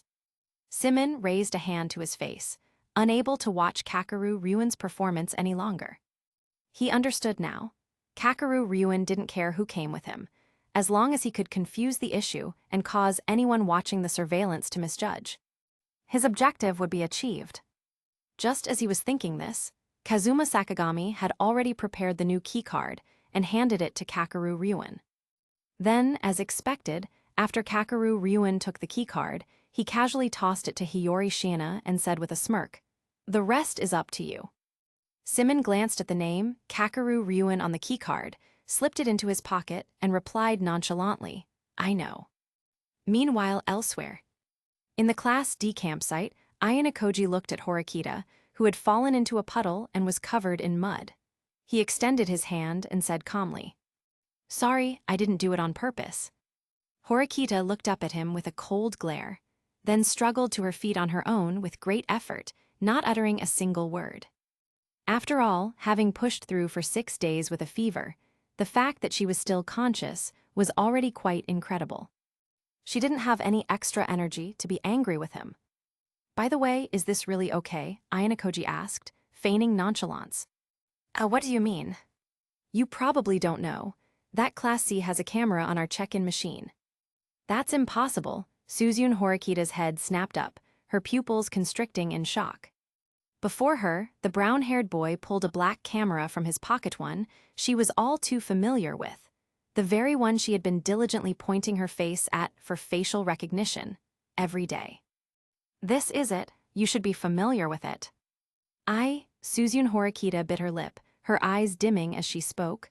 "Why did I push myself this hard for so long?" "You've already done very well. You can rest now." Suzune Horikita didn't reply. She rested her chin on her knees, her gaze lowered, lost in thought.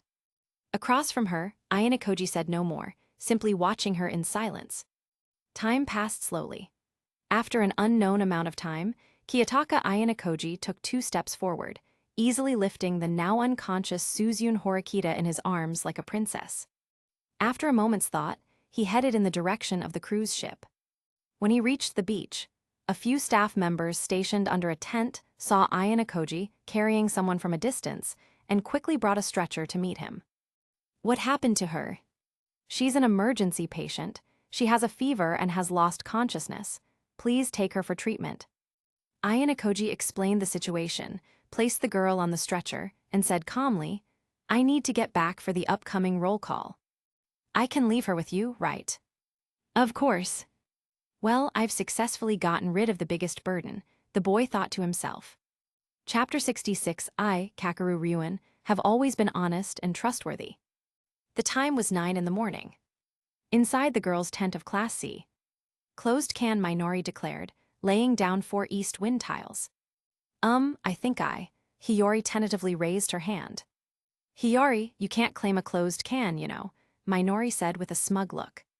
But Hiyori, looking a bit confused, pushed over the tiles in front of her and tentatively asked, "I think this hand, called 13 Orphans, allows it."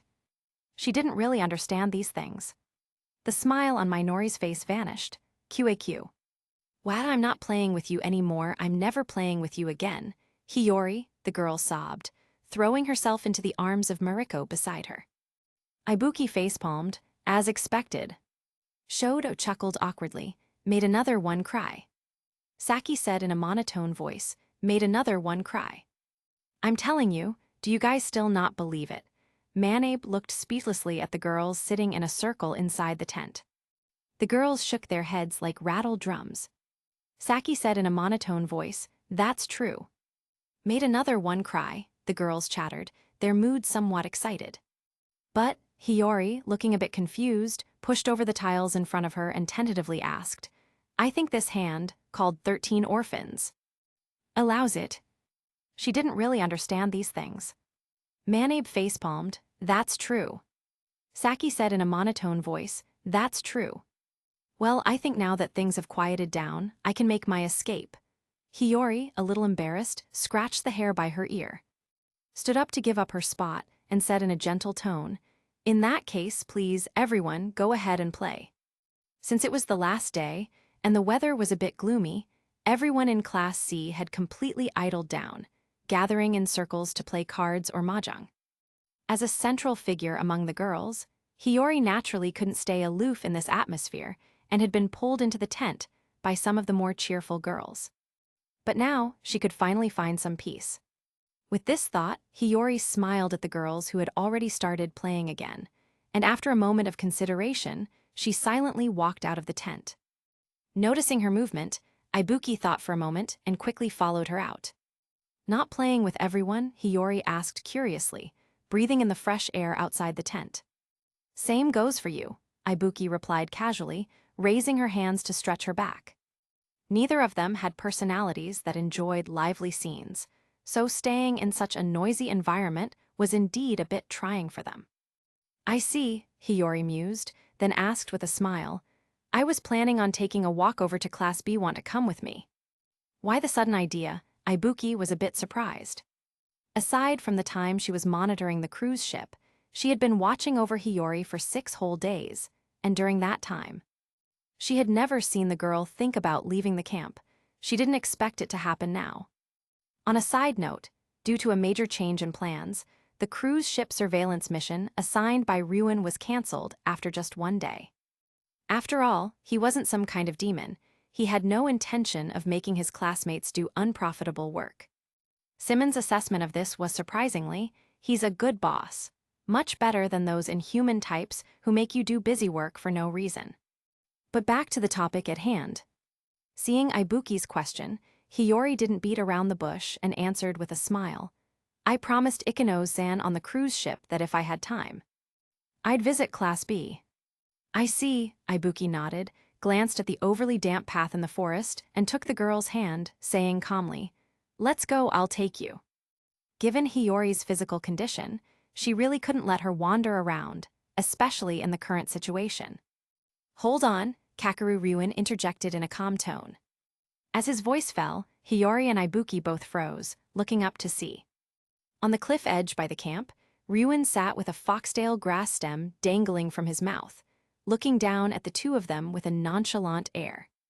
"Is there something you need?" Ryuin-kun, Hiyori asked, a little puzzled. "Yeah," Ryuin nodded, casually instructing her. "If you're going to Class B, do me a favor and tell that Ikano's woman about the surveillance camera and the fact that we've changed leaders. The camera is in the tree above the key card machine, so be careful what you say." He had just been wondering how to gain Ikano's trust without a key card, and unexpectedly, this Shiina girl planned on going out.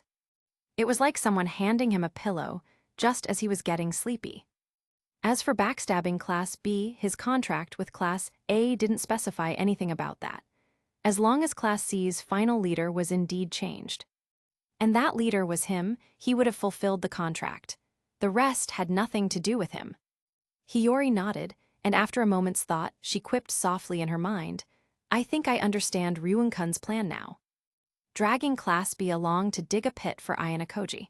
He really wasn't leaving him any room to escape. "I get it too," Symon teased with a laugh. But after all these maneuvers, in Class B's eyes, Ryuin has probably become the perfect ally. Giving them points, giving them intel. He's practically a model of honesty and trustworthiness. Hiyori f't. Meanwhile, at the Class B campsite. Class B's base was by a stream. The campsite clearly showed signs of having been cleared by the school, and the surrounding area was quite spacious.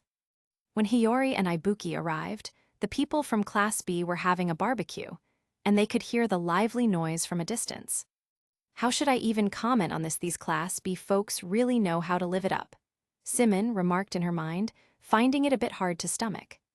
With 200 temporary points worth of resources, their food and shelter were basically guaranteed. For Class B, this special exam was indeed no different from a vacation. A whole level above Class C's miserable struggle for survival in the wild. Seeing Hiyori and Ibuki arrive, someone from Class B quickly went to inform Ikenos. At the same time, Hiyori and Ibuki looked at Nishino, who had a greasy mouth from eating and an embarrassed expression. After a moment of silence, Hiyori leaned close to the girl's ear and whispered, "By the way, Nishino-san, have you managed to find out who Class B's leader is? Do you want me to say it here?" Nishino lowered her voice, glanced at the suddenly quiet Class B, and the others who were secretly casting strange looks their way. Her eyelid twitched. This was public plotting, it had to be. "It's fine," Hiyori blinked, looking a bit mischievous. Nishino's identity as a spy was already common knowledge, only this silly girl thought she had hidden it well. Unfortunately, what this girl didn't know was that with all the twists and turns this exam had taken, the identity of Class B's leader was now meaningless. It was only because Ryuen couldn't be bothered to make an extra trip that she wasn't already back on the ship, enjoying herself days ago. Nishino swallowed slowly. "It's Haimno, Yuki Haimno." Meanwhile, people in the Class B camp also started whispering among themselves. So Nishino really is a spy. Didn't Kanzaki already say that? I wonder if the leader's identity has been found out. While everyone was whispering, Kobashi Yume and Shiranami in the crowd watched the two girls public plotting. After exchanging another puzzled look, their eyes suddenly lit up at the same time, and they tentatively approached to ask, "Hiyori-chan, do you know something?" Hiyori's violet eyes blinked slightly as she tilted her head, feigning confusion. "Yuki Haimno, who's that? I don't think I've ever met her." The two girls' faces lit up upon hearing this. They immediately put their hands together and begged pitifully, "Hiyori-chan. Please, we'll do anything." They were all too familiar with this kind of scenario, being threatened to their faces. If things went as expected, there should be a chance to turn this around. And just as expected, a smile appeared on Hiyori's face as she remarked, seemingly casually, "I suddenly have a craving for some barbecue." Chihiro Shiranami's eyes lit up. "Barbecue, we have some." Kobashi Yume snatched a skewer of barbecue from the hands of the stunned Yuki Haimno and offered it eagerly. "Here, right here." Chapter 67, the final piece of the puzzle. Meanwhile, outside the Class D campsite, Yasuke Harada found his way to SAE Chabashira's tent. "I've been informed about Horikita. According to the exam rules, Class D will be deducted 30 temporary points. Your current point balance is 122.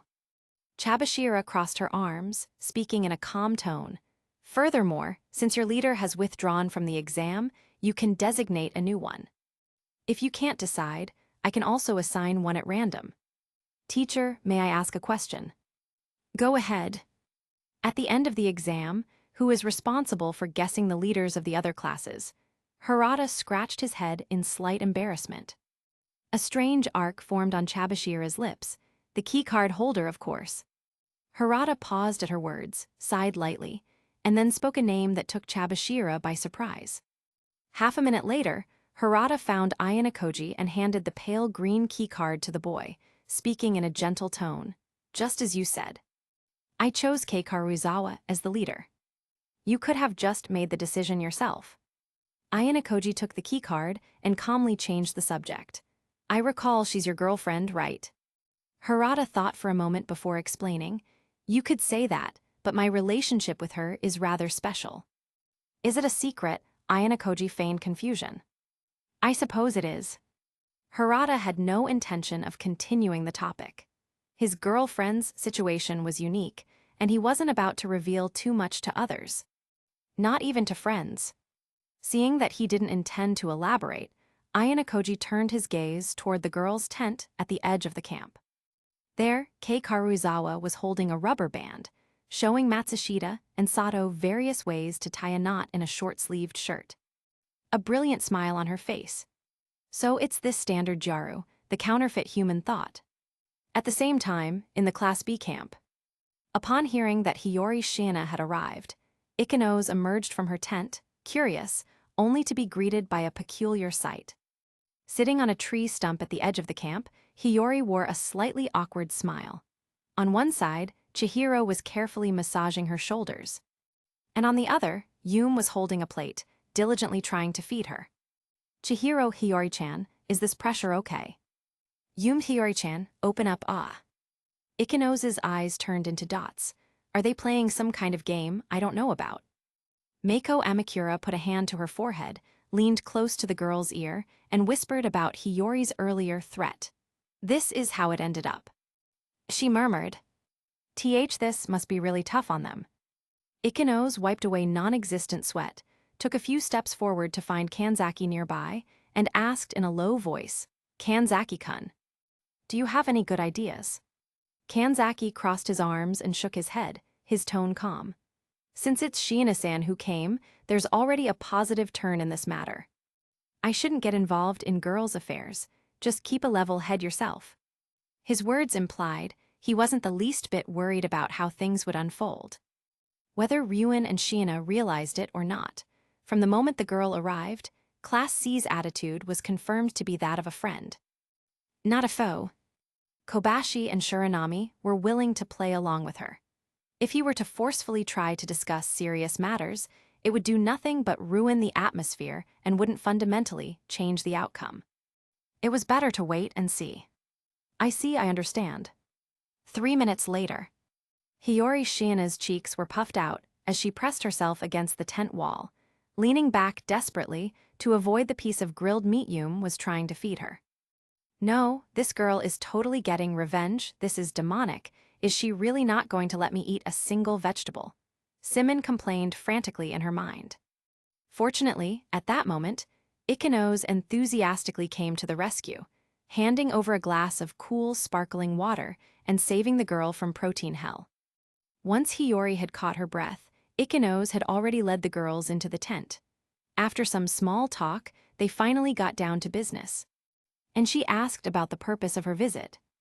Oh my, I really just came over to visit. A smile danced in Hiyori's eyes as she explained in a gentle voice.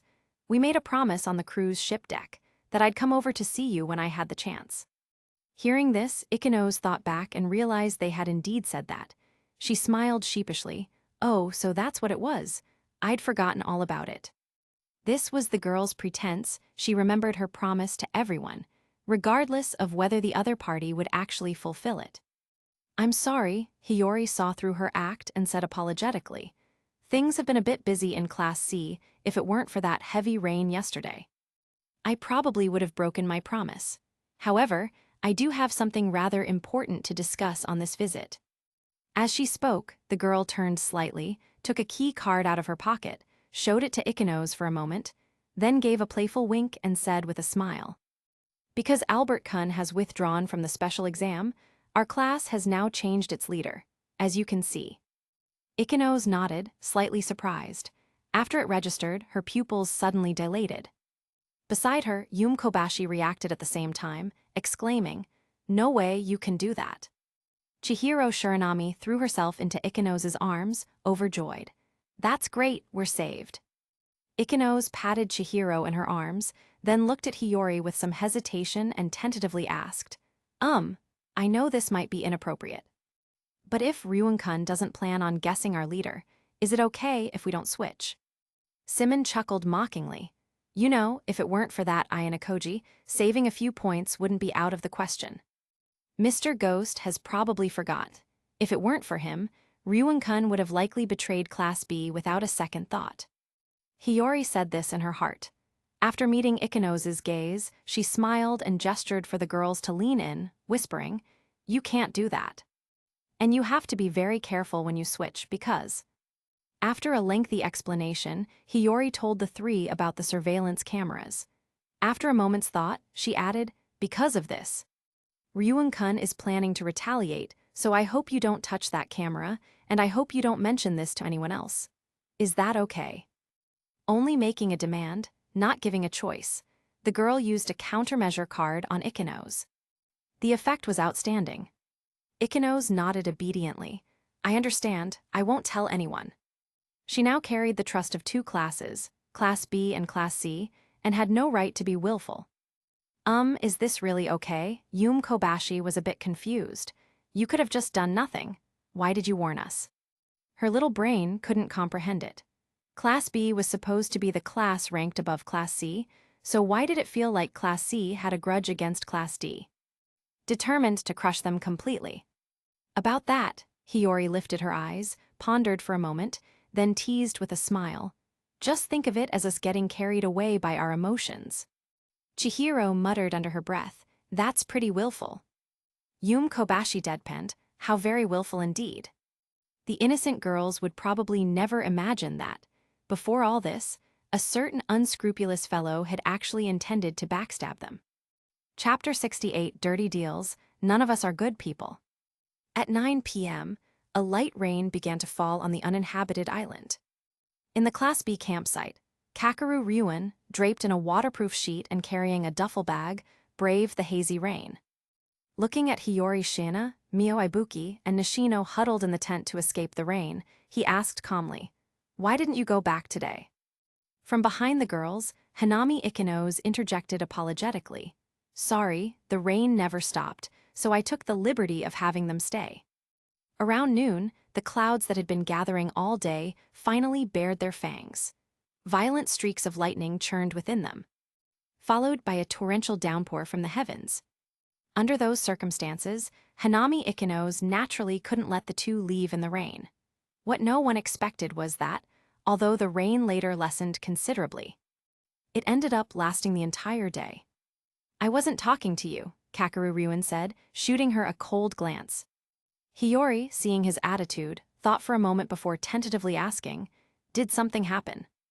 Kakeru Ryuen was silent for a moment before saying, there are only 4 of us left in Class C now. Hiyori Shiina, Nishino, Ibuki. Ignoring the trio's reactions, Kakeru Ryuen tightened the rain tarp around him and said casually, the stove in the shelter probably wasn't completely extinguished. Just now our campsite was burned to the ground. Luckily, someone, I don't know who, noticed and shouted, so nothing serious happened. Symon, a fire in the rain, how fitting.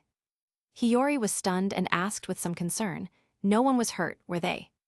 Kakeru Ryuen's eyes were cold as he replied calmly, no.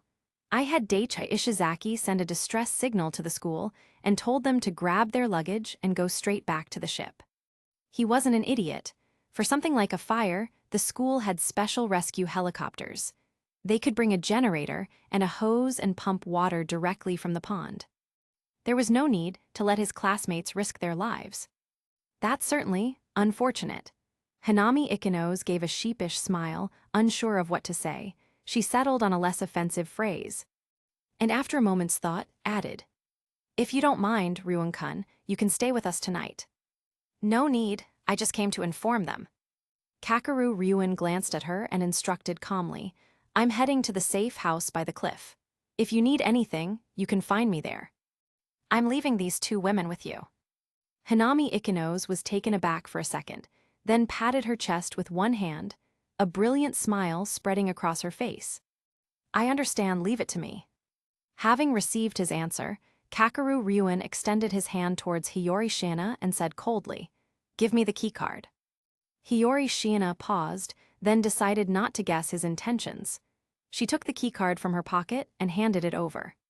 Kakeru Ryuen leaned down to take it, then turned and left without a backward glance. After Kakeru Ryuen left, back in the tent, Kobashi was the first to react, cheering as she jumped onto Hiyori's back. She giggled. Hiyori-chan is all mine tonight. Then Ikenos is all mine. Chihiro Shiranami, eager to stir up trouble, came closer and casually wrapped an arm around Hanami Ikenos' neck. Meanwhile, Hiyori Shiina thought to herself, this feels a bit too coincidental. As long as no one was hurt, why overthink it? Well, that's true. Elsewhere, Kakeru Ryuen and Kohei Katsuragi crossed paths. Kohei Katsuragi silently tucked the phone he was holding into the sleeve of his raincoat and asked, feigning confusion, so late. What are you? Kakeru Ryuen, slightly surprised, glanced at the faint light he could see, and after a moment's thought, a grin spread across his face. He explained, a small accident. The class campsite caught fire. I'm heading to a safe house to crash for the night. That's truly unfortunate. I hope it won't affect our contract, Kohei Katsuragi said calmly. Of course not. Kakeru Ryuen replied casually, glancing pointedly at his sleeve. He ignored the man who was acting clever and walked past him, clutching his rain tarp. Judging by the direction Kohei Katsuragi had come from, he must have just left Class D's area. Likely heading for Class B, he really hadn't expected someone to willingly jump into the pit. It just went to show, some people really didn't know when they were in over their heads. And besides, recalling the unfamiliar shout he heard when the camp caught fire, Kakeru Ryuen's back straightened, his eyes brimming with killing intent. August 7th. Though it felt long, it wasn't actually a short time. The uninhabited island special exam had finally reached its last day. 8 a.m. In the Class D campsite, a clamor was rising and falling. When Ayanokoji emerged from his tent, he saw this scene. In the center of the camp, Ken Sudo had Yasuke Harada by the collar, roaring, "Harada, tell me who's the leader now, I'm gonna kill them." Something's happened thinking this. Ayanokoji scanned the area and quickly noticed something unusual on the card reader by the well. The screen displayed Class C, 43,713. Just then, their homeroom teacher, Sae Chabashira, walked over with the class roster. She silently observed the chaotic group and said calmly, "According to the rules, you used a Class C spot as your campsite last night and stayed for over an hour. Therefore, 50 temporary points will be deducted." "Sensei, that's not fair," Kanji Ike shouted. "How can a spot be occupied by another class without even a single notification?" "Is that what you think?" Sae Chabashira replied, her expression blank. "If it were an emergency rescue, staff would be on standby at all times, working in shifts to ensure everyone's safety. However, if you expect someone else to take responsibility for a mistake caused by your own negligence, then it just proves you truly belong in Class D. Do I make myself clear?" As she said this, Chabashira glanced at the indignant crowd, her gaze pausing on Ayanokoji for a moment before adding, "By the way, last night, the Class C campsite burned down and is now a pile of ruins. So, if you're thinking of equivalent retaliation, it's likely impossible." Ken Sudo froze, his grip on Yasuke Harada's collar loosening. "No way, Class C had that much bad luck." "Haha, serves them right," Haruki Yamachi laughed out loud. Kei Karuizawa looked annoyed. "So they lose their own campsite and decide to snatch someone else's, that's just awful." Yeah, Satsuki Shinohara agreed. In the crowd, Kiyotaka Ayanokoji watched everything with calm eyes, his heart undisturbed, as he silently considered his counterplan. He was the one who set that fire in the Class C camp. His goal was to test Class C's reaction while Hiyori Shiina was away, to determine whether Shiina or Ryuen was the true leader. What he hadn't expected was that Kakeru Ryuen had already discovered him and had unhesitatingly chosen to go for mutual destruction in this manner. Chapter 69, A Pelvis Only Takes an Instant, bonus chapter. Just as Ayanokoji was still pondering his next move, a new situation developed in the Class D camp. Kushida tentatively inquired, "Sensei, may I ask how many points do we have left?" Sae Chabashira crossed her arms and said mockingly, "Don't worry, you still have 32 points left. Converted to class points, that's enough for about 3 luxury meals a month to improve your diet. 2 people retiring cost 60 points, food and living expenses totaled 140 points, occupying another class's spot cost 50 points. And adding the 18 points Ayanokoji used, that left 32 points. Is that all that's left?" Haruki Yamachi scratched his head and came up with an idea on the spot. "Since it's come to this, why don't we all just have a party?" Yasuke Harada, looking a bit awkward, tried to reason with him. "It's not that bad. No matter how few, they're still class points." Yamachi spread his hands. "But Harada, look. We've been on this island for so long, eating nutritional meals every day, we've barely even had breakfast a few times. We've endured for so long, and this is the result. Why don't we just give up on this exam and let everyone have a fun day?" The moment he finished speaking, Class D fell silent for a second before someone excitedly chimed in. "Yeah, that's right, since we only have this many left. Let's just forget about them, we can all work hard together next time. For now, why don't we have a barbecue? I'm great at that." Kei Karuizawa squatted down on the spot and complained, "Forget it. What barbecue? We can get anything we want back on the cruise ship. Why don't we just quit the exam altogether?"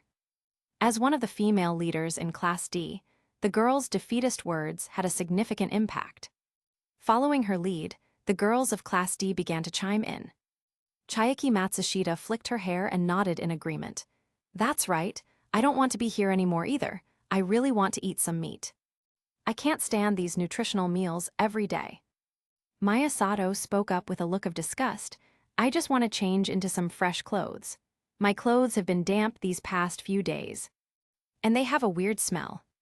"No way, I thought I was the only one who noticed, so you were thinking the same thing." "It's obvious, isn't it? Everyone was just too embarrassed to say it." At this moment, the long-suppressed desires of individuals began to erupt all at once, like a dam breaking, the raging floodwaters showing no restraint. Even though Harada and Kushida tried their best to stabilize the girls' emotions, all they received in return were endless complaints and dissatisfaction. And the boys' morale wasn't much better. Some were giving up, some were shifting blame, and others were complaining about Konji and Horikita. All sorts of reactions were present. Noticing this situation, Ayana Koji, who had been lost in thought, quickly snapped back to reality. Watching the boys and girls leave the campsite one by one for the beach, he silently made a mental note of a name. Haruki Yamachi, a man of ability who could shatter all his plans with just a single sentence. After a while, Sae Chabashira handed Ayana Koji a new keycard, remarking in a cold tone, "In the end, you're the only one left. It can't be helped. After all, Harada would never abandon the rest of Class D." Kiyotaka Ayana Koji casually slipped the keycard into his pocket and asked, "That business about that man planning to have me expelled. You were lying to me, weren't you? Do you want to test it? There's no undoing an expulsion, you know." Ignoring her threat, Ayana Koji said flatly, "With your status, you probably don't even have the qualifications to meet his secretary. Let's end this pointless topic. As for naming the other class's leaders, is there an option to have the homeroom teacher submit it or to do it early? Are you that confident?" Ayana Koji calmly shook his head. After Chabashira brought out a pen and paper from the tent, he casually wrote down Class C Kakeru Ryuan. "Only one?" Chabashira seemed surprised. If it's him, upon sensing a starving person, he would likely make only one choice. Ayana Koji glanced towards Class B's direction and said casually, "He would rather feed a scavenger vulture than let a mad dog take a bite." Chabashira sneered, "Heh, so you see him as a lion." Ayana Koji gave her a sideways glance. "No, just a beast." Around noon, at the Class B campsite, the students of Class B also began packing up their tents and burying their trash. Meanwhile, well, that's about the gist of it. Due to the special circumstances, we'll have to trouble you to retire early, Yuki-chan. Ikenos pressed her hands together in a pleading gesture. Yum Kobashi pretended to wipe away tears. "Why, Yuki-chan, I'll miss you." Chihiro Shiranami also stepped forward to fool around. "Yuki-chan, don't go." "You too, are you ever going to stop?" Yuki Himeno's face flushed red as she stomped her foot angrily. "I'm just retiring from the exam. Not dying." She had understood the situation. For the cost of 30 temporary points, they could secure the possibility of their leader not being guessed. Class B really needed such an opportunity right now. She wasn't an unreasonable person, so she naturally had no intention of refusing. It's just that these two drama queens were a bit too annoying. Just then, the Class B homeroom teacher, Hashinamiya-sensei, walked over with a pen and paper in hand and asked with a smile, "So, Hanami-chan, who are you planning to write down?" "Sensei, please just fill in Ryuan-kun. As for changing the leader, I'm planning to switch to." The girl glanced furtively at Hiyori Shiina in the corner of the camp, then said with a serious expression, Please change it to Shibata-kun for me. Hashinamiya-sensei nodded, casually jotting down Ryuin's name. She smiled and said, "As for the keycard, later you should remember to come and get it." "Okay. I'll remember." At the same time, the Class C homeroom teacher, Kazuma Sakagami, found Hiyori Shiina acting as a mascot at the edge of the Class B camp and went up to inquire. "Shiina, have you seen Ryuin?" Ryuin-kun said he was going to the safe house to rest. Hiyori Shiina smiled and said, "However, if you need to fill in the leaders, sensei, I can do that for you." "Sorry, that's not quite in line with procedure." Kazuma Sakagami pushed up his glasses, but he didn't move. Hiyori smiled to herself, instantly grasping his meaning. "While it might not be strictly procedural, as long as I'm not officially aware of it." "Then you're the ones breaking the rules, not me." Hiyori feigned a slight pause, a smile dancing in her eyes. She took the report from the homeroom teacher's hand and said gently, "In that case, once Ryuin-kun comes back and signs it, I will deliver it to you, sensei." "I understand." A barely perceptible smile touched Kazuma Sakagami's lips. He pushed up his glasses and was about to turn and leave when he saw. Hiyori Shiina picked up the pen without hesitation and swiftly wrote on the clipboard.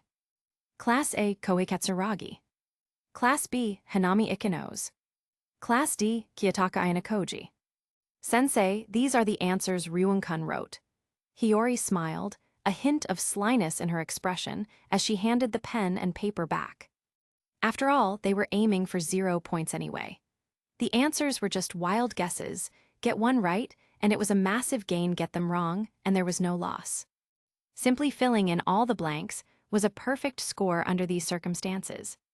Across from her, Kazuma Sakagami couldn't help but let the corner of his mouth twitch. "I see, thank you for your trouble." Chapter 70 Epilogue. At noon, the 4 first-year classes lined up on the beach. In the Class A line, Kohei Katsuragi held a pen and paper, calculating the expected score for this exam. His classmates were lined up behind him, separated by gender, with everyone present except Arisu Sakiyanagi. In the Class B line, Hanami Ikenos stood with one hand on her hip, her classmates behind her, their faces full of anticipation. In the Class C line, Kakeru Ryuin stood with his hands in his pockets, his tracksuit covered in mud. Behind him, Mio Ibuki, Hiyori Shiina, and Nishino, the 3 girls, stood in a row. In the Class D line, Kiyotaka Ayanokoji stood alone, his expression calm. Additionally, on the deck of the cruise ship, a few scattered students were leaning against the railings, watching the scene unfold. "Hey, little mouse, this is the first time we've officially met during this exam, isn't it?" From the Class C line, Ryuin met Ayanokoji's gaze and spoke without any courtesy. Ayanokoji's face showed no emotion as he replied calmly. "Even I would probably get angry being called such a disparaging name." "Shouldn't I be the one who's angry?" Ryuin's eyes glinted coldly as he sneered. "You were the one who started that fire last night, weren't you?" Ayanokoji looked troubled. "Sorry, I don't understand what you're talking about."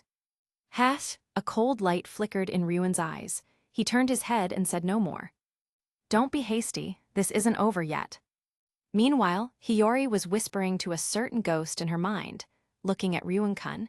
"It seems the matter of the campfire isn't so simple.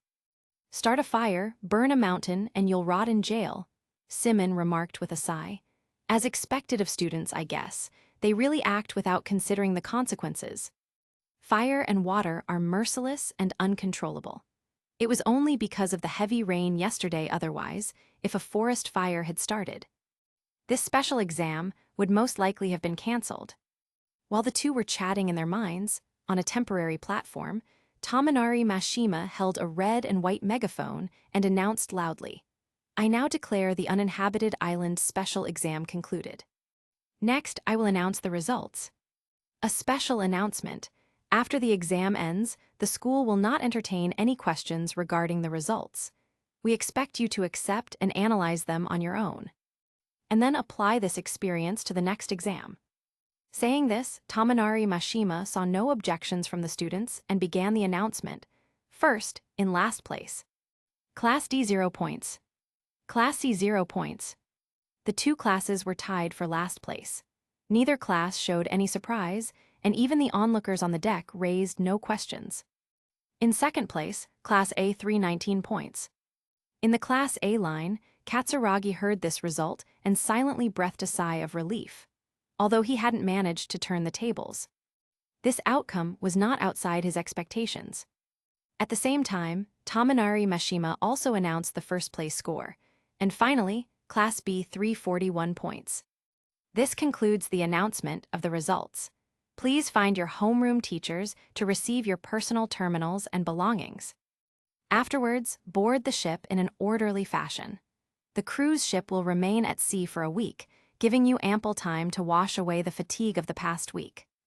With that, Tominari Mashima put down the megaphone and, paying no more attention to the students below, walked straight off the platform.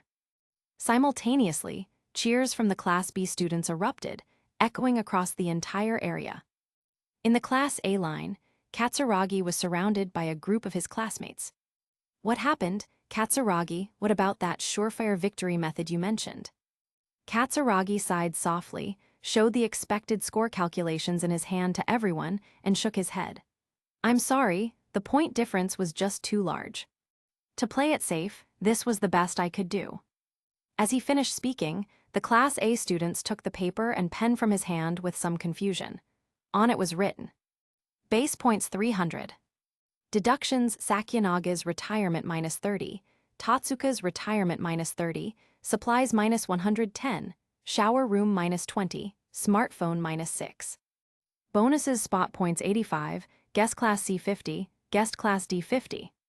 Final score 319 points. Seeing this prediction, which matched the actual score perfectly, many of them looked troubled and complained, "Damn it, if Sakyanagi hadn't retired, we would have won. SHH, don't say things that undermine our unity." Hearing this, Katsuragi shook his head and said, "Go back and thank Tatsuka. After Ryuen came over that day, he occupied 5 spots. 3 times a day. That's where the 85 spot points came from. You must have had it rough too, Katsuragi. We always saw you getting up in the middle of the night these past few days." "It's fine, at least we gained something."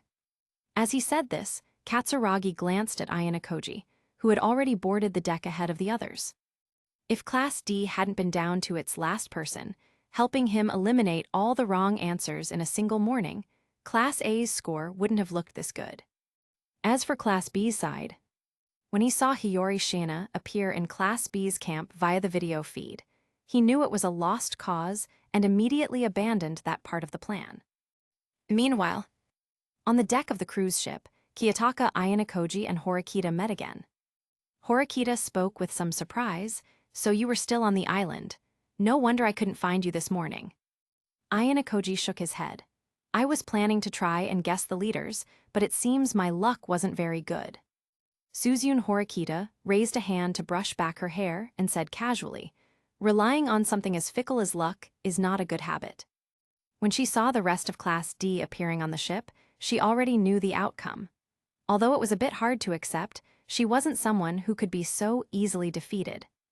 Nor would she place her hopes on others. While the two were chatting, a few members of Class C had also boarded the ship. Naturally, the ones who came to greet them were Ryuen's faction, led by Ishizaki. Seeing his underlings, Ryuen casually handed over the terminal he had just received and said calmly, "Take my terminal and send 100. 0 to everyone. Consider it a bonus for their hard work." Oh yeah, this was an ecstatic Ishizaki. Although he had already heard about this from Hiyori, actually having it confirmed was a different feeling altogether. On the other side, Hiyori Shiina naturally had someone come to greet her as well. "Shiina, are you hurt? Did you get burned anywhere?" In Chinese, Mei Yu Wang placed her hands on the girl's shoulders and walked around her, carefully checking her condition. Symon translated it for her in his mind. Listening to his whisper, Hiyori smiled and gently reassured her. "Please don't worry, I'm perfectly fine when the fire broke out.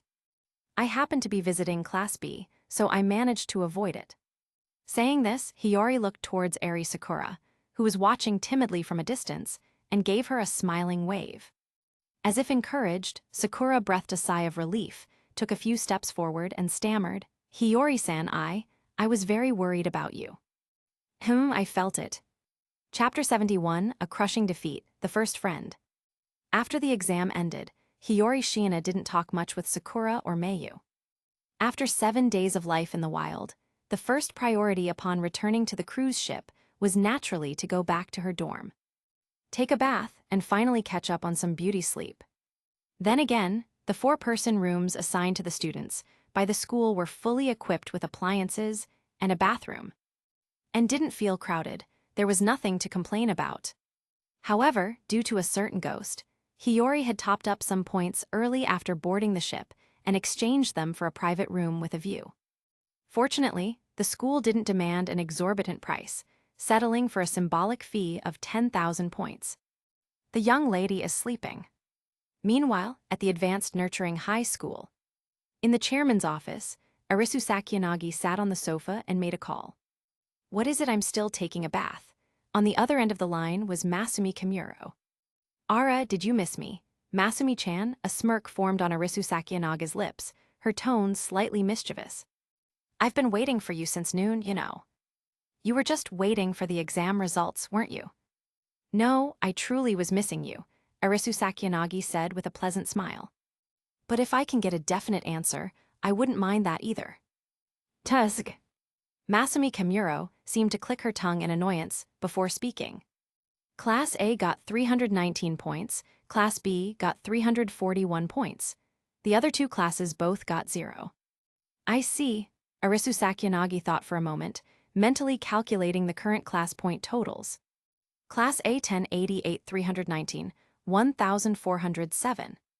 Class B 921, 340, 1,262. Class C 773. Class D 199. Ara, if Hiyori-chan had made a move, this result should be impossible. "Are you hiding something?" Arisu Sakiyanagi asked casually.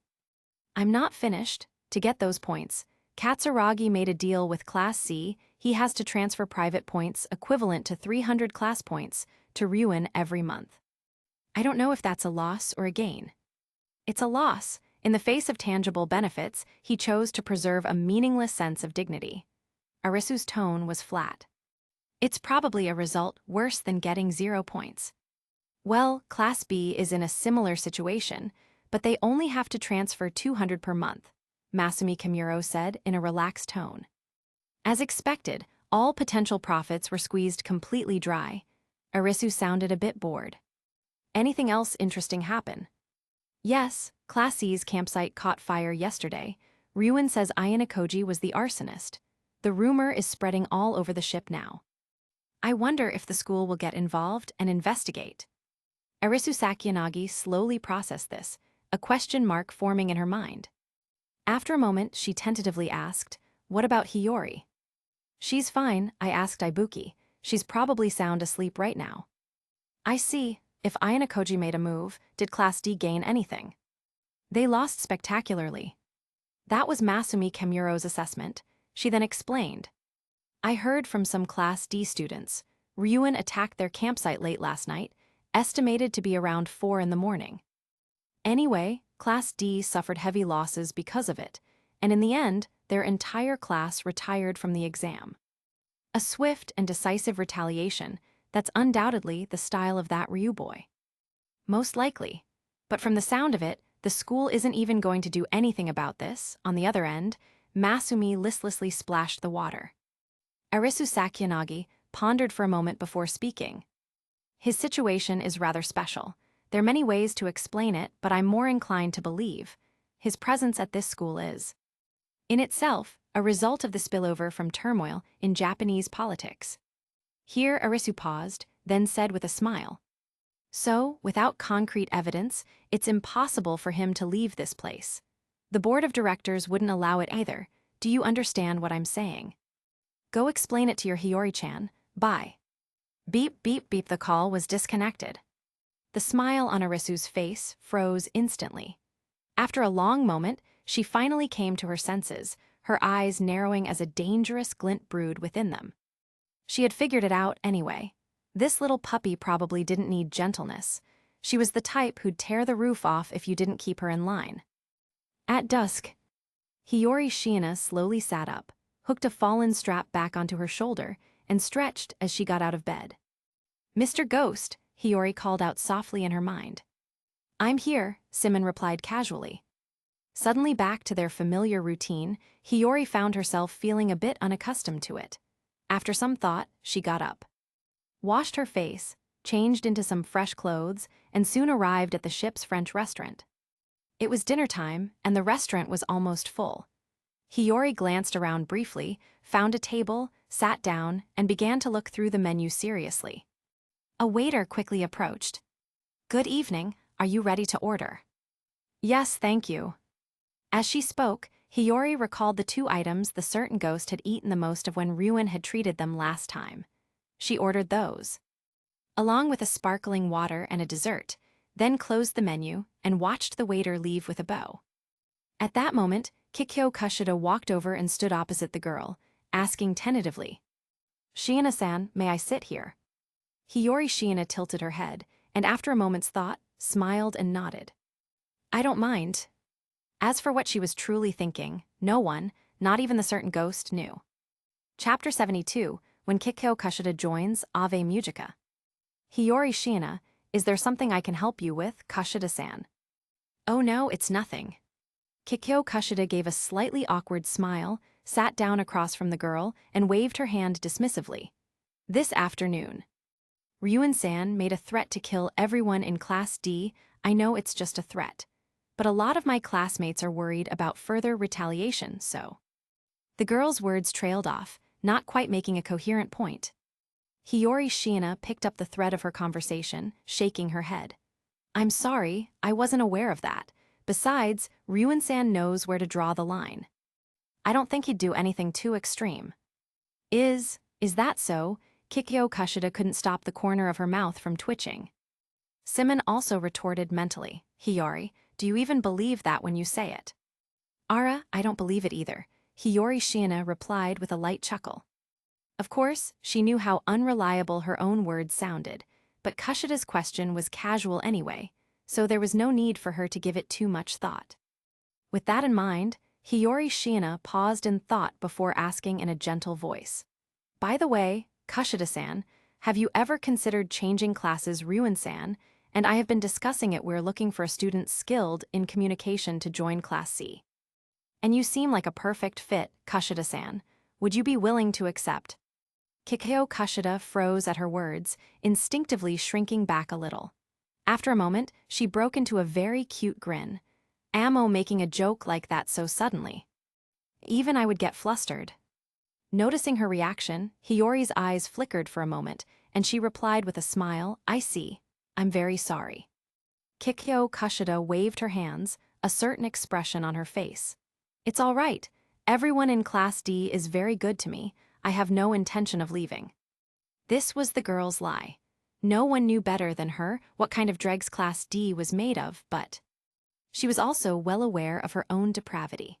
No matter how well she disguised it, no matter how hard she tried to befriend the majority of people, her true nature remained unchanged. She was still that talentless person. A person like her, just as Chabashira-sensei had said, probably only deserved to be in the mud pit that was Class D, so the girl thought. Hiyori, of course, didn't believe a word of it. She sighed softly to herself. This girl seems to have it tough, too, having to deal with such unreasonable people every day. "As if it were me." Symon feigned a sharp intake of breath. "Don't say it. My head is already starting to hurt." Horikita, Ayanokoji, Konji, every one of them is a heavyweight, to be able to navigate such an environment like a fish in water.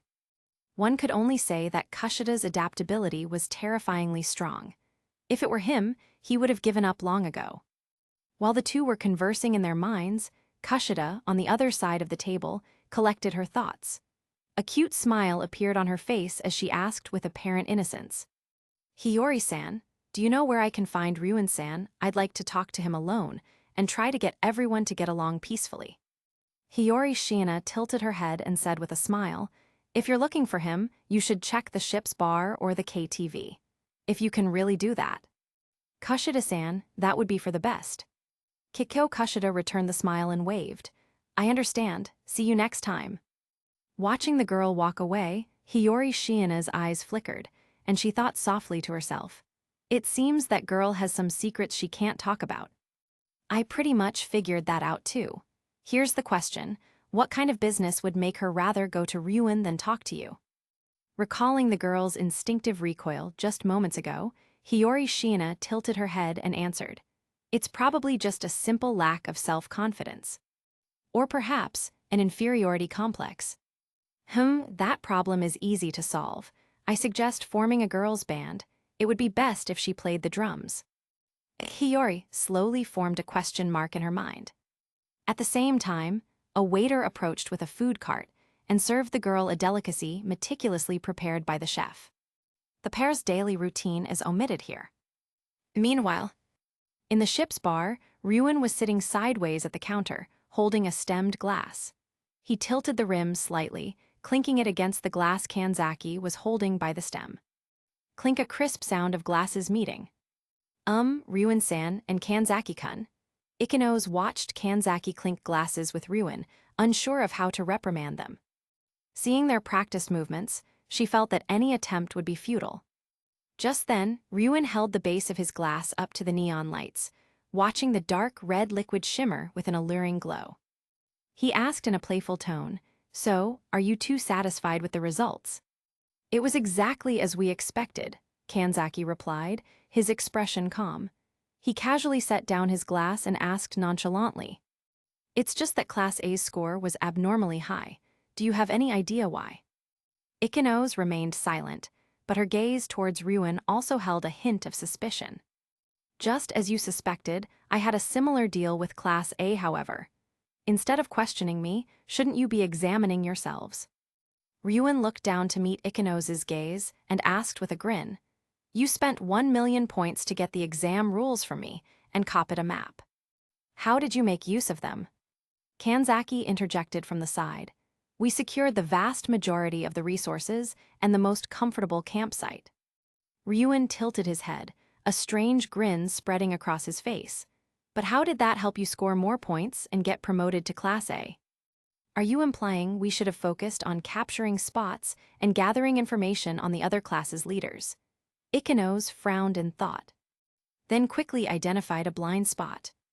Thinking about it that way, those surveillance cameras must have been your doing. Ryuin sneered. No, the camera in your class's area was indeed placed by that Ayano-koji. It took me quite a while to find it. He was only telling half the story. As for the one outside the homeroom teacher's tent, he had no intention of mentioning it at all. Thinking about it that way, our choice of campsite was indeed too conservative. Kanzaki stroked his chin, recalling the island map. If we had occupied the cave, checked in at the 4 nearest spots early on, announced it to the other classes, and then used the 200 temporary points from the trade to secure food and living supplies, our final score should have been around 420 points. You're only figuring that out now. Ryuin looked at Kanzaki and said coldly, You don't study the rules placed right in front of you, and you don't pursue the profits right before your eyes. In the end, do you even intend to reach Class A, young master of Kanzaki Heavy Industries? Or perhaps? At this point, Ryuin glanced sideways at Ikenos and mocked, Or are you just playing house with this woman? My apologies. I have indeed been reflecting on this. From now on, I will be involved in Class B's planning, if there are future opportunities for cooperation. Kanzaki extended his hand to Ryuin, without considering Ikenos' thoughts. Ryuin casually slapped it away, then turned to Ikenos and asked with a smirk, Your second-in-command is planning to compete with you for power. Aren't you going to say anything? A brilliant smile appeared on Ikenos' face. It's all right, if that's what Kanzaki-kun wishes. Ryuin watched the two with a cold smile. In that case, I'll be waiting to see what happens. Not bad, he managed to bluff his way through that. Chapter 73, The New Special Exam. From a long time ago, Kikyo Kushida had realized she was a person with no talent. Not good at studying, not good at sports, with no special skills. No matter how hard she tried, she could never reach the level of a talented person who could just casually learn. In the end, the only things she could achieve through effort were kindness and sweetness. And only by going against her true heart and feigning compliance could she stand in the center of the crowd once more, becoming the one everyone flocked to. However, even something like becoming friends with everyone was a feat someone else could accomplish effortlessly, purely through their personal charm. Like the person now walking past her waist-length, pink gold hair, a beautiful face, a youthful and alluring body, a genuine, radiant smile. And a vibrant wave, this was her complete superior, Class 1B's Hanami Ikenos. After responding with a smile she had practiced countless times in front of a mirror, Kikyo Kushida stood before her target. Kakeru Ryuin casually placed his personal terminal on the bar and sneered. "I see, so I'm the real target." Kikyo Kushida glanced at the screen in her hand. It displayed an email from a certain informant, containing only one sentence. Class D's Kikyo Kushida met with Hiyori. "You're monitoring Shiina-san." Kushida was a little surprised. It seems Shiina's situation in Class C isn't that great either, Kushida thought. "Don't put it so crudely," Ryuin said, picking up a wine glass with an inscrutable smile. "Rather, to let a woman who is a central figure in her class wander into a place like this alone. You Class D folks are really something else. Sakuyanagi always has someone with her. Ikenos is never short of company. Shiina has Ibuki sticking to her like glue, and even that woman Horikita has Ayanokoji following her around. Only Kikyo Kushida is the outlier, looking completely defenseless." The smile on Kushida's face froze. Ultimately, to acquire a protector role like that, the prerequisite was to display a convincing level of ability. However, she knew her own limits perfectly well. What she couldn't do, she simply couldn't do. "All right, enough with the nonsense. What do you want from me?" Kushida took a deep breath. "I want you to help me get someone expelled." "Who?" "Horikita, Suzune Horikita." 3 days had passed since the end of the uninhabited island exam. According to the school's original schedule, the first-year students of the Advanced Nurturing High School remained on the cruise ship, enjoying its various facilities and a rare vacation.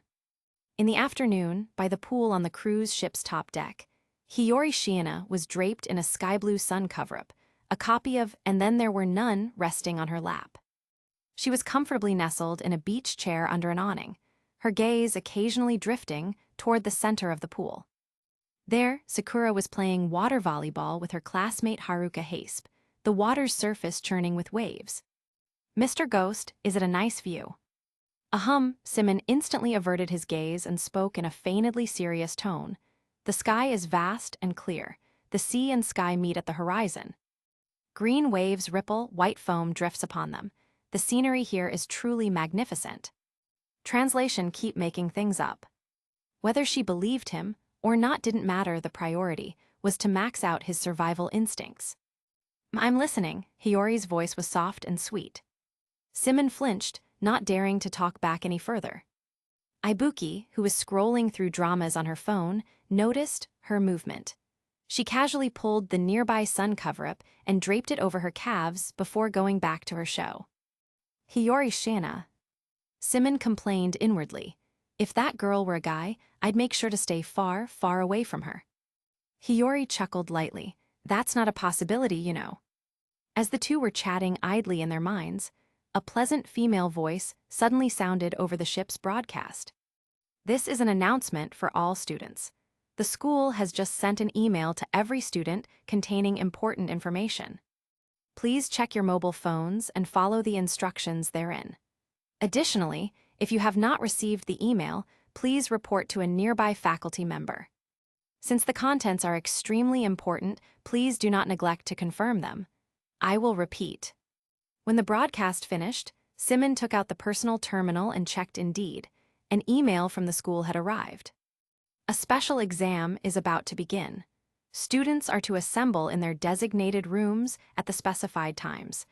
Being more than 10 minutes late will result in a penalty. Please assemble in room 208 on the second floor by 8:40 p.m. tonight. The required time will be approximately 20 minutes. Please use the restroom beforehand and set your phone to vibrate mode or turn it off before coming to the assembly point. Meanwhile, the class chat group instantly burst into life, with messages popping up one after another. Manib Shiho, another special exam, I'm so sick of this. Daichi Ishizaki, it's not gonna be another survival on a deserted island, is it? I don't want to be a savage again. Kanda Satoru, relax, the cruise ship doesn't have the right conditions for that. Considering the competitive aspect, the most suitable area on the ship seems to be that unopened casino. Kinoshita Minori, oh, then wouldn't Hiyori-chan totally dominate? Judging by the speed at which the messages were appearing, the collective atmosphere in Class C had improved by more than just a little since the end of the uninhabited island exam. Just as the topic was about to go off track, Ryuan's avatar suddenly popped up in the chat. Kakeru Ryuan, alright, shut up. Kakeru Ryuan, I called Kazuma Sakagami, there's no exam info to buy this time. Hiyori Shiina. Symon was a little speechless and casually typed a reply. Hiyori Shiina, path dependency is not a good thing. Kakeru Ryuan, a useful trick never gets old. Hiyori Shiina, whatever makes you happy. After sending that reply, Symon turned to look at Ibuki beside him, only to see the girl holding her phone out to him. I'm room 203 at 6 o'clock. What about you, Hiyori? Room 208 at 8:40. Symon also opened the email to show her. Meanwhile, on the other side, in the ship's business conference room, the homeroom teachers for all the first-year classes were gathered. Mashima-sensei looked at the documents in his hand and asked with some resignation. According to convention, the class representatives should be gathered in the dragon group. Right, what is all this? Chai Hashinamiya covered her mouth with a light laugh. Ara, I just think Ikenos still has things she needs to learn. Kazuma Sakagami pushed up his glasses. Having Shiina in the dragon group is enough. As for Ryuan, I'm just rather curious about that Ayana Koji. This should still be within the rules, right? Oh, you think so too, Sakagami? Hashinamiya's tone was very cute. I'm also very curious about the student that little SAE is so concerned with. He was the last one remaining at the end of the uninhabited island exam. Wasn't he? Is he little C's hope for a comeback? Yes, conventions and the like didn't matter.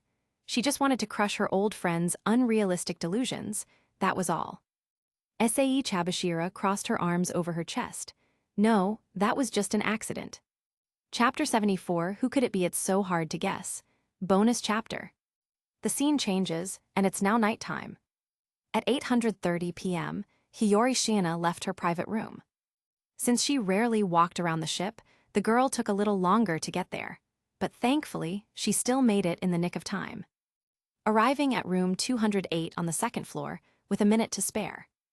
After knocking and entering, the first thing she saw was Ms. Hashinamiya sitting at a long table. The others present were from Class C3 male students Takumi Oda, Hidetoshi Suzuki, and Masashi Sonoda. The four of them were clearly waiting for her to arrive. Hiyori-chan, come take a seat.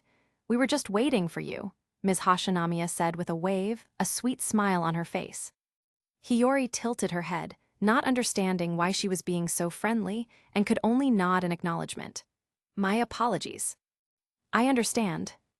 After she sat down, Ms. Hashinamiya gave a theatrical little cough, then winked at the students and said with a smile, all right then, I'm about to explain the special exam. I hope none of you interrupt me. Can you do that? The three boys simultaneously turned their gazes to Hiyori Shiina. Seeing the girl nod obediently, they quickly followed suit. Does this girl really have that much influence? How frightening. Noticing the boy's small gesture, Ms. Hashinamiya inwardly quipped to herself. She then picked up the script in front of her and began to read aloud in her sweet voice. For this special exam, the school will be dividing all first-year students into 12 groups, based on the Chinese zodiac. The purpose of this exam is to test the students' thinking, in other words, their cognitive abilities. There are generally 3 basic abilities required of adults in society: the ability to act, the ability to think, and the ability to collaborate. The previous uninhabited island exam placed a heavy emphasis on teamwork. However, the focus of this exam will be on cognitive ability. In other words, you'll need to analyze the current situation, clarify the objective, devise countermeasures, and prepare a plan skills you will certainly need in the future. Alright, any questions so far? Ms. Hashinamiya put down her script and asked with a smile. Seeing that none of the 4 students, led by Hiyori, spoke up, she continued. The following are the basic rules for this exam. Please listen carefully. This special exam will shuffle the students from all classes and divide them into 12 groups named after the earthly branches or the zodiac animals. The exam will be conducted within these groups. The school will ensure fairness and impartiality and will guarantee that each group has 3-4 students from each class. At this point, Ms. Hashinamiya handed each of the 4 students a postcard, on which was written, Chen Dragon, Class A Kohei Katsuragi, Ryoko Nishikawa, Shinji Matoba, Koharu Yano. Class B Seoando, Ryuji Kanzaki, Hitomi Tsube. Class C Takumi Oda, Hidetoshi Suzuki, Masashi Sonoda, Hiyori Shiina. Class D Kikyo Kushida, Yasu Harada, Suzune Horikita. After confirming that everyone had received a postcard, Ms. Hashinamiya clapped her hands together with a smile and explained. These are the people in your group. Right now, they should be in other rooms, listening to the same exam rules. And one more thing, here are the detailed rules for the exam. However, you are not allowed to take this document with you or take pictures of it. So please be mindful of that. Saying this, Ms. Hashinamiya winked and distributed a copy of the detailed rules to everyone. Following Hiyori Shiina's perspective, Symon read through the detailed rules and summarized the situation. The exam begins tomorrow at 8 a.m. and will last for a total of 4 days. The objective of the exam is to find the VIP. When the exam begins, the school will select one VIP from each group and inform them of their status via email. The school will convene all members of each group twice a day at a fixed time and place for discussion. Each discussion period will last 1 hour. And there are no restrictions on the topics discussed. After the exam concludes, the school will accept answers on the final night between 9:30 p.m. and 1,000 p.m. All students will have one opportunity to submit an answer. Finally, there were the exam results. Different outcomes would lead to different rewards, with a total of 4 possible scenarios. One if, after the exam ends, during the official answer submission period, all members of the group submit the VIP's name, and the answer is correct, all members of the group will be awarded 500. 0 private points, with the VIP receiving an additional 500,000. 2 if, after the exam ends, no one submits an answer, the VIP will receive 500,000 private points. 3 if, before the exam ends, someone submits an early answer, and it is correct, the person who answered will receive 500,000 private points. 4 if, before the exam ends, someone submits an early answer, and it is incorrect, the class of the person who answered will lose 50 class points. The VIP will receive 500,000 private points, and the VIP's class will gain 50 class points. Special notes. 1 answers are submitted via email from a mobile phone. Sending the name to the school's designated email address counts as an answer. 2 you can only guess the identity of the VIP within your own group. 3 if an early answer is submitted before the exam's official conclusion, the exam immediately ends for that group. 4 the school will not accept answers from the VIP themselves or their classmates within the same group. 5 the use of theft, threats, violence, or any other means to force someone to submit an answer against their will is prohibited. Violators will be expelled. After quickly getting a handle on the situation, Symon thought for a moment and then casually remarked, "So, who on earth came up with these ridiculously long and convoluted rules?" Hiyori puffed out her cheeks slightly, covering the lower half of her face with the paper, a faint glimmer of light dancing in her eyes. "It feels like we're playing a detective game." Having read so many mystery novels, it would be a lie to say she didn't enjoy deduction. Symon pondered for a moment before speaking up. Based on your teacher's script, she was basically just repeating the same point over and over, that the VIP's identity is traceable, as if she was afraid you wouldn't get it. If you want to play detective, you could start in that direction. Hearing this, Hiyori pursed her lips, a troubled look on her face as she mused to herself, if that's the case, Then I'll need to compile all the information we have so far, including the meeting times, room numbers, zodiac signs, and group rosters. Afterward, I'll have to record the meeting times and locations for each group and filter out any irrelevant information. It feels like it's going to be a huge undertaking.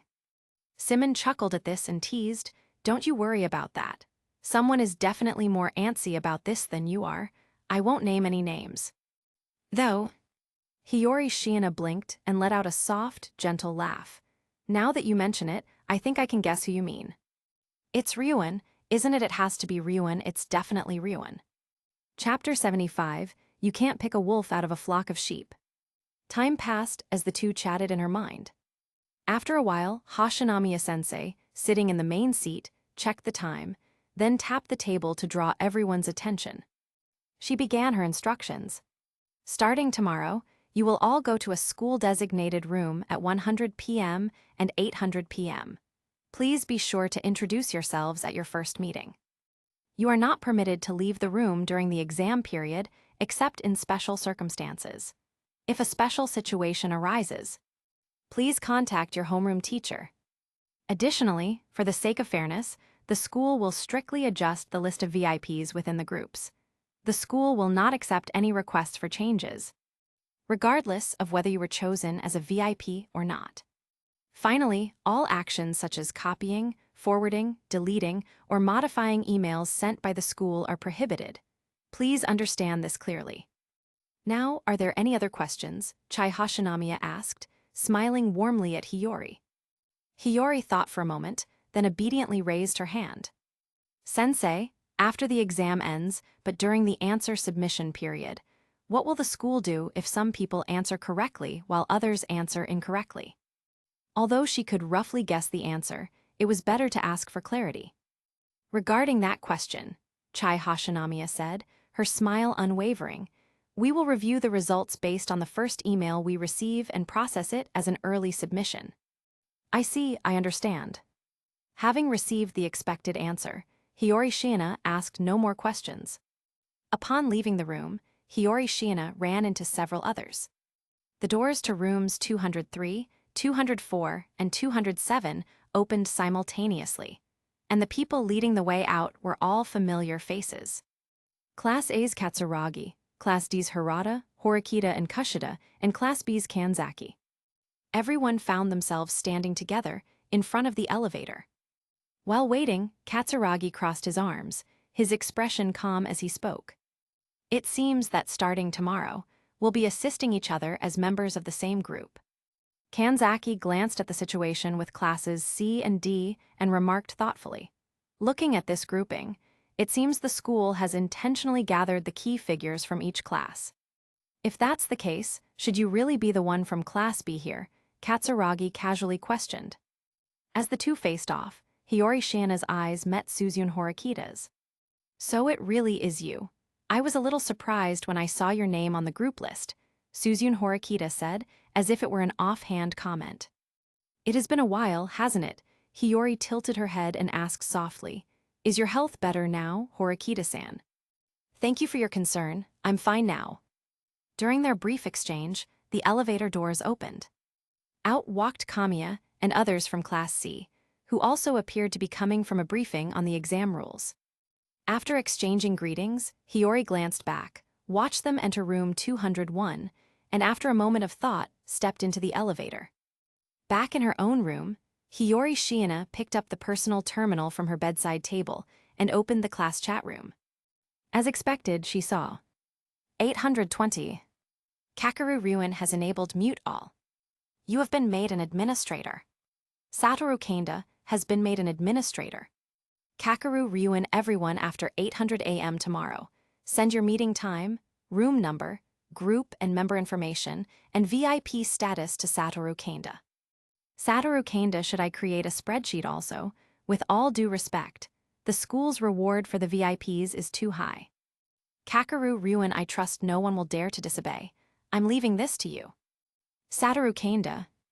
Kakeru Ryuan also. For those who voluntarily send their VIP status to Kanda, I'll give you 500,000 points after the exam, regardless of the outcome. Kakaru Ryuin correspondingly, for those who don't. I trust you understand what I mean. Everyone. Satoru Kanda, it's great that you can understand. After she finished reading the messages, Symon teased her in her mind.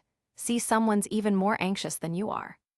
Hiyori casually set down her personal terminal and asked with some curiosity, by the way, what are your thoughts on this exam? Mr. Ghost. Symon feigned thoughtfulness. Hiyori's playtime. Hiyori quietly rolled her eyes. Noticing the girl's small gesture, Symon cleared his throat and said seriously, as I see it, this game is, to put it bluntly, a winner-take-all scenario. The possibility of cooperation doesn't exist. Hiyori Shiina tilted her head, but don't be so quick to object. Let me run a simple calculation for you, and you'll understand. Symon began with a smile. Now, let's assume all classes cooperate to achieve a perfect ending. In that case, the total S-point revenue from this special exam would be 86 million. Don't be mesmerized by that number. If we divide those points equally among the 4 classes, each class would receive 21.5 million private points. Converted to class points, calculated over 30 months, that's 180 class points. Pausing there, Symon asked with a smile, so, what do you think of this so-called perfect ending now? Hiyori Shiina tilted her head down. It does seem a bit low. During the uninhabited island special exam, Class C had gained 600 class points and the corresponding private points. If she were to go through all this trouble just to get 180 points in this VIP special exam, it felt like a terrible deal. Very good, now let's calculate the benefits of guessing the VIPs. Symon continued with a smile. That Hashinamiya-sensei said the school would strictly adjust the VIP list to ensure fairness. This means nothing less than each class having 3 VIPs. Let's assume you successfully identify all the VIPs from the other classes and have your classmates send the list of all 9 names to the school. According to the exam rules, Class C would receive 450 class points and 4.5 million private points. Let's convert it all to private points. The total value would be million private points. Even if all of Class C's VIPs are discovered by the other classes, Class C would still receive 300 class points and 4.5 million private points. The total value would be 45 million private points. Let's calculate it again on a per-group basis. Correctly submitting a VIP yields 50 class points, 500,000 private points. The total value is 65 million private points. Meanwhile, painstakingly unifying the entire group yields a total profit of only 7.5 million. And up to this point, we haven't even calculated the hidden benefits of suppressing the class points of other classes. At this point, Symon offered his evaluation in a calm tone. Looking at it now, the result is crystal clear. The school appears to have given you a win-win option. But in reality, that option is just for show. If you were to actually pursue that so-called perfect ending, I estimate the school's overall evaluation of your year would drop by more than a single grade. After all, from a flock of obedient sheep, no matter how you pick and choose, the best you can hope for is to find a few shepherd dogs. Understand? Hiyori nodded obediently. I understand. Chapter 76, The Face Fruit User. Seeing that Hiyori Shiina had taken his words to heart, Symon finally spoke with a smile. However, from my perspective, I actually find this special exam quite interesting. First, they use a rule where the payoff from competition far outweighs cooperation, fostering an environment that encourages conflict. Then, they use expulsion as a deterrent, eliminating collective coercion as much as possible, amplifying mistrust between individuals, and creating fertile ground for suspicion to grow limitlessly. From the looks of it so far, the design of this exam is quite ingenious. It not only upholds the school's educational philosophy, but also allows for maximum observation of the students' reactions under these circumstances. Hinting that there might be a pattern to the VIPs, while adding some uncertainty, also heightens the students' tension. It's a bit of a trade-off. If I had to find fault, it's that they've overlooked the students' subjective agency and failed to provide proper value guidance. It could easily devolve into a goo ritual. Hiyori Shiina tilted her head. Is that so? Do you have any ideas, Mr. Ghost? Nope, as long as you have fun, Symon replied casually. He wasn't bored enough to go looking for trouble. Even though they weren't his brain cells being used up, it still pained him to see them go to waste. Seeing he had said as much, the girl didn't press further. She took a set of pajamas from her suitcase and went into the bathroom. The night passed without incident. The first day of the special exam. At 7 in the morning, Hiyori Shiina, avoiding the morning light streaming through the window, snuggled into the air-conditioned comforter. Dozing comfortably. Inside the body, the girl felt the warmth emanating from her form, peacefully awaiting the awakening of a certain ghost. In the pitch-black darkness, time seemed to lose all meaning. An unknown amount of it passed. Pat pat. Hiyori Shiina. This must be a residual instinct of the body. Squeeze squeeze. Hiyori Shiina. This is probably a residual instinct of the soul. Drawing circles. It seems I can't pretend not to notice this time. The girl whispered softly, Mr. Ghost, you can't be too naughty. Symon shrank back, my mistake. During their exchange, control of the body shifted. The girl got up and stretched, and just as she was about to get ready to wash up, her personal terminal by the pillow chimed with a ding-dong. After careful consideration, you have not been selected as a VIP. Please act with the awareness of a group member and challenge the exam. The exam will officially begin today at 100 p.m. Students of the Dragon Group are to assemble in the Dragon Room on the second floor. Symon, this isn't esoteric at all. Hiyori Shiina tilted her head. Is something wrong? Symon feigned seriousness. With your luck, you didn't even manage to snag a VIP spot. Don't you think that's unreasonable? That's not right. Hiyori Shiina put down her personal terminal and sat on the edge of the bed, combing her slightly messy hair with a smile. The lucky one is you, Mr. Ghost. Makes sense, how else would I have met you? That line gets full marks. After taking some time to wash up and get ready, around 8:30, Hiyori Shiina arrived at the ship's popular buffet restaurant. At Symon's enthusiastic recommendation, she got a bowl of seafood congee and sat in a corner of the dining hall.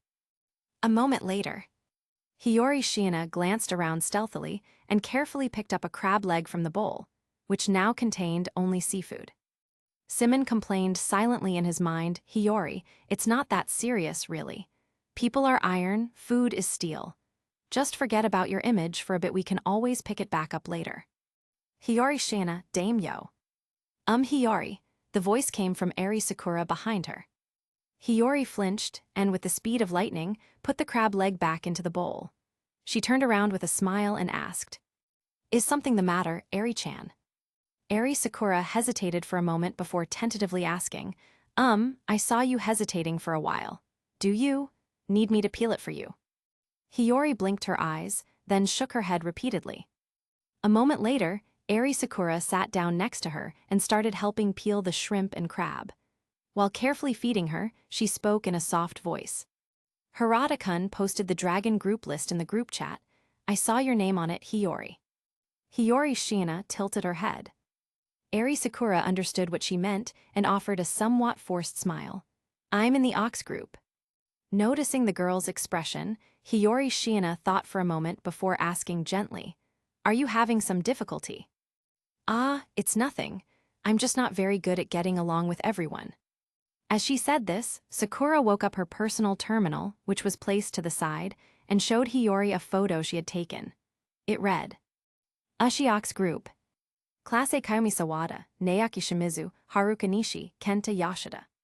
Class B Yum Kobashi, Yui Ninomiya Kiji Watanabe. Class C Yu Takedo, Yuji Nomura, Mariko Yajima.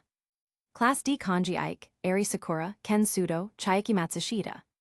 Symon spoke up in his mind, Yum Kobashi is an enthusiastic girl, and Mariko's personality is pretty easygoing. This group seems fine. Mr. Ghost, you've probably forgotten that this boy named Sudo was suspended for a month for fighting. Fine, Symon was a bit exasperated. The hardest person to get along with in the group is from her own class. I can pretty much imagine how this child feels. Hiyori reached out and patted Sakura's head. After a moment of thought, she said softly, "In that case, I'll try to finish the exam as quickly as possible. I apologize for interrupting your conversation, but I can't pretend I didn't hear such a bold declaration." Kohei Katsuragi was holding a tray, seemingly just passing by. Looking at the two girls who had turned towards him, he spoke in a calm tone. "I have made full preparations for this VIP special exam. I look forward to your challenge, Shiina-san." Symon was shocked. "Wait, who did you say is the challenger?" Hiyori Shiina tilted her head, equally confused. No matter how you looked at it, Class A didn't seem to have much of an advantage, although Class C's advantage wasn't reflected in their class points. Making it less obvious, their total real value of over 1,300 was something no other first-year class could currently compare to. At the same time, Katsuragi, who was across from them, thought for a moment before speaking. "By the way, are you the VIP, Shiina-san?" Hiyori Shiina tilted her head, then shook it. "I'm not." Katsuragi shook his head with some regret. "What a shame. If you were the VIP, Shiina-san, the Dragon Group might have had a chance at achieving a win-win outcome." Among the first years, the only person with the ability and qualifications to coordinate all four classes was Hiyori Shiina. If she were the Dragon Group's VIP, given the group's composition, it was likely no one would have minded doing her a favor. Unfortunately, the VIP couldn't be changed. Chapter 77, The Unrisen Alley. Hearing Katsuraga's words, Hiyori Shiina thought for a moment, a smile gracing her face, but she didn't say much. The human heart is always the most complex thing. It's never a good idea to presuppose the actions of others and set one's expectations too high. "So, Hiyori, do you have any ideas?" She wanted to ask if she could be of any help. Hiyori Shiina blinked and said in a gentle voice, "That needs to be kept a secret, so I can't." Eri Sakura nodded obediently, returning her attention to the dishes in front of her without saying anything more. After their relaxing breakfast, Hiyori and Sakura took their digital cameras and began taking pictures at various spots around the cruise ship. Meanwhile, after peeling a shrimp stick and carefully offering it to her, Sakura confirmed that Katsuragi had walked far away and tentatively asked, "Click, click, click." The continuous sound of the camera shutter. By the cruise ship's railing, Hiyori held her digital camera, taking pictures of Sakura, who skillfully struck various poses. "Symon, that camera presence. I guess it's to be expected from a former gravure idol. Her professional skills are truly formidable." From his perspective, Eri Sakura had her hair in twin tails, her face adorned with a lively and cute smile. She no longer had that timid, submissive look from before. It was as if she were a different person. Hiyori Shiina silently agreed in her heart. This girl really does have a talent for being an idol. If she wants to develop in that direction, I'd suggest she practice a musical instrument or work on her singing, learn some music theory. That sort of thing. I don't think the school has a club like that." Symon said casually, then suddenly changed the subject, teasing with a laugh. "If she really wants to reach the pinnacle of life, she could actually learn some Chinese from Meiyu. Then she'd definitely never have to worry about putting food on the table." A Japanese idol who can speak Chinese, combined with Sakura's looks, figure, and that soft, sweet personality. Her efficiency at milking otaku for their money would be off the charts.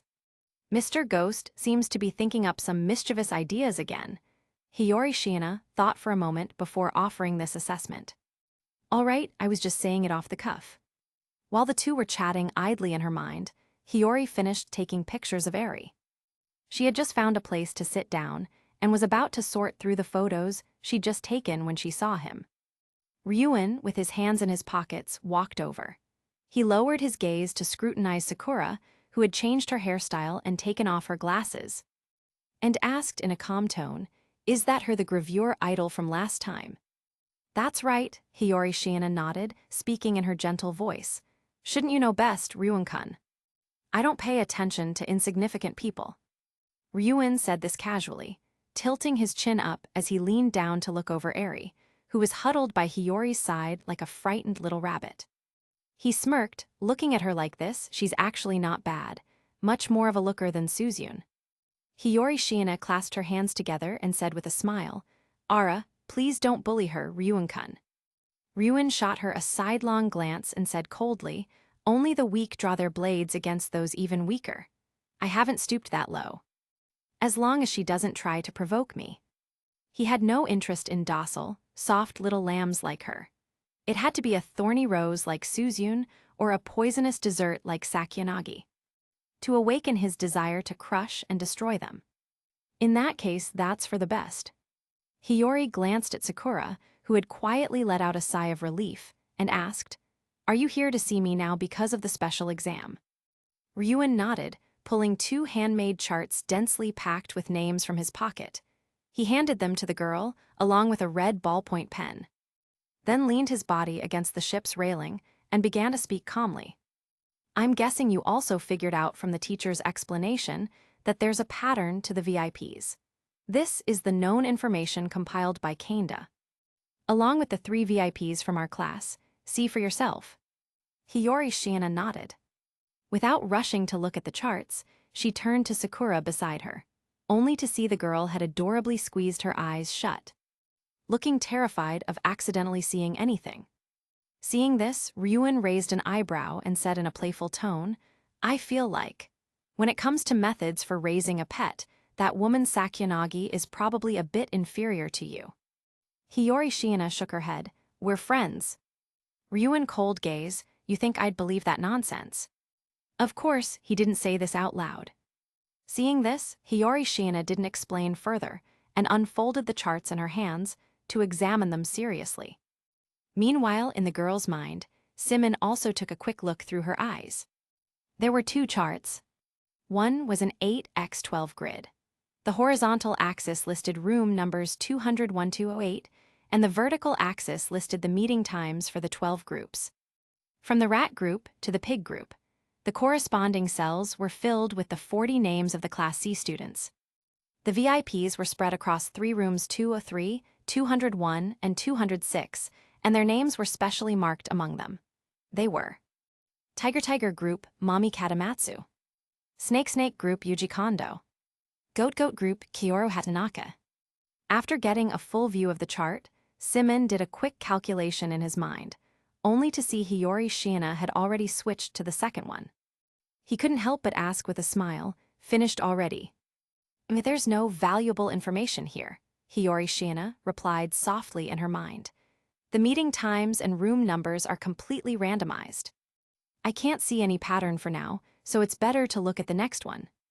The first thing Hiyori saw when she got the chart was Rabbit Group, meeting time 600, meeting room 201.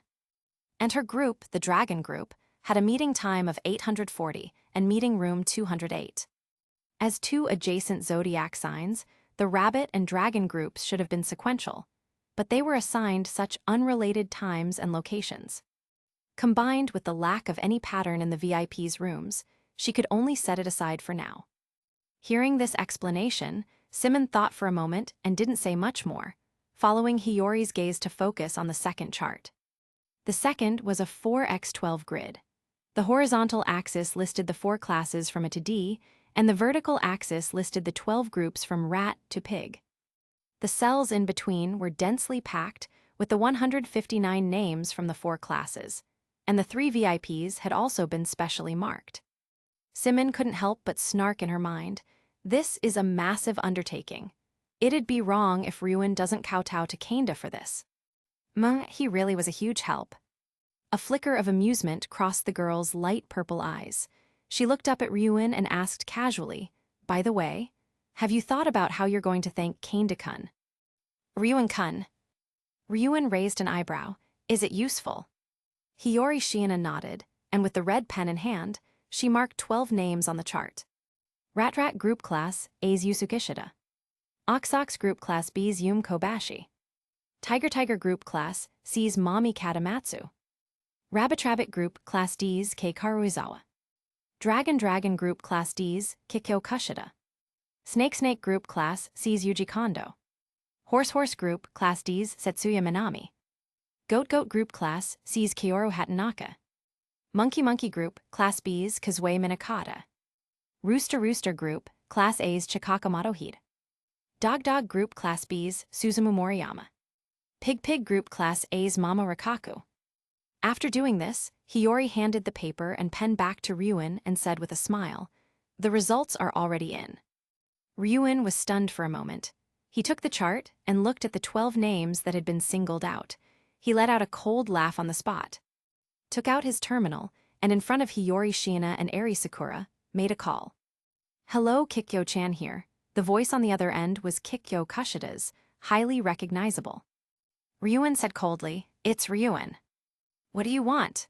The tone of Kikyo Kushida on the other end of the line instantly turned cold, making both Hiyori and Sakura, who were listening to the speakerphone, tilt their heads in confusion. Ryuin sneered, "You're the VIP of the Dragon Group, aren't you?" Kushida, shocked, "How did you know?" "Then there's no problem." Saying that, Ryuin casually hung up and pocketed his terminal. He looked at Hiyori and said in a teasing tone, "I never knew you had this kind of skill." "I'm quite good at deduction, you know," Hiyori Shiina said with a smile. Receiving such a perfunctory reply, Ryuin didn't mind and asked casually, "Any thoughts about this exam?" Hiyori Shiina shook her head. Under Ryuin's somewhat puzzled gaze, she took out her personal terminal, her fair knuckles tapping lightly on the screen. Ding message sent successfully. Hiyori Shiina held up her hand to show him, her light purple eyes shimmering. In a soft voice, she said, "Because this is the optimal solution." At the same time, an announcement came over the ship's broadcast system. "Attention all students. The exam for the Dragon Group has concluded early. Please maintain order and do not disturb the exams for the other groups." I repeat. Hearing the broadcast, Sakura couldn't help but open her eyes, and then she saw. Ryuin raised an eyebrow. "You woman, you wouldn't even hesitate for a second, would you?" Hiyori Shiina shook her head. "I wouldn't." Ryuin couldn't help but twitch the corner of his mouth. As expected, an ordinary person couldn't afford to provoke this woman. She was too ruthless. Chapter 78, Homeroom Teacher Evaluation Bonus Chapter. Seeing Hiyori Shiina give that kind of answer, Ryuin's mouth twitched. He changed the subject. "So, what's the pattern for the VIPs?" "How should I put it? The pattern is surprisingly simple." Hiyori Shiina chose her words carefully, then explained in a soft voice, "You sort the names of the group members by their pronunciation according to the Gajuin table. Then you take the group names: rat, ox, tiger, rabbit, dragon, snake, horse, goat, monkey, rooster, dog, and pig, and assign them numbers from 1 to 12. Respectively. The VIP of the first group is the first person on the list, the VIP of the second group is the second person, and so on." The school already revealed 3 VIPs. Based on those answers, I used abductive reasoning to find a pattern that could explain it. After assuming the pattern was correct, I used it to identify the classes of all 12 VIPs and confirm if each class had exactly 3 VIPs. Once those conditions were met, the answer could be basically confirmed. Ryuin was taken aback. After a moment of thought, he asked, "Aren't you worried you might be wrong?" "I was," Hiyori Shiina said, looking at Ryuin with a smile. "But didn't you confirm one of the VIPs over the phone, Ryuin-kun?" The pattern was sound, logical, and supported by a concrete example. Once these conditions were met, the result of the deduction gained practical value. "I see, so it's not a guaranteed correct result then." Ryuin stroked his chin thoughtfully. "Still, are you not considering result 1? I was just thinking of using this list to threaten the other classes and take all their points." "That won't work." Hiyori Shiina shook her head. "This special exam forbids answering against one's will. If you do that, some irrational person will inevitably submit a random answer. And all our efforts will be for nothing. Can't rule that out." As he said this, Ryuin glanced at Eri, who was standing nearby, and said teasingly, "Speaking of which, it seems Class D only has 200 class points left. If this happens, they won't even be able to pay back their debt to me. Are you sure your little kitten will still have food to eat?" I'll be fine." Hearing this, Ryuin's lips curled into a playful smirk. "Oh, so Class D's little kitten is still." Ryuin looked at Eri and raised an eyebrow. "Don't tell me you're a VIP too." I'll be fine." Seeing the topic shift to her, Eri Sakura waved her hands in a fluster. After that incident, some anonymous account transferred 500. 0 points to me. Ryuin couldn't help but scoff. Hush money from the school or the store as stingy as ever. What can you even do with 500,000 points? It's just enough to cover Hiyori Shiina's salary for a month. Although, he couldn't figure out why on earth that woman spent money so quickly. Symon, it is a bit low. Hiyori Shiina fell silent for a moment. Recalling the closet in her dorm packed full of dresses and skincare products, she said with a hint of grievance in her mind, Mr. Ghost, is it possible that 500,000 is actually a lot? Her current monthly expenses were around 200,000 points, the vast majority of which was spent on clothes and personal care. She had no idea where this ghost got his obsessions from. Her current basic monthly income was around 200,000 points, a fact Ryuin was certainly unaware of.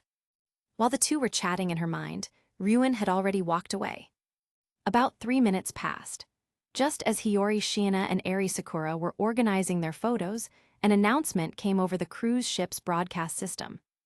This is an announcement for all examinees. The exams for the rat, ox, rabbit, horse, monkey, rooster, dog, and pig groups have concluded ahead of schedule. Students who have already finished the exam are asked to maintain discipline and not disturb the ongoing examinations. Meanwhile, in a temporary office, the 4 first-year homeroom teachers sat together. Ballpoint pens lay beside their hands, and in front of them were the student rosters for their respective classes. The teacher evaluation column on every list was completely blank. Mashima-sensei sighed. So, the exam is barely underway, and we're already down to just the tiger, snake, and goat groups there, all from Class C.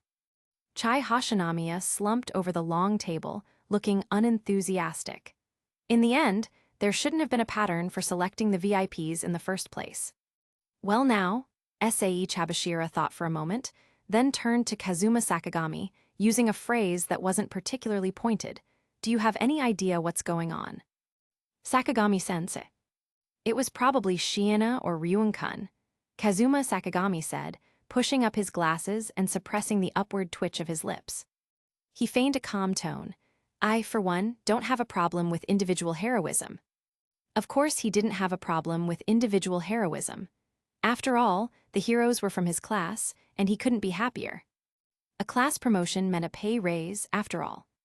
After all, he wasn't lacking for anything, except for money. A sentiment from an unlucky fellow named Symon, who had been tricked out of his fortune by a bad woman. Mashima shook his head. We need to talk to the school. If this continues, the exam will turn into a complete bonus round. It'll be meaningless for the students' growth. And our plan to observe their actions and provide end-of-semester evaluations will be completely ruined. Hearing this, the homeroom teachers glanced at each other and nodded. Only Sae Chabashira blew out a ring of smoke and said calmly, It's useless. You all should know the school won't change the rules in the middle of an exam. I agree, Hashinamiya raised her hand. If we don't try, how will little Sae-chan know it's not possible? Kazuma Sakagami pushed up his glasses. I'm indifferent. Fine, do as you wish. Chapter 79, Overconfident Girl, such a turnoff. Meanwhile, in the coffee shop, an unexpected situation has occurred. Kiyotaka Ayanikoji looked at the Class D group chat on his terminal, where messages were popping up nonstop, and spoke calmly. All of Class D's VIPs have been wiped out. Across from him, Suzune Horikita raised her coffee cup, glancing at him nonchalantly as she asked, It's rare for you to approach me. Do you also intend to reach Class A? No, I just really don't have any points left to use. Ayanikoji scratched his head, feigning slight distress. I'm probably still in debt for over 200,000 private points. You should be in a similar situation. Right. This was a lie. The points didn't matter, and neither did Class A. In truth, he couldn't even understand himself. What kind of thoughts were driving his actions now? Perhaps it was regret, curiosity, resentment, or perhaps a competitive spirit. He himself couldn't discern what this emotion that had appeared in him since the end of the uninhabited island exam truly was.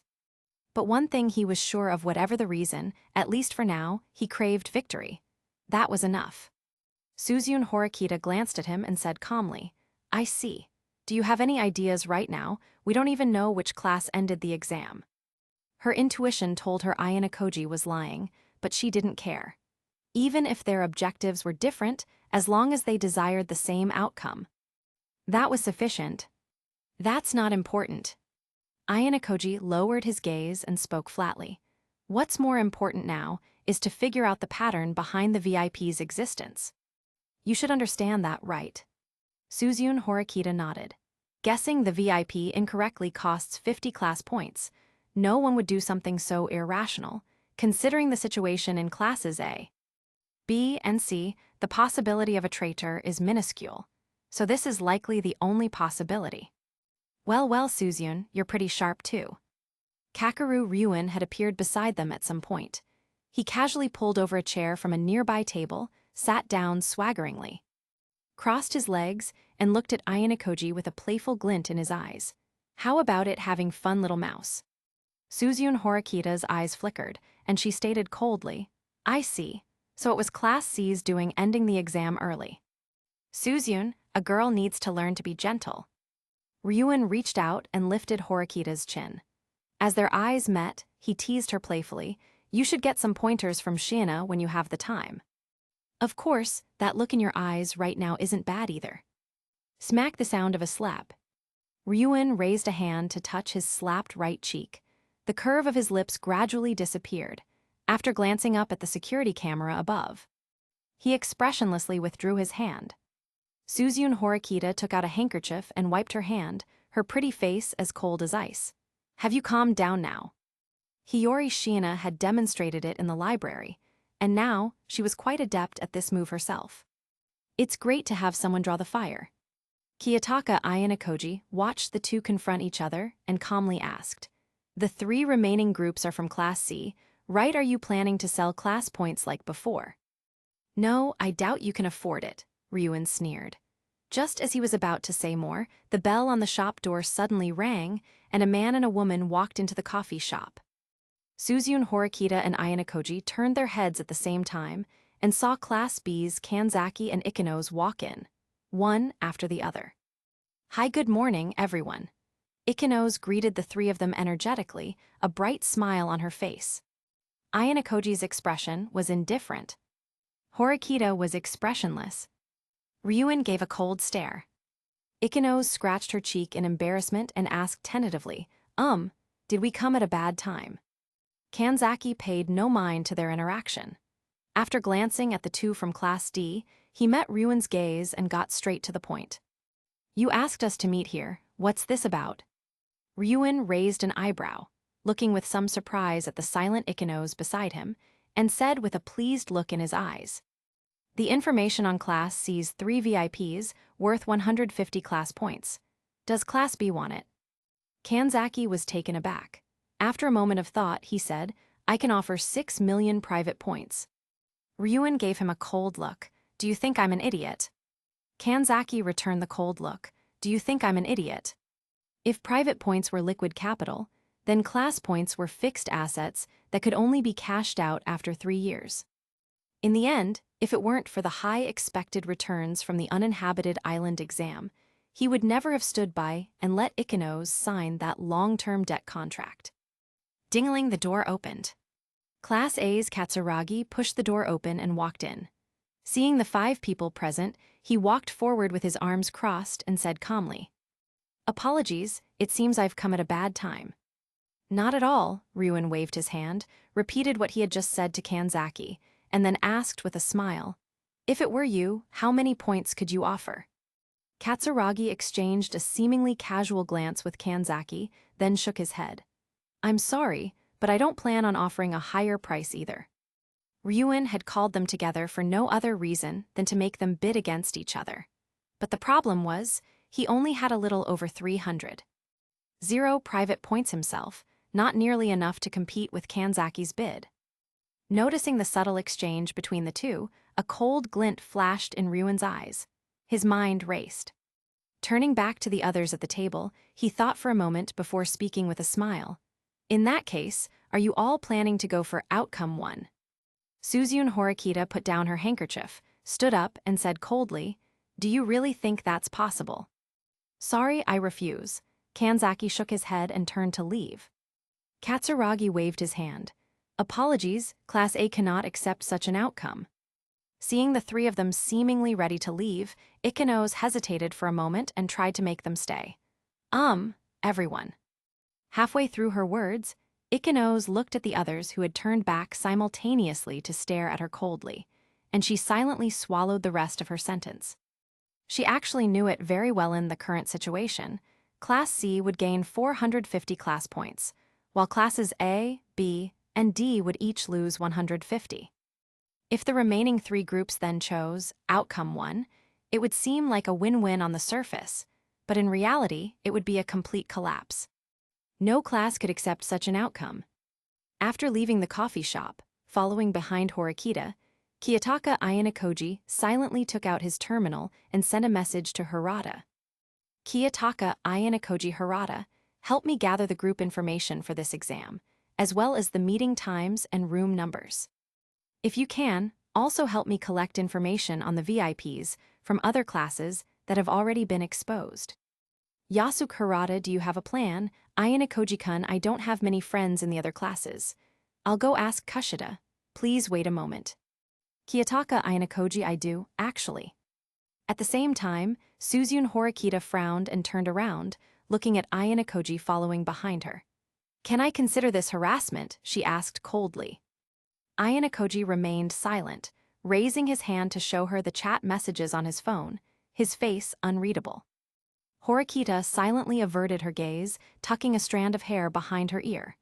"Remember to send me a copy," she said, slightly embarrassed. "I know," Ayanokoji nodded. "Overconfident girl, such a turn off, that's what you'd say at a time like this, right?"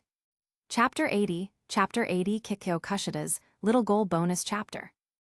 Meanwhile, in a private room at the spa, Kikyo Kushida and Meiyu Wang, covered only by bath towels, exposed their radiant skin to the air. Enjoying a professional treatment from the therapists. Kikyo Kushida, Meiyu Wang, this feels so good. Kikyo Kushida covered her face, a little embarrassed. Zyome, is this really okay? The exam isn't even over and we're already here having fun.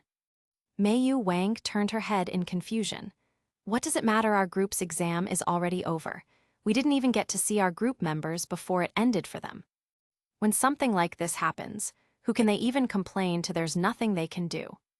Hearing her say that, Kikyo Kushida recalled her communication with Ryuin and realized that she hadn't intentionally revealed her identity, which set her mind at ease for the moment. Just as she was about to relax, the screen of the personal terminal beside her pillow suddenly lit up, and a message popped up from the top of the screen. "Yasuke Hirata, Kushida-san, could I ask you for a favor?" Kikyo Kushida paused, picked up the terminal, moved it in front of her, and typed a reply. Kikyo Kushida, if it's not too much trouble, then sure. "Yasuke Hirata, it's like this. Could I ask you to collect a list of the VIPs from the other classes? Just the ones that have already been exposed is fine." Kikyo Kushida. Slowly typing a single question mark, Kikyo Kushida glanced at her endless stream of unread messages, clenched her small fists, and suppressed the urge to descend into darkness. In that instant, the girl had her first firm goal for the future. She would join line, just so she could personally bury the company that brought the damned Reed feature into the world. The girl is typing a reply. Wait, is that what I asked for? The scene changes. The time is now 10 in the morning. On a sofa in a room on the 4th floor, Eri Sakura sat sideways, looking at Hiyori Shiina's phone screen. On the video call, a silver-haired pixie was sitting properly in an empty library, a somewhat surprised expression on her face. "Ara Hiyori-chan, it's been a while. You're with that child, I see." Hiyori Shiina nodded. "Yes, I'm helping Eri with a photo shoot. Did you need something from me?" "I heard about the VIP exam from Masumi-chan." Arisu Sakyanagi spoke with a hint of regret. "It feels like it was Hiyori's one-woman show. It's a pity I found out a bit too late. Otherwise, I could have played the deduction game with you." Hiyori Shiina tilted her head, and after a moment of thought, a gentle smile appeared on her face. How long did it take you? Arisu, it took me less than a minute. The smile on Sakyanaga's face froze for a moment before she spoke with a touch of resignation. I focused most of my attention on the deliberately chaotic schedule.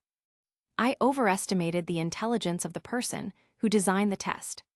She had stared at the assembly times and room numbers for a long time, until she accidentally flipped to the group lists and almost had a heart attack from pure frustration.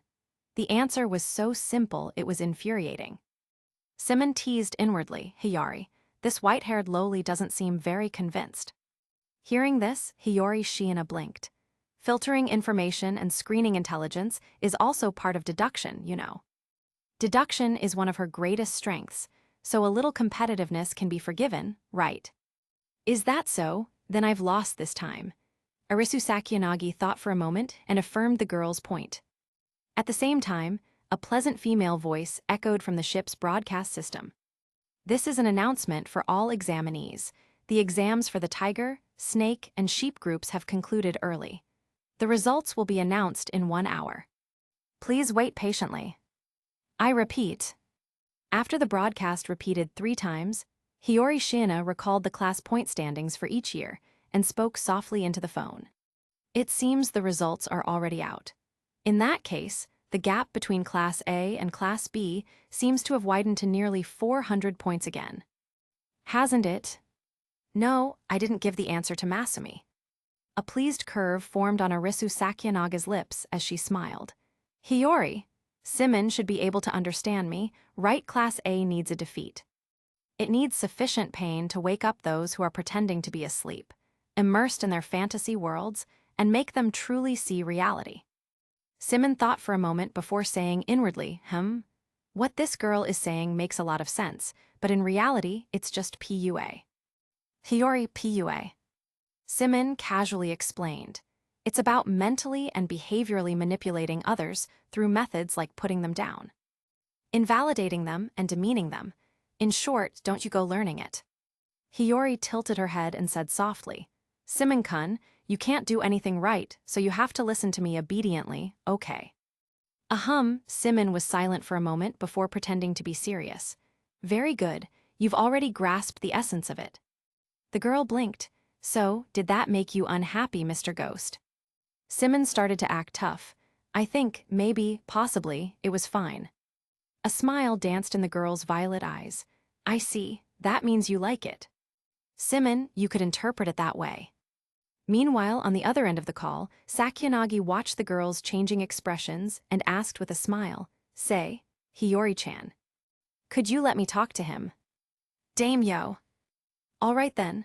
In that case, can you tell me how he replied to me? Hiyori Shiina nodded. He says he likes me. Eri Sakura was completely baffled. Arisu Sakyanagi slowly typed a single question mark. Wait, is that what I asked for? Chapter 81. I'm angry, now coax me. Probably unable to stand Hiyori's blatant display of affection, Sakyanagi didn't say much more after that. After agreeing to meet again back at school, she quickly ended the conversation. Once the call ended, Eri Sakura watched as Hiyori placed her personal terminal aside, thought for a moment, and then tentatively asked, Hiyori-chan. Are you in a relationship? Upon hearing this, Hiyori shook her head and replied softly, No, I'm not. Her every day was a manifestation of fantasy, and miracles the word, love, simply didn't carry enough weight. As she thought this, Hiyori Shiina looked at Sakura, who was hesitating whether to press the matter, and asked softly in her mind, Mr. Ghost, should I tell her? It's fine, this girl is harmless. Having received an affirmative answer, Hiyori considered her words and simply explained Symon's existence in the form of a dual personality. Eri Sakura listened to the girl's explanation and recalled their past conversations. There were indeed times when Hiyori's way of speaking would become quite direct. Though she would quickly revert, that must have been when she switched personalities. Speaking of which, Hiyori Shiina hesitated for a moment before speaking with some difficulty, although I don't really mind. Next time you send me a selfie, you should be a little more careful. Perhaps because she came across as so gentle, the pictures the girl had been sending recently had become noticeably bolder. Some of them even made her blush, and she had no idea what this girl was thinking. Seeing her bring it up, Sakura's pretty face flushed red, and she quickly waved her hands. "I'm sorry, I've caused you trouble, Hiyori. I won't tell anyone. We'll skip over the girls' idle chatter." Hiyori Shiina class sees big sister. At noon, an email from the school was sent to the terminals of all students on the ship. Results of the special VIP exam. As the identities of all VIPs have been exposed, all groups have been answered correctly by traitors. The following are the changes in personal points and class points from this exam. Class A class points -150, personal points 0. Class B class points -150, personal points 0. Class C class points 300, personal points 4.5 million. Class D class points 0, personal points 1.5 million. In a certain boys' dormitory on the 3rd floor, Yasuke Hirata read the message and finally let out a sigh of relief. On the sofa, Akito Miyake, who had been summoned by him, also put down his personal terminal and turned to look at Ayane Koji beside him. His eyes filled with awe. Although he felt it was basically a sure thing when he heard the pattern, seeing the actual results was still somewhat surprising. This guy really hides his abilities well. A gentle smile appeared on Hirata's face. "Thank you for your trouble. For the Tiger group, I had Karuizawa notify Nene Mori, and for the Snake group, I asked Haste for help. Fortunately, the outcome was good." It took some time to consolidate, but once the complete intelligence was handed to Ayane Koji, he had already picked out the 3 most suitable candidates. It now seemed his choices had been correct. Beside him, Kiyotaka Ayane Koji also saw the result and silently sent Horikita a message, "Mission accomplished." He then mentally noted the 2 new names Hirata had just mentioned. In his impression, Haste stood out in Class D thanks to her superior looks, while that Nene Mori was one of the members of the Jaru group and didn't usually have much presence. However, since she had earned Hirata's trust at a time like this, she was likely a reliable tool. In any case, definitely more reliable than Yamachi. Meanwhile, it was just lunchtime. Hiyori Shiina came out of her room, took out her personal terminal to check her email, and began calculating the current class points as she walked towards the buffet restaurant. Class A 1407, 151,257 points.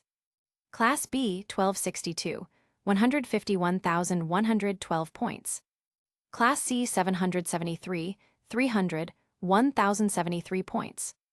Class D 199, 199 points.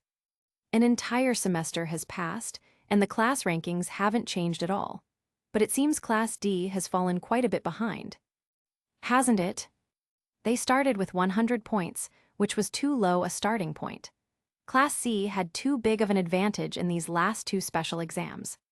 The fact that they've managed to hold on without collapsing is already quite impressive, Symon remarked, taking a broader view. For the uninhabited island exam, he and Ruin had planned and laid the groundwork in advance. For the VIP exam, Hiyori Shiina had taken the lead. In both exams, the shortcomings of Class C's overall lack of strength were temporarily concealed. If the exam topic had been different, it's hard to say what the result would have been.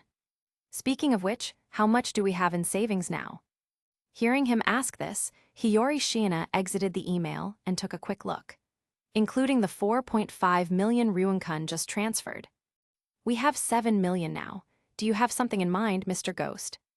Symon casually joked, "Nah, I'm just calculating our marriage funds." Hiyori Shiina blinked and whispered softly, "I don't need that much." Symon was shocked on the spot. "How you're actually planning to embezzle it?" The girl quietly puffed up her cheeks and quickened her pace slightly. "I'm angry now. You'd better coax me." Symon immediately backed down and was just thinking of what to say when a sudden pain shot through his forehead. Thump! At the corner of the hallway, Hiyori Shiina collided head-on with 3 other girls. Kei Karuizawa stood with her hands on her hips, looking down at the blue-haired girl crouching on the floor next to Chayaki Matsushita. Clutching her forehead, "Hey, don't you have eyes?" she snapped, annoyed. Beside the girl, Nene Mori tugged at her sleeve, trying to dissuade her. Kei. Unlike Kei Karuizawa, who hadn't yet grasped the situation, from her perspective, she could clearly see the girl's side profile. Chapter 82, The Parasites, Inspiration Bonus Chapter. My mind went blank. Hiyori rubbed her forehead. Mr. Ghost, it hurts. In the hallway, the girl's voice was soft. Symon responded softly, taking control of the body and letting the girl's consciousness curl up inside. Unable to even offer a hug, this was the only way he could respond to the girl's almost instinctual reliance on him, even though it would actually hurt her more while she was inside the body. Kei Karuizawa spoke with a hint of impatience. What the hell is this, Ghost? Nonsense, are you even listening to me? Hiyori Shiina glanced up at her, her tone cold. Were you the one who got hit? Why are you so worked up? Kei Karuizawa flinched, startled by her gaze and tone. She couldn't understand how the girl who had been so soft and seemingly easy to push around just a moment ago had suddenly changed like this. Symon didn't bother with her, instead looking at Chiaki Matsushita, who had been knocked down by herself. She had delicate features and a well-proportioned figure. Her long brown hair, curled at the ends, cascaded over her shoulders. She was wearing a white blouse and a pencil skirt, her hands covering her mouth and nose. Her gray-blue eyes were welling with tears, making her look like a wronged young bride. Symon rubbed his forehead. Sorry, are you okay? Compared to that hissing pufferfish, this girl who had suffered an undeserved misfortune deserved more attention. After all, he had been the one to initiate the collision this time. I'm fine. Chiaki Matsushita's voice was faint and weak, tears rolling in her eyes. It looked like it hurt more than just a little. You don't look fine at all. As he said this, Symon moved her hands to take a look. The tip of her nose was a little red, but there was no sign of bleeding. The tears were likely just from the impact activating her tear ducts. It wasn't serious. After confirming there was no real issue, Symon took out the yellow handkerchief Hiyori always kept with her. He hesitated for a moment. Then, unwilling to part with it, reached out and wiped the corners of her eyes for her. Meanwhile, Kei Karuizawa gave her a strange look. Arms crossed, she averted her gaze somewhat unnaturally. Who are you trying to impress? Acting all gentle now, what we saw before was your true self. Her eyes were sending frantic signals. With the precedent set by Horikita, she really didn't want to get into a conflict with Hiyori Shiina. Who would actually want Class C showing up at their door to beat them up one day? At that moment, Hiyori Shiina finally recovered from the pain. Following her body's senses, she looked at Karuizawa and said mentally, I think we've seen this golden-haired girl before. Yeah, I remember her vaguely. Symon glanced at Karuizawa and replied casually in his mind, lives next door to Ibuki, talks like she's deliberately trying to pick a fight. Is a total coward but still dares to trade insults with Ibuki. Seems like the type who'd cry for a long time if you hit her. Not a bad figure. Though, that last part was unnecessary, Mr. Ghost. Please forget it quickly. The girl's voice was soft and sweet, as if she were pouting. Oh, I don't have much confidence in my memory, but it's not so bad that I'd forget it instantly. I can only do my best on that one. I see. Hiyori Shiina thought for a moment before saying gently, then it's probably better not to forget. This was the first time this ghost had so directly expressed a preference, but she didn't need that, nor did she want to change him in this way. It was better for things to stay as they always were. Symon didn't dwell on it. Retracting his gaze, he helped the red-eyed Chiaki Matsushita to her feet, seeing the girl still covering her mouth and nose. He asked tentatively, should I take you to the infirmary? No, I'll be fine if I just go back and rest on my own. Chiaki Matsushita rejected the offer, likely not wanting to be seen in her current disheveled state. Seeing this, Symon nodded and said no more. He exchanged email addresses with the girl, told her to contact him if she needed anything. And after one last glance at Kei Karuizawa, who was forcing herself to meet his gaze calmly, he quickly left. After watching the girl leave, Kei Karuizawa finally averted her gaze a moment later. Crossing her arms, she spoke somewhat unnaturally to her two friends. Speaking of which, don't you guys think she's weird? Shiina-san has always been a loner, hasn't she? Nene Mori said, looking worriedly at her friend. Let's get Chayaki back to the dorm to rest first. No, that's not what I mean. Kei Karuizawa shook her head repeatedly, tapping her lower lip with her finger as she walked toward the dorms with the other two. Recalling the scene from before, think about it. At first, she was talking all soft and fluffy, yelling about some ghost, then she suddenly became like a completely different person. Her attitude was terrible, and she was so blunt. It was like she was possessed by an evil spirit. It was so scary. As a self-proclaimed parasite, the girl had a very keen intuition for distinguishing the strong from the weak. If the initial Hiyori was a weak, easily bullied lamb, then the latter was more like a demon trying to disguise itself as one, even if she disguised herself well. That sense of being out of place, of always being in control, was exceptionally jarring to her senses. It was something she could never learn to replicate no matter how hard she tried to act. Something called effortless confidence. Nene Mori couldn't help but hug her shoulders. Hiss Kei, stop talking, it's creeping me out. Kei Karuizawa pouted. Isn't it a little late to be scared now anyway? After I noticed, I was too scared to say much. Chayaki Matsushita covered her forehead and couldn't help but interject. Kei, don't you think you're a bit prejudiced against Shiina-san? Kei Karuizawa took a step back, her pupils trembling. Chayaki, you haven't defected, have you? You have to trust my intuition. That person is definitely not normal. Chayaki Matsushita tried to defend Hiyori's reputation. No, what I mean is, could it be something like multiple personality disorder? Evil spirits is a bit too fantastical. Kei Karuizawa shook her head vigorously. No, I don't think multiple personalities are any better. Nene Mori nodded in agreement, chiming in. Don't horror movies have plots like that all the time? By the end, the protagonist discovers they were the killer all along. Chayaki Matsushita couldn't help but cover her face. Is there any chance that's just artistic license? As a top student hiding her abilities to blend in with the Jaru group, she often felt like she was the underachiever, since she could never keep up with their wild imaginations. Kei Karuizawa, no, anyway, I'm definitely staying far away from that person from now on. As the three chatted idly, the girls didn't notice in a room behind them, a door slowly opened, and 4 girls peeked their heads out one by one. Their gazes drifted over the trio for a moment before locking onto Kei Karuizawa. Manabe Shiho, Morifuji, is it that girl with the blonde high ponytail? Morifuji Rika nodded. Yamashita Saki patted the girl's shoulder. You go to your task, leave that woman to us. Besides, I think I just heard them badmouthing Hiyori-chan. Nanami Yabu puffed out her cheeks angrily. Damn it, I want to follow Hiyori around every day too. Manabe Shiho and Yamashita Saki glanced sideways at the same time. Hentai. Chapter 83, The Genius Killer. The buffet restaurant on the cruise ship was a popular spot for students to eat and hang out.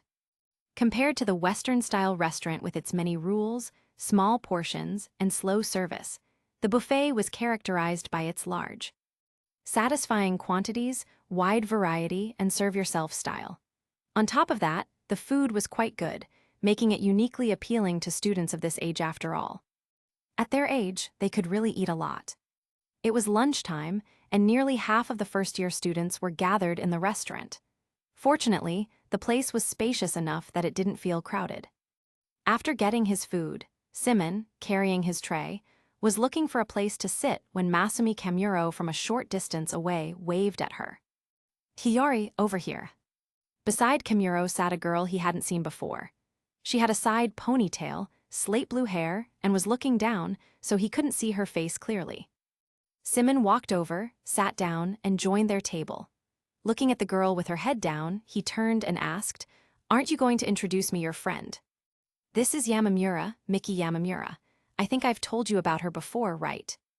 I think I do remember you mentioning her, Symon recalled for a moment. The deepest darkness hidden within the Sakyanagi family. The legendary intelligence master, the genius assassin with innate presence concealment, and I believe your love rival. Kimuro was stunned on the spot. I never said anything like that, and what the hell is this about a love rival? Well, as long as you get the general idea, Symon said, his gaze meeting Yamamura's as she cautiously looked up. He smiled and spoke, "Nice to meet you, just call me Shiina." Miki Yamamura was clearly a bit flustered, nodding cautiously. "Hello, Is there something else?" Symon asked, puzzled. "I'm not a genius assassin." Miki Yamamura waved her hands, her pretty face turning a little red. It was probably the first time she realized her weak presence could be described that way. Symon paused at her words, a flicker of amusement in his eyes. He stroked his chin, feigning contemplation. "I see. So you don't deny being the deepest darkness of the Sakyanagi family and a legendary intelligence master. You really are a cool girl."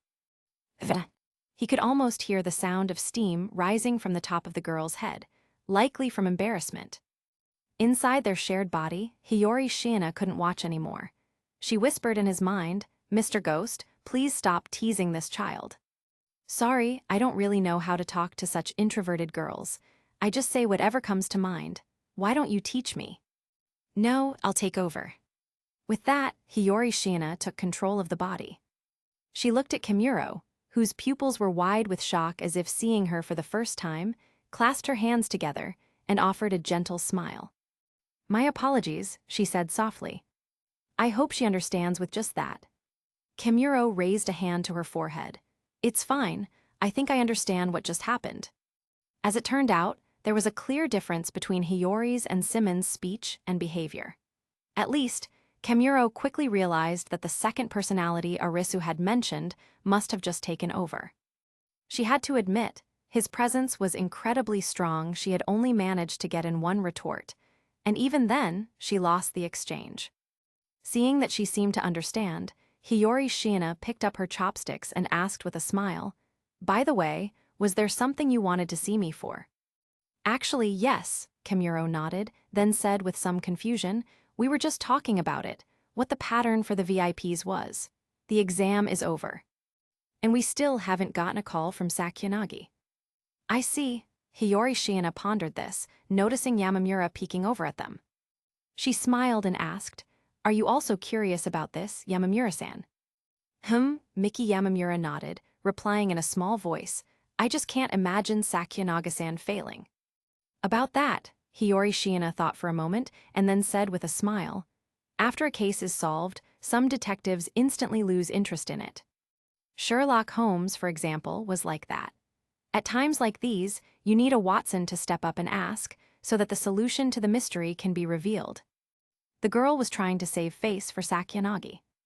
Miki Yamamura froze at her words. "Shiina-san, you mean?" Masumi Kimuro pursed her lips. "That's right, that's exactly the kind of thing she would do." And to think they were just discussing whether they should tell Sakyanagi the exam was over. They were even wondering if she might be crying about it. They had completely forgot how malicious her personality could be. She would absolutely do something like this. "Well, that's more or less it." Hiyori Shiina picked up a fried shrimp with her chopsticks and put it in her mouth. She watched the two girls, who had now huddled together to mutter about Sakyanagi behind her back, and thought softly in her heart, "I wonder if that girl has ever considered how to repay such trust." Even after losing 150 class points, they showed no signs of wavering. The quality of Class A's students was truly remarkable. Symon recalled Sakyanaga's usual style and joked with a laugh.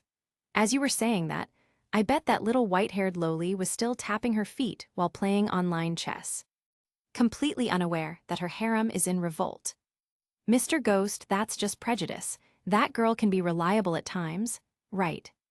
Meanwhile, at the Advanced Nurturing High School, in the chairman's office, Arisu Sakyanagi sat on the sofa, tapping her feet, listening to her dear father ramble on. After a good while, the girl lifted her gaze to Chairman Sakyanagi, who was pinching the bridge of his nose, and spoke in a cheerful tone. "A special supplementary exam where all students can actively participate, which must showcase their communication skills, willingness to contribute to a team, and adaptable thinking, while limiting but not negating individual heroism. An exam with a punitive nature can't meet such requirements. Father, are you prepared to spend a fortune?" Chairman Sakyanagi choked on his words.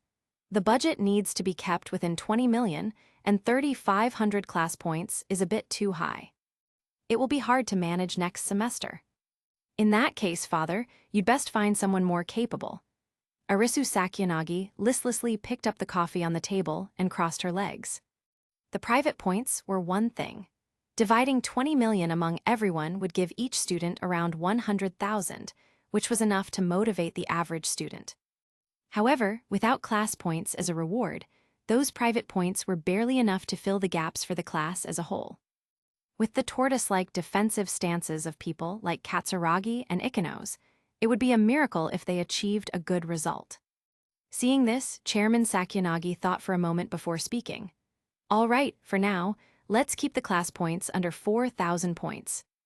As for the rest, we'll let the planning team worry about it themselves when they get back to school.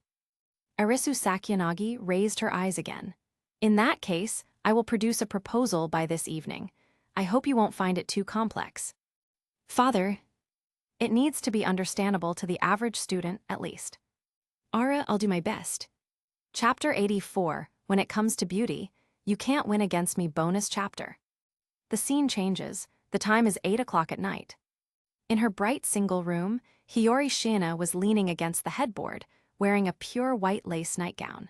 She held a copy of 100 Years of Solitude, borrowed from the library, in her lap, trying to sort out the vast and complex character relationships with Symon.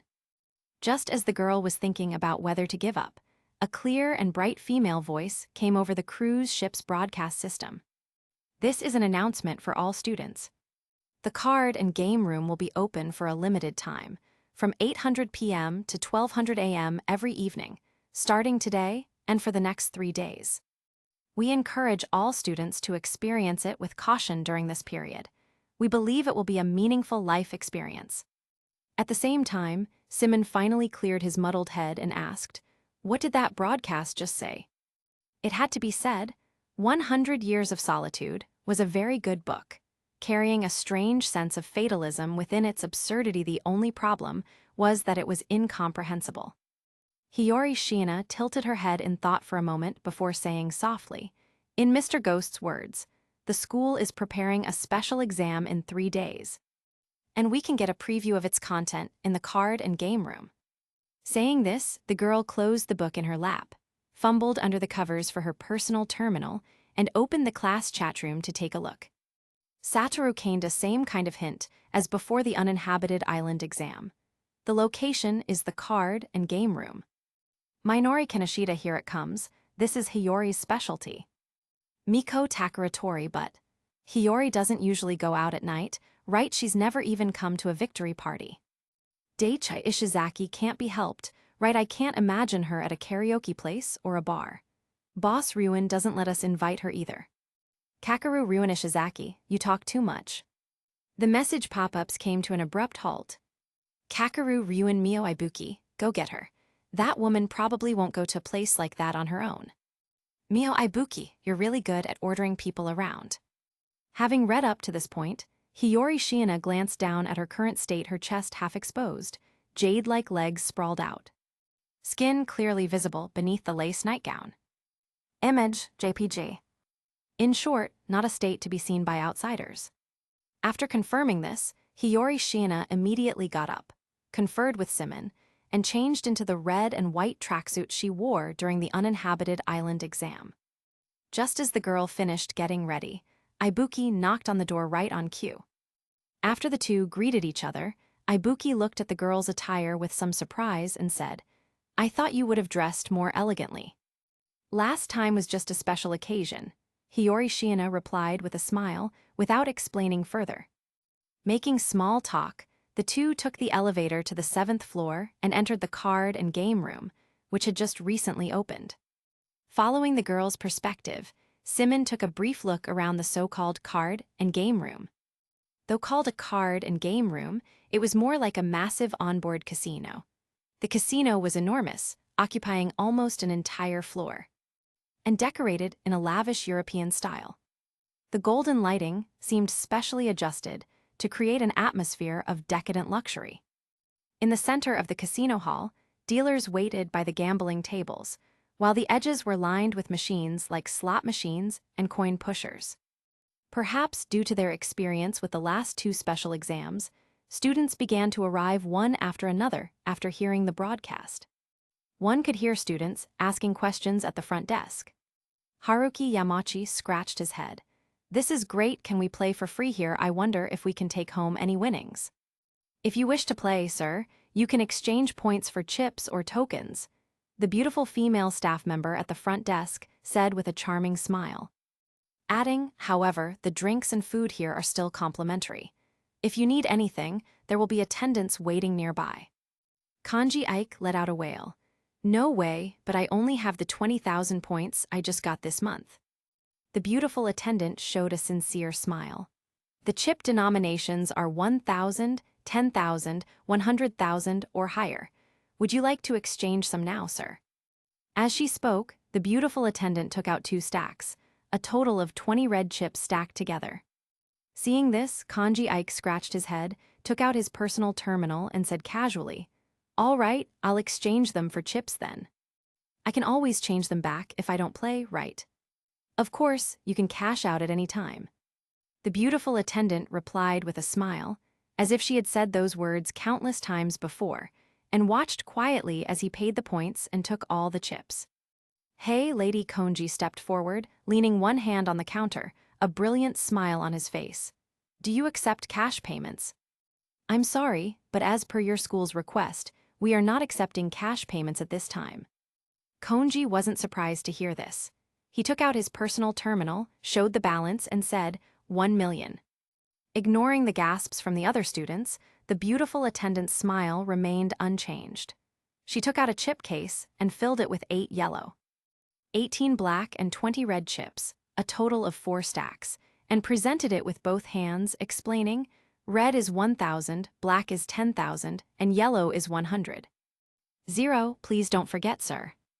Konji took it casually, picked up a yellow chip, flicked it high into the air, and it landed precisely in the beautiful attendant's ample cleavage. "Thank you, that's your reward." The beautiful attendant placed a hand on her chest and gave a slightly flirtatious wink. "Thank you for your generosity. Do you require service, sir?" Gulpsome boy couldn't help but swallow his saliva. "No, someone as beautiful as I does not need the foil of a green leaf." Konji smoothed his hair with one hand, casually refusing. A confident smile appeared on his face as he carried the chip case towards the main hall. The smile on the beautiful attendant's face froze instantly, probably for the first time being rejected for such a reason. Symon pretended to be serious and joked inwardly. Hiyori, I think we should find one of the young ladies to help carry trays for us later." Hiyori replied gently in her mind, "If Mr. Ghost wants, I can do it too." Symon. The corners of Hiyori's mouth curled up almost imperceptibly, saying something like that. He must have wanted to hear her respond this way. "Right." While she was thinking this, Ibuki brought her to the front desk, took out her personal terminal, and exchanged 10,000 points for chips. After a moment's thought, she placed 1 chip in Hiyori's hand and asked tentatively, "This should be enough, right?" Having personally witnessed Hiyori make half the girls in their class cry from losing to her, she had plenty of confidence in the girls' luck. "Thank you," Hiyori said with a smile as she accepted it, simultaneously asking in her mind, "Does Mr. Ghost want to play?" "Don't, I've always kept a respectful distance from gambling." "But, isn't Mr. Ghost very good at mahjong?" "How is that the same thing?" Symon grumbled under his breath. "You can have fun playing mahjong even without stakes, okay." Although playing it often made his blood pressure skyrocket. Since he said that, Hiyori Shiina didn't press the matter and followed Ibuki into the main hall. In the main hall, most of the students were already seated at the card tables. A quick glance revealed that not a single table had started a game, yet only at some of the full tables were dealers in tuxedos explaining the rules. Just as the girls were about to look for an empty seat, at a table with only one person, Rokyusuke Konji, who was sitting with his arms crossed. Eyes closed and legs crossed, suddenly called out to them, "Shiina girl, care to sit down?" Hiyori glanced at the 1,000,000 points worth of chips in front of him, thought for a moment, and shook her head. "I'm sorry, I don't have that many chips." "HMPH, if I can spend a few chips to avoid playing a boring game with boring people, I don't mind spending a bit more. Saying this, Konji opened his eyes, a confident smile on his face. He uncrossed his legs, took one red and one black chip from his case. Then added 4 yellow ones to make a total of 500,000, pushed them forward, and invited, "Please have a seat." "No, if that's all it is, the chips won't be necessary." Hiyori Shiina shook her head with a smile, found a seat with Ibuki, and placed the single chip she had on the table. At the same time, 2 more people arrived at the table. Kanzaki casually pulled out a chair for Ikenos beside him, then sat down next to Konji. He pushed the 500,000 in chips back and said in a calm tone, "Long time no see, Konji." Konji raised an eyebrow, a smile forming on his lips. Just as he was about to greet them, 3 more people approached the table. Katsuragi pulled out a chair, with Yahiko right behind him. Ryuin propped his feet up on the table, glanced around at everyone, and sneered, "Hess, looks like everyone's here. Too bad Class D probably doesn't have the points to join the party." Watching the 8-person table fill up in an instant, Symon couldn't help but quip inwardly, looks like this beautiful boy's charisma is still a tiny bit less than mine." Hiyori Shiina smiled without a word. Chapter 85, What Gambler Always Loses. Meanwhile, seeing the table was full, the dealer, who had been standing by without a word, took a step forward. After a slight bow, he announced, "The game at this table is Texas Hold'em. As per the school's request, I will now begin explaining the rules of the game. Symon, how's this for you?" Hiyori Shiina blinked. "Is something wrong?" "I've heard of this game, but how should I put it?" Symon thought for a moment before explaining. "It's said to be the poker game with the strongest competitive and gambling elements. Its main feature is that you can lose everything you have in a single game. I don't know the specifics, though." While the two were chatting in their minds, the dealer, dressed in a black tuxedo, had already taken out a brand new deck of cards. After unsealing it, he spread all the cards out on the table. From the 52 cards, he publicly removed all the 2s, 3s, 4s, and 5s. He then placed the small and big jokers in front of Konji and Kanzaki, respectively. Explaining, these 2 cards serve as markers, representing the small and big blind positions. They will not be used in this hand. Additionally, this game will be played using short deck hold'em rules. Only cards from 6 to ace will be used, for a total of 36 cards. Before the game begins, the 2 players currently in the blind positions are requested to place their bets. The first player will bet 1 chip, and the second player will bet 2 chips. Before he had even finished speaking, Konji had already tossed out 1 red chip, and Kanzaki added 2 more. These 2 were clearly experienced. The dealer showed no particular reaction, gathering the 3 chips into the center of the table. He explained, "This is the starting pot for this hand. As the game proceeds, the pot will continue to grow with player bets until a final winner is determined. The winner will receive all the chips." Hanami Ikenos hesitantly raised her hand. If only these 2 people have to bet before the game starts, how is fairness guaranteed?" The dealer placed the shuffled deck on the table and explained, "To ensure fairness, after each hand, the blind positions will move clockwise according to the seating order. 1 full circle is considered 1 round." Having received such an answer, Ikenos decisively lowered her hand. Seeing no further questions, the dealer dealt 2 cards to everyone in turn, then placed the deck down. Gesturing invitingly, he said, "Please look at your whole cards." Hiyori Shiina did as she was told. In her hand were DA and DA. After checking your whole cards, the player in the gun position, that is, the first player after the blinds, will act first. You have 5 options: check, fold, bet, raise, or all in. Check pass the action to the next player. If a player bets later, you will have to choose again whether to fold or call. Fold, forfeit this hand. Please be careful not to show your whole cards. Bet, please ensure your bet amount is equal to the last bet made in this round. The current minimum bet is 2. Raise, please ensure your bet amount is a multiple of the minimum bet. At this point, the dealer's expression turned serious, and he spoke in a solemn tone. "Please note there is no upper limit to this multiple."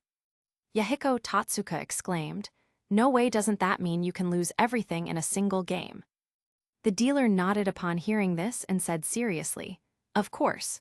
The final option is to go all in, that is, to push all of your chips onto the table. This amount has no minimum or maximum. Even if you don't have enough chips to match a bet, you can still choose to go all in. You will not need to bet further in this hand. But accordingly, if you win, you can only win the amount from the pot that you were eligible for. Any subsequent bets exceeding your all-in amount will be returned in full." Kakeru Ryuin let out a sneer, giving a gambler one last sliver of hope while cutting off all escape routes, leaving no room for retreat. What an interesting game. Symon couldn't help but complain in his mind.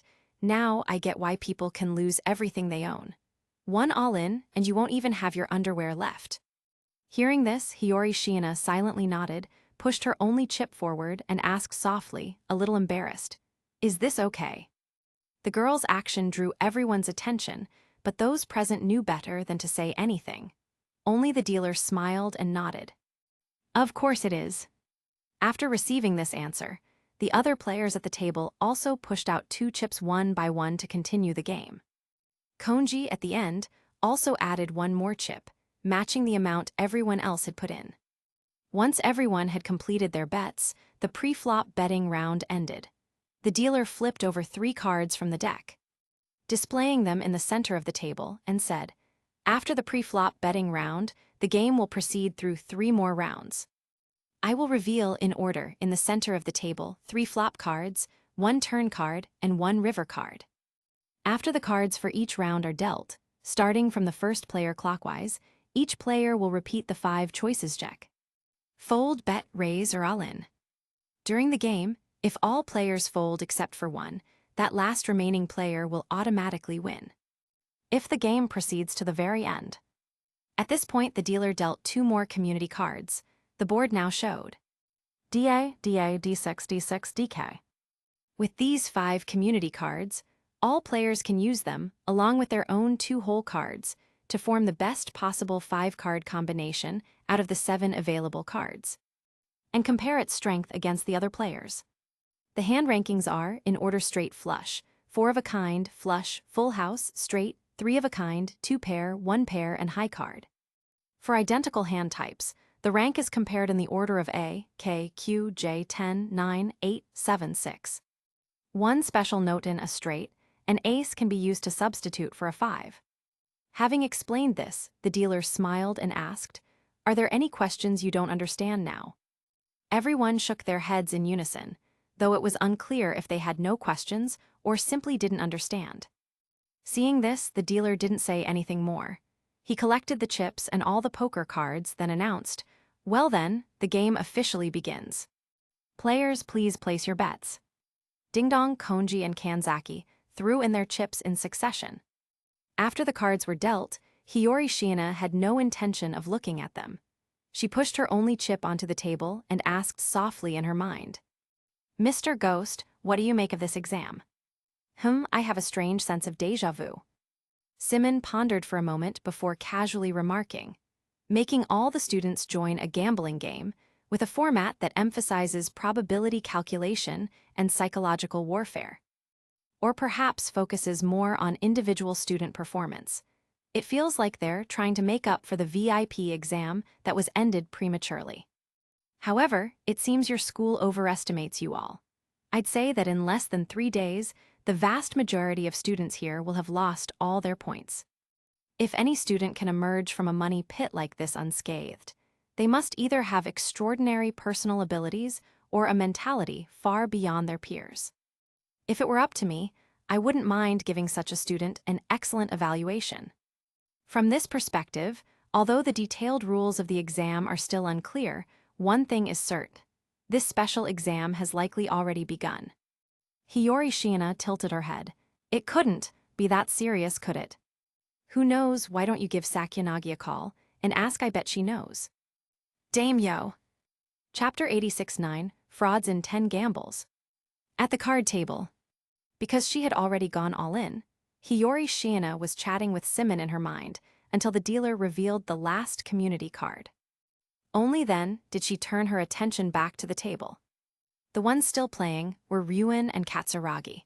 The community cards on the table were DQ, D9, D8, D6, D8. As the final card was dealt, a playful expression appeared on Ryuin's face. He reached out, pushed all 500,000 of his chips to the center of the table, and said casually, "All in." Katsuragi couldn't help but frown, picking up his 2 whole cards to double-check them. DQ, DQ. His hand was quite strong, a combination of 3 queens and a pair of 8s giving him a considerable chance of winning. However, the possibility of losing was also not low. Symon calculated in his mind and analyzed casually, this board looks pretty dangerous.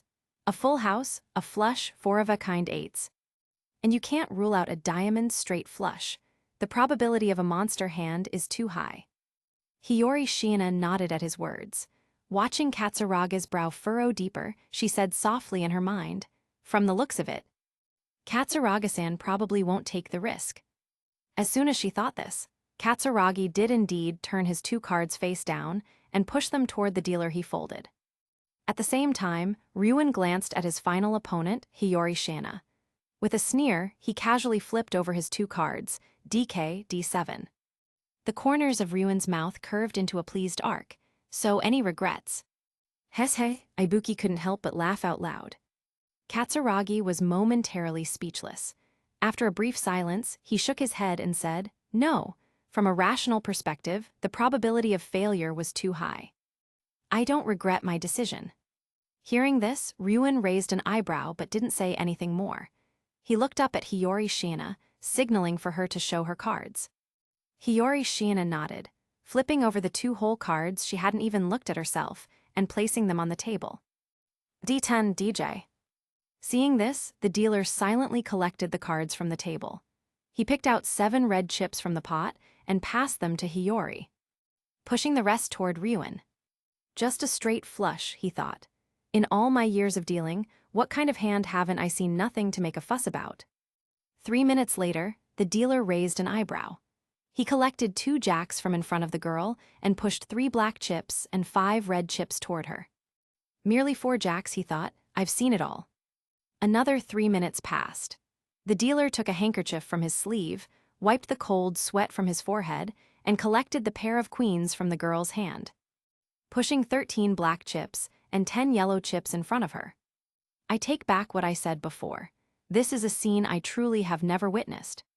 Meanwhile, on the other side, in the casino surveillance room, the first-year homeroom teachers were seated on sofas. On the coffee table before them were ballpoint pens and student files as they observed the students on the monitor screens.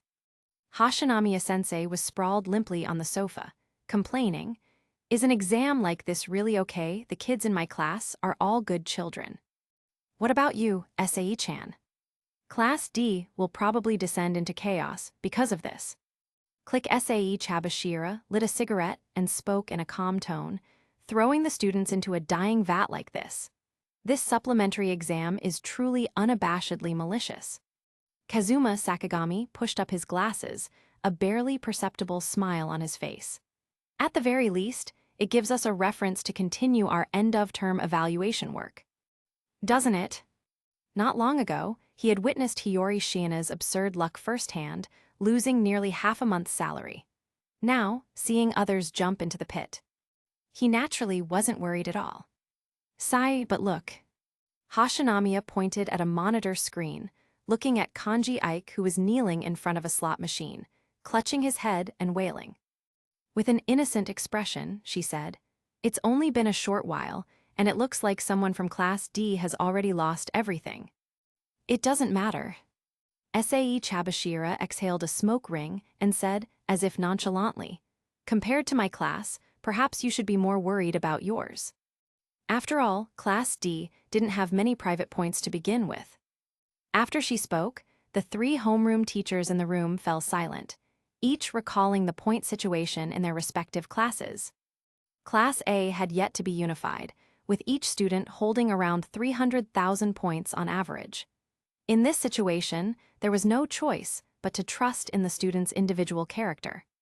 Class B's situation was slightly better. Currently, 8 million private points were held by Kanzaki, but because Ikano's was too benevolent, Her classmates also held around 100,000 private points each. Class C's situation was even worse than Class B's. After the uninhabited island exam and the VIP exam, Ryuin had distributed 4.5 million points among his classmates.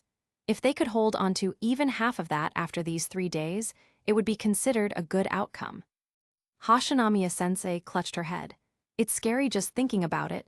Don't say any more, Sae-chan. All right, let's end this topic here. Mashima-sensei tapped the table with his hand and stated calmly. According to the plan, the exam will officially begin in 3 days. Please submit your respective classes' group lists as soon as possible and adhere to the confidentiality agreement. Hashinamiya, hi. Chapter 80, 7 set for this life bonus chapter. The scene returns to the casino. Faced with Hiyori Shiina's mindless all-ins, someone was bound to challenge her head-on after getting a good hand. The first to do so was Katsuragi, who tried to challenge metaphysics with probability, believing he had victory in his grasp. The price was his 200,000 chips, being reduced to pocket change. The second was Yahiko, who, on a lucky streak with a great hand, tried to avenge his big brother. His 200,000 chips evaporated in an instant. The third to take the bait was perhaps, maybe, probably, somewhat skeptical Kakeru Ryuin. The result was that more than half of his 1 million chips vanished. Observing the gloomy atmosphere at the table, Hanami Ikenos hesitated for a moment before offering a somewhat strained smile to ease the tension. Hiyori, isn't your luck a little too good? She now had a very clear understanding of the game of Texas Hold'em. The pace of the game could be slow, so slow that Miho Ibuki, who had the fewest chips and only posted blinds, could hang on at the table indefinitely. The pace could also be fast, so fast that it could go from 1,000 to 1 million in just 10 minutes. Hiyori Shiina blinked and said softly, "My apologies, I didn't expect this outcome either."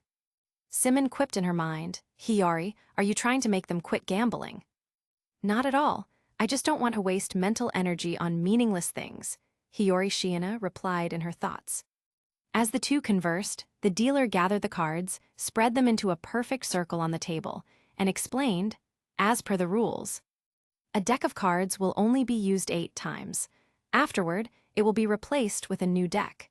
Players can also request a change at any time. Saying this, the dealer, without waiting to see if everyone had finished looking, counted the cards to confirm the number was correct, and then took a new deck from a server. Rip the sound of the plastic seal being torn. Symon joked inwardly, translation: you have 8 rounds to steal or swap cards. Just be careful not to get caught by your opponents. I see, Hiyori Shiina murmured, secretly glancing at everyone at the table. Katsuraga's expression shifted slightly. Konji's smile remained unchanged. Kanzaki raised his eyes in silence, and Ryuin watched with a cold gaze. A new hand began. As the initial cards were dealt to the 7 players, the dead atmosphere at the table took a new turn. Rokyusuke Konji, sitting in the first position, didn't even look at his cards. He casually pushed his chips forward, propped his legs directly onto the table, and broke into a brilliant grin, all in. Kanzaki gave him a slightly surprised look.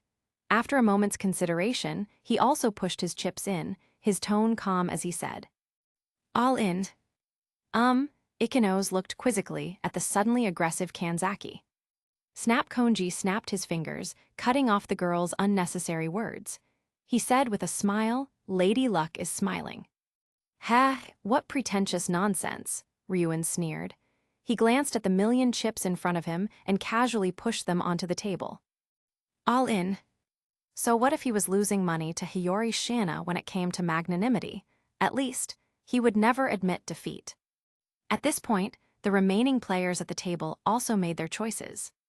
Mio Ibuki, feeling no pressure at all, tossed her hand to the dealer, achieving her 9th consecutive fold. Ikenos looked at her hand, hesitated for a moment, then steeled her resolve and decisively chose to fold. Katsuragi, sitting in the last position, also glanced at his cards. He then looked up at the others at the table, frowned in thought for a moment, and silently tossed his cards to the dealer.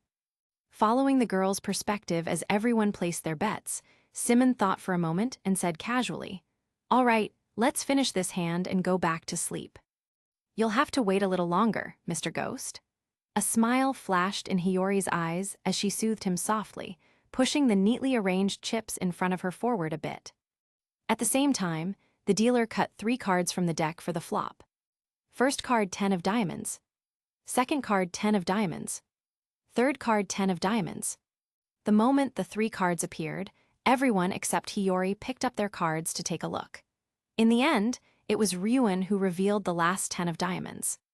Seeing this, the players fell silent for a moment, all turning to look at Hiyori Shiina, wondering how she could possibly turn this situation around. Hiyori Shiina tilted her head and reached out to reveal her whole cards, the Ace of Diamonds and the King of Diamonds. Across from her, Ryuen was silent for a second. After contemplating the probability of losing, he tossed his hand directly to the dealer. Stood up and said coldly, "This is boring, I'm out." With that, Ryuen left his seat without even looking at the subsequent cards, his hands stuffed in his pockets. And at that moment, as if on cue, the dealer revealed the final 2 community cards. Fourth card Queen of Diamonds. Fifth card Jack of Diamonds. Whoa! Yahiko, who had been the first one out, shot up from his seat, his face red as he slammed the table and demanded, "Mr. Dealer, are you sure you're not just giving her good hands because she's pretty?" HMPH, Konji chuckled, crossing his arms and quietly watching the performance. Kanzaki raised his eyes and glanced at Ikenos beside him. From his perspective, based purely on external appearances, Ikenos actually had the advantage. Then he looked at Hiyori Shiina. Just then, Ibuki also turned her head. She looked at the primly seated, silently smiling Hiyori beside her, then at Ikenos. And her gaze happened to meet Kanzaki's. Kanzaki raised an eyebrow. "What are you looking at?" Ibuki glared. "What about it?" As their eyes met, the air suddenly crackled, thick with the smell of gunpowder. Setting aside the silent battle between the 2 fan club leaders, the dealer, unfazed by Yahiko's accusation, clapped his hands. 2 men in suits had appeared behind Yahiko at some point, and each slapped him once, sending him smack back into his seat. "Rest assured, esteemed guest, we are an open business and we value fairness and impartiality." As he spoke, the dealer took out a rake, counted the chips in the pot in front of everyone, and pushed them all toward Hiyori, explaining in a calm voice. "At the school's request, today's game is a rules tutorial. No fees will be charged. Starting tomorrow, this place will officially be open for business. At that time, we will take a 5% commission from the pot of each game. So please do not worry about us showing favoritism to any player." Katsuragi frowned upon hearing this, 5% from every pot. The dealer nodded. "This is the price to ensure the game is as fair as possible." Ikenos asked tentatively, "What do you mean by as fair as possible?" The dealer glanced at the girl, smiled and shook his head, offering no further explanation. Symon quipped in his mind, "Even if the casino preaches fairness, who at the table is going to be fair to you people who believe that stuff are suckers for life?" Chapter 88, When Pies Began to Fall from the Sky. After the game ended, it was time for everyone to leave their seats. The first to leave was, naturally, the idiosyncratic Konji, seeing him walk with his hands behind his head and chest puffed out. He didn't seem the least bit disappointed about losing the game. The 4 from classes A and B said their goodbyes to Hiyori and followed Konji out of the hall. It looked like they were probably going to exchange some chips and come back. After everyone had dispersed, Hiyori Shiina looked at the small mountain of chips and was momentarily at a loss. Mio Ibuki, who was beside her, was about to volunteer to help, but unfortunately, the dealer seemed a bit inconsiderate. After counting the chips, he took away the majority of them and exchanged them for a total of 10 chips for the girl, 2 purple, 4 yellow, and 4 red, explaining, "Purple is 1 million. Hiyori Shiina asked curiously, "Then what color are the 10 million chips?" The dealer smiled and shook his head. Chips worth 10 million or more are custom-made and usually kept by the manager, with the customer's good fortune. You might have the chance to see one. In other words, he had never seen one either. Hiyori thought for a moment, thanked him softly, and collected the chips into her palm one by one. After the two of them left the table, the girls didn't rush off. They took a stroll around the center of the hall. There were about 20 sets of tables and chairs in the hall, with students occupying fewer than 10 tables. The game being played was the same as theirs, Texas Hold'em. It was obvious the school probably didn't intend for the students to engage in too many gambling games. Even the classic dice games weren't available. Hiyori Ibuki, weren't you playing? Passing by a table, Minoran, who was standing there watching the cards, called out to them in surprise. Ibuki crossed her arms and replied casually, "We were, but everyone else lost until only 2 were left, so there was no game." Minoran couldn't help but twitch her lips. That's right, it was a familiar outcome to her. Nearby, Hiyori Shiina listened to their conversation with a silent smile, pausing to observe the situation at the current table. The table was full with 8 players from Class A, Machida and Matoba from Class C, Takedo from Class C, the Jaru Trio and from Class D. Karuizawa and Ainakoji. No one had many chips, most were around 50,000. The 2 from Class D had the least, with only a few scattered red chips. After the dealing round, the players at the table folded one after another, leaving only Ainakoji and the 2 from Class A. The 3 of them were betting cautiously. By the end of the first betting round, the pot was only 8,000 points. The flop, the dealer spread 3 community cards on the table: a diamond 9, a diamond 10, and a diamond jack. All 3 chose to bet the minimum of 2,000. The turn, a diamond 8. Class A's Machida raised by 4,000. Matoba folded without hesitation. Ainakoji seemed to think for a long time before finally calling the 4,000. The river, a diamond 6. Matoba, who had already folded, looked at the newly dealt community card with an expression as if he'd just eaten durian, probably because he had missed out on a good hand. Ainakoji, acting first, looked at the final community card and unhesitatingly pushed his remaining 2 chips all into the pot. A diamond flush, seeing his decisiveness, Machida thought for a moment before picking out 2 chips from his stack and calling, "Sorry, but I don't believe you."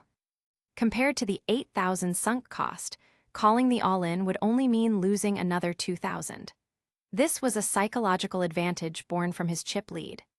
So naturally, he appeared comfortable. Saying this, Machida revealed his 2 whole cards, a diamond ace and a diamond queen. Across from him, Ainakoji remained silent for a moment before showing his cards as well, a diamond ace and a diamond queen. Their hands were identical, so they split the pot. With the hand over, Ainakoji's chip stack finally looked less pathetic. "Kei Karuizawa, you're so lucky. I lent you 1 chip and you won over 10,000. "It's just luck," Ainakoji said, expressionless. "As we agreed, after the game, we'll split the chips." "HMPH," Karuizawa waved her hand impatiently. "Don't get ahead of yourself. Win first, then we'll talk." Manabe taunted from the side, unlike some people who haven't played a single chip this whole time. Karuizawa glanced back at her and retorted, "How I play is my business." Manabe glared. Karuizawa, without hesitation, clung to Ainakoji's arm and started making small talk with him, while completely ignoring Manabe. Seeing this, Minoran leaned close to Hiyori's ear and whispered gossip, "This girl Karuizawa is something else," when she came over. She was cozying up to Machida from Class A, and now she's with this Ainakoji. I heard she's also Class D's Hirata's girlfriend. Hiyori tilted her head. Is Manabe-san in conflict with her? Minoran whispered back, "I don't know either, probably just can't stand her." Receiving such an ambiguous answer, Hiyori Shiina thought for a moment and decided not to dwell on the issue. After waving goodbye to the girl, Hiyori Shiina and Ibuki walked to the edge of the casino floor, where they saw dozens, hundreds of machines were lined up neatly. The sounds of buttons being slapped, machines beeping, students exclaiming in surprise, all sorts of chaotic noises were unsettling. And the multicolored lights were painfully bright. In front of the slot machines, students relentlessly slapped the buttons, their eyes fixed on the spinning screens, their expressions alternating between anguish and ecstasy. Some licked their lips from time to time, as if they had completely forgotten about thirst and fatigue. Ibuki couldn't help but frown. Is this really okay? Symon couldn't help but complain internally. This was designed with malicious intent from the start. What's there to be okay or not okay about? Hiyori Shiina shook her head but didn't reply. Compared to the poker tables filled with deceit and covert struggles, the students here were clearly more frantic. She didn't like it here. With this in mind, the two girls approached a slot machine at the edge of the area, took out their chips, and compared them to the coin slot. They found they didn't match, of course. After exchanging a glance, they were about to turn and leave. Just then, an attendant saw them lingering there and approached with a smile, asking, "Do you need to exchange for cash?" Ibuki was a bit confused. Cash. The attendant nodded with a smile and explained the purpose of exchanging for cash and how to play the slot machines. Symon listened in and got the gist of it. The slot machines required cash to play, and refunds were given in the form of a ticket. This ticket's balance could be read by any machine in the casino, and it could also be cashed out at the front desk. To put it bluntly, the cash was just something for the students to handle briefly. As for the rules of the slot machines, they were very simple. After selecting a multiplier, you press the button and wait for the 5 symbols in the center of the screen to stop. Different combinations result in different payout multipliers. Hiyori Shiina hesitated for a moment, then took the chips from her pocket. She handed 4 red chips to the attendant and said softly, "Will this be enough?" The female attendant took them with both hands, glanced seemingly unintentionally at the purple chips in the girl's hand, took out a Yukichi Fukuzawa bill, inserted it into the coin slot, and deftly set the bet amount to 1,000 per spin for the girl. She said with a smile, "Since it's your first time playing, please accept this small gift. I hope you have a good time." Seeing this, Ibuki took out the few red chips from her own pocket, handed them over, and said casually, "Change mine, too." The attendant's smile didn't fade. She credited her with the same amount and quickly set Ibuki's bet to 100 per spin, then stood quietly to the side.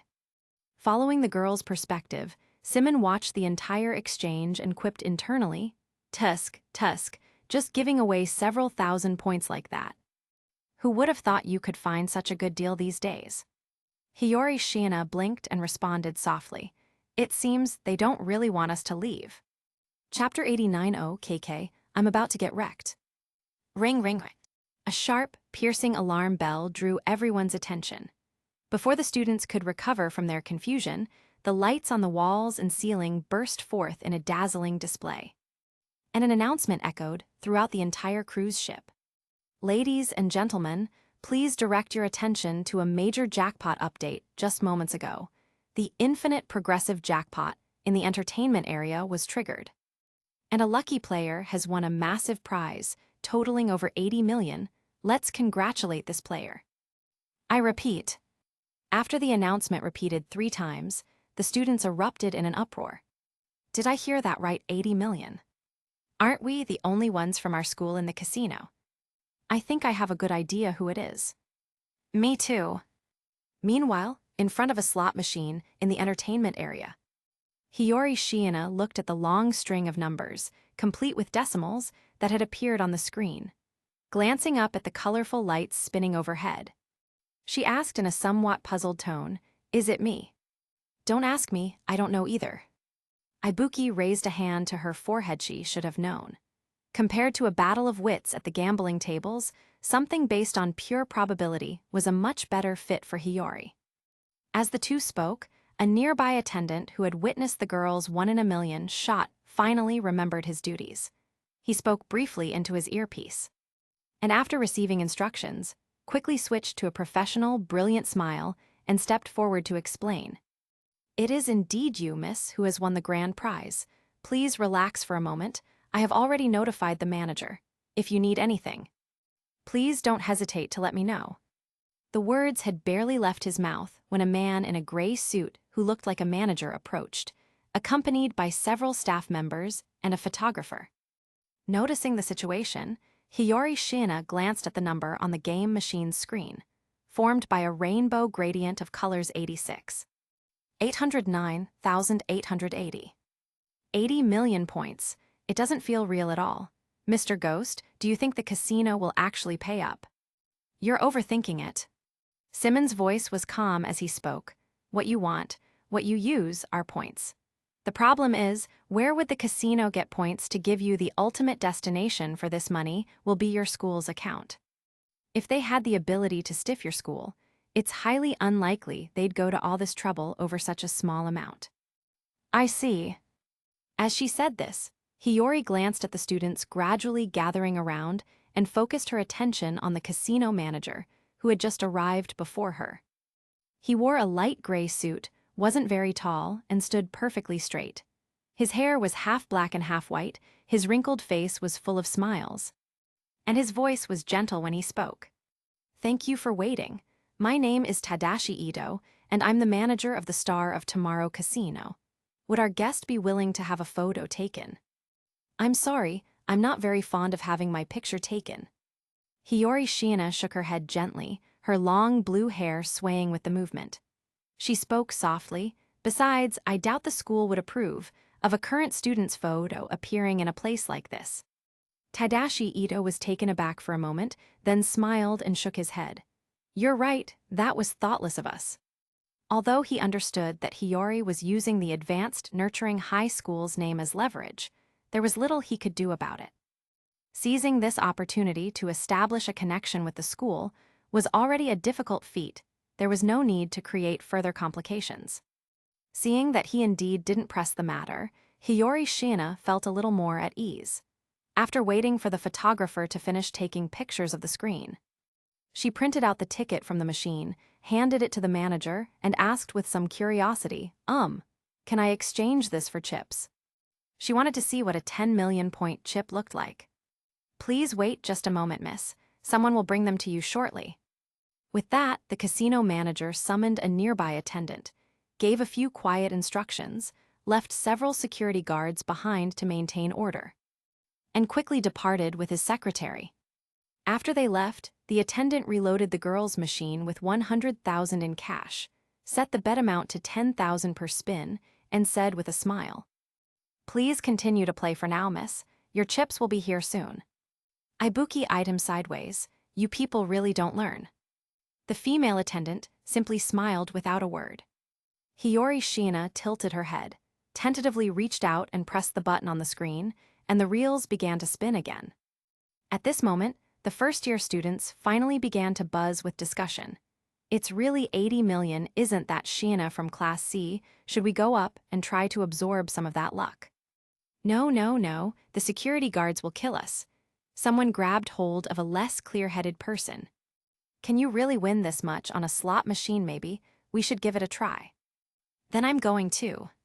With that, the students quickly found the entertainment area staff, surrounded them, and hastily exchanged their money for chips, as if afraid the jackpot would slip away if they were a second too slow. In less than 3 minutes, every slot machine in the entertainment area was occupied, and some machines even had people voluntarily forming lines. Back with Hiyori Shiina, the girl looked doubtfully at the remaining balance of 50,000 on the machine and pressed the button once more with her finger. The reels stopped, and the balance rose back up to 130,000. Symon chuckled inwardly. Stop trying. The casino is in business to make money. These machines are usually pseudo-random. The system has the return rate locked down. It doesn't matter how lucky you are. A different machine might be slightly better, but not by much. Hearing this, Hiyori Shiina nodded silently. She stopped this meaningless activity and didn't bother trying another machine. Instead, she reached out and tried pressing the button on the machine in front of Ibuki. Ding ding ding ding ding, 5 treasure chest symbols popped up in a row, and a glittering 1 million appeared on the screen. The attendant's pupils contracted. Ibuki was also momentarily stunned, turning to Hiyori. You want to play this one?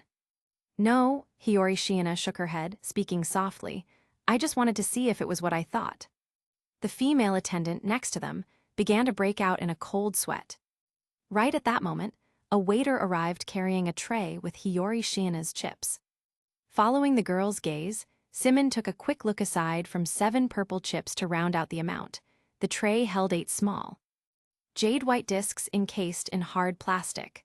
The number 10 million was engraved on them, along with some ornate and intricate patterns. Judging by the material, they appeared to be made of ivory. Ibuki leaned in for a look and commented casually, "So that's 10 million, huh? Now I'm a little curious if this casino has 100 million point chips."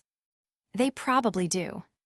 As she spoke, Hiyori Shiina printed out the ticket for the machine's remaining balance. She glanced at the increasingly bustling entertainment area and the envious looks her classmates kept sending her way. Then turned and asked softly, "Ibuki, shall we head back?" Her words implied she no longer wanted to stay here. Ibuki nodded, printed out her own ticket, glanced at the 1 million balance on it, and casually stuffed it into her pocket, taking Hiyori's hand. She led her out of the entertainment area, as if protecting a chick. They hadn't gone far when Ibuki turned to look at the attendant and security guards following them and asked with a frown, "What are you still following us for?" The female attendant's face lit up with a smile as she replied, "As per regulations, we must ensure the safety of any guest who wins a large prize until they leave here and disembark from the ship." Ibuki gave her a cold look. "You think someone's going to make a move on points?" Saying this, Ibuki ignored the stunned staff members and pulled the silently smiling Hiyori out of the hall and to the front desk, where they exchanged all their chips and tickets for points. A short while later, the two of them walked out of the game room. Hiyori Shiina took out her personal terminal, looked at the 97 million point balance, and opened the class chat room for a look.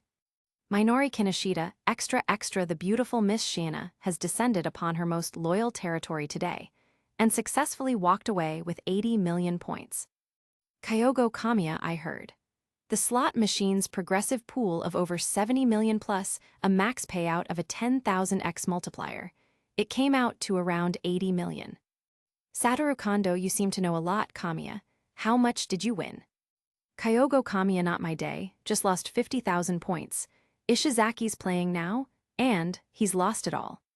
Kyogo Kamiya video, Ishizaki smashing the slot machine, MP4. Satoru Kondo, ho ho. Hiyori Shiina clicked on the video and watched Ishizaki kneeling in front of the slot machine, pounding the floor with both hands and wailing tearfully. 300,000, I lost 300,000, my life is over. She couldn't help but laugh out loud. Seeing her laughing so happily, Ibuki glanced at the 1 million point balance displayed on her own terminal. After a moment's thought, she took the girl's hand and started walking toward the elevator, not wanting to disturb her mood. As they happened to pass a blind spot, two somewhat familiar figures seemed to be arguing near the elevator doors not far away. Manabe stood with one hand on her hip, her voice cold. Keikaruzawa, right, come with me. Keikaruzawa, holding her personal terminal, replied with feigned indifference. Huh, why should I? You're the one who cut in line at the student cafeteria before summer break and deliberately pushed Rika over, aren't you? Rika, who's that? Keikaruzawa acted as if she had no memory of such a person. Rika from Class C, Rika Morifuji. About this tall, Manabe gestured to a level near her eyebrows. A girl with her hair in a bun, wearing glasses, who looks a bit frail. Sorry, I have no recollection of that at all. Stop pretending, I don't have the patience to listen to your nonsense. Manabe grew impatient, grabbed Keikaruzawa's tie and spoke menacingly. Rika identified you to me. Come with me and apologize to her. And we'll forgive you for this. Hey, wait, Keikaruzawa pulled her tie back, her tone weakening slightly. Don't get physical, I'll go with you, okay? HMPH would have been better if you just done that from the start. The elevator doors opened and closed, and the two of them quickly disappeared inside. From around the corner of the hallway, Hiyori Shiina peeked out and whispered, Was that just bullying? Ibuki thought for a moment and answered casually, Probably not. Didn't you hear Manabe that Keikaruzawa girl was the one who started it? Don't be fooled by the delinquents clustered in Class C in reality. Aside from Ruin's equal opportunity bullying of everyone, the overall atmosphere in Class C wasn't that bad. Protected by the Jaru group led by Manabe, and shouldering a long-term task assigned by Ruin, Rika Morifuji was actually doing quite well in Class C. Her social circle was even wider than Ibuki's. To bully a girl like that, I have no idea what that Kei Karuizawa was thinking. Chapter 90 Morinene, Kei, what are you doing hiding in the bathroom? I see, I hope nothing bad happens. What could happen? Saying that, Mio Ibuki took Hiyori onto the elevator, and they descended to the girls' dormitory floor. After exiting the elevator and turning a corner in the hallway, Hiyori stopped in front of Ibuki's dorm room, seeing the other girl about to walk on. She spoke in a gentle tone, "This is far enough." Ibuki was taken aback by her words. She glanced down the hallway, which could be seen to the end, and nodded. "All right, I won't walk you any further then. Good night, get some rest." Hiyori smiled, nodded, and waved goodbye to her. Once she parted ways with Ibuki, the girl slowly walked towards her own single dorm room. After just a few steps, she suddenly saw. Click, the door of a nearby room suddenly opened. Kei Karuizawa opened the door and turned back to look at Manabe, who was chasing her from inside the room. She spoke in a firm tone. "I already told you, I have something to do, I don't have time to wait around with you. It looks to me like you're just trying to run away, get back here." Manabe grabbed her arm, yanked her back into the room, and then with a slam, "Shut the door again." Hiyori watched this scene, tilting her head and murmuring to herself internally, things seem to be taking a wrong turn. It feels like they could start fighting at any moment. Symon thought for a moment and said, "My advice is not to meddle. You don't want to get caught in the crossfire." He was well aware of Hiyori's delicate physique. She got out of breath after walking just a few extra steps, and her physical education scores were consistently last in the class. It would be one thing for him to clean up the aftermath, but getting involved directly would be asking for trouble. I should still ask." With that, Hiyori Shiina took 2 steps forward, raised her hand, and knock, tapped on Manabe's door. Click, the door opened again. "Who is it?" Manabe peeked through the crack in the door, her eyes wary. After making eye contact with the girl, she instinctively closed the door a little more. Blocking the scene behind her with her body, her expression was displeased. "Do you need something?" Let it be known, she wasn't the least bit afraid of Hiyori Shiina, but being in Class C, she had to bow her head. After all, the fists of Ryuen and Ibuki were very real. Hiyori Shiina glanced behind her, as if by chance, looking at Kei Karuizawa, who was standing in the entryway with her arms crossed. Pretending not to care, she said with a smile, "I saw what happened earlier. If you're trying to get her to apologize, it's probably best not to use such forceful methods. After all, bullying can really get you expelled." This was the girl's subtext. Unfortunately, Manabe probably couldn't pick up on it. "Stay out of this. I've already called Rika and the others to come back. Once she apologizes, we'll let her go." As Manabe said this, something occurred to her, and she added casually, "Oh right, your timing is perfect. We heard this woman badmouthing you today. Saying something about being possessed by an evil spirit or having multiple personalities. Saki and the others wanted to stand up for you. So you should come in too." Saying this, Manabe opened the door wide, making way for the girl. Hiyori Shiina paused for a moment upon hearing this, then a radiant smile spread across her face. "Ara, an evil spirit. Even I can get angry about something like that. You know, but an apology isn't necessary." In the entryway, Kei Karuizawa saw that smile and her body stiffened abruptly. She couldn't help but take a step back. Her intuition was screaming at her that the current Hiyori was dangerous. More dangerous than the evil spirit from that afternoon.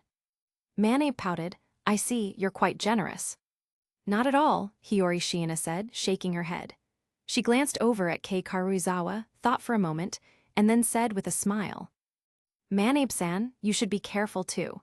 If there are security cameras in the hallway, forcing her into your room like this, especially if too many people go inside, could put you in a very dangerous position." Yeah, I know." Manabe waved her hand dismissively and said casually, "This woman isn't like you, with a face that's easy to pick on. Look at her. She bumps into someone and refuses to admit it. She doesn't seem like the type to cry, and besides, I'm not planning on hitting her." Hiyori Shiina shook her head.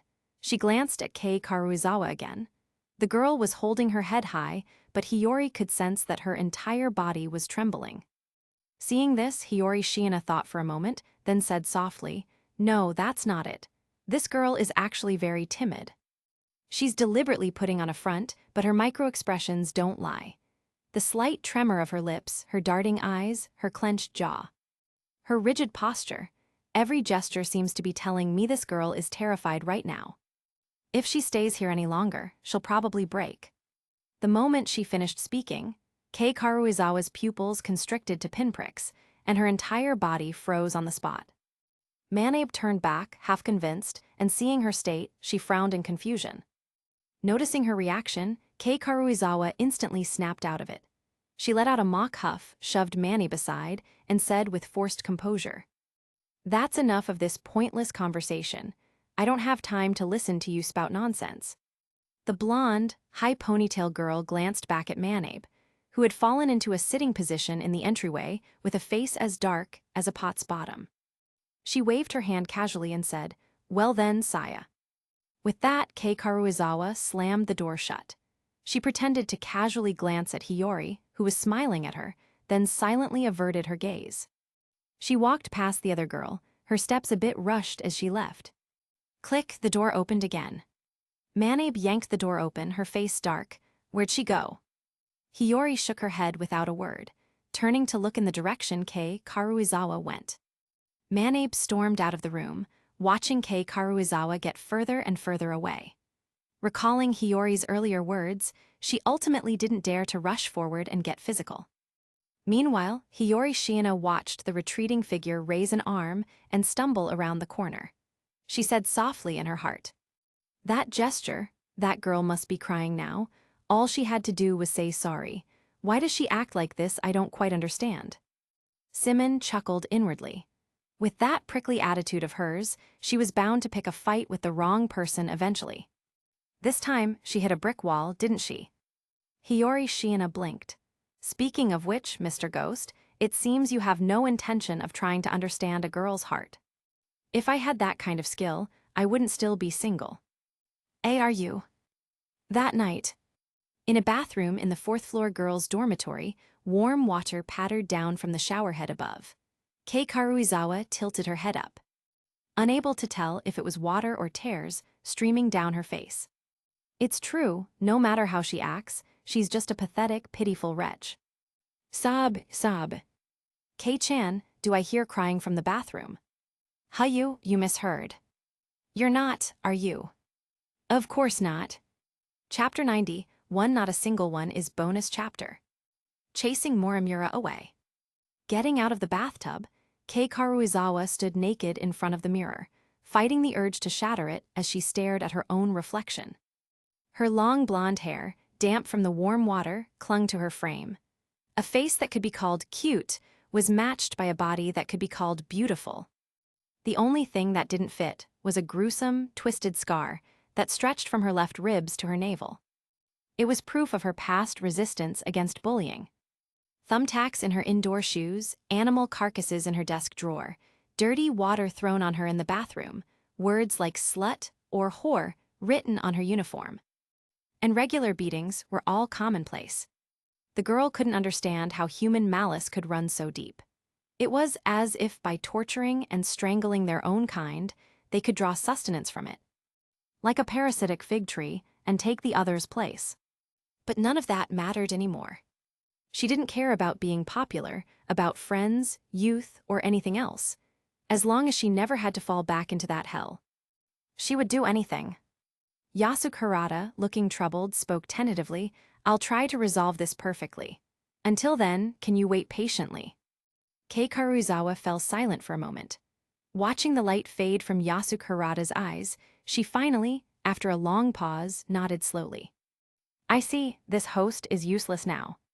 So said the parasite, Kei Karuizawa. "His utility value is too low. Should I switch to another one?" Ayanokoji thought to himself as he took a sip of coffee. The scene changes. The time is late at night. 2 a.m, in the lounge area of the second basement floor. Kei Karuizawa waited for her boyfriend. A smile had just appeared on her face before it was instantly smoothed away. "Why is Ayanokoji-kun with you?" Yasuke Hirata glanced at the expressionless Ayanokoji beside him, smiled, and waved his hand. Sorry, Ayane Koji-kun heard I was coming to see you and specifically asked me to bring him along. I don't know why he wants to see you either. Karuizawa crossed her arms and turned her gaze to Ayane Koji. What do you want with me? The girl's tone was not the least bit polite. Ayane Koji looked at Karuizawa, pulled out 1 yellow, 5 black, and 3 red chips from his pocket, 9 in total, and said calmly, As promised, we split the winnings. Here's 153,000 points. Karuizawa's eyes widened instantly. You won that much. If it's just that game, and it's simply a matter of keeping a poker face, I'm quite confident, Ayane Koji said casually. Although he had used a few other minor techniques, he had no intention of mentioning them. I get it, Karuizawa said, taking the chips and looking at Ayane Koji. You can go now, right? The girl casually stuffed the chips into her pocket and tried to shoo him away, making no secret of her desire to be alone with Hirata. Ayane Koji noticed her actions, and after a moment's thought and a glance at Hirata, he nodded and left without another word. Once Ayane Koji was gone, having taken the elevator, Karuizawa finally breathed a sigh of relief. She handed Hirata a canned coffee she had been hiding behind her back and asked nervously, I already told you about it on the phone. Can you agree to it, Hirata-kun? Her eyes were filled with yearning as she awaited his answer. Hirata didn't rush to answer. Looking into the girl's eyes, he asked seriously, Is it true what you said that Manabe-san forcibly took you to her dorm today and treated you roughly? Karuizawa nodded quickly and said earnestly, It's true. If that Hiyori Shiina hadn't happened to come knocking, I almost wouldn't have escaped. Seeing the girl's expression, which didn't seem fake, Hirata thought for a moment and then nodded. If that's the case, I will definitely handle it. I won't allow violence to happen around me. I'll go talk to Manabe-san later and try to negotiate an outcome that satisfies everyone. Karuizawa was stunned for a moment, then quickly spoke up. But I was treated so roughly, aren't you going to help me deal with her? You're my boyfriend. You know, revenge never solves the problem. It only allows resentment to build up, burying the issue temporarily, Hirata said in a calm tone. Besides, you should remember, I have no problem pretending to be your boyfriend, but I told you a long time ago, if you're in trouble, I will help you and I will protect you, but I won't hurt others to do it. So, it doesn't matter even if I'm the one being abused, Karuizawa asked, her eyes filled with confusion. Hirata said seriously, Of course I'll do everything I can to help you. In the morning, I plan to talk with Manabe-san and the others. You can't do that, Karuizawa said urgently. If just talking could stop them, if just compromising could make it end, if just begging could get you spared. You have to understand. Please, Hirata, help me, Karuizawa begged, grabbing his arm. Her weakness had already been exposed to Manabe. That girl would absolutely not let her go if she got the chance. This was her intuition as a pitiful wretch. 2:30 a.m. In a boys' dorm room on the 3rd floor, the faint sound of a door opening came from the entrance. Yasuke Hirata walked in from outside. Wary. On the sofa in the dark living room, a pair of listless-looking eyes slowly opened. Ayane Koji asked in a calm tone, Was it something troublesome? Not exactly troublesome, it's just that I. Hirata's instinctive response paused. He asked, somewhat curious, How did you guess, Ayane Koji-kun? It's obvious, isn't it, summoning someone at 2 in the morning, and just casually accepting 150,000 points? She must have had something more important on her mind. Kiyotaka, Ayane Koji said nonchalantly. Hirata was silent for a moment, then sat down on the sofa after some thought. I really can't hide anything from you. Saying that, Hirata recounted Karuizawa's experience that evening and briefly described their conversation, concluding, Our disagreement lies here. She believes only violence can solve the problem, while I believe violence solves nothing. To be frank, while she might be acting a bit unreasonable, as her boyfriend, shouldn't you be unconditionally on her side? No, there's a reason for this. Hirata confessed in a calm voice. About the 2nd week after we enrolled, Karuizawa came to me and admitted that she had been bullied in the past. That's why I agreed to date her and act as her boyfriend, hoping she could use this status to escape her bullied past. You might not understand, but I don't think Karuizawa-san's current personality is her true self. People who have been bullied have a certain unique aura. She's probably just forcing herself to act tough right now. Even if it means being a host to a parasite, what's in it for you? Ayana Koji asked, seemingly casually. If you're just acting, don't you plan on getting a real girlfriend? It doesn't matter to me. As long as Karuizawa-san isn't bullied, that's enough, Harada asserted, as if this was the only natural course of action. If I have to give a reason, let's just say I'm atoning for my sins. Is this something I'm allowed to hear? I never planned on telling anyone, but if it's you. Harada leaned back on the sofa and handed Ayana Koji the canned coffee Karuizawa had left for him. Ayana Koji took it casually. Thanks. I had a childhood friend I was very close with, a boy named Sujimura. We were in the same class throughout elementary school and would walk to and from school together every day. After we moved on to middle school, we were in different classes, so we talked less.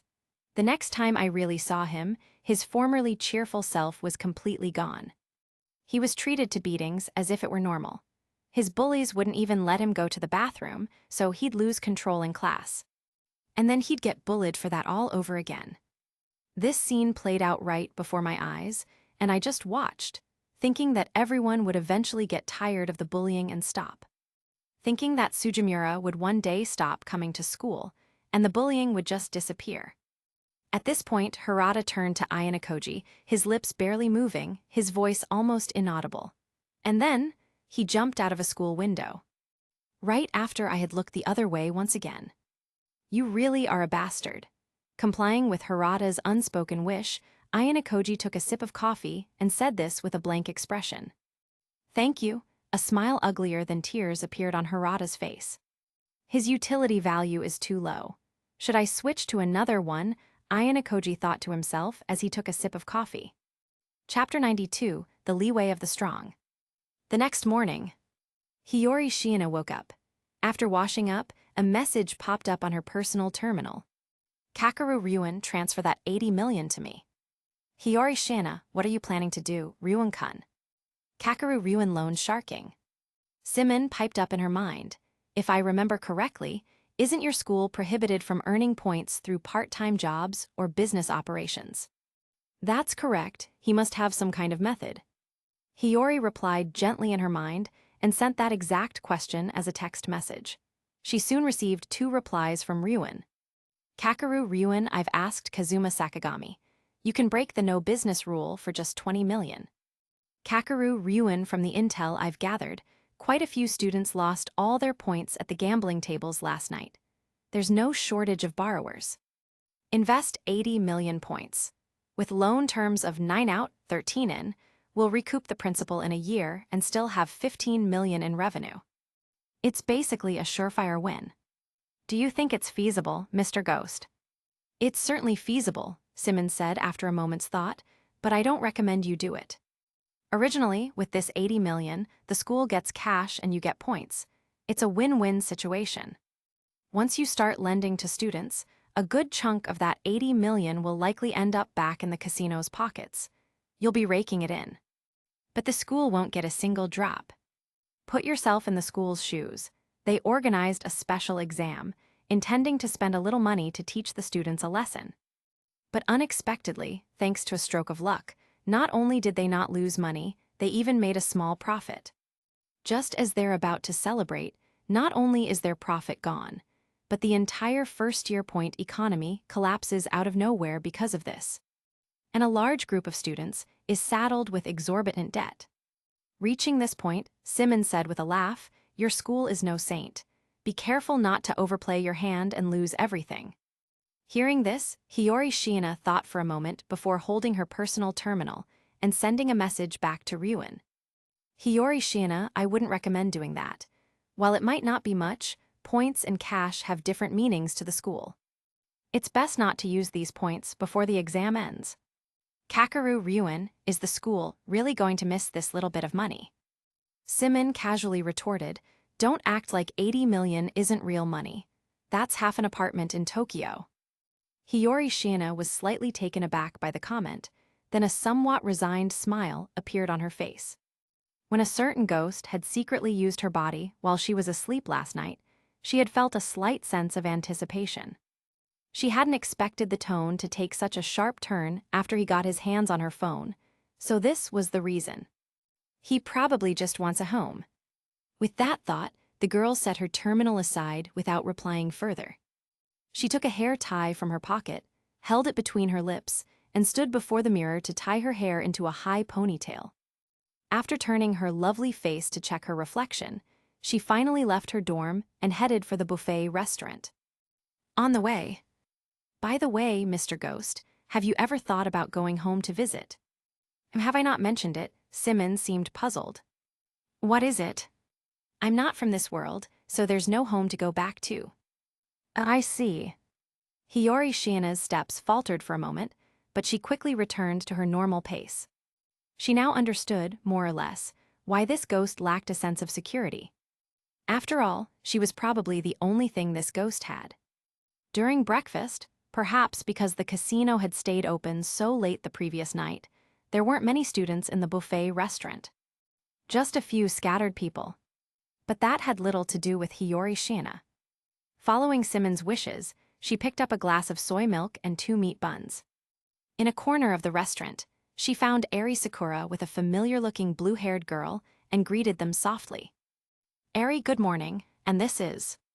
"Ah, hi." Hiyori, good morning, Eri Sakura flinched, grabbing the blue-haired girl beside her and stammering through the introduction of her friend, "This is my friend. Hasp Haruka Hasp." "Sorry, I put you on the spot." Hasp raised a hand to her forehead, helpfully pulled out a chair for Hiyori, and only after the girl sat down did she introduce herself. "We've seen each other around. But I think this is the first time we're properly meeting. I'm Hasp Haruka Hasp." Hiyori Shiina smiled and nodded. "Yes, I know." Symon sighed internally. Birds of a feather flock together. The ancients truly did not deceive me. Also, it seems the boys in Class D are eating a little too well. Hearing this, Hiyori Shiina nonchalantly glanced at the girl's chest, confirming that her bust was on the same level as Sakura's. Before saying softly, "I saw you at the pool. It's just that everyone else kept their distance." Girls are creatures with a strict hierarchy. They would never stand next to an unrivaled foe. One Sakura was already enough to command, adding a Hasp to the mix could only make others keep a respectful distance. It was a chasm that even Hiyori could not cross. "Don't be like the boys," Hasp said with a hint of exasperation, covering her chest with one hand. "Just enduring all those lewd stares is upsetting enough." Hiyori Shiina smiled. "Actually, it's quite intimidating for other girls too." Hasp nodded. "I can see that. Eri is probably the only one who could calmly become friends with me."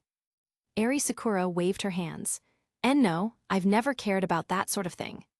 Symon's voice boomed. "Hiyori, did you hear that? That's the confidence of the strong." "Mr. Ghost, you shouldn't interrupt when girls are having a private chat." Chapter 93, The Fire Never Went Out. Meanwhile, on the other side of the ship. In the girls' dormitory, Shiho Manabe stared in confusion at the text message she had just received. "X, could I bother you for a moment, Manabe?" "Shiho Manabe, who are you?" "X, I heard about what happened between you and Karuizawa. I find her to be a handful as well, so I had someone get me your contact information." Shiho Manabe, this is a burner account, isn't it so? What do you want?" "X, I can lure Karuizawa out for you. In exchange, you need to help me get revenge on her. As for the burner account, it's just to avoid some trouble. You should know the school can easily investigate the user behind an account, so you don't need to worry about me betraying you." After receiving this reply, Shiho Manabe hesitated for a moment, recalling how that woman had made her lose face in front of Hiyori last night. She quickly made up her mind. "Shiho Manabe, time and place. You'd better not be playing any tricks. X9 in the morning, the pipe room on the lowest deck of the cruise ship. I'll get her there. There's no signal in that area, so she can't call for help. It's a place no one ever goes. X map, JPG." Reading this far, Manabe was still uneasy. She probed for more information, and the other party finally revealed they were a Class D student, stating their biggest concern being afraid of ruin coming after them. Putting her phone down, Manabe shot up from her bed. She ran out barefoot, gathered her friends, and showed them her chat log with Accomplice X. "Look," she said with a smirk, "this person is obviously trying to use me." Saki Yamashita frowned. "If that Kei Karuizawa reports this to the student council, we won't be able to hide it, right? Are you sure we should go?" "Of course we're going." Manabe crossed her arms and sneered. "Haven't you guys figured out the rules of this school, yet as long as there's no evidence? It's not a crime. We'll go there now and check for any recording devices. After that, you and Nanami Yabu will stand guard at the door. When that girl gets here, Rika and I will teach her a lesson together." Nanami Yabu raised her hand and whispered, "But Rika already left to follow Hiyori-chan." "Shut up, I can handle it myself." The scene changes to the pipe room on the cruise ship's lowest deck. Clack, clack, clack, the sound of footsteps on the metal floor. Kei Karuizawa turned her head, and upon seeing who had arrived, the bright smile on her face vanished instantly. "Why are you here?" "I came looking for you, of course." Shiho Manabe casually shut the only metal door to the room.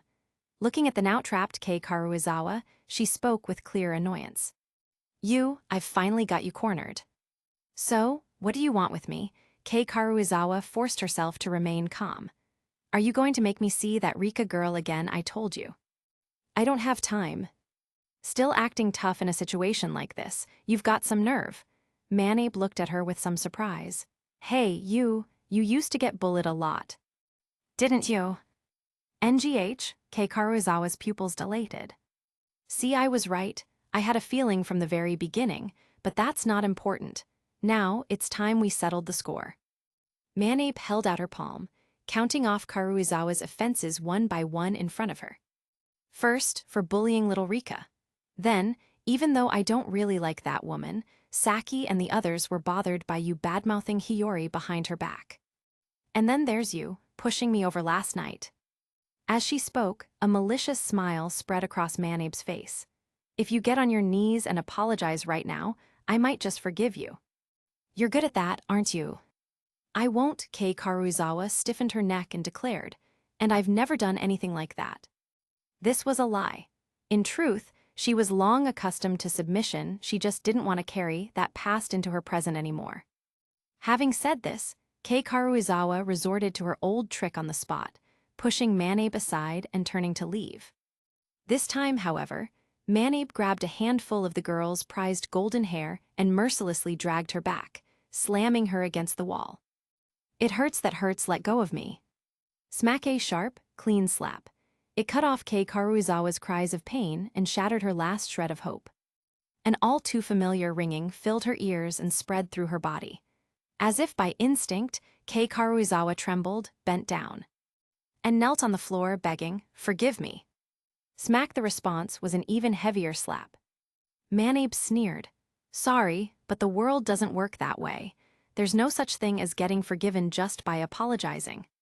After some time, the assault finally ended. Manabe took out her phone, recorded the girl's wretched state, and turned away in satisfaction. Finding Saki and Nanami Yabu, who had been standing guard outside, she began sharing the video she'd taken as they walked back. "Hey, I got revenge for your Hiyori-chan too."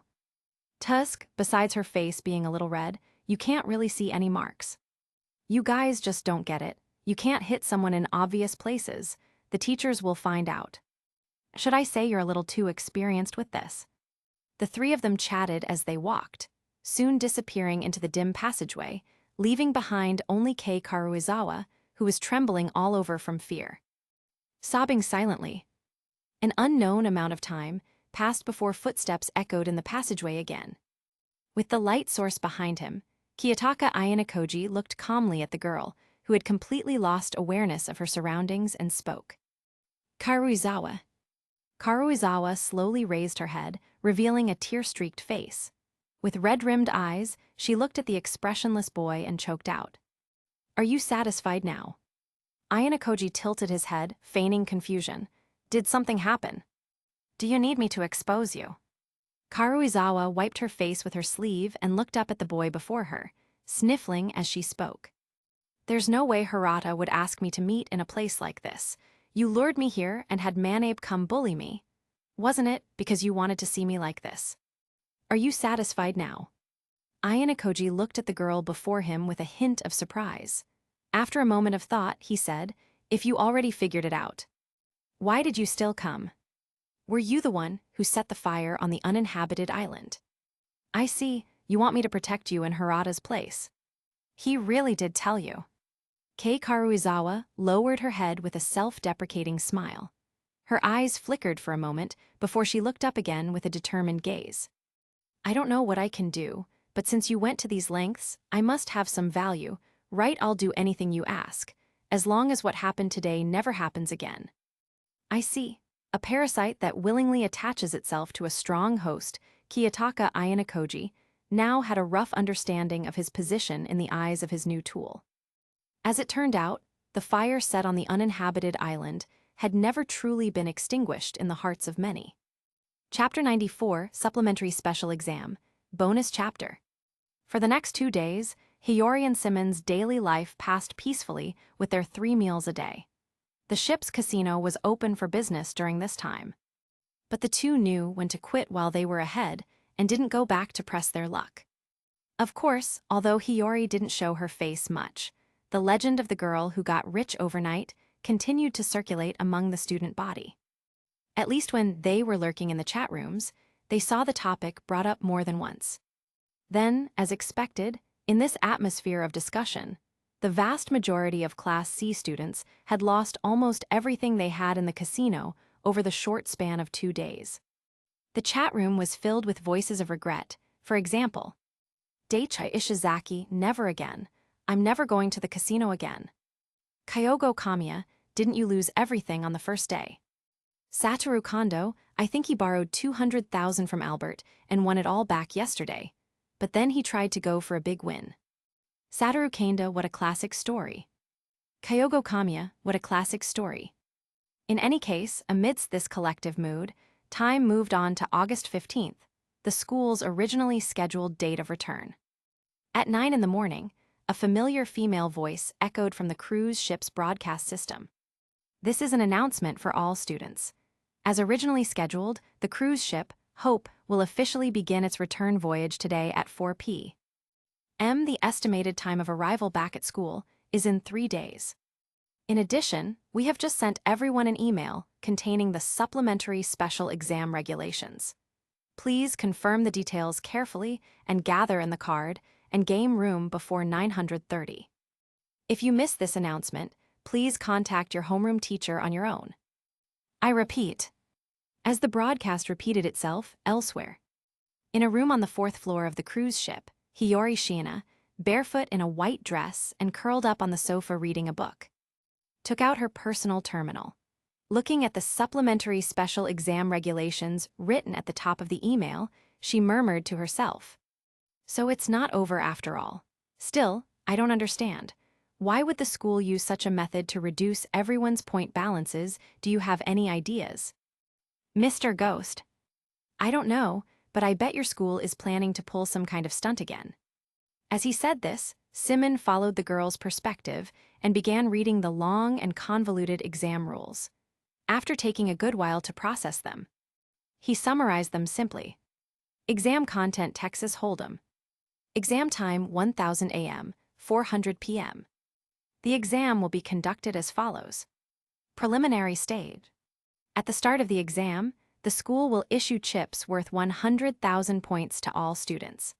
Students from the 4 classes will be evenly distributed among tables numbered 120 to play a total of 5 rounds of poker with a blind of 2,000. At the end of the preliminary stage, all students will turn in all their chips. The student with the highest chip count at each table will advance to the next round of the exam. Note, in case of a tie in chip count, a tiebreaker round will be held until a winner is decided. Main stage, the 20 students who advance to the second stage will receive chips worth 500,000 points and will be assigned to 4 tables according to the first round table order 1-5. 6-10, 11-15, 16-20 to continue playing 5 rounds of poker. From this stage onwards, the big and small blind betting rules will be replaced by the ante rule. That is, all players must bet 5,000 chips before the game starts. The player who is the dealer for the round must bet an additional 5,000 for a total bet of 10,000 points. Similarly, at the end of the main stage, all students must turn in all their chips. The first-place student at each table will advance to the third stage of the exam. Final stage, the 4 advancing students will receive chips worth 1 million. The ante will be changed to 10,000. All chips must also be turned in. After the exam, the school will tally the total value of chips turned in by each class and rank the classes based on this total, awarding the following rewards or penalties to each class according to their rank. First place 150 class points. Second place 50 class points. Third place class points. Fourth place minus 150 class points. Additionally, the school will record the chips turned in by all students and exchange them for an equivalent amount of private points after the exam.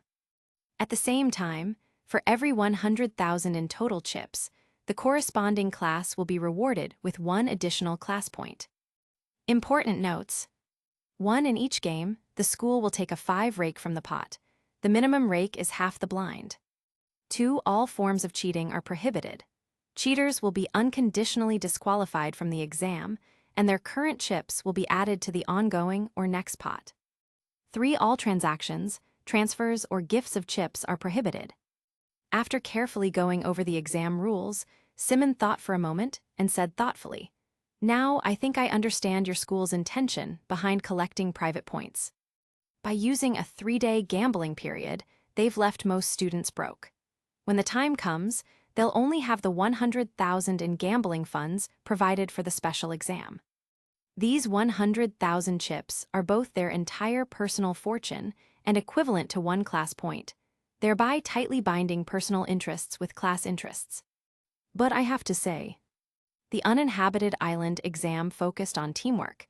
The VIP exam highlighted individual heroism, and now this exam disperses the focus onto every single person in the group, allowing everyone to contribute to the collective.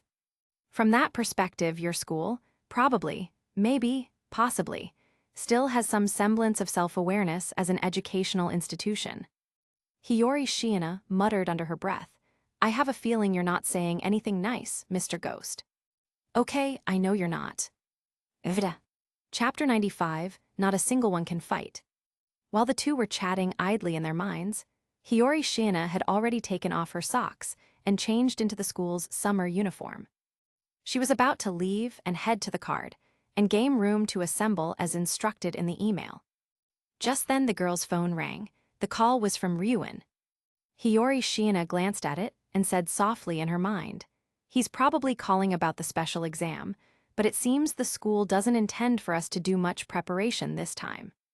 There's really not much to say about this exam." As he said this, Symon took control of the body and answered the phone. "This is Hiyori Shiina." "It's me," Ryuin said calmly, getting straight to the point. "You've read the rules. What are your thoughts?" "None. This exam is a pure test of individual skill. There isn't much room for strategy." Symon replied casually, sitting back down on the sofa, and explained in a calm tone, "The exam is divided into 3 phases. The total points for the first phase are 16 million, with 4 million for each class. The second phase has 10 million, and the third phase has 4 million, for a total of 30 million points, plus 300 class points. On the surface, the rewards for this exam seem high.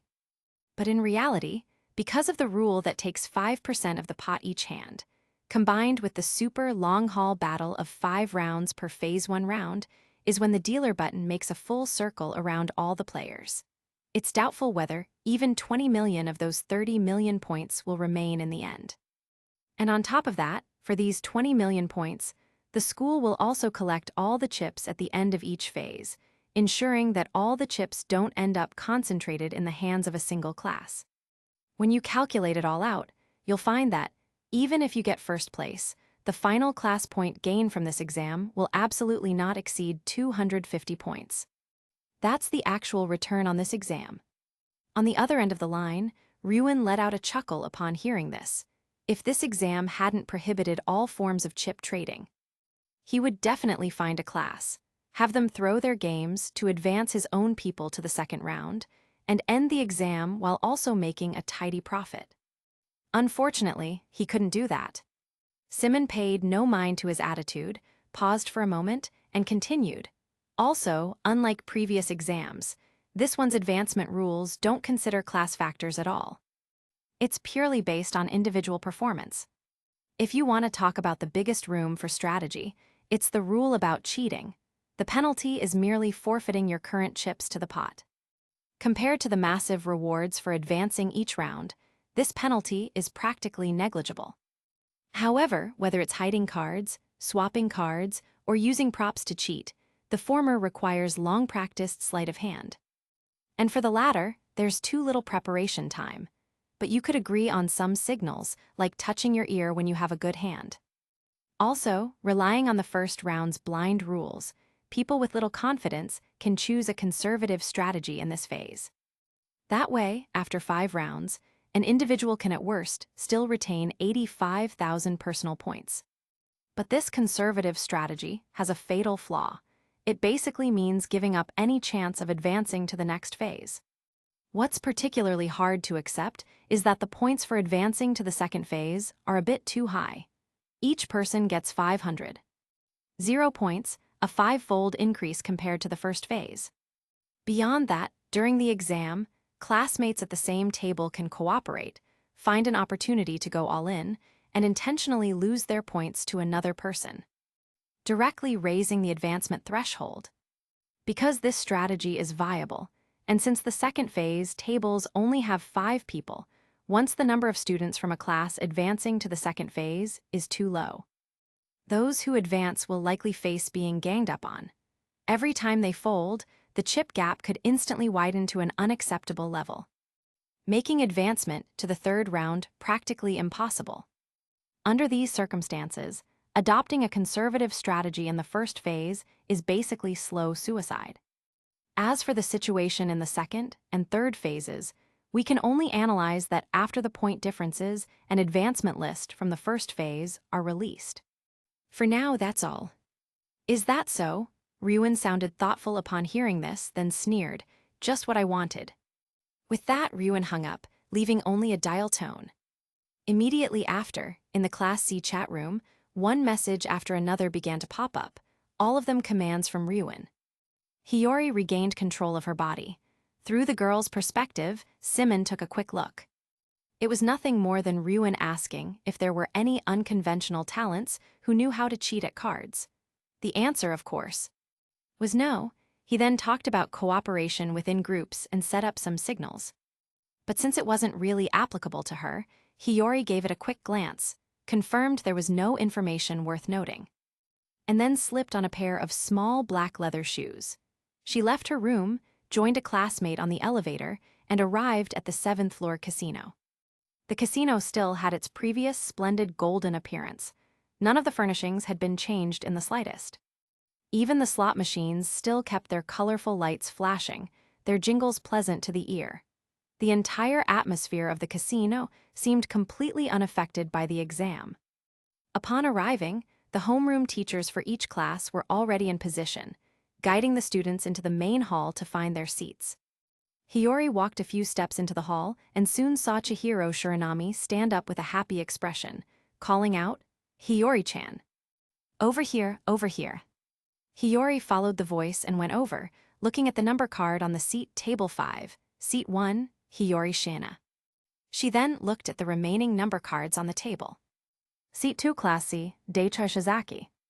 Seat 3 Class A, Miki Yamamura. Seat 4 Class B, Chihiro Shiranami. Seat 5 Class B, So Shibata. Seat 6 Class D, Eri Sakura. Seat 7 Class D, Haruki Yamachi.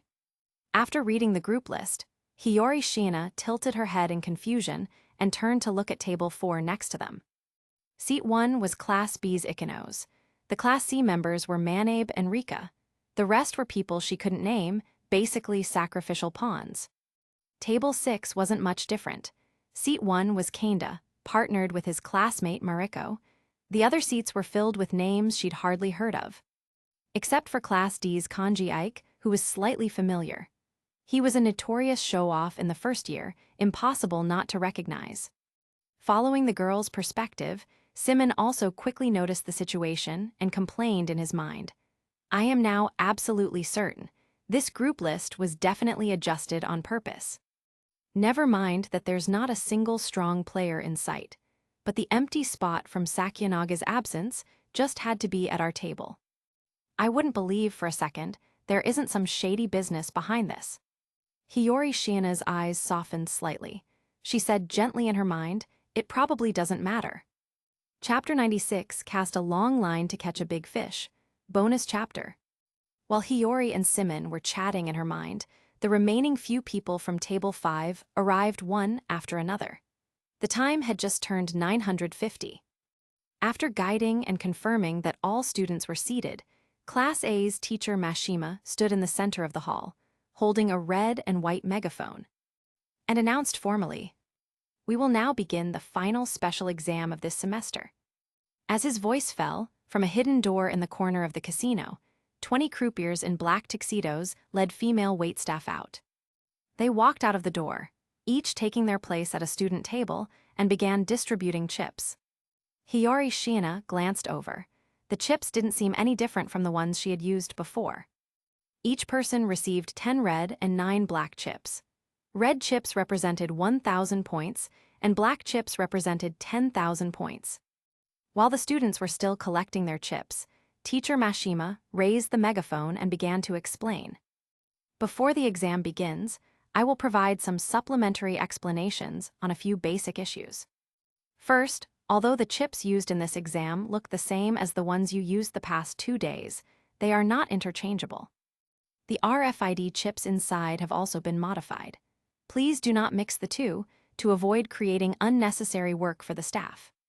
Second, to prevent any misunderstanding of the rules of Texas Hold'em, please remember 4 principles before the game begins. At this point, Teacher Mashima raised his right hand, holding up 4 fingers, and issued a stern warning. First, you are forbidden from hiding your own chips. Violators will have their chips confiscated. Hiding another person's chips will be considered theft. We will investigate seriously, and if confirmed, it will result in immediate expulsion. Second, you are forbidden from revealing your whole cards or folded cards before the showdown. Depending on the situation, we will issue penalties for any violations. Watch what you say and do. Third, you are forbidden from wasting time without reason.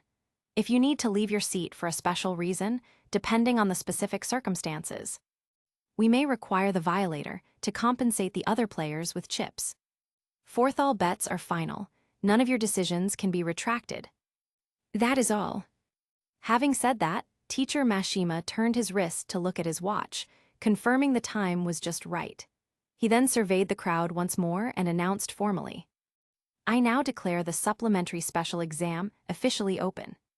As his voice fell, all the croupiers in the casino simultaneously opened new decks of cards, with the sharp rip of plastic being torn.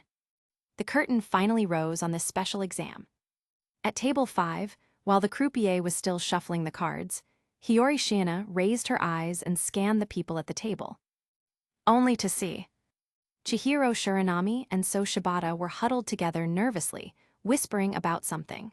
She could vaguely hear words like God of Gamblers, but couldn't quite make it out.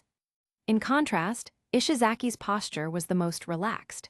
He sat sprawled in his chair, looking as if he wasn't taking the exam seriously at all.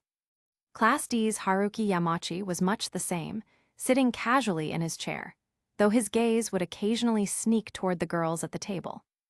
As for the remaining 2 Eri Sakura and Miki Yamamura, they were both staring at her with wide eyes, looking like they wanted to say hello, but didn't quite dare. Clearly shy in a crowd. Seeing this, Hiyori thought for a moment, then clasped her hands together and smiled playfully. Ara, are you not going to say hello to me? You'll make me sad, you know. No, X2. Miki Yamamura instantly stiffened and waved her hands, saying, Hiyori, good morning please, let's have a good game. Me too, Hiyori-san, please. Please, let's have a good game. Eri Sakura also hurriedly waved her hands, her words stumbling over each other. Hiyori smiled back in response. You don't have to be so nervous. Being placed at the same table as friends must be a wonderful stroke of fate. No, I didn't want to be at the same table as you at all, Hiyori. Chihiro Shiranami interjected from the side. I have absolutely no idea how to win, you know. As she spoke, Miki Yamamura and Eri Sakura glanced at her with some confusion, unable to understand why she would think that. Just then, the croupier finally finished shuffling the cards and placed the small and big blind buttons in front of Ishizaki and Hiyori, respectively, saying, "Before the game begins, please place your blinds." Hiyori Shiina picked up a red chip and pushed it forward first. Beside her, Ishizaki casually tossed out 2 red chips. After the cards were dealt, Hiyori Shiina picked up her hand and glanced at it K. After seeing her cards, the girl's violet eyes flickered for a moment. After some thought, she closed her 2 whole cards and pushed them toward the croupier, choosing to fold. Beside her, Ishizaki was just about to push all his chips in. Seeing this, his eyes widened in an instant. Wait, what are you doing, Hiyori? Planning to let out the line to catch a big fish, Symon pondered for a moment and quickly understood the girl's thinking. That's right. Hiyori looked at the others at the table who were sneaking glances at her, and replied softly in her mind. Everyone's guard is up, after all. If others needed to think about how to advance, she needed to consider how to win even more. With everyone wary of her, and with the option to fold indefinitely to preserve chips, the result of her entering the game aggressively now would probably be to make the atmosphere at the table extremely tense. While she would certainly still win that way, she definitely wouldn't win a large amount of points.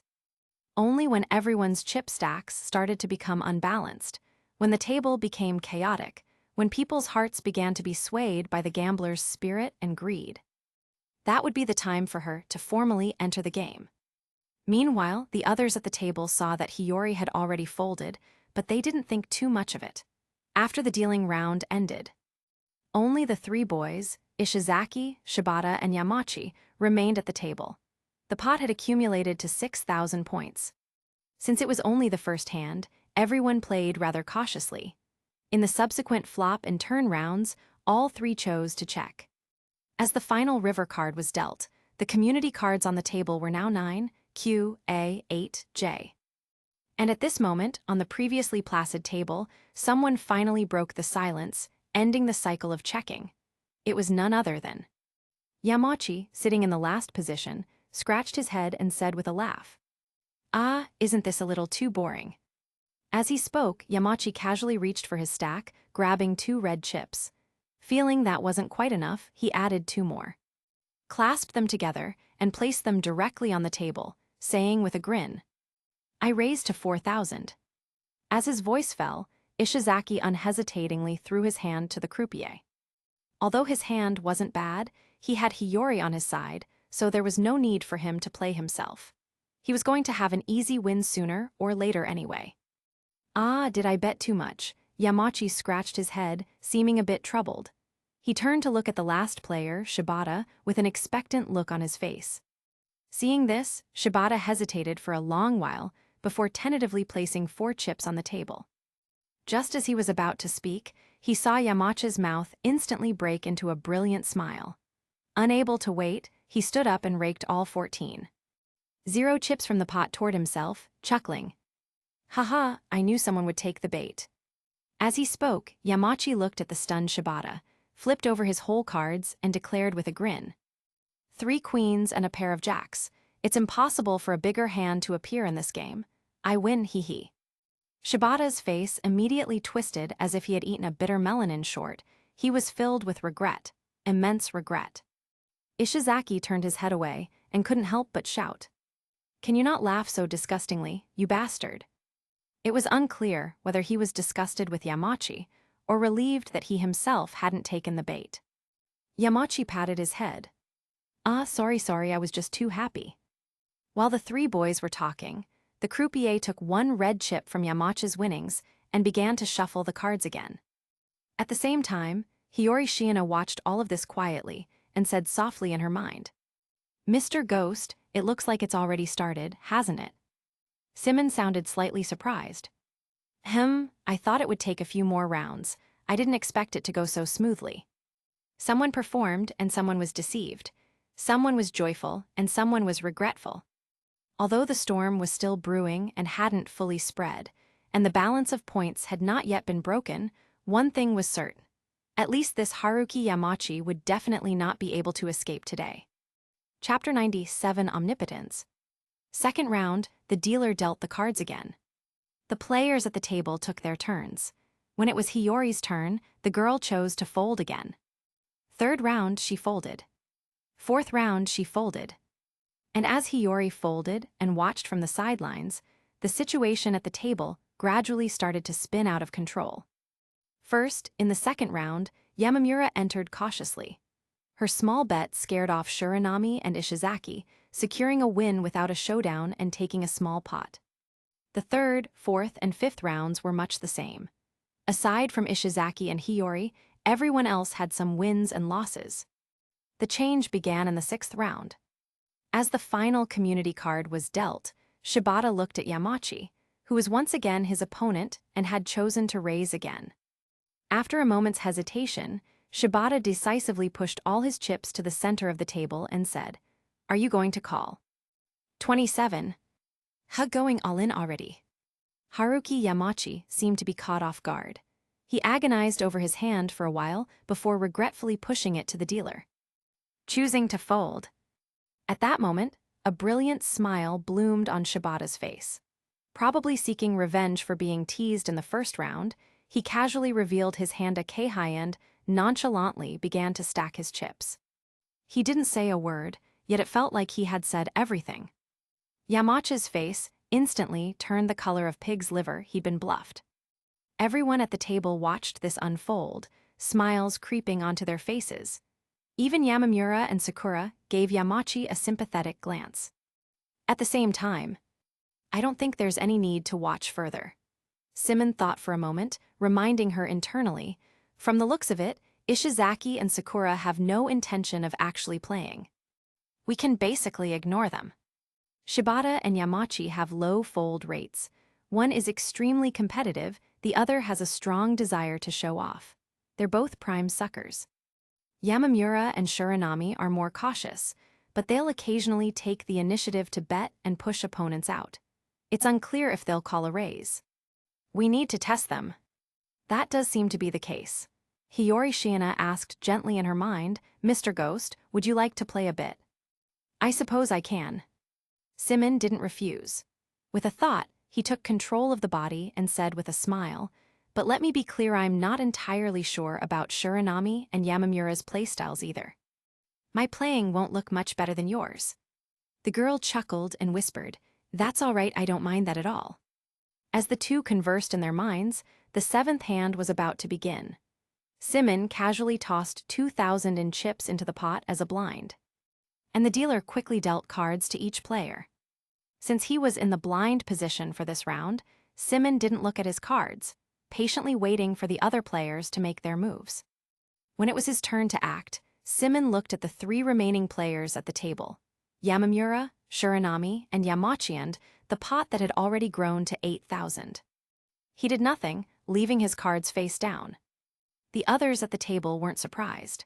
Since no one had raised, the player in the blind position didn't need to add more chips to the pot. It made no sense for Hiyori to fold now. At that moment, the dealer in the tailcoat turned over 3 community cards on the table.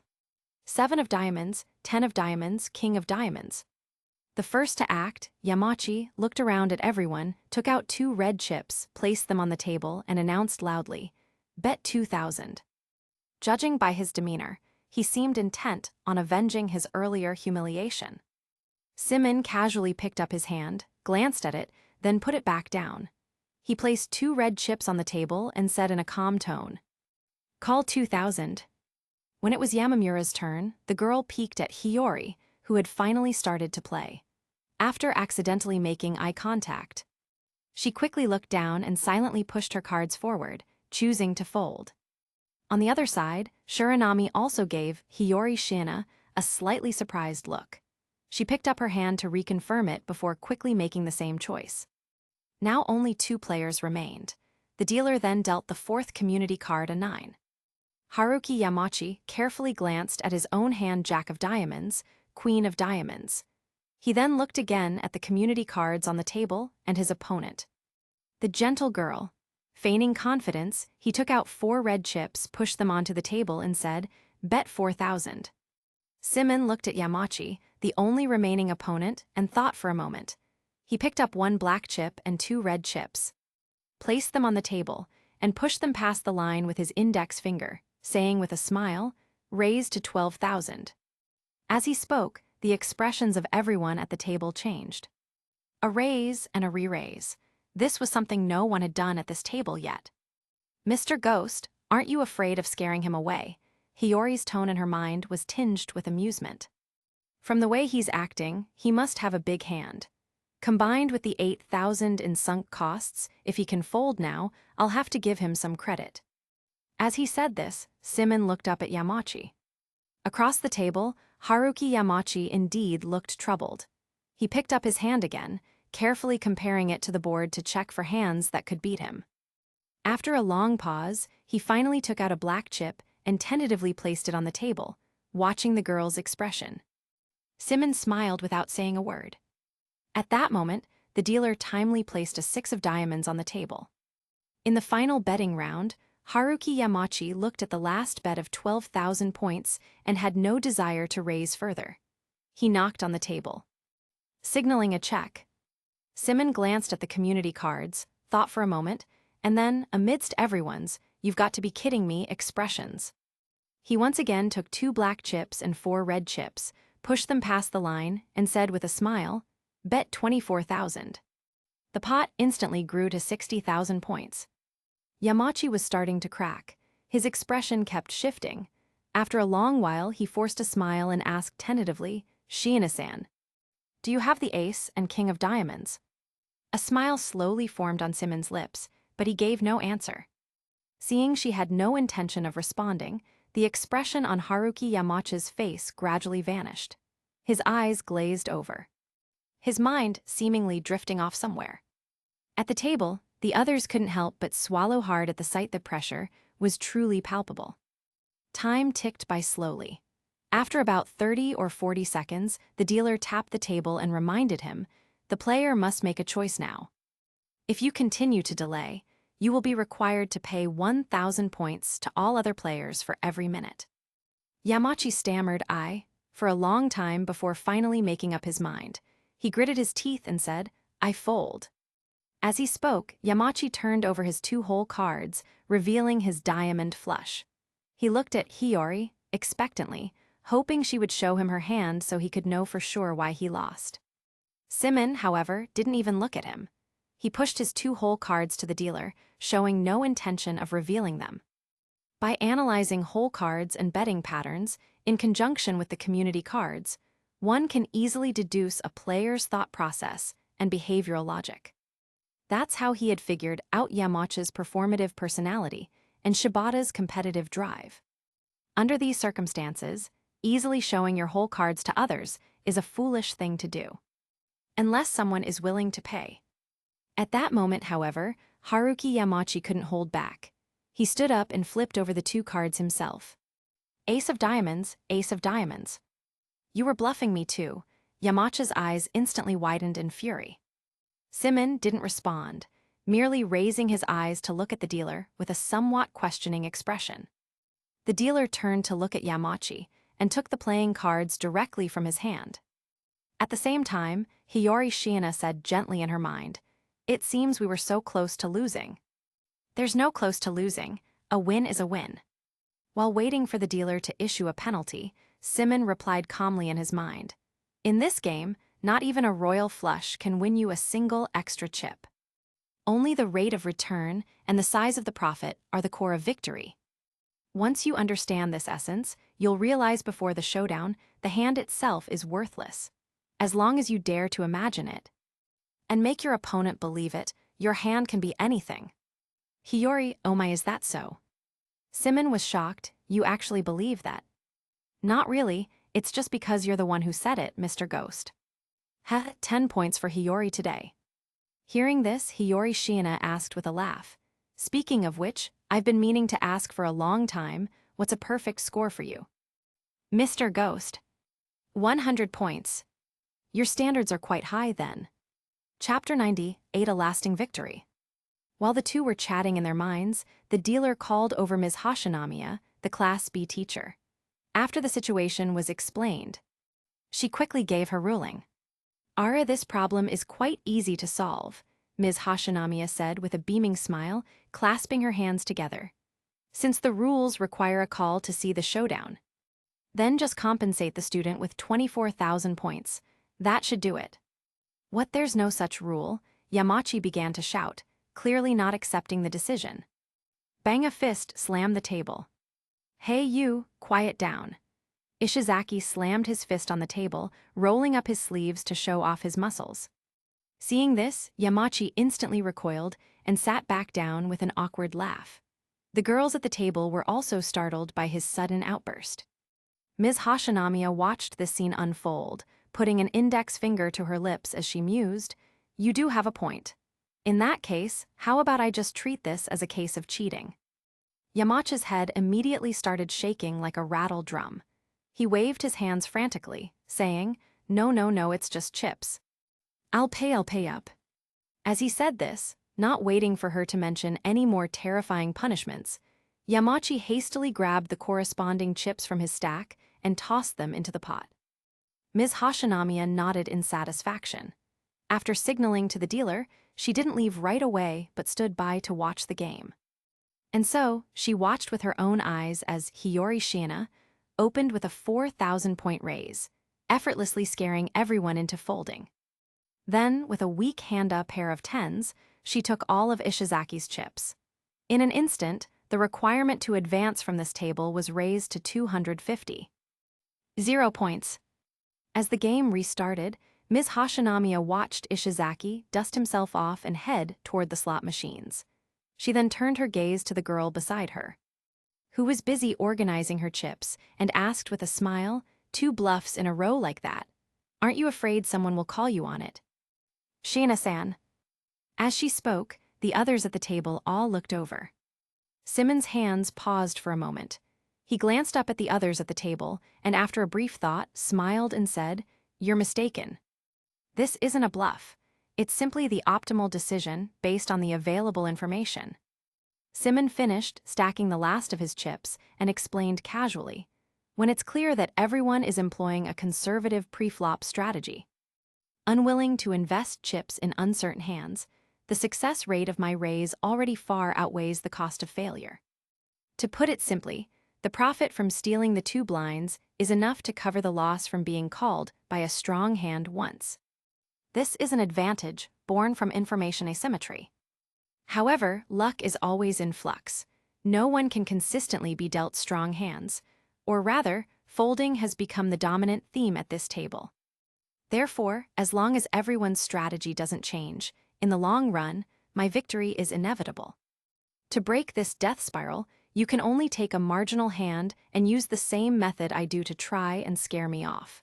But the problem is..." Reaching this point, Symon looked at a pensive Ms. Hashinamiya and asked with a smile, "When that time comes, do you think I won't be holding a real hand?" When he finished, the expressions around the table varied. Shiranami recoiled on the spot, but so Shibata's eyes flashed with understanding. Yamamura and Eri Sakura watched the girl speak with such confidence, their eyes filled with an indescribable envy. As for Yamachi, he wore an expression that screamed, "I've learned something," pinching his chin, lost in thought. Ms. Hashinamiya applauded softly and said with a laugh, "I see. Combining probability, risk management, and psychological warfare. It seems Class B has encountered a formidable opponent. Even I, as a teacher, am getting a little worried." Although she said that, Hashinamiya's face still wore that same beaming smile, showing no signs of nervousness at all. Meanwhile, Hiyori Shiina poked her head out in their shared consciousness and whispered, "It feels like you always do things at the strangest times." Mr. Ghost. Her own goal was also to lower everyone's guard and raise the betting threshold. Her chosen method was to fold and observe, letting the situation develop on its own. This ghost, however, chose to proactively shatter the stalemate, employing a brilliant feint. She had no idea where he had learned such tactics. After all, waiting is troublesome, and I've never been very patient. With that response, Symon glanced at Ms. Hashinamiya beside him, without looking at the two new hole cards the dealer had dealt. And paying no mind to the so-called positional advantage, he once again picked up 4 chips and pushed them past the white line on the table. A challenge.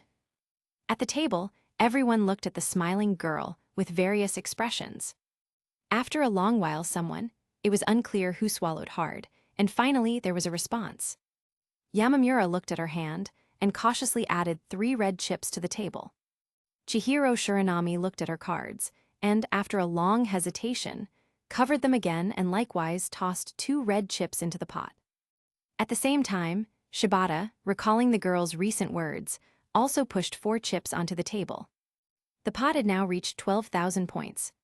Whether they liked it or not, thanks to Symon stirring the pot, the price of entry had now become 4,000 points. That was an indisputable fact. At the same time, the dealer also revealed the 3 community cards for this round to everyone. Symon glanced at the heart 7 and diamond 7 in his hand, then casually tossed a black chip onto the table. He turned to the eagerly watching Ms. Hashinamiya and asked with a grin, "Sensei, you didn't happen to see that, did you?" "I saw it," Ms. Hashinamiya winked cutely. "Rest assured, I won't tell anyone." He clearly has nothing, yet he's sticking to his openly declared strategy of applying maximum pressure. She couldn't for the life of her figure out what the girl was thinking. And she was eager to see how the next round would unfold. The sound of their conversation reached the ears of the 3 players still in the hand, its meaning a bit unclear. However, Yamamura and Shiranami quickly made their decisions, both choosing to call. They were both just 1 card away from completing their hands, and having come this far, they couldn't possibly give up halfway. Only Shibata was still hesitating.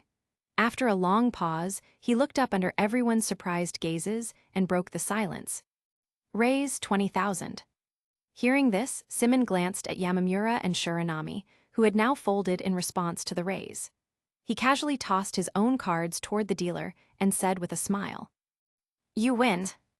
The moment he spoke, as Chihiro Shiranami stared in shock, Shibata scratched his cheek a bit sheepishly, a brilliant smile instantly appearing on his face. Ms. Hashinamiya, standing nearby, was also quite surprised. She thought Hiyori Shiina would continue applying pressure and was not expecting her to fold so suddenly. Yet in doing so, she was perfectly executing her so-called strategy for certain victory. "Aren't you going to try, Mr. Ghost?" Hiyori Shiina asked with some surprise in her mind. "But your luck has been so good." Symon considered this for a moment, then replied calmly in their mind, "For variables beyond my control, until I'm truly backed into a corner. I can hope they add to my success, but I can never pin all my hopes on them. That's too great a risk." He wouldn't do something as foolish as arbitrarily expecting a lucky break. Chapter 99: Accidental Injury. So Shibata, a Class B student and member of the soccer club. He is athletic, skilled at livening up the atmosphere, naturally confident and cheerful. Optimistic, friendly, and very popular among the girls. In the first month of school, he helped Hanami Ikeno's lobby the entire Class B, allowing them to start saving class points very early on. He also actively participates in class affairs, and as a core member of Class B, he seems to like Hanami Ikeno's. The above information comes from Chihiro Shiranami. As a new hand began, Symon recalled the information about his opponents while fingering 4 chips in his hand. He wasn't in a rush to place them on the table for once. He began to seriously observe everyone's actions. Yamamura's luck this round was probably not very good. After looking at her cards, she meekly handed them to the dealer. After folding, she looked curiously at Hiyori, likely unable to figure out what she was planning to do. Symon had a pretty good impression of her, so he simply returned a smile. After the girl lowered her head, he turned his gaze to Shiranami in the second seat. Only to see. Chihiro Shiranami was looking at her poker cards, the corners of her lips curving up distinctly before she quickly smoothed them out. She quietly cast a glance over, but when their eyes met, she pretended not to care and looked away. That girl's poker face needs some work, Symon teased inwardly with a laugh. Hiyori responded softly, agreeing, looking at that reaction. It must be a hand with a very high win rate. Say, should I just fold right now and dump a bucket of cold water on that girl?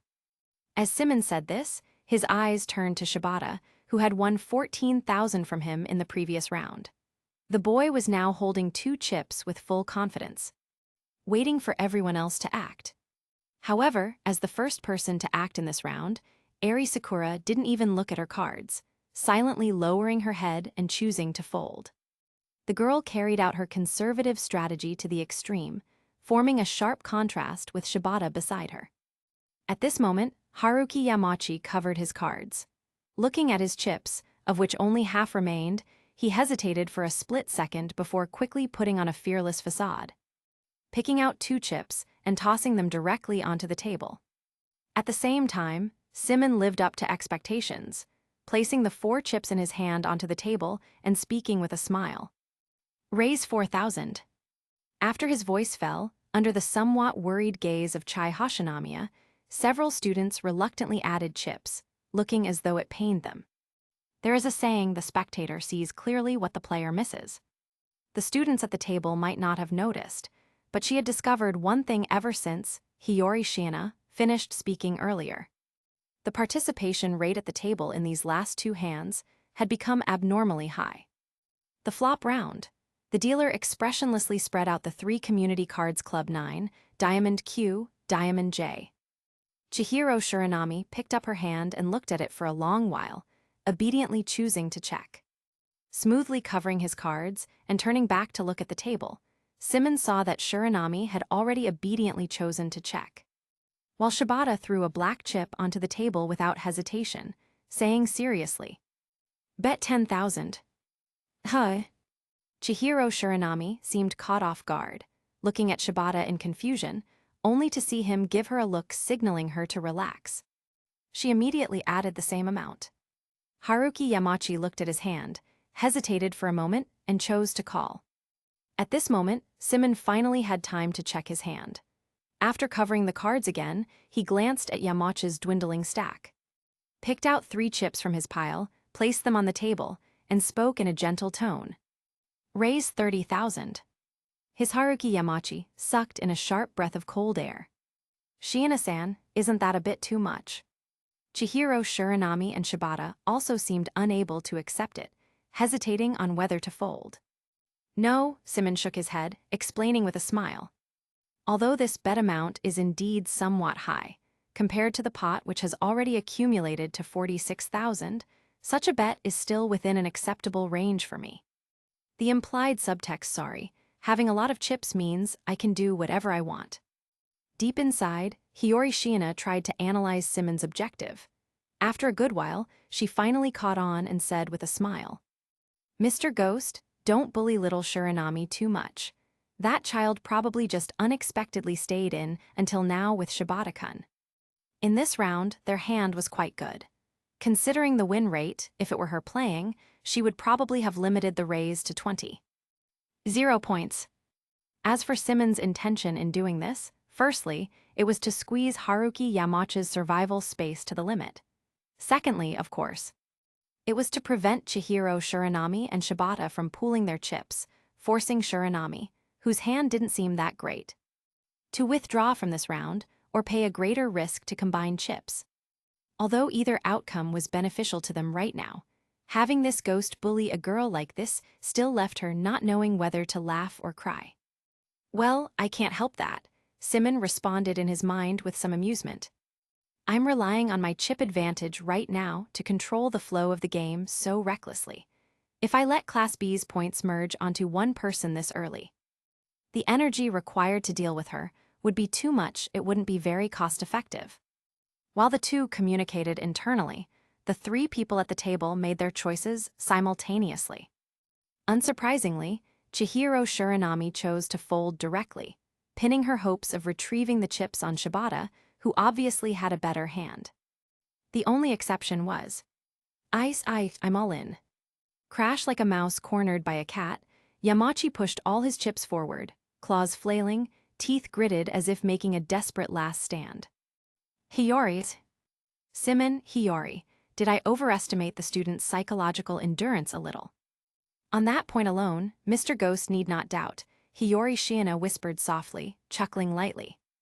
I did say Mr. Ghost actually doesn't need to think so much. Someone will take the initiative to make a mistake. Chapter 100, just shy of 400,000 bonus chapter. I'm all in.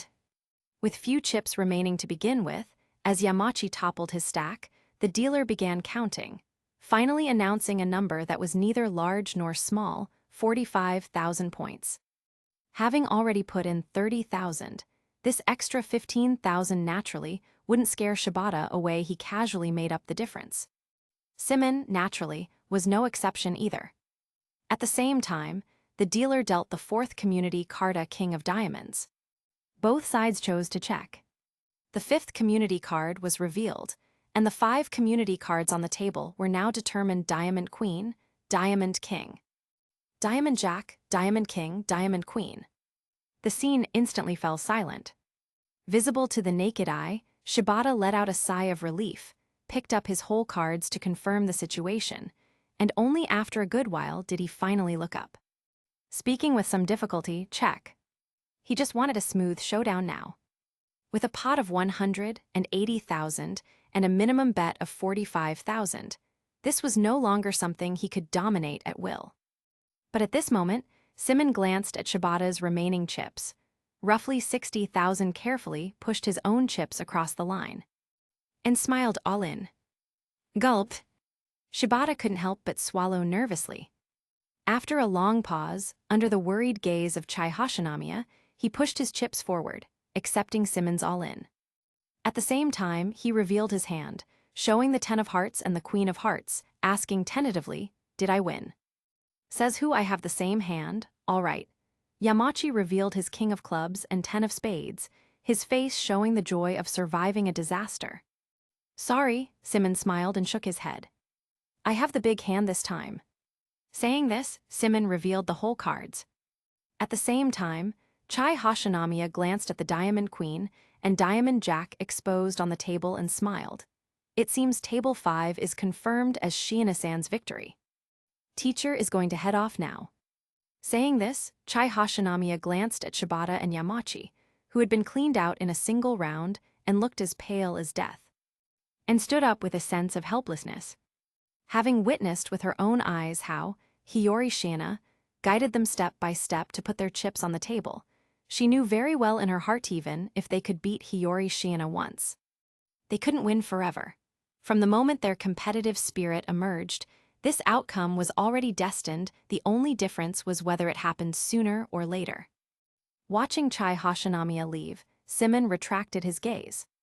While the waiter counted the chips, he glanced at Yamamura and Shiranami, who were shrinking their necks like quails at the table, and Eri, who was visibly relieved. He spoke in his mind, I feel like there's no need to continue this.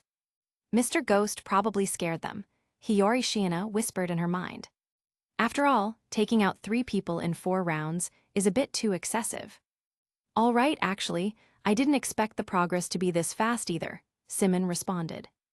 Yamachi's all-in was an accident, directly pulling the pot to a level that Shibata couldn't easily abandon. He had merely added fuel to the fire after getting a favorable hand, and the situation developed in this direction. He didn't really have a choice. He couldn't possibly use 100,000 points just to bait them. That would be too stupid. As they spoke, a new round of cards began. Unsurprisingly, after the dealing round ended, Yamamura, Shiranami, and Eri all folded at the same time. Symon looked at the 6 and 8 in his hand, revealed them somewhat speechlessly, looked at the 3 friends, and said helplessly, Am I some kind of great demon king? Chihiro Shiranami hugged her chips, shaking her head pitifully. I'm not playing anymore. I'm never playing again. Hiyori is too much. Yamamura lowered her head resentfully, not answering aloud. She wasn't a fool. Being the only person from Class A without a teammate and grouped with Hiyori, it was impossible for there not to be an issue here. Before, when Hiyori was just spectating, she could occasionally try to make a move. But now that the girl had started harvesting, as long as she could keep her current chips, That would be a victory for her and Class A. If Hiyori wants chips, I can give you mine. Sakura looked over with puppy eyes, speaking somewhat timidly. No, keep them for yourself, I was just joking. Symon smiled and shook his head, casually comforting her. There are only 800,000 points in the first round. Our table has even less. Only 700,000 points. What I have here is already enough. Given that chips were linked to personal interests and even bound to class points, it was inevitable that the overall environment of the match would lean towards being conservative. Wanting to win everyone's points wasn't realistic to begin with. Taking half was already very good, and besides, there was no need for him to put his friends in an unjust situation for this amount of points. Harboring such thoughts, the subsequent hands became uneventful, proceeding rapidly with the dealer's tacit cooperation. Towards the end, they couldn't even be bothered to shuffle the deck, repeating the cycle of bet-deal-fold, and the game soon came to a direct end. When the game ended, the dealer collected the chips from everyone and counted them publicly. Hiyori Shiina, 399,000 points. Miki Yamamura, 87,000 points. Chihiro Shiranami, 73,000 points. Eri Sakura, 85,000 points. Chapter 101, Driving Up the Price of Points. After the match ended, Symon glanced at the situation at the other tables in the venue. Unsurprisingly, their table had finished the fastest.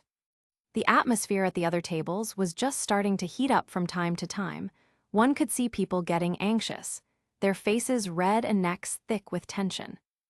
However, since the dealer prohibited students from spectating ongoing games, Symon didn't go over to look closely. Instead, he went to the service area with the girls to grab some pastries and snacks.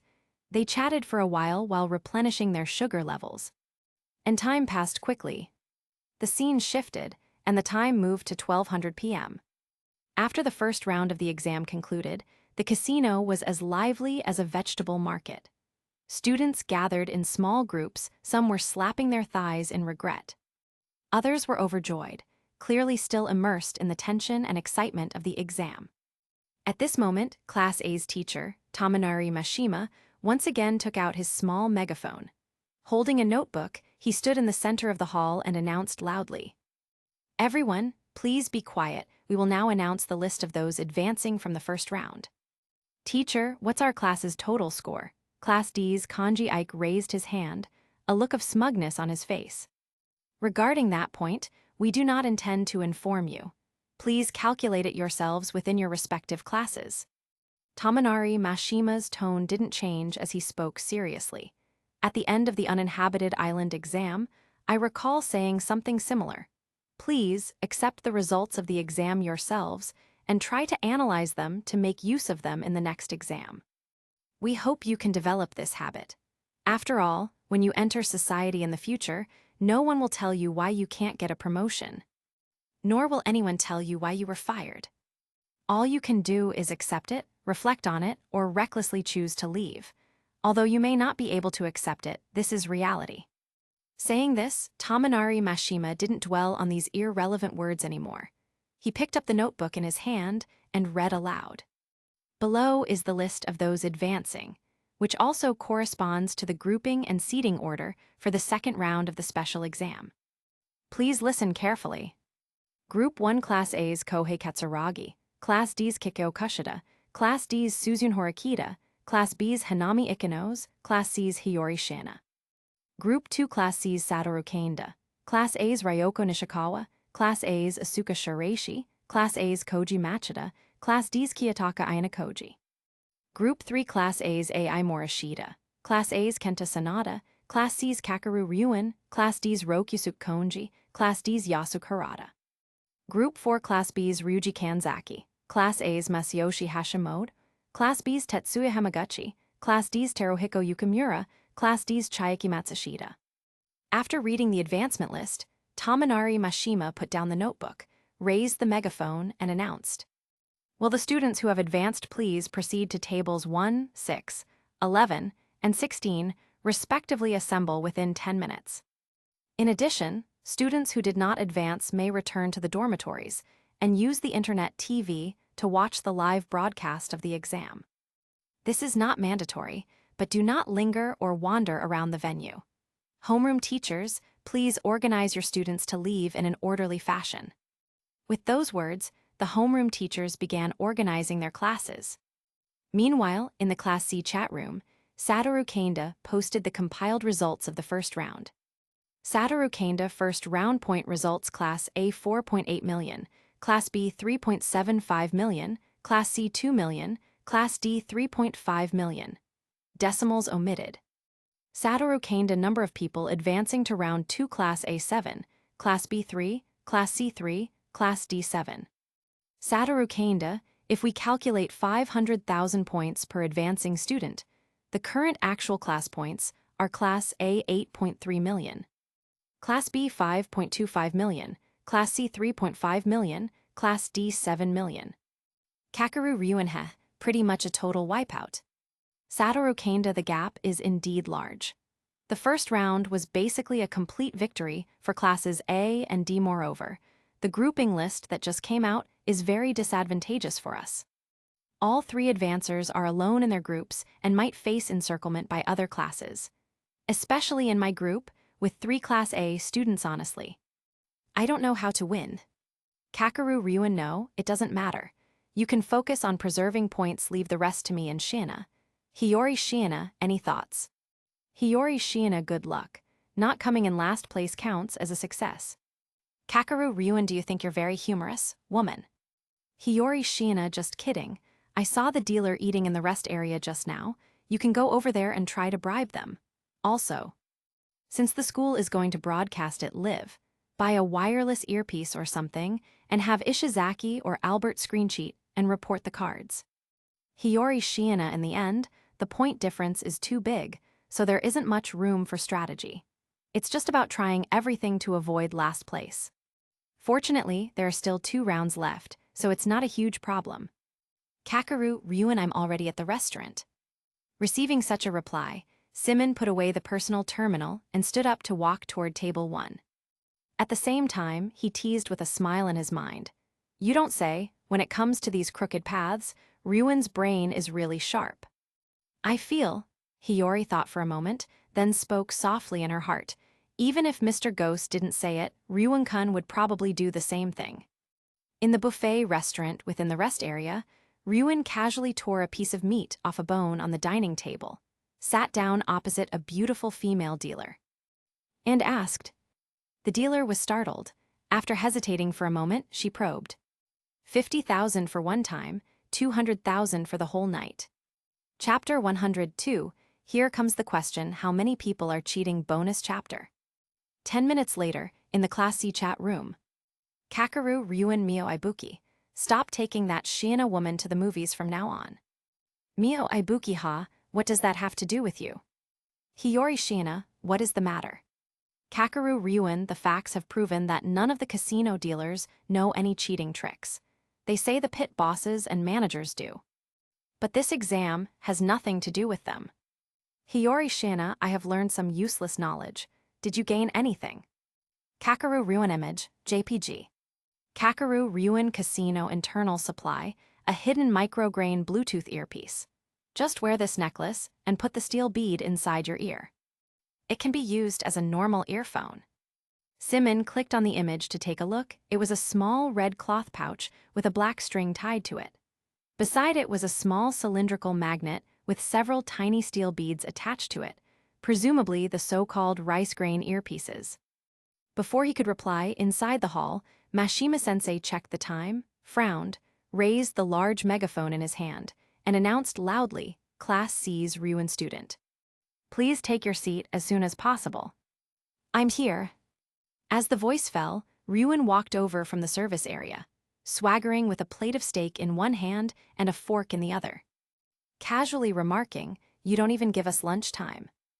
Mashima-sensei's expression remained unchanged. There is no need to worry about that point, we have made corresponding preparations. Please sit down quickly, everyone is waiting for you. Ryuen raised an eyebrow, glanced at the 20-odd people in the venue who were all looking his way, gave a cold sneer, and swaggered over to table 11. Pulling out the chair to sit. Nearby, Konji, who was admiring himself in a small hand mirror, heard the commotion. He lifted his eyes to sweep a glance at him, his gaze lingering for a split second on the black string hanging around Ryuen's neck before quickly withdrawing it. At table 6, Kiyotaka Ayanokoji withdrew his gaze.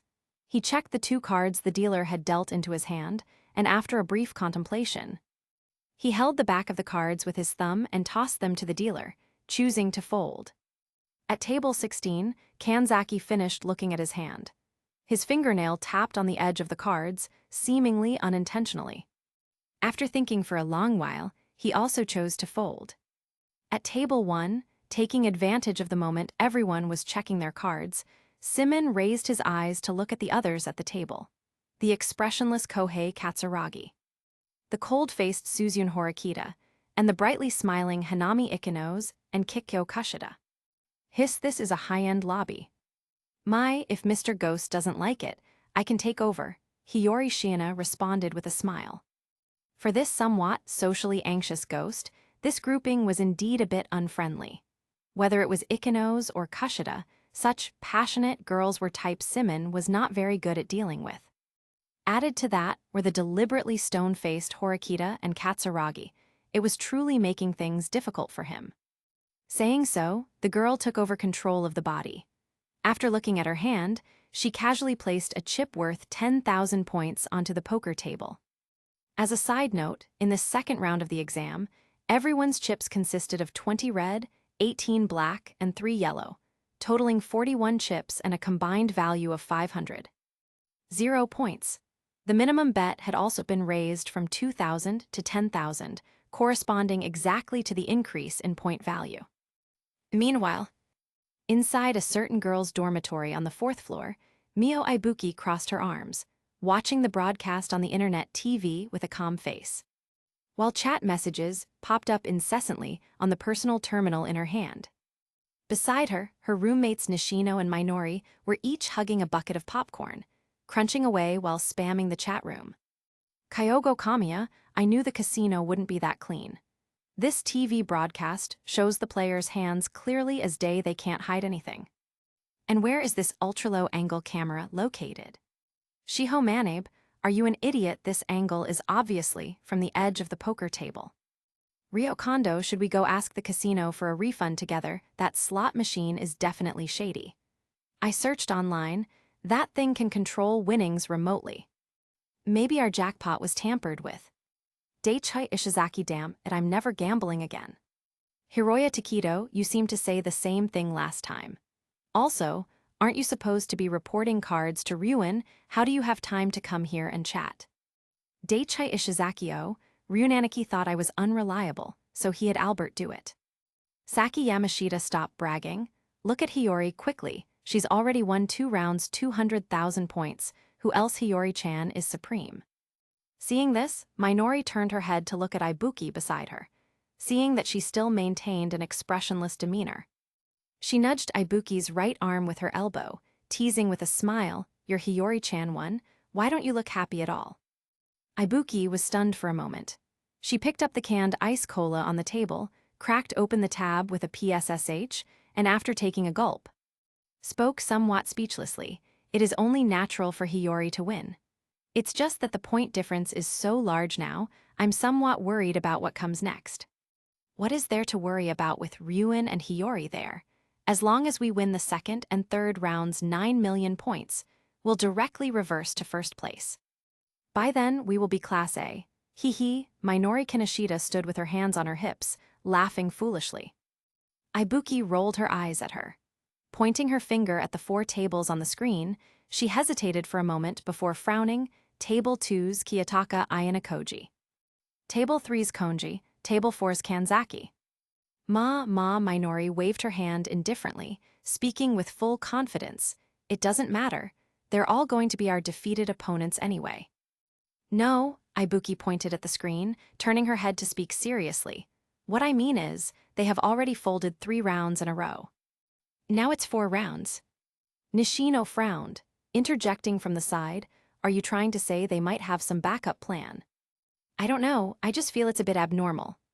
Ibuki withdrew her hand, crossed her arms, and leaned back on the sofa, choosing to watch coldly from the sidelines. In any case, she couldn't help right now. Apart from thinking blindly here, there was no good way to influence the situation in the match. Minori Kinoshita, could it be that after staying with Hiyori for a long time, you actually grew a brain? First of all, let me state my academic grades have always been better than yours. The screen returned to the casino. Approximately 20 minutes into the game, the dealers successively dealt the 8th round of hands to the students, while simultaneously announcing, changing decks next round.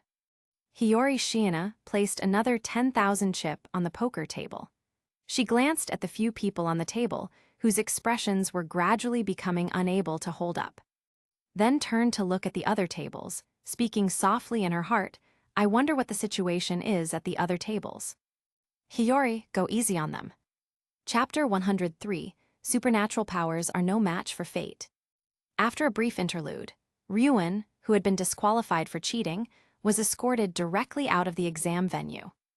Now announcing the results of the second round. Mashima-sensei looked at the 19 examinees seated before him. His gaze paused for a fleeting moment on the students from his own class. His expression slightly complex before he spoke in a clear voice, likewise. For this round, only the list of qualifiers will be announced. Please calculate the scores yourselves. The first qualifier Class C, Hiyori Shiina. As his voice fell, everyone in the venue turned to look at the girl. Hiyori Shiina paid them no mind, lowering her head. She picked up her fork again and ate her cake in small bites, beginning to replenish her energy for the next round of the game. The school's arrangement was intended to let students eat something during the break after folding their hands. They hadn't anticipated encountering Hiyori, someone who didn't play by the rules at all and played 25 rounds straight. As a result, she and Symon had been starving until now. Although she didn't feel it was much of an issue, a certain ghost had been stifled by it for quite a while. While the girl ate her small cake, someone in Class C's chat room had already started listing the point standings following the end of the second round. Satoru gained a class of 5.8 million points, Class B 6.25 million points, Class C 3.75 million points, Class D 7 million points. Satoru gained a Shiina, Kanzaki, Ayanokoji Konji. Considering that no one from Class A advanced to the third round, Class A's score is now fixed. If she doesn't want to end up in last place, Shiina-san needs to win 1.05 million points in the final round. Kakeru Ryuenhe, a loss is a loss. I was underprepared this time. If I had just learned a method to cheat at cards beforehand, I wouldn't have had to pin my hopes on a woman. Satoru Kando, it's good that you can think that way. Mio Ibuki, don't you guys think Class D is weird? Class D has the most people advancing in both the second and third rounds. Shiho Manabe, just good luck, right? Look at Class A, they don't have a single qualifier. Shiho Manabe has been muted by the group owner for 12 hours. In a certain dormitory room on the 4th floor, Kei Karuizawa clenched her fist, watching Ayanokoji seated at table 1 on the TV screen. The slight confusion in her eyes gradually turned into determination. To be able to make it to the end in such a competition was itself the best proof of ability. Her choice to abandon Hirata and defect to Ayanokoji's command was indeed correct. Just as the girl was thinking this, knock, 3 raps on the door. Chiaki Matsushita, worn out and just returned from the casino, walked through the door, greeted by the enthusiastic welcome of Nene Mori and Satsuki Shinohara. Chiaki, how did you do it qualifying? I mean, Nene Mori quickly went to meet her, pulled her back to the sofa, and diligently began massaging her friend's shoulders. Chiaki Matsushita was stunned for a moment, then casually offered an excuse, it was just good luck. Look, didn't I lose miserably in the second round? This was a lie. She was inherently a very clever person. She had simply chosen to hide herself after seeing the state of Class D upon enrollment. It was just that the strategy for this exam was too bizarre. It was truly difficult to suppress one's desire to win in such a pure individual competition. It wasn't until she came to her senses, just now, that she realized she had forgotten about hiding her abilities. But you still kept over 300,000 points. Right, that's way stronger than those annoying guys in Class A. Shinohara seemed to dislike Class A very much, wearing a rare smile on her face. You definitely wouldn't know since you were taking the exam. But we could see it clearly from here. Class A lost terribly this time. I only know that no one from Class A advanced to the third round. Chiaki Matsushita asked with slight confusion, is Class A's score very low? Not just ordinarily low. Kei Karuizawa brushed her hair aside nearby, casually interjecting. Just like at your table, Class A basically exited with 0 points. Aside from a girl named Asuka Shireishi, only that bald guy retained some points. Kei-chan seems very happy today. Seeing the girl actively join the conversation, Nene Mori's attention was instantly diverted. Huh, am I? Kei Karuizawa froze, her eyes darting away to avoid her friend's curious gaze. She lifted her chin, forcing a calm demeanor as she spoke. Isn't this how I always am? Beside her, Shinohara pretended not to notice her evasiveness, waving her hand with a laugh. Well, looking at you these past 2 days. You always looked like you had something on your mind. Chiaki and I were worried. Could it be that your period came early this month? Karuizawa, why would you think that? Chiaki Matsushita smiled as she watched her friend's banter. After a while, she finally turned her gaze to the LCD TV screen. And her expression instantly turned bizarre. Round 1, first hand. After the dealing round ended, Hiyori Shiina and Rokyusuke Konji pushed all their chips onto the table simultaneously, casually saying all in. Chiaki Matsushita was shocked on the spot. Wait, is this how this game is played? Obviously, no matter how smart one is, there is an insurmountable chasm between a girl and a genius. For example, mortals can never understand what Konji calls beauty.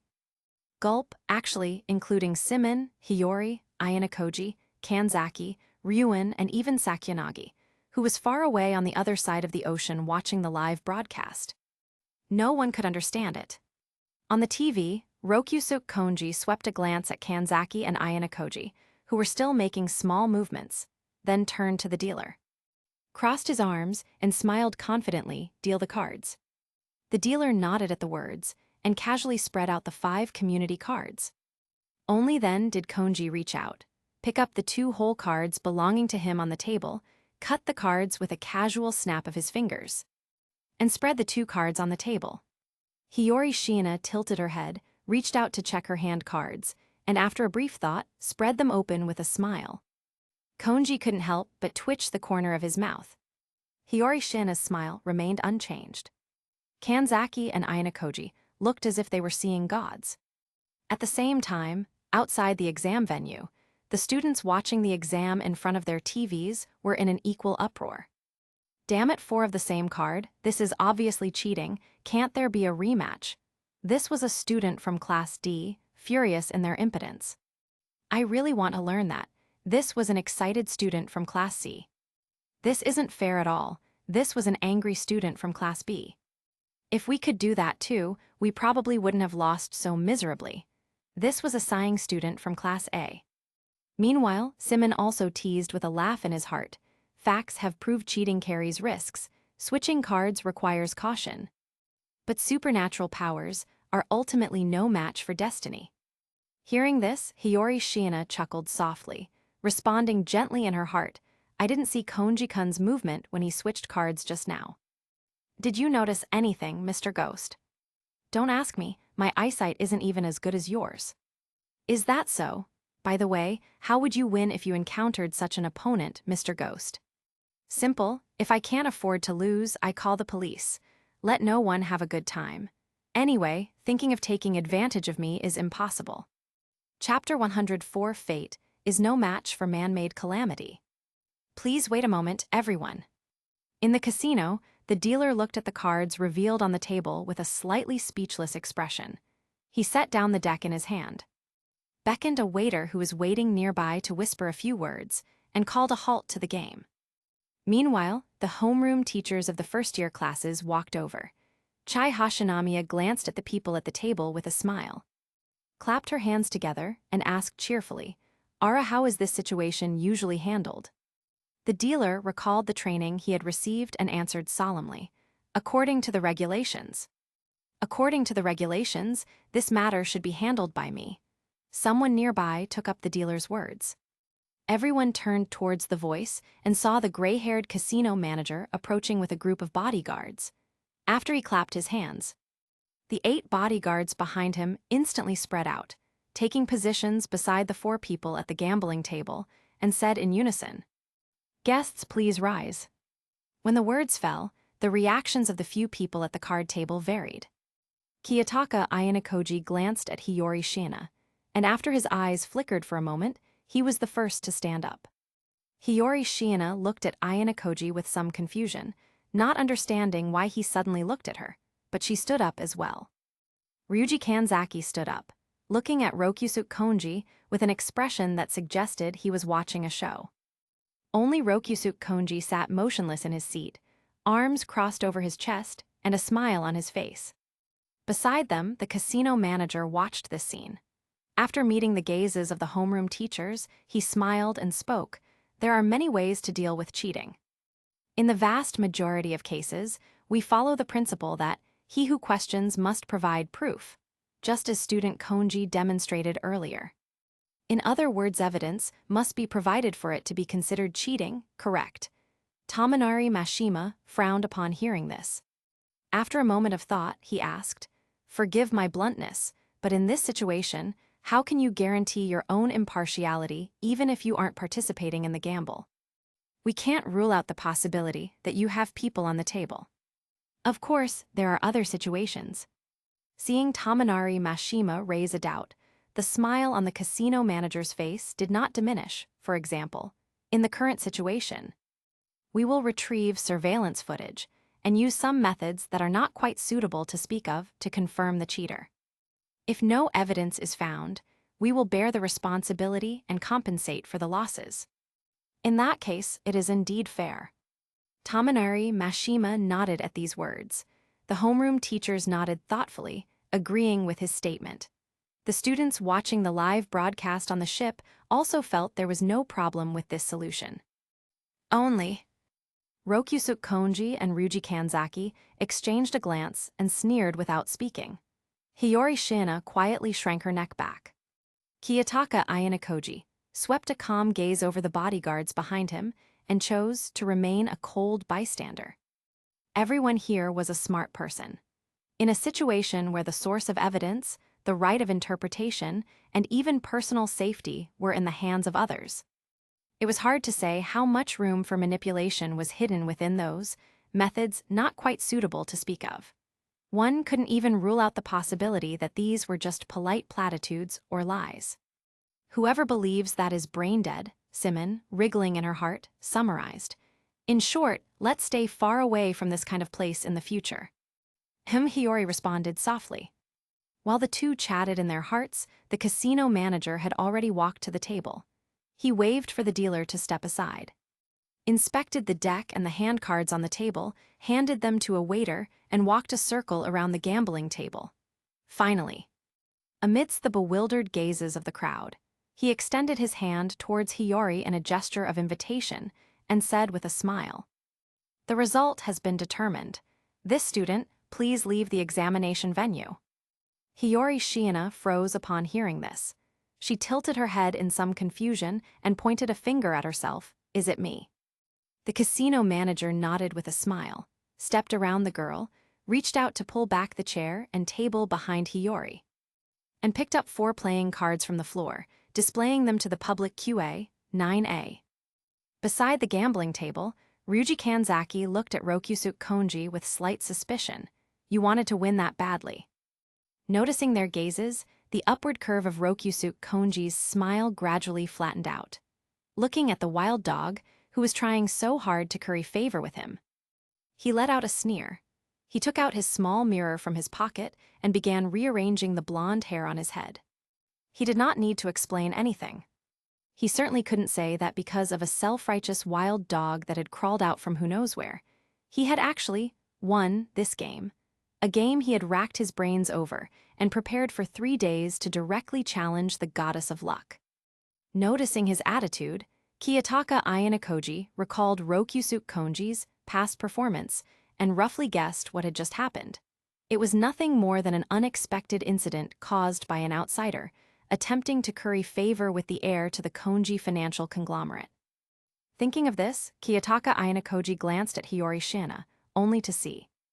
Hiyori Shiina took the 2 playing cards from the manager's hand with a smile.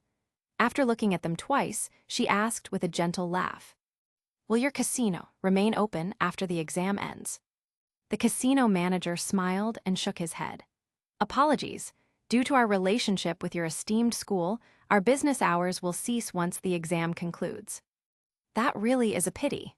Shiina thought for a moment and added casually, "Let me give you a piece of advice: bootlickers never meet a good end. Especially when a beast dreams of eating swan meat." The smile on the casino manager's face gradually disappeared. Ayanokoji, Konji Kanzaki aggression, such strong aggression. Chapter 105, Safety and Danger. With those words, Symon turned with a dashing flair, the small leather shoes clicking rhythmically against the floor as he headed out of the casino hall. "Are you angry, Mr. Ghost?" Hiyori asked softly in her mind. "A little, but not much," Symon responded internally with some exasperation as he walked out through the revolving doors. "Mostly. I just can't wrap my head around it. How can someone be stupid to this extent?" Judging by their few interactions with Rokusuke Konji, it was highly unlikely that such an extremely arrogant individual would resort to using power to suppress others in a mere child's game like this.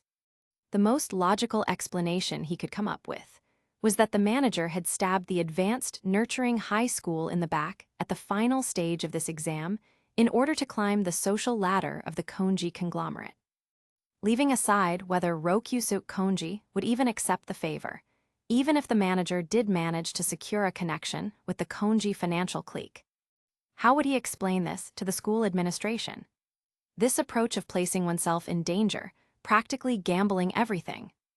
Symon couldn't offer an evaluation, only a single remark, as expected of the Japanese. On the other side, watching Hiyori Shiina walk out of the casino entrance, the first-year homeroom teachers exchanged glances. Finally, Chai Hashinamiya clapped her hands and said with a smile, "Since the cheater has left, can the exam continue now?" The casino manager froze for a moment upon hearing this, then quickly withdrew his gaze. He beckoned a dealer over from the side, stepped out of the way, and said with a smile, "Of course, please go ahead." As he said this, the manager discreetly glanced at Rokusuke Konji, who was busy admiring himself in a small hand mirror. Then, taking his bodyguards with him, the group left in a grand procession, quickly disappearing from everyone's sight. The homeroom teachers didn't linger by the table either. They returned to the monitoring room together, glancing at the screen where the skilled dealer was shuffling a requested fresh deck of cards. Chai Hashinamiya leaned directly into SAE Chabashira's space and laughed, saying, "It looks like little SAE won this time." SAE Chabashira casually lit a cigarette, exhaled a smoke ring, and spoke in a calm tone. "It was just an accident. One knows one's own family, affairs. Best opportunities to get Rokusuke Konji to act were rare. In the vast majority of cases, that person went his own way in Class D, completely disregarding the collective and class honor.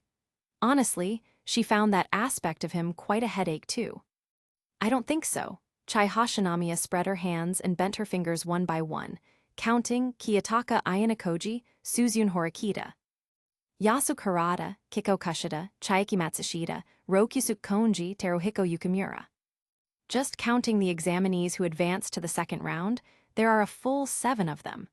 Although Arisu Sakyanagi didn't participate, this number of qualifiers isn't far off from Class A. Speaking of this, Hashinamiya looked at her good friend, narrowing her eyes slightly. "Does little SAE have any clue about this?" SAE Chabashira. "This year's Class D is indeed exceptionally excellent." Tamanari Mashima crossed his arms, turning his eyes to the side where Kazuma Sakagami was frantically shaking his leg. Mashima sighed, "However, this exam was truly exceptionally unfair to Class C." Kazuma Sakagami lowered his brow and pushed up his glasses, concealing his expression as he spoke coldly. "It doesn't matter. In any case, the results of the exam will not be changed by any reason, even external factors." That was what he said, but once this exam was over, he would definitely file a report with the chairman and teach the person who blocked his path to a salary raise. A bloody severe lesson. Meanwhile, at the gambling table, the game resumed. Rokyusuke Konji swept a glance at the two remaining people at the table. After a brief thought, he casually tossed a yellow chip onto the table. Grinned and asked, "Are you two still playing?" Ryuji Kanzaki put down the hand he had just received and casually called the bet. Glancing at the impassive Kiyotaka Ayanokoji beside him, he asked the obvious question. "Thanks to you, classes C and A are already locked into the bottom two spots, and your class D has secured first place. Is there any need to continue such a game?" If they continued and Rokyusuke Konji lost, it wasn't impossible for class B to turn things around and take first place. Beside them, Kiyotaka Ayanokoji was naturally aware of this point. After glancing at his hand expressionlessly, he silently chose to call the bet. Being overly maverick was Rokyusuke Konji's flaw. He couldn't build his hopes on the basis that Konji wouldn't suddenly act out. Half an hour later, in Hiyori's single dormitory room. The girl was curled up on the sofa, watching the TV broadcast with Mio Ibuki. Tominari Mashima was announcing the exam results. "I now declare that the final additional special exam of this semester has officially concluded. Here are the results. First place Class D, total score 9.9 million. Second place Class B, total score 6.85 million. Third place Class A, total score 5.8 million. Fourth place Class C, total score 3.75 million. The following are the class points for each class after the exam: Class A 1265, Class B 1231, Class C 961, Class D 448. At this point, Tominari Mashima on the TV fell silent for a moment before speaking with a serious expression. "Finally, congratulations to everyone for safely making it through your first semester at this school. Next is the summer vacation you have all been looking forward to. I hope everyone continues to work hard next semester." That is all. At the end,